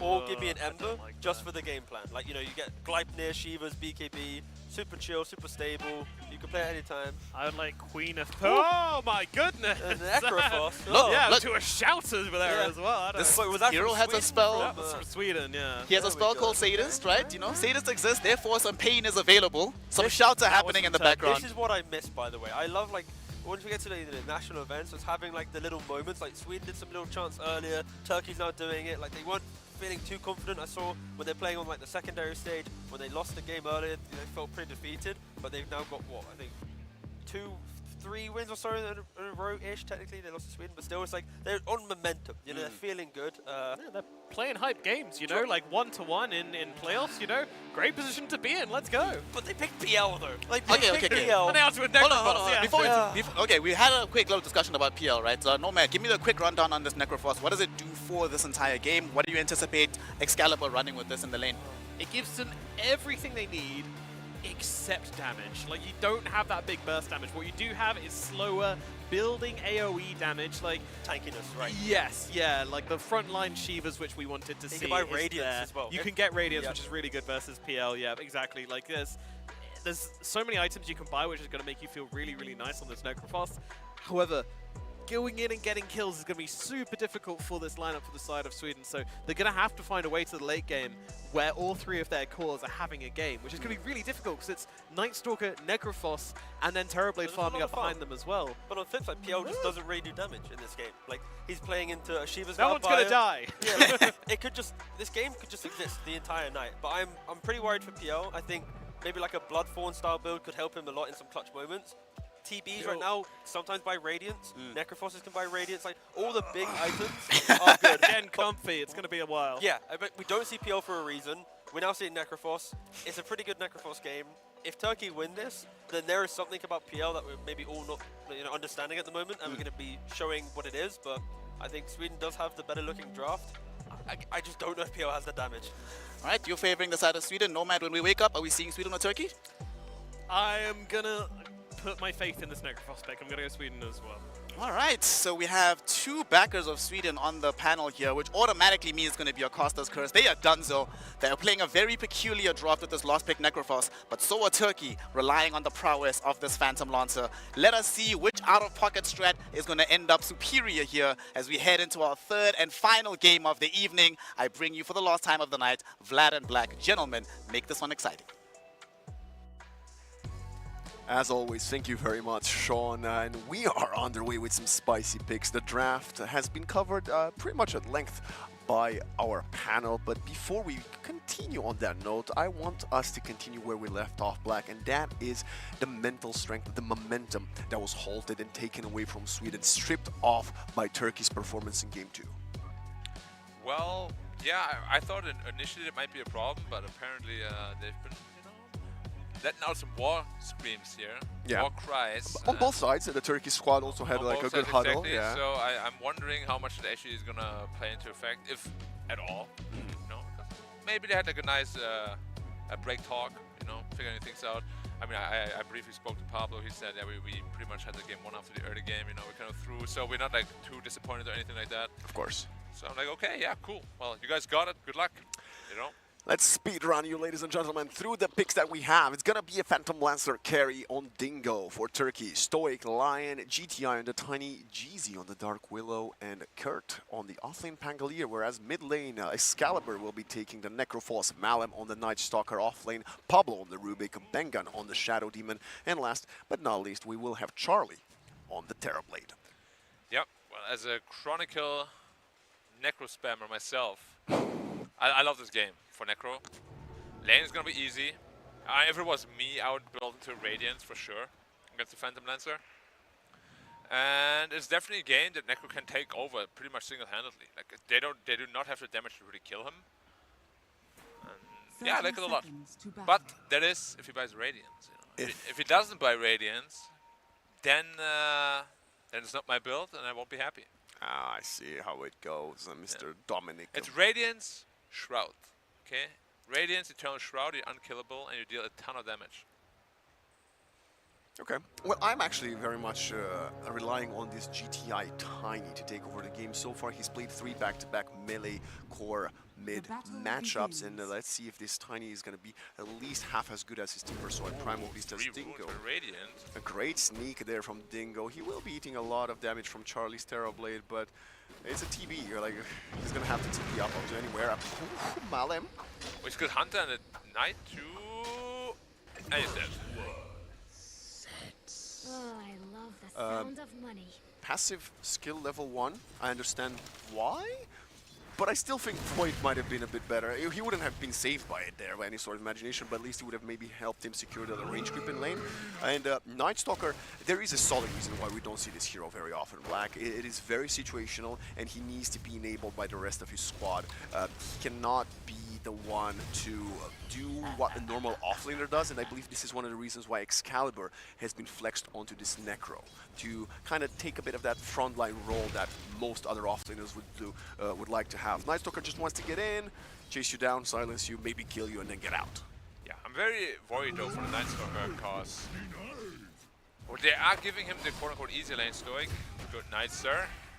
They are giving him the easier lane up top, but Night Stalker is always a problem. Like if you don't win laning phase, or at least go even, you don't have any great recovery mechanic. You need to be able to kill heroes. Am I watching a Phantom Lancer? He is a position 1, but off lane? Is this Terrorblade? No. What? Oh, they just inverted. That's okay. I see. What? So Charlie has been the one sacked to the off lane. I mean, you're not really sacking him because Phantom Lancer can't pressure anything. So by right, TB is gonna free farm down there, and it's gonna be very happy. Because as the panel already said, Phantom Lancer doesn't do anything in lane. I see. You know? Okay. He's just scaling into the mid late game. That's his plan anyway. So Terrorblade is very happy down there. Bangano gets taken up by Kurt. Kurt so far involving himself with the first couple of kills going in Turkey's side, and Malim will be trying his best to keep up the pace and the last hits. But mid lane we have already this Tiny doing very well versus Necro. It's quite hard to harass GTI out of lane, right? Yeah, I think they actually picked the Necro thinking maybe it would be a Pangolin middle, because I mean, it's pretty good against Tiny overall, but against Pangolin you just absolutely destroy the lane. Against Tiny it's not as easy, especially early on. Good pullback. Necro's gonna have a good time regardless. Yeah, that was a good pullback there from Excalibur as well to deny the range creep for GTI. As Game 3 now upon us, Black, and the big question the panel was debating is, looking at the picks, which one of the teams do you favor? It's very hard to say. As I said, I'm gonna side with the Necrophos just because I love Necro. Yeah, I'm not the biggest PL believer in this patch. Meta bottom, telekinesis up, Stoic. There's nothing he can do. If he does have a Lotus at least, he's gonna use it. Imagine if there was another hero. Well, Charlie though is actually in trouble. One more lands. Dingo is continuing to pressure, and nice. Well, shoots from again, Dingo. imagine if it was any other hero. Yeah. PL just doesn't do anything against Terrorblade with that high armor. Yeah, very high armor, early levels for this TB. And the reason obviously it was picked is it's a Grandmaster Phantom Lancer, and in the most crucial games you gotta play where you're best at. But sadly, he does get punished, and Sweden will be thriving in his first couple of minutes. Wow. Wow, wowsies. Nah, I'm just kidding. It's not that dramatic. So far, both offlaners, well, Charlie's not an offlaner, but he's playing in the offlane, are having a very good time. Kurt on the Pangolier and Charlie on the TB. Yeah. Game is going pretty much according to plan so far, I think. Although TB probably would like a little bit more CS, but he's still ahead of the Phantom Lancer, so that's all you really need. And this game, basically, Tiny and Pangolier will have to do so much heavy lifting. Phantom Lancer, whenever you pick him, he just exists for the longest time. And until Diffuser Blade, well, we'll see his item build up. Sometimes we see Diffuser Blade relatively early, sometimes we see Axe first, just to farm faster. And depending on his item choice, he might just be a non-factor for the longest time. Which then he hopefully will pay back to his team eventually. But that's the reason why he's not being picked a lot. It's kind of like anti-mage. That hero for a reason. Well, GZ came bottom. I know they're 3 here, and they still... Well, now it's a 3v3, it's a tri-lane. in fact. Yeah. Back to good old, 2015? Yeah, 16, 15. It's not bad, right? Last time we actually had the constant tri-lanes in the meta. That was really fun. I liked it a lot. You have like 2 1v1 lanes and then a triple lane. Yeah, maybe I wasn't that big of a fan of a aggressive tri-lane on the off lane.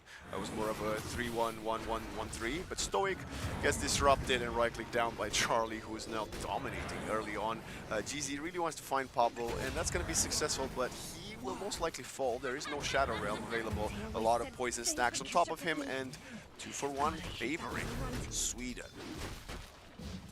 I don't want to be again the guy, but I will be. Imagine if it was not a Phantom Lancer, but a hero that actually does anything. I'm surprised we haven't seen any Medusas or Gyrocopters today at all. Yeah, like if there was a Medusa instead of like PL or something. But they picked the PL in answer to the Terrorblade, of course. Well, next should probably be a rotation either with the Necrophos to a lane or towards the Necrophos, so you can get the Reaper kill. Radiance is already queued up as well. Good, good. All according to Keikaku. Arcane Run taken by Stoic. Both mid laners would have loved to have that one. GTI to refill the bottle, and Excalibur to potentially become more active around the map. As Still, it's Kurt leading the last hits alongside GTI. 13, 4, 36. Okay, never mind. Excalibur just got like a big stack there, I believe. Yeah, this early Radiance, well, we don't know what's going to happen. Obviously, it's going to take a while until you get to the Radiance, but this potentially early Radiance can be an absolute game breaker. Usually when you get Radiance, you have like this weak timing of like 5-ish minutes before you get your Shroud. But if within that time you can find a kill or two and get to the Shroud, no problem, that's when you really start snowballing the game and become this like unkillable hero that nobody can deal with. GTI going again for the same build we've seen him run previously. It's the Raindrops Bottle 1 into Soul Ring. He's been doing that, I think, every single game. Definitely on the Timber, so I'm not quite sure if he did that on the Primal. He really prioritizes his early mana and HP regen. Yeah, not really looking for like a blink, like a rush or anything that we see a lot of people do. Of course, obviously it has its own risks. You can't really find kills early on. But yeah, it looks like it's a pretty passive early game, which I think actually favors Sweden. Again, you want to get to the Radiance as soon as possible and as quiet as possible. Then you want to ramp up the speed. When is the first time where this Night Stalker will go for a rotate? Are we waiting for minute 10? He might not rotate at all. Maybe he wants heroes to rotate to him instead, or maybe he'll match the Pangoliers rotations. There's lots of different ways to play the game. Because as I said, they're very happy right now just leaving the game state as it is. Oh my goodness, this Terrorblade has 18 denies. Yes, he's a bit behind PL in last hits, but all of denies can get 20 denies now. He is going for a deny world record at this rate. Dire's bottom tower is under attack. Pull from Stoic, only level 4, but so is Pablo. He's gonna most likely use the Fate Bolt to secure some of these creeps. No, never mind. Abort mission. I think it was like, I got it. Classic carry contribution. Going for the Spirit Vessel right away to nullify a lot of that health regen that the Necro will be obviously having. Rolling, okay. Cheesy's there, instant pop of the darkness, and Lions here as well, but Bangon with the protection. Pablo does get rolled over. They are trying to really kill someone, but they can't quite connect with all the spells. Now Stoic is the first to fall. The long duration silence Kurt connecting with the swashbuckle, but Malim, Bangan stacking up the damage, and the poison will claim the kill. Damage where? No damage. They need the Tiny to become active. Yes. If they want the damage. That's why I think the Blink, although risky, might have been a better priority than going for Soul Ring. Yeah, it's always a tough call though. You know. We'll see if he plans to make a rotation somewhere soon. He's kind of looking at the bot lane right now, but don't really think you can kill the Terrorblade too easily either. I don't think you can kill anybody without the Blink. And Necros is happily farming away. Yeah, level 9, almost on both of the mid lane heroes. He even went to finish the threads, so the Blink will be very slow. The Brambles do not connect. Middle tower is under attack. And oh, by the way, this is a Dark Willow that went for the Shadow Realm Facet instead of the Thorny Thicket. Yeah, very interesting. Not sure why he did that entirely. Oh wow, he's going for pipe? On This is an offlane Terrorblade, ladies and gentlemen. Yeah. Wow, okay. That is very interesting. Yeah. So, does it then mean Night Stalker actually itemizes as a carry? Dire are scanning. Maybe you were right, Black. Maybe that defeating game 2 might have broken the spirit of Sweden, so they decided to change it up kind of fully. They don't look broken at all, because they're crushing right now. He's going for Blink Dagger first. Now, I'm a little bit worried about that, just because of the fact that they might end up in a scenario where they just don't have damage. Yeah, like, they were already lacking in damage. Well, they might be going for the Sweden special. There's a world-famous Swedish streamer that goes for the Necro position 1 carry, and they might just, you know, assign Excalibur the role of becoming the most farmable map, maybe? Radiant's I mean, bottom for sure, when tower you is have under Necro, that will be the case, but you need Dire's structures other heroes to are kind of fortified. also, you know, deal some sort of damage Radiant at least. structures are fortified. We'll see, we'll see. Radiant's It's bottom all tower ultimately is still up under to how attack. well Excalibur can farm. They find the Phantom Lancer. Nice Dingo. I mean, compared to what we've seen from Dingo, both Game 2 and Game 1, I believe, right now he's having a very Radiant's rough bottom time, tower is under completely underfarmed and being punished Radiant's by, bottom tower well, has fallen. I feel like everybody, whenever he shows face, he's being punished in some form. Well, that's just the nature of this hero, unfortunately, until you get something going. Do you think he should rush Axe or go Diffusal first? I think Axe. He needs to recover. Yeah. But then again, if you go Axe, you're kind of playing into the Necro's timing as well. It's a tough PL game. The panel already said there's a reason we don't see it. There is a world where you could rush Diffusal and then, together with the Vessel, just kind of try to focus down the Necroforce as much as possible. Pablo Stolen toss. It's gonna deal a lot of damage. As oh, he's a blink. Gambit going in GTI. That's onto the reveal Pablo. right there. Hex. We don't even have the finger of death to get the first stack, but it's a kill, and they will be more than happy to find one. Yeah, that was the blink that got reveal. And he's hasted. He would love to maybe find someone else. No more surprises. Kurt could be set up on He's him. pretty tanky though, 1500. But if he gets put under and then silenced, yeah, that's the thing of the game. He does manage to hop out for a little bit. He uses the Lotus, now goes for the TP. The old GTI is also here. They're castling, and now the Rolling Thunder is here. They're actually heading for Excalibur. Gets caught in the river by the Brambles. Terrorizes pitch perfect. We have a Spirit Vessel connected onto the Night Stalker, but Kurt needs to kind of change targets or disengage because he's getting quite low. And after that was only invested, nobody dies. nobody dies. Charlie says, hey, I'm here. I think he already completed his pipe as well. I really hope he actually didn't finish the pipe. Like, at the pace he's farming, he would have had like a minute 15 Manta still. He would have been massive. A minute 15. Oh! 1 HP. Wow, he didn't get the toss on the hero, unfortunately. That was close. The kill would have been huge. Amazing, yeah, especially as he's getting closer to get his Radiance. Bottom pressure, no, Pablo no, Telekinesis is up. Dingo? Let's see, can he juke? He doesn't even try. He's just trying to run away. He has a slow, but he's not good enough. Turns around, right-clicks Malum, and carry diff, we could even say, as Stoic gets caught by the Demonic Purge, and Charlie with the Refraction. Yep, it's all on GTI. Yeah. And Kurt, I guess. Yeah, but Kurt is a Pangolier that was forced to go Spirit Vessel. Despite his great start, it's quite difficult to find the impact that you normally see Pangoliers have early on when you have to get Vessel first.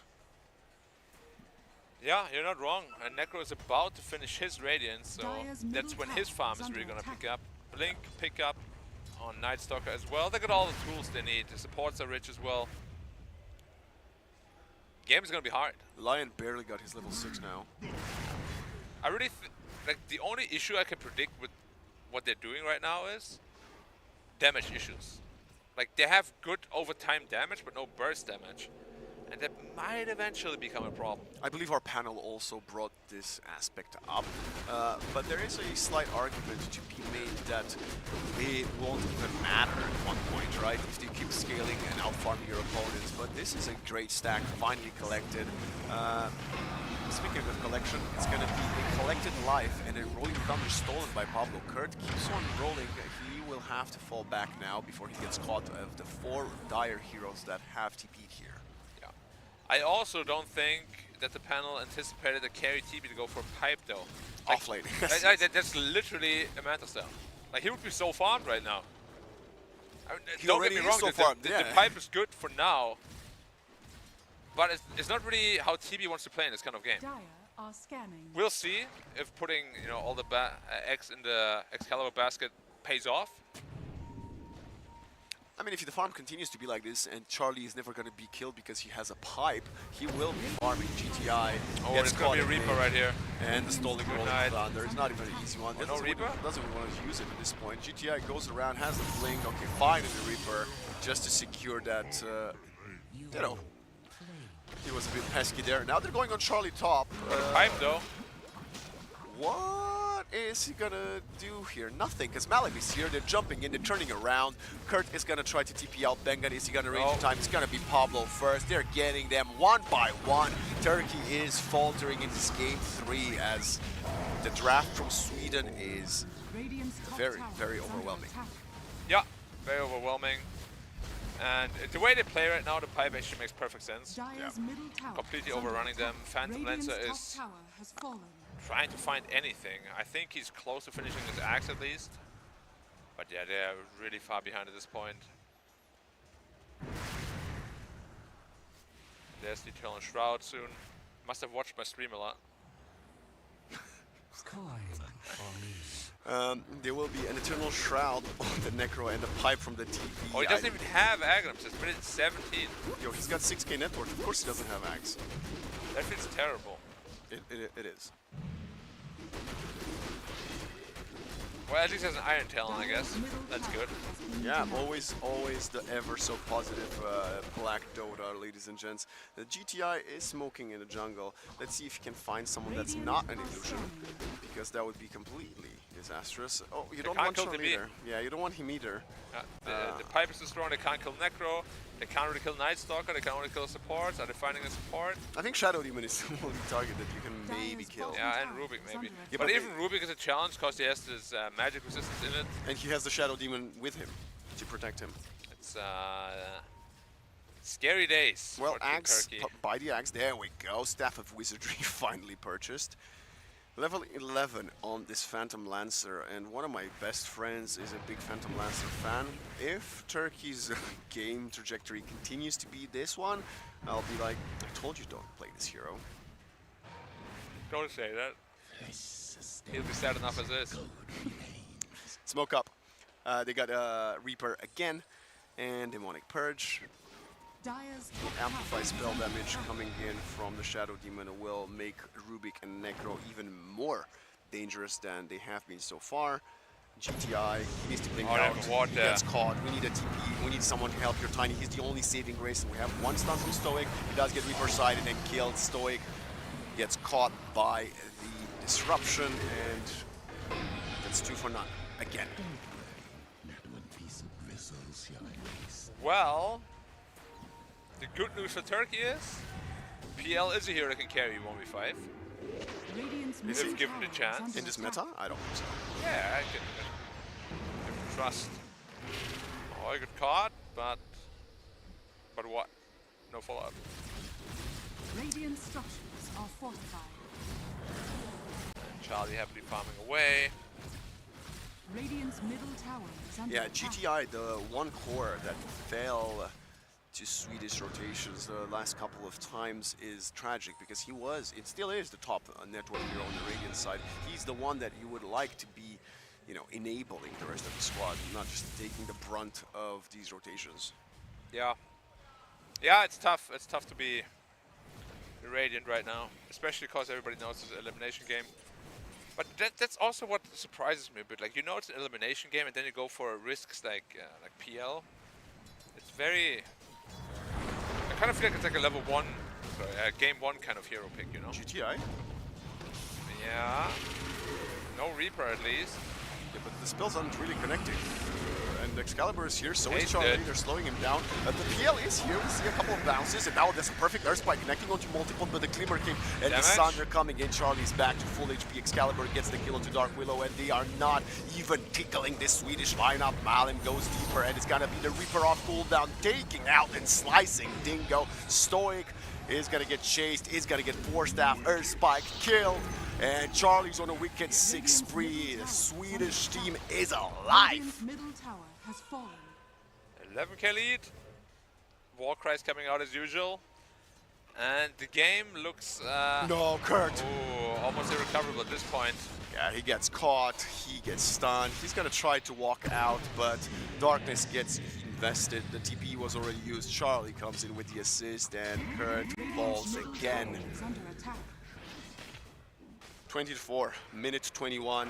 They might even go for a Stolen Wisdom, but no, Dark Willow will at least secure that one for him. Man. I mean, obviously it has to feel amazing for Sweden right now, but Yeah, you're gonna be feeling for Turkey as well. It's a tough game 3 so far. Yeah, definitely. And I don't really see any ways to really recover from this point onwards.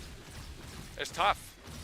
Also, the shard was purchased by Charlie, not something we often see on a position 1 Terrorblade so early in the game, but he wants to continue accelerating around the map, as we now have Jeezy and Stoic yet to find any impactful damage with the Bedlam Finger of Death combination, but Sweden's heading their way, and Tiny of GTI does not want to take any part of that. He's actually staying around mid. They do spot the Shadow Demon, who is alone. Maybe that is the kill they want to get. Meanwhile, there's a double Earth Spike coming up from Pablo. Rolling Thunder gets pump fake. Stoic really panic, throwing an Earth Spike to the ground and then falling back.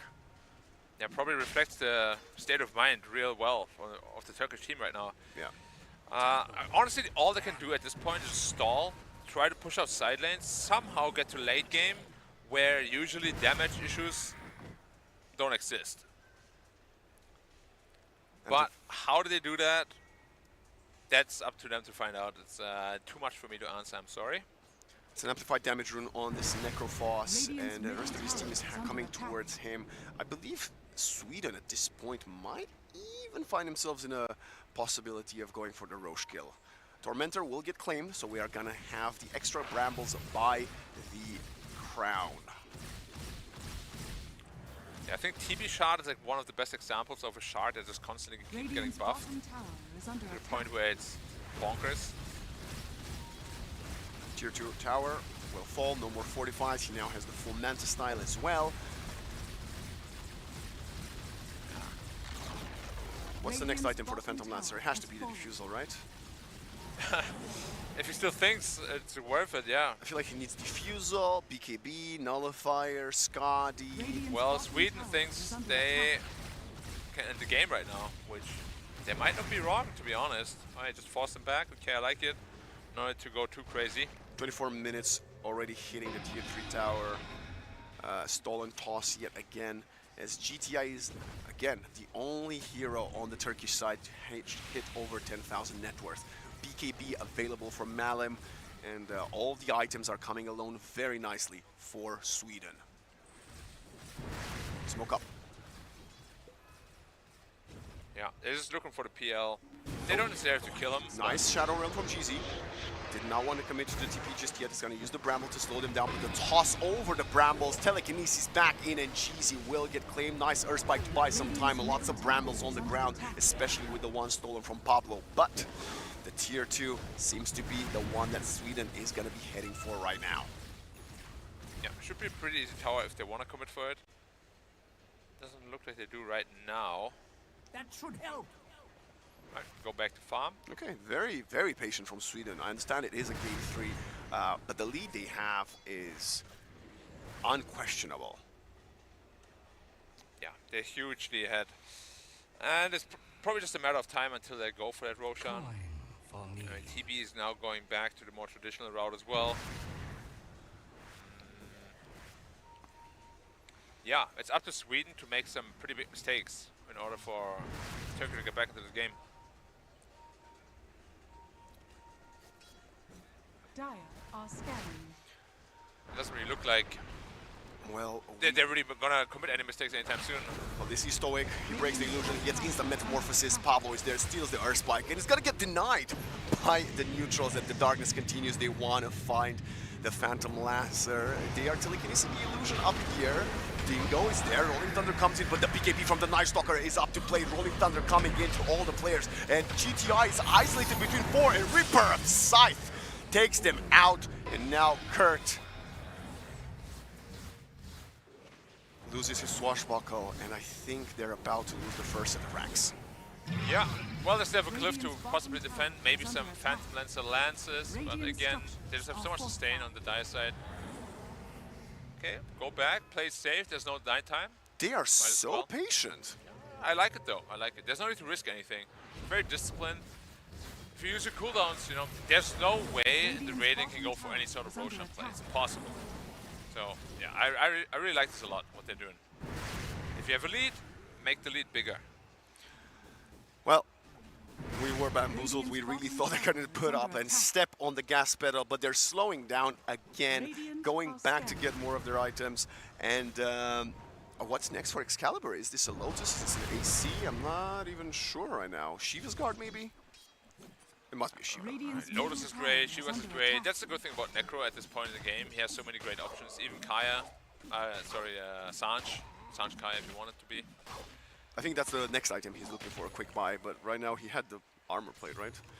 And there's another Aghanims on the Rubik. We've seen this item be so impactful, I believe, on the Turkish side earlier in the series. So now it's good to see Pablo getting his hands on it. Not as many spells to steal, but the ones he has been stealing have been incredible, especially that Rolling Thunder many times up until now.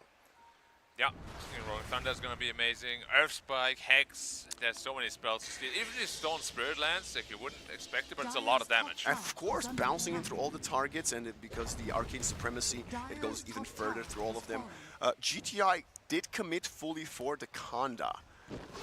Yeah, he's just trying to go for as much burst damage as possible.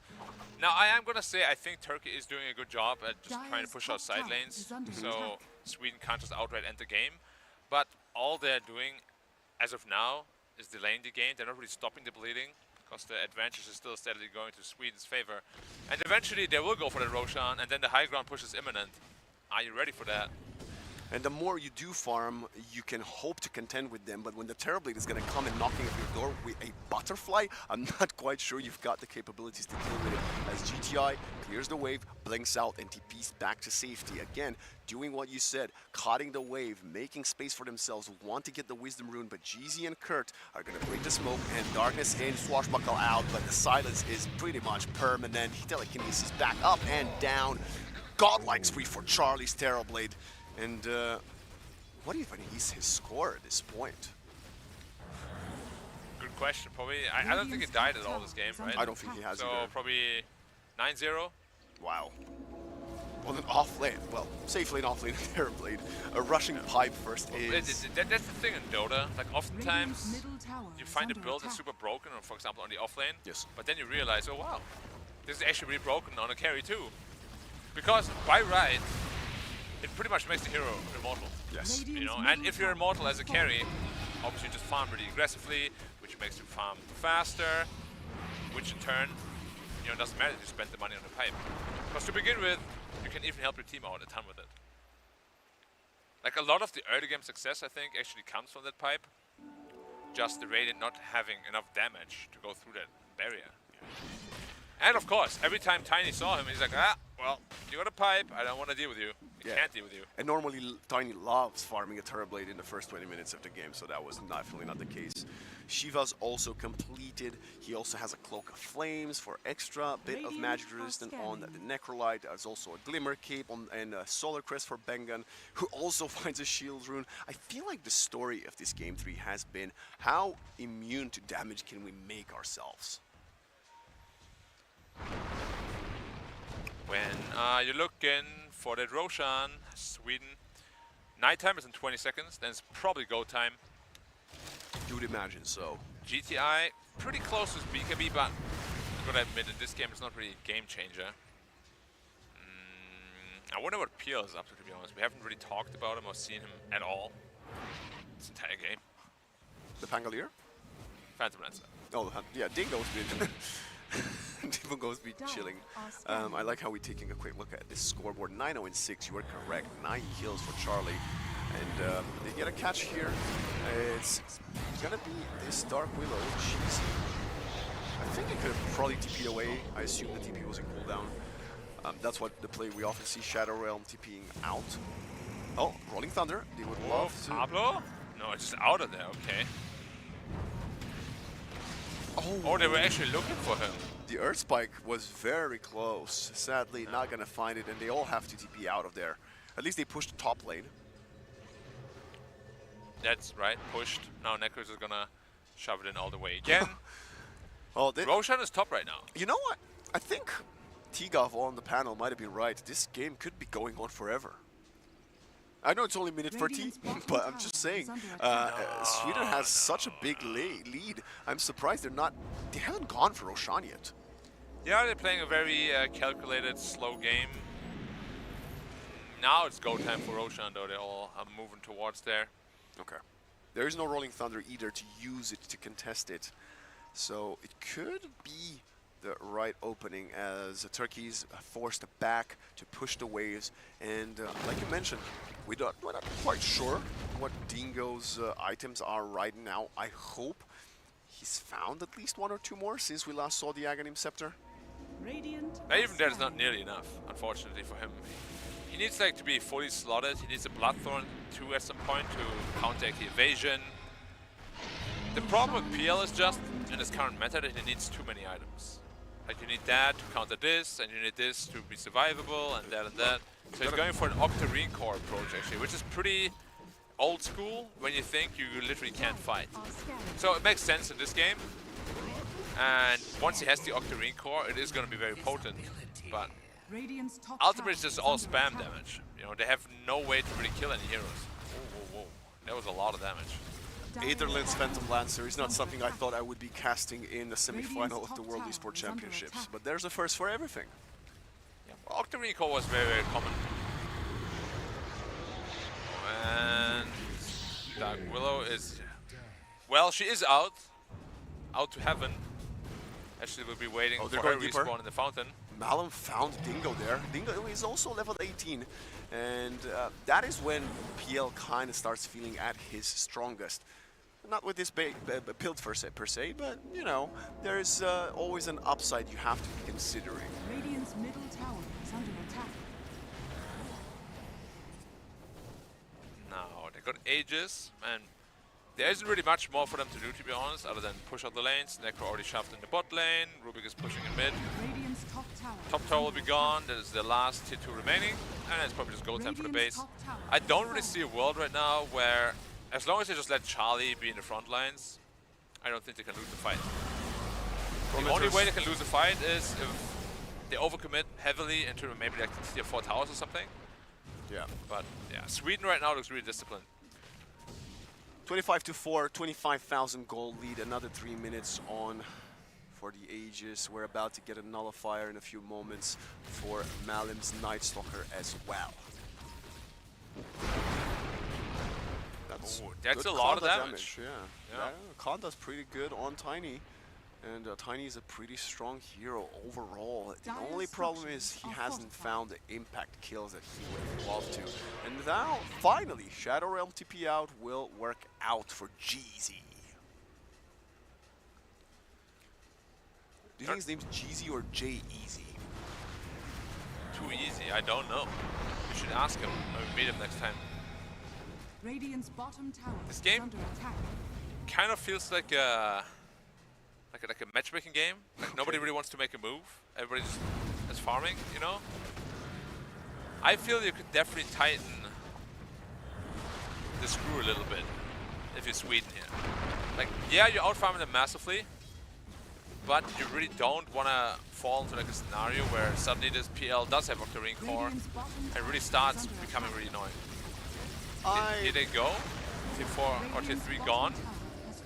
Are they going to look for more? I'll be fully transparent. I don't think PL with Octarine will be that much of a factor anyway. They're going to have to give the racks up. You can't find it into this Aegis, English, into this Aegis of immortality that's up for another 2 minutes on Charlie. Yeah. Again, making it look really easy. Darkness pops. The fortifies are gone, and so will the midi ranks be in just a few seconds. A lot of brambles on the ground, slowing the retreat of Charlie, and at least this Phantom Lancer illusion is kind of burning the mana of the Terrorblade. Yeah, but they didn't really, use too much, expend too much. They're just gonna wait for the next meta if they want to. Granted though, they will be without the Aegis. So maybe it's a little bit riskier, but again, there's just no damage from the Radiant side yet at all. There's nothing to worry about. So many defensive items too on the Dire. I really actually don't know how to kill anything. There's a Shadow Demon always waiting for the save. There's Rubik with Lift and 4 staffs. Like, I don't often say impossible, but right now, killing a hero, maybe it's not 100% impossible, but like, pretty nearly there. If I was Dota plus AI right now, I would give win rate probability to Turkey 0. That probably sounds about right. I don't think this is a one. Maybe like an overcommit, toss into fountain, like you mentioned earlier. Maybe, but even then, I don't think you like. Okay, you kill one, and then. Well, PL is very close to this person. Well, not actually very close. He's just queuing it up. Still quite a while back, or a while away from it. I predict he's not going to complete Disperser this game. Probably not. Although, at the pace Sweden is approaching this game, they might. He might, yeah. You know. But is Disperser the item that you think he needs here? I mean, I know you mentioned the Bloodthorn, and I tend to agree. I thought he might be considering the Bloodthorn. It's very hard. He needs so many items. He needs like a heart, Disperser is good. GZ is kind of a bait here. If Pablo can get turned around, no, never mind. He's alone. GZ's going to fall. He is so dead. A good or is he? Good separation. Maybe not. Oh. He's out. He's out. All right, making some space. Well, but for what? Turkey is invading the dire triangles. Or they might find a Night Stalker. They're kind of walking towards it. Yeah, Night Stalker they're is. not fighting this. Or maybe Terrorblade. Okay, that would be a massive kill. Or they're going out just before they find him. That would have been such a massive pickoff. They went out for a walk. Come on, Black. It's evening time. Sometimes after you have dinner, you gotta go out, take a walk, and then go back to base or home in real life, right? Yeah. You gotta get your 10,000 steps in. Walk that dinner off. Well, it is gonna be at least another 2 quiet minutes. Nope, never mind, Sweden is smoking up. I was about to say, if they haven't done anything with the reminder ages, they're not gonna do something now, but I am proven wrong as they are maybe trying to find an opening. Pablo blinks forward, steals the Spirit Lance, and that's gonna be Malum just behind him, but a bit late on the finger as the Dingo manages to jump out. Watch initiation. I don't think we're gonna be seeing too much here. 31,000 gold lead, 26 kills in advance, and the Sweden side can smell the grand finals away from that. They just need to kill a few more buildings. That's the name of the game, Defense of the Ancients. You gotta kill the Ancient. Necro also finishes Hearts now, so he's probably sitting at like 4,000 something health. Shadow Realm stolen by the Rubik. That's gonna be even hard. Well, he hasn't really died, Pablo, has he? Make it even harder to find him. When there's 4 kills on Turkey, I don't even know who died for Sweden. Definitely not the core. Well, Night Stalker died, I think, twice. Yeah, so I think Night Stalker died twice, and I want to say maybe Shadow Demon once. So TB is still going for BKB as well. I mean, I guess they're just waiting for the next Aegis again. Yeah, he's gonna take the Wisdom Word most likely. He's actually gonna probably give it to Excalibur. Is he closer to level 25? No, he's never mind. He has level 25 on Excalibur. And now Tormentor will get obliterated in a matter of moments by the 2 cores, and Bengen is gonna get the Demonic Cleanse. I would say normally it's a very crucial shard, but considering the lead that Sweden has, I don't think it adds that much more to that kit. Yeah, well, I guess it helps against PL a little bit. It's not the most amazing shot this game for sure. Roshan will be respawning in 2 minutes. Tier 4 items are dropping, and we have an Ancient Guardian for GTI's Tiny. That's going to add quite a little bit for him, especially on the high ground defense. Yeah, 100 damage is pretty good, and of course he will be playing in Ancient range pretty much for the rest of the game. Exactly. Havoc Hammer on Dingo. Okay. That's an interesting PL item. He probably didn't have anything better, and it's gonna make him a bit tankier, right? Both Dingo and GTI would love a bit more XP just to get their level 20 talents. I really wish still that they added like a way to see what choices they have for the different items. Yes. Or had. Yes, production, thank you. Not production. I know. It's impossible to read that. Hopefully one day soon we'll get that in the toolbox, because, you know, it's quite good to theory craft, right? It's not quite up yet, my friends. Yeah, it's a long respawn timer. I believe it was closer to 2 and a bit minutes. But, of course, Turkey doesn't know, so they're gonna smoke up and try to go for this. Buybacks are looking very healthy for Turkey, and there is no for Sweden, so just getting 1 or 2 kills, even if you trade your lives and buy back into it, might be what you need to do, but Maleb, Darkness, Travel was level 2, they're on top of him. This Tiny cannot do anything, he needs to use the BKB, but he's getting slowed down by the Iesf. Scott, he can actually CTP out. GTI is not gonna get out of there as the Reaper side follows him to the afterlife.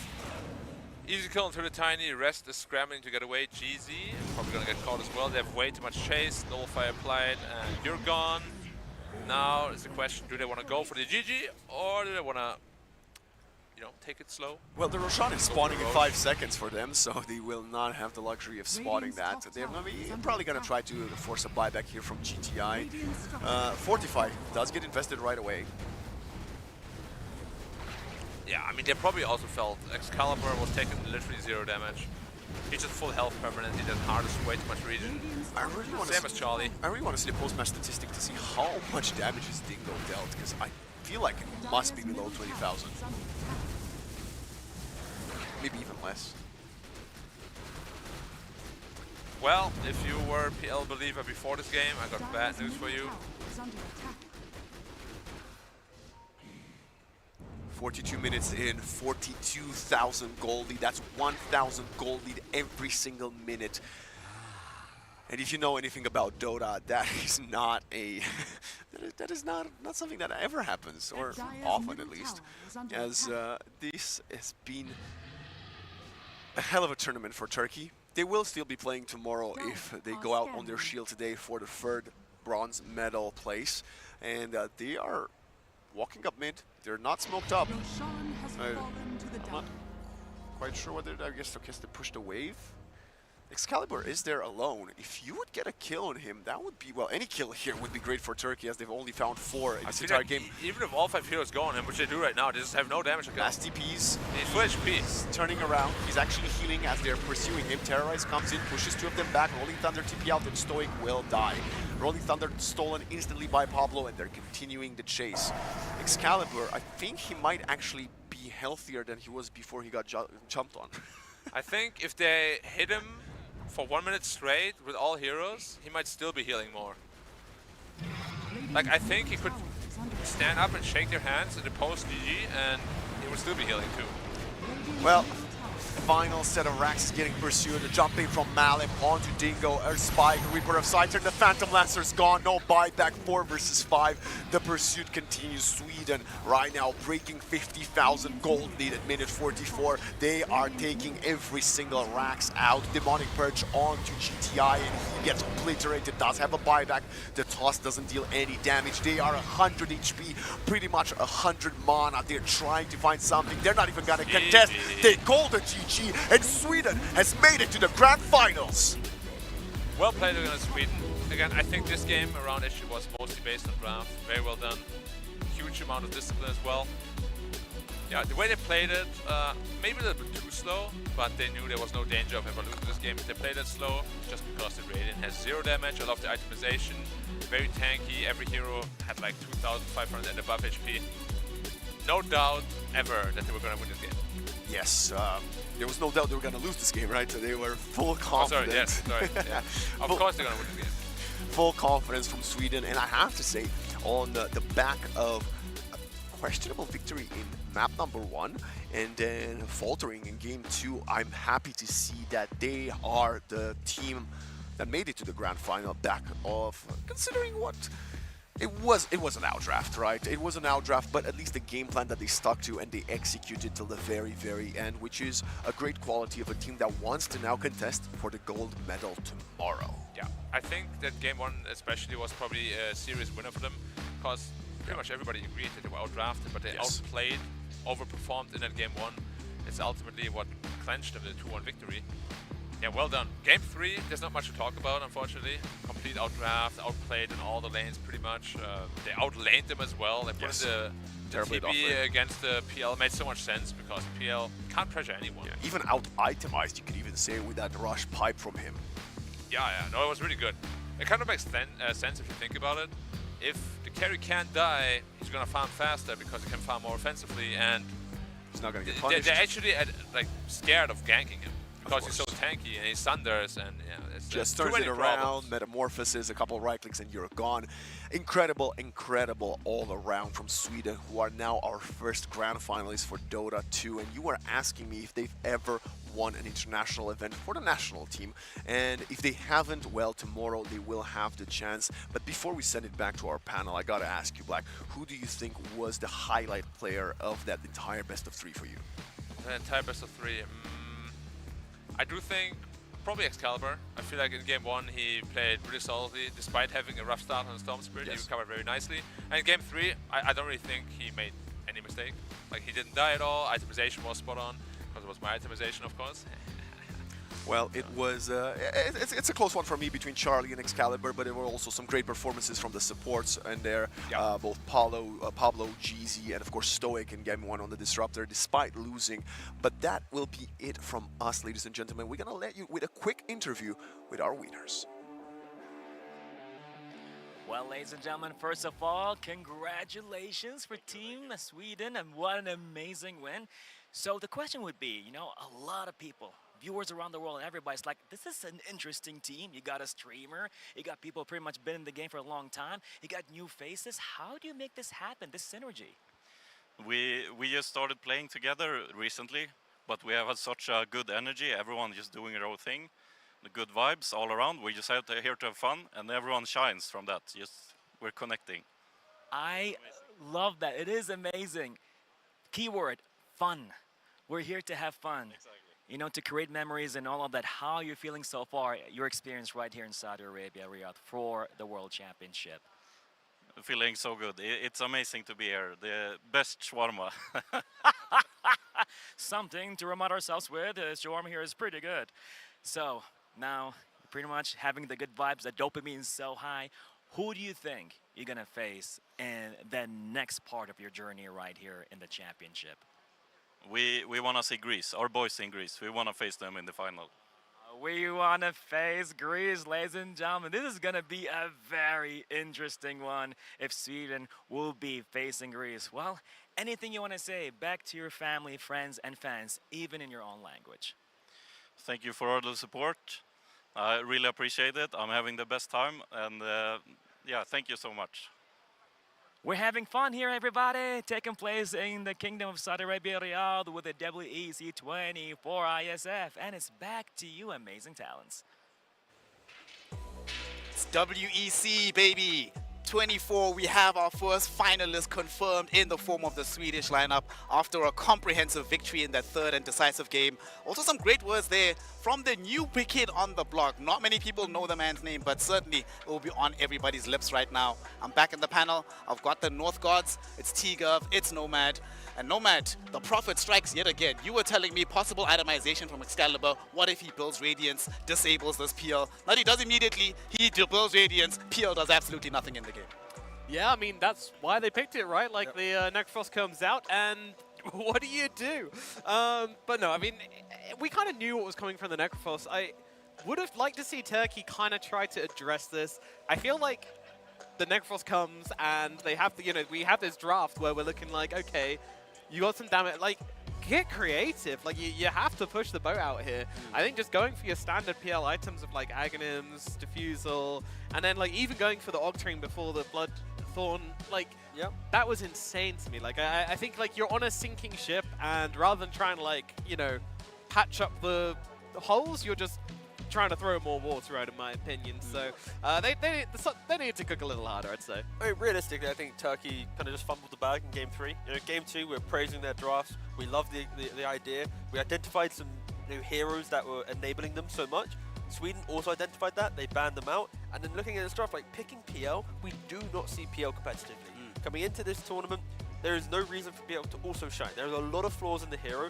You might see a Terrorblade, but that's not enough to pick PL. Like, that is how bad the hero is right now. And we saw Philippines earlier today also try and go for some crazy, like, off-meta stuff, going for, like, Enchantress in the carry role. They get eliminated. Now Turkey's getting creative, going for a PL. They get eliminated. It's like, I respect the creativity. There is always a time for it. But when you're in a Game 3 situation, a single game away from getting to the next round, that kind of, that next level, you know, the third, fourth, the first, second, that's not a time to test things out. And unfortunately, yeah, for Turkey at least, Their creativity is the reason why they get eliminated. Their play, it was good, but the drafts that they gave themselves sometimes were too hard to execute on. And I think that's where Sweden shone, where, like, you look at this lineup, you have Night Stalker, who's able to just always hunt down the PL, even though Night Stalker was picked before the PL.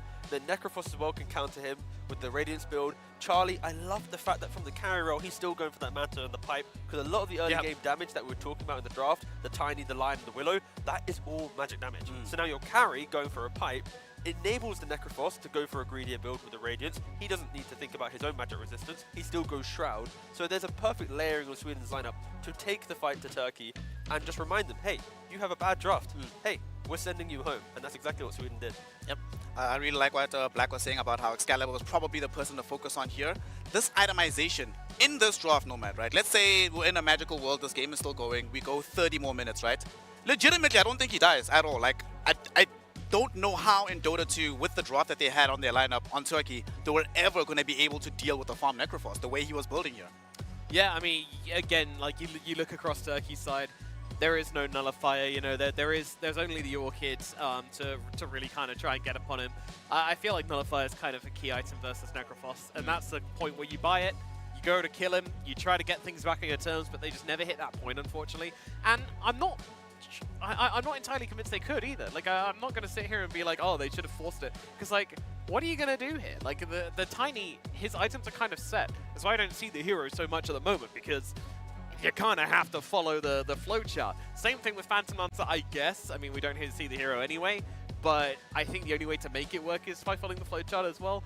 Pangolier was already kind of pushing things out of the box a little bit, didn't really have the farm to go for a nullifier. If he did, he would have literally just been the nullifier guy and nothing else for his team. So it didn't really fit in, and that's another reason why his Necrophos pick was just so godly. And yeah, like, he could just build whatever. Like, he could build anything this game, but did buy the perfect items to really kind of just shut down these any chances which Turkey had of winning. You know what is cool? Is right now, with Sweden into the grand finals, I believe they now have the player with the lowest MMR left in the tournament, and they're in the grand finals. I believe Mlem is around 2300 Immortal on the leaderboard, which is still, if memory serves me well, it's either high 9k or low 10k, but most of the players here, they're all like 12, 13, 14k, and he's in the core position, playing Night Stalker, popping off, you know, in the wise words of Dendy, MMR is just a number, but to think that, like, Sweden are giving him some draft priority. He won the game there. He made the game-ending play. He's not like the craziest, you know, highest MMR player, but they're showing that trust. And in the interview, they're saying like, oh, why are they doing so good? They have good vibes, and it's because even though one of their core players isn't at, you know, the highest level of you know, individual play at the moment, in the team environment, he's able to step up, fill the void that is needed, and doing a good job. So yeah, you know, Nomad, if memory serves me, right? If memory serves me, the last time that a tournament happened where at the top 4, the lowest MMR player still ended up in the grand finals. You know the answer? Is it Cat? No. TI7, Kuroki, Team Liquid. Is it? Yeah.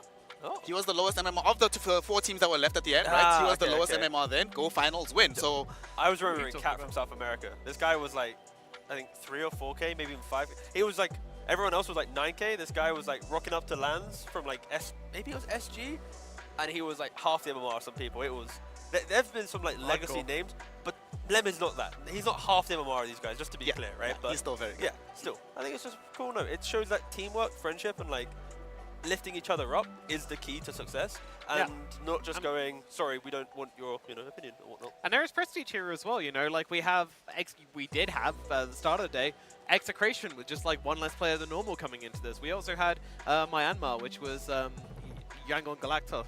Yep. Galactus, right? So 2 full competitive teams basically coming in here. Yeah, competing for their nation as well, yeah? Yeah, exactly, competing under their flag, but just happening to be from the same nation. And the fact that, you know, this team who, as the interview was saying, you know, like we have Excalibur, who mostly streams, you know, he's not really trying to break into any pro team at the moment.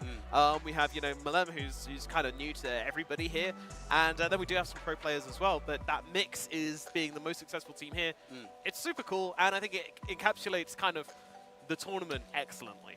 Yep. One thing I love as well is that for Sweden, yes, they've found themselves in the grand finals. Not only are they going to be the first entrants into the grand finals, but for everyone on the squad, it's their first time here at WEC, being able to make it this far. So regardless of the result that occurs tomorrow, they have made personal history for themselves. And of course, they are our first grand finalists, coming in from the lower portion of things, getting an upset to start things off with, leveling up against Turkey, and now awaiting a challenger. The Greece-Mongolia game is still going on right now. I don't see anybody popping off just yet. It's early. It's early. Very early. It started around 10 minutes ago. They had a little bit of a pause, but yeah, that's 1-1. And that was a game where Greece won game 2. In game 1, Greece was in a winning position. There was a clutch moment where Mongolia was able to keep their Luna alive and turn around the game. So you could argue right now it could be a 2-0 for Greece, and we are going to that third game. I think even Sweden in the interview, they wanted to play against Greece. I think based on like the emotions, I think Greece would bring a lot of emotion to the grand final, but Mongolia, they bring a lot of skill, a lot of class, and they have their energy themselves. When they were winning some games earlier against Turkey, even they actually not against Turkey, sorry, against Belarus, my apologies, you could feel like the energy when they won. You could like yeah, and that's the type of, I wasn't gonna scream on mic. I feel like I could have hurt the viewers' ears, but Mongolia's got good energy, Greece has got good energy. I feel like whoever wins between that series should make the grand finals very competitive. What I find interesting here, Nomad, as well, looking at this and thinking about the previous iterations of WEC, there has never, not a single time, been a grand finals populated exclusively by European teams. By and large, it's mostly been Eastern Asian teams that are there in the finals. Every now and then, a European team slips in, but if Greece wins, we will be making history here. But why has this history taken so long to come to fruition? I think that just comes down to kind of the Spartan nature. No, it's just because of Spartan. He's been competing, it feels like all of them, and it's his fault, Of all the Western European teams, the national teams, Greece has the strongest national showing. I don't think many European teams can argue, right? They often, in and out of national play, they play together, right? Compared to other nations where often you break apart, you play in your own teams and leagues, and then you come back together for the nations tournament. Greece is one of the rare countries that sticks together, right?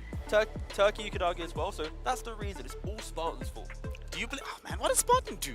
Poor He's Spartan. the captain. He has to take the flag. He's the captain. He's the one. But he also takes the glory if they win. Yeah, sure, but that's fine. That's the captain's Yeah, no, role, that's what I'm saying. Yeah, exactly. It's good. So I was just trying to. No, sorry, my boy. Tamper you. I feel like I'm getting energized now. Get the other side of the. You've reminded me that Spartan has, let down an entire You're getting angry. It's okay. It's okay. Let it finish. That being said, Spartan is not a lock, right? He's still playing right now, up against Mongolia, up against former champions, different team, but nonetheless still former champions. In a situation where you don't necessarily have the same cadre of characters in your squad, right? It's a different national team. Can you rely on some of the organizational experience in this regard at this kind of tournament? Does that give you a little bit of an edge, given that the national flag has borne victory before? Yeah. I mean, they know what works. They've seen what works. They've been there to experience what they're going through in the previous years. So, yes, there will be that extra punch coming through from the managerial side. I'm hoping the players had conversations to kind of prepare them for this, and hopefully they have that information. I mean, I think that's why they're here, honestly, because I don't think they'd be here if there wasn't some formation of the previous Mongolia kind of pushing them forwards and helping them on. But, yeah, it is unfortunate. I mean, two of the players from last time, 4-2-3, and Fantasy are playing in other events right now, so couldn't make it. So yeah, like entirely new from Mongolia, but really good to see them doing this well. And let's be honest, it would be really hype to see them back in the grand finals as well. Europe would be fun, but Europe v Asia, it's kind of becoming a classic for these international events, and it would be really fun to see Mongolia defending their crown as well. So whoever wins that series over there, I'm happy either way. I think we're going to have an incredible grand finals regardless, and I'm sure the winner will really, really deserve this trophy at the end of tomorrow. Personally, for me, my favorite thing about having these East versus West matchups, or technically, let's be honest, West versus anybody else, that it's a reminder that Dota is actually an international game, and especially at formats like this one, at the World Esports Championship, we are witnessing history being made, witnessing nations come into glory, and in one more day, we will be crowning a new king of the world here in Riyadh. Thank you, though, one and all, for joining us. We are done with the broadcast for today. However, we will return at the same time tomorrow to finish our third, fourth decider and then go into the grand finals. My name is Snev, and joined dutifully by Nomad, Tigov, Vlad, and Black. Everybody, thank you for your hard work. Everyone at home, thank you for your attention. And we will see you tomorrow to continue the World Esports Championship here in Riyadh.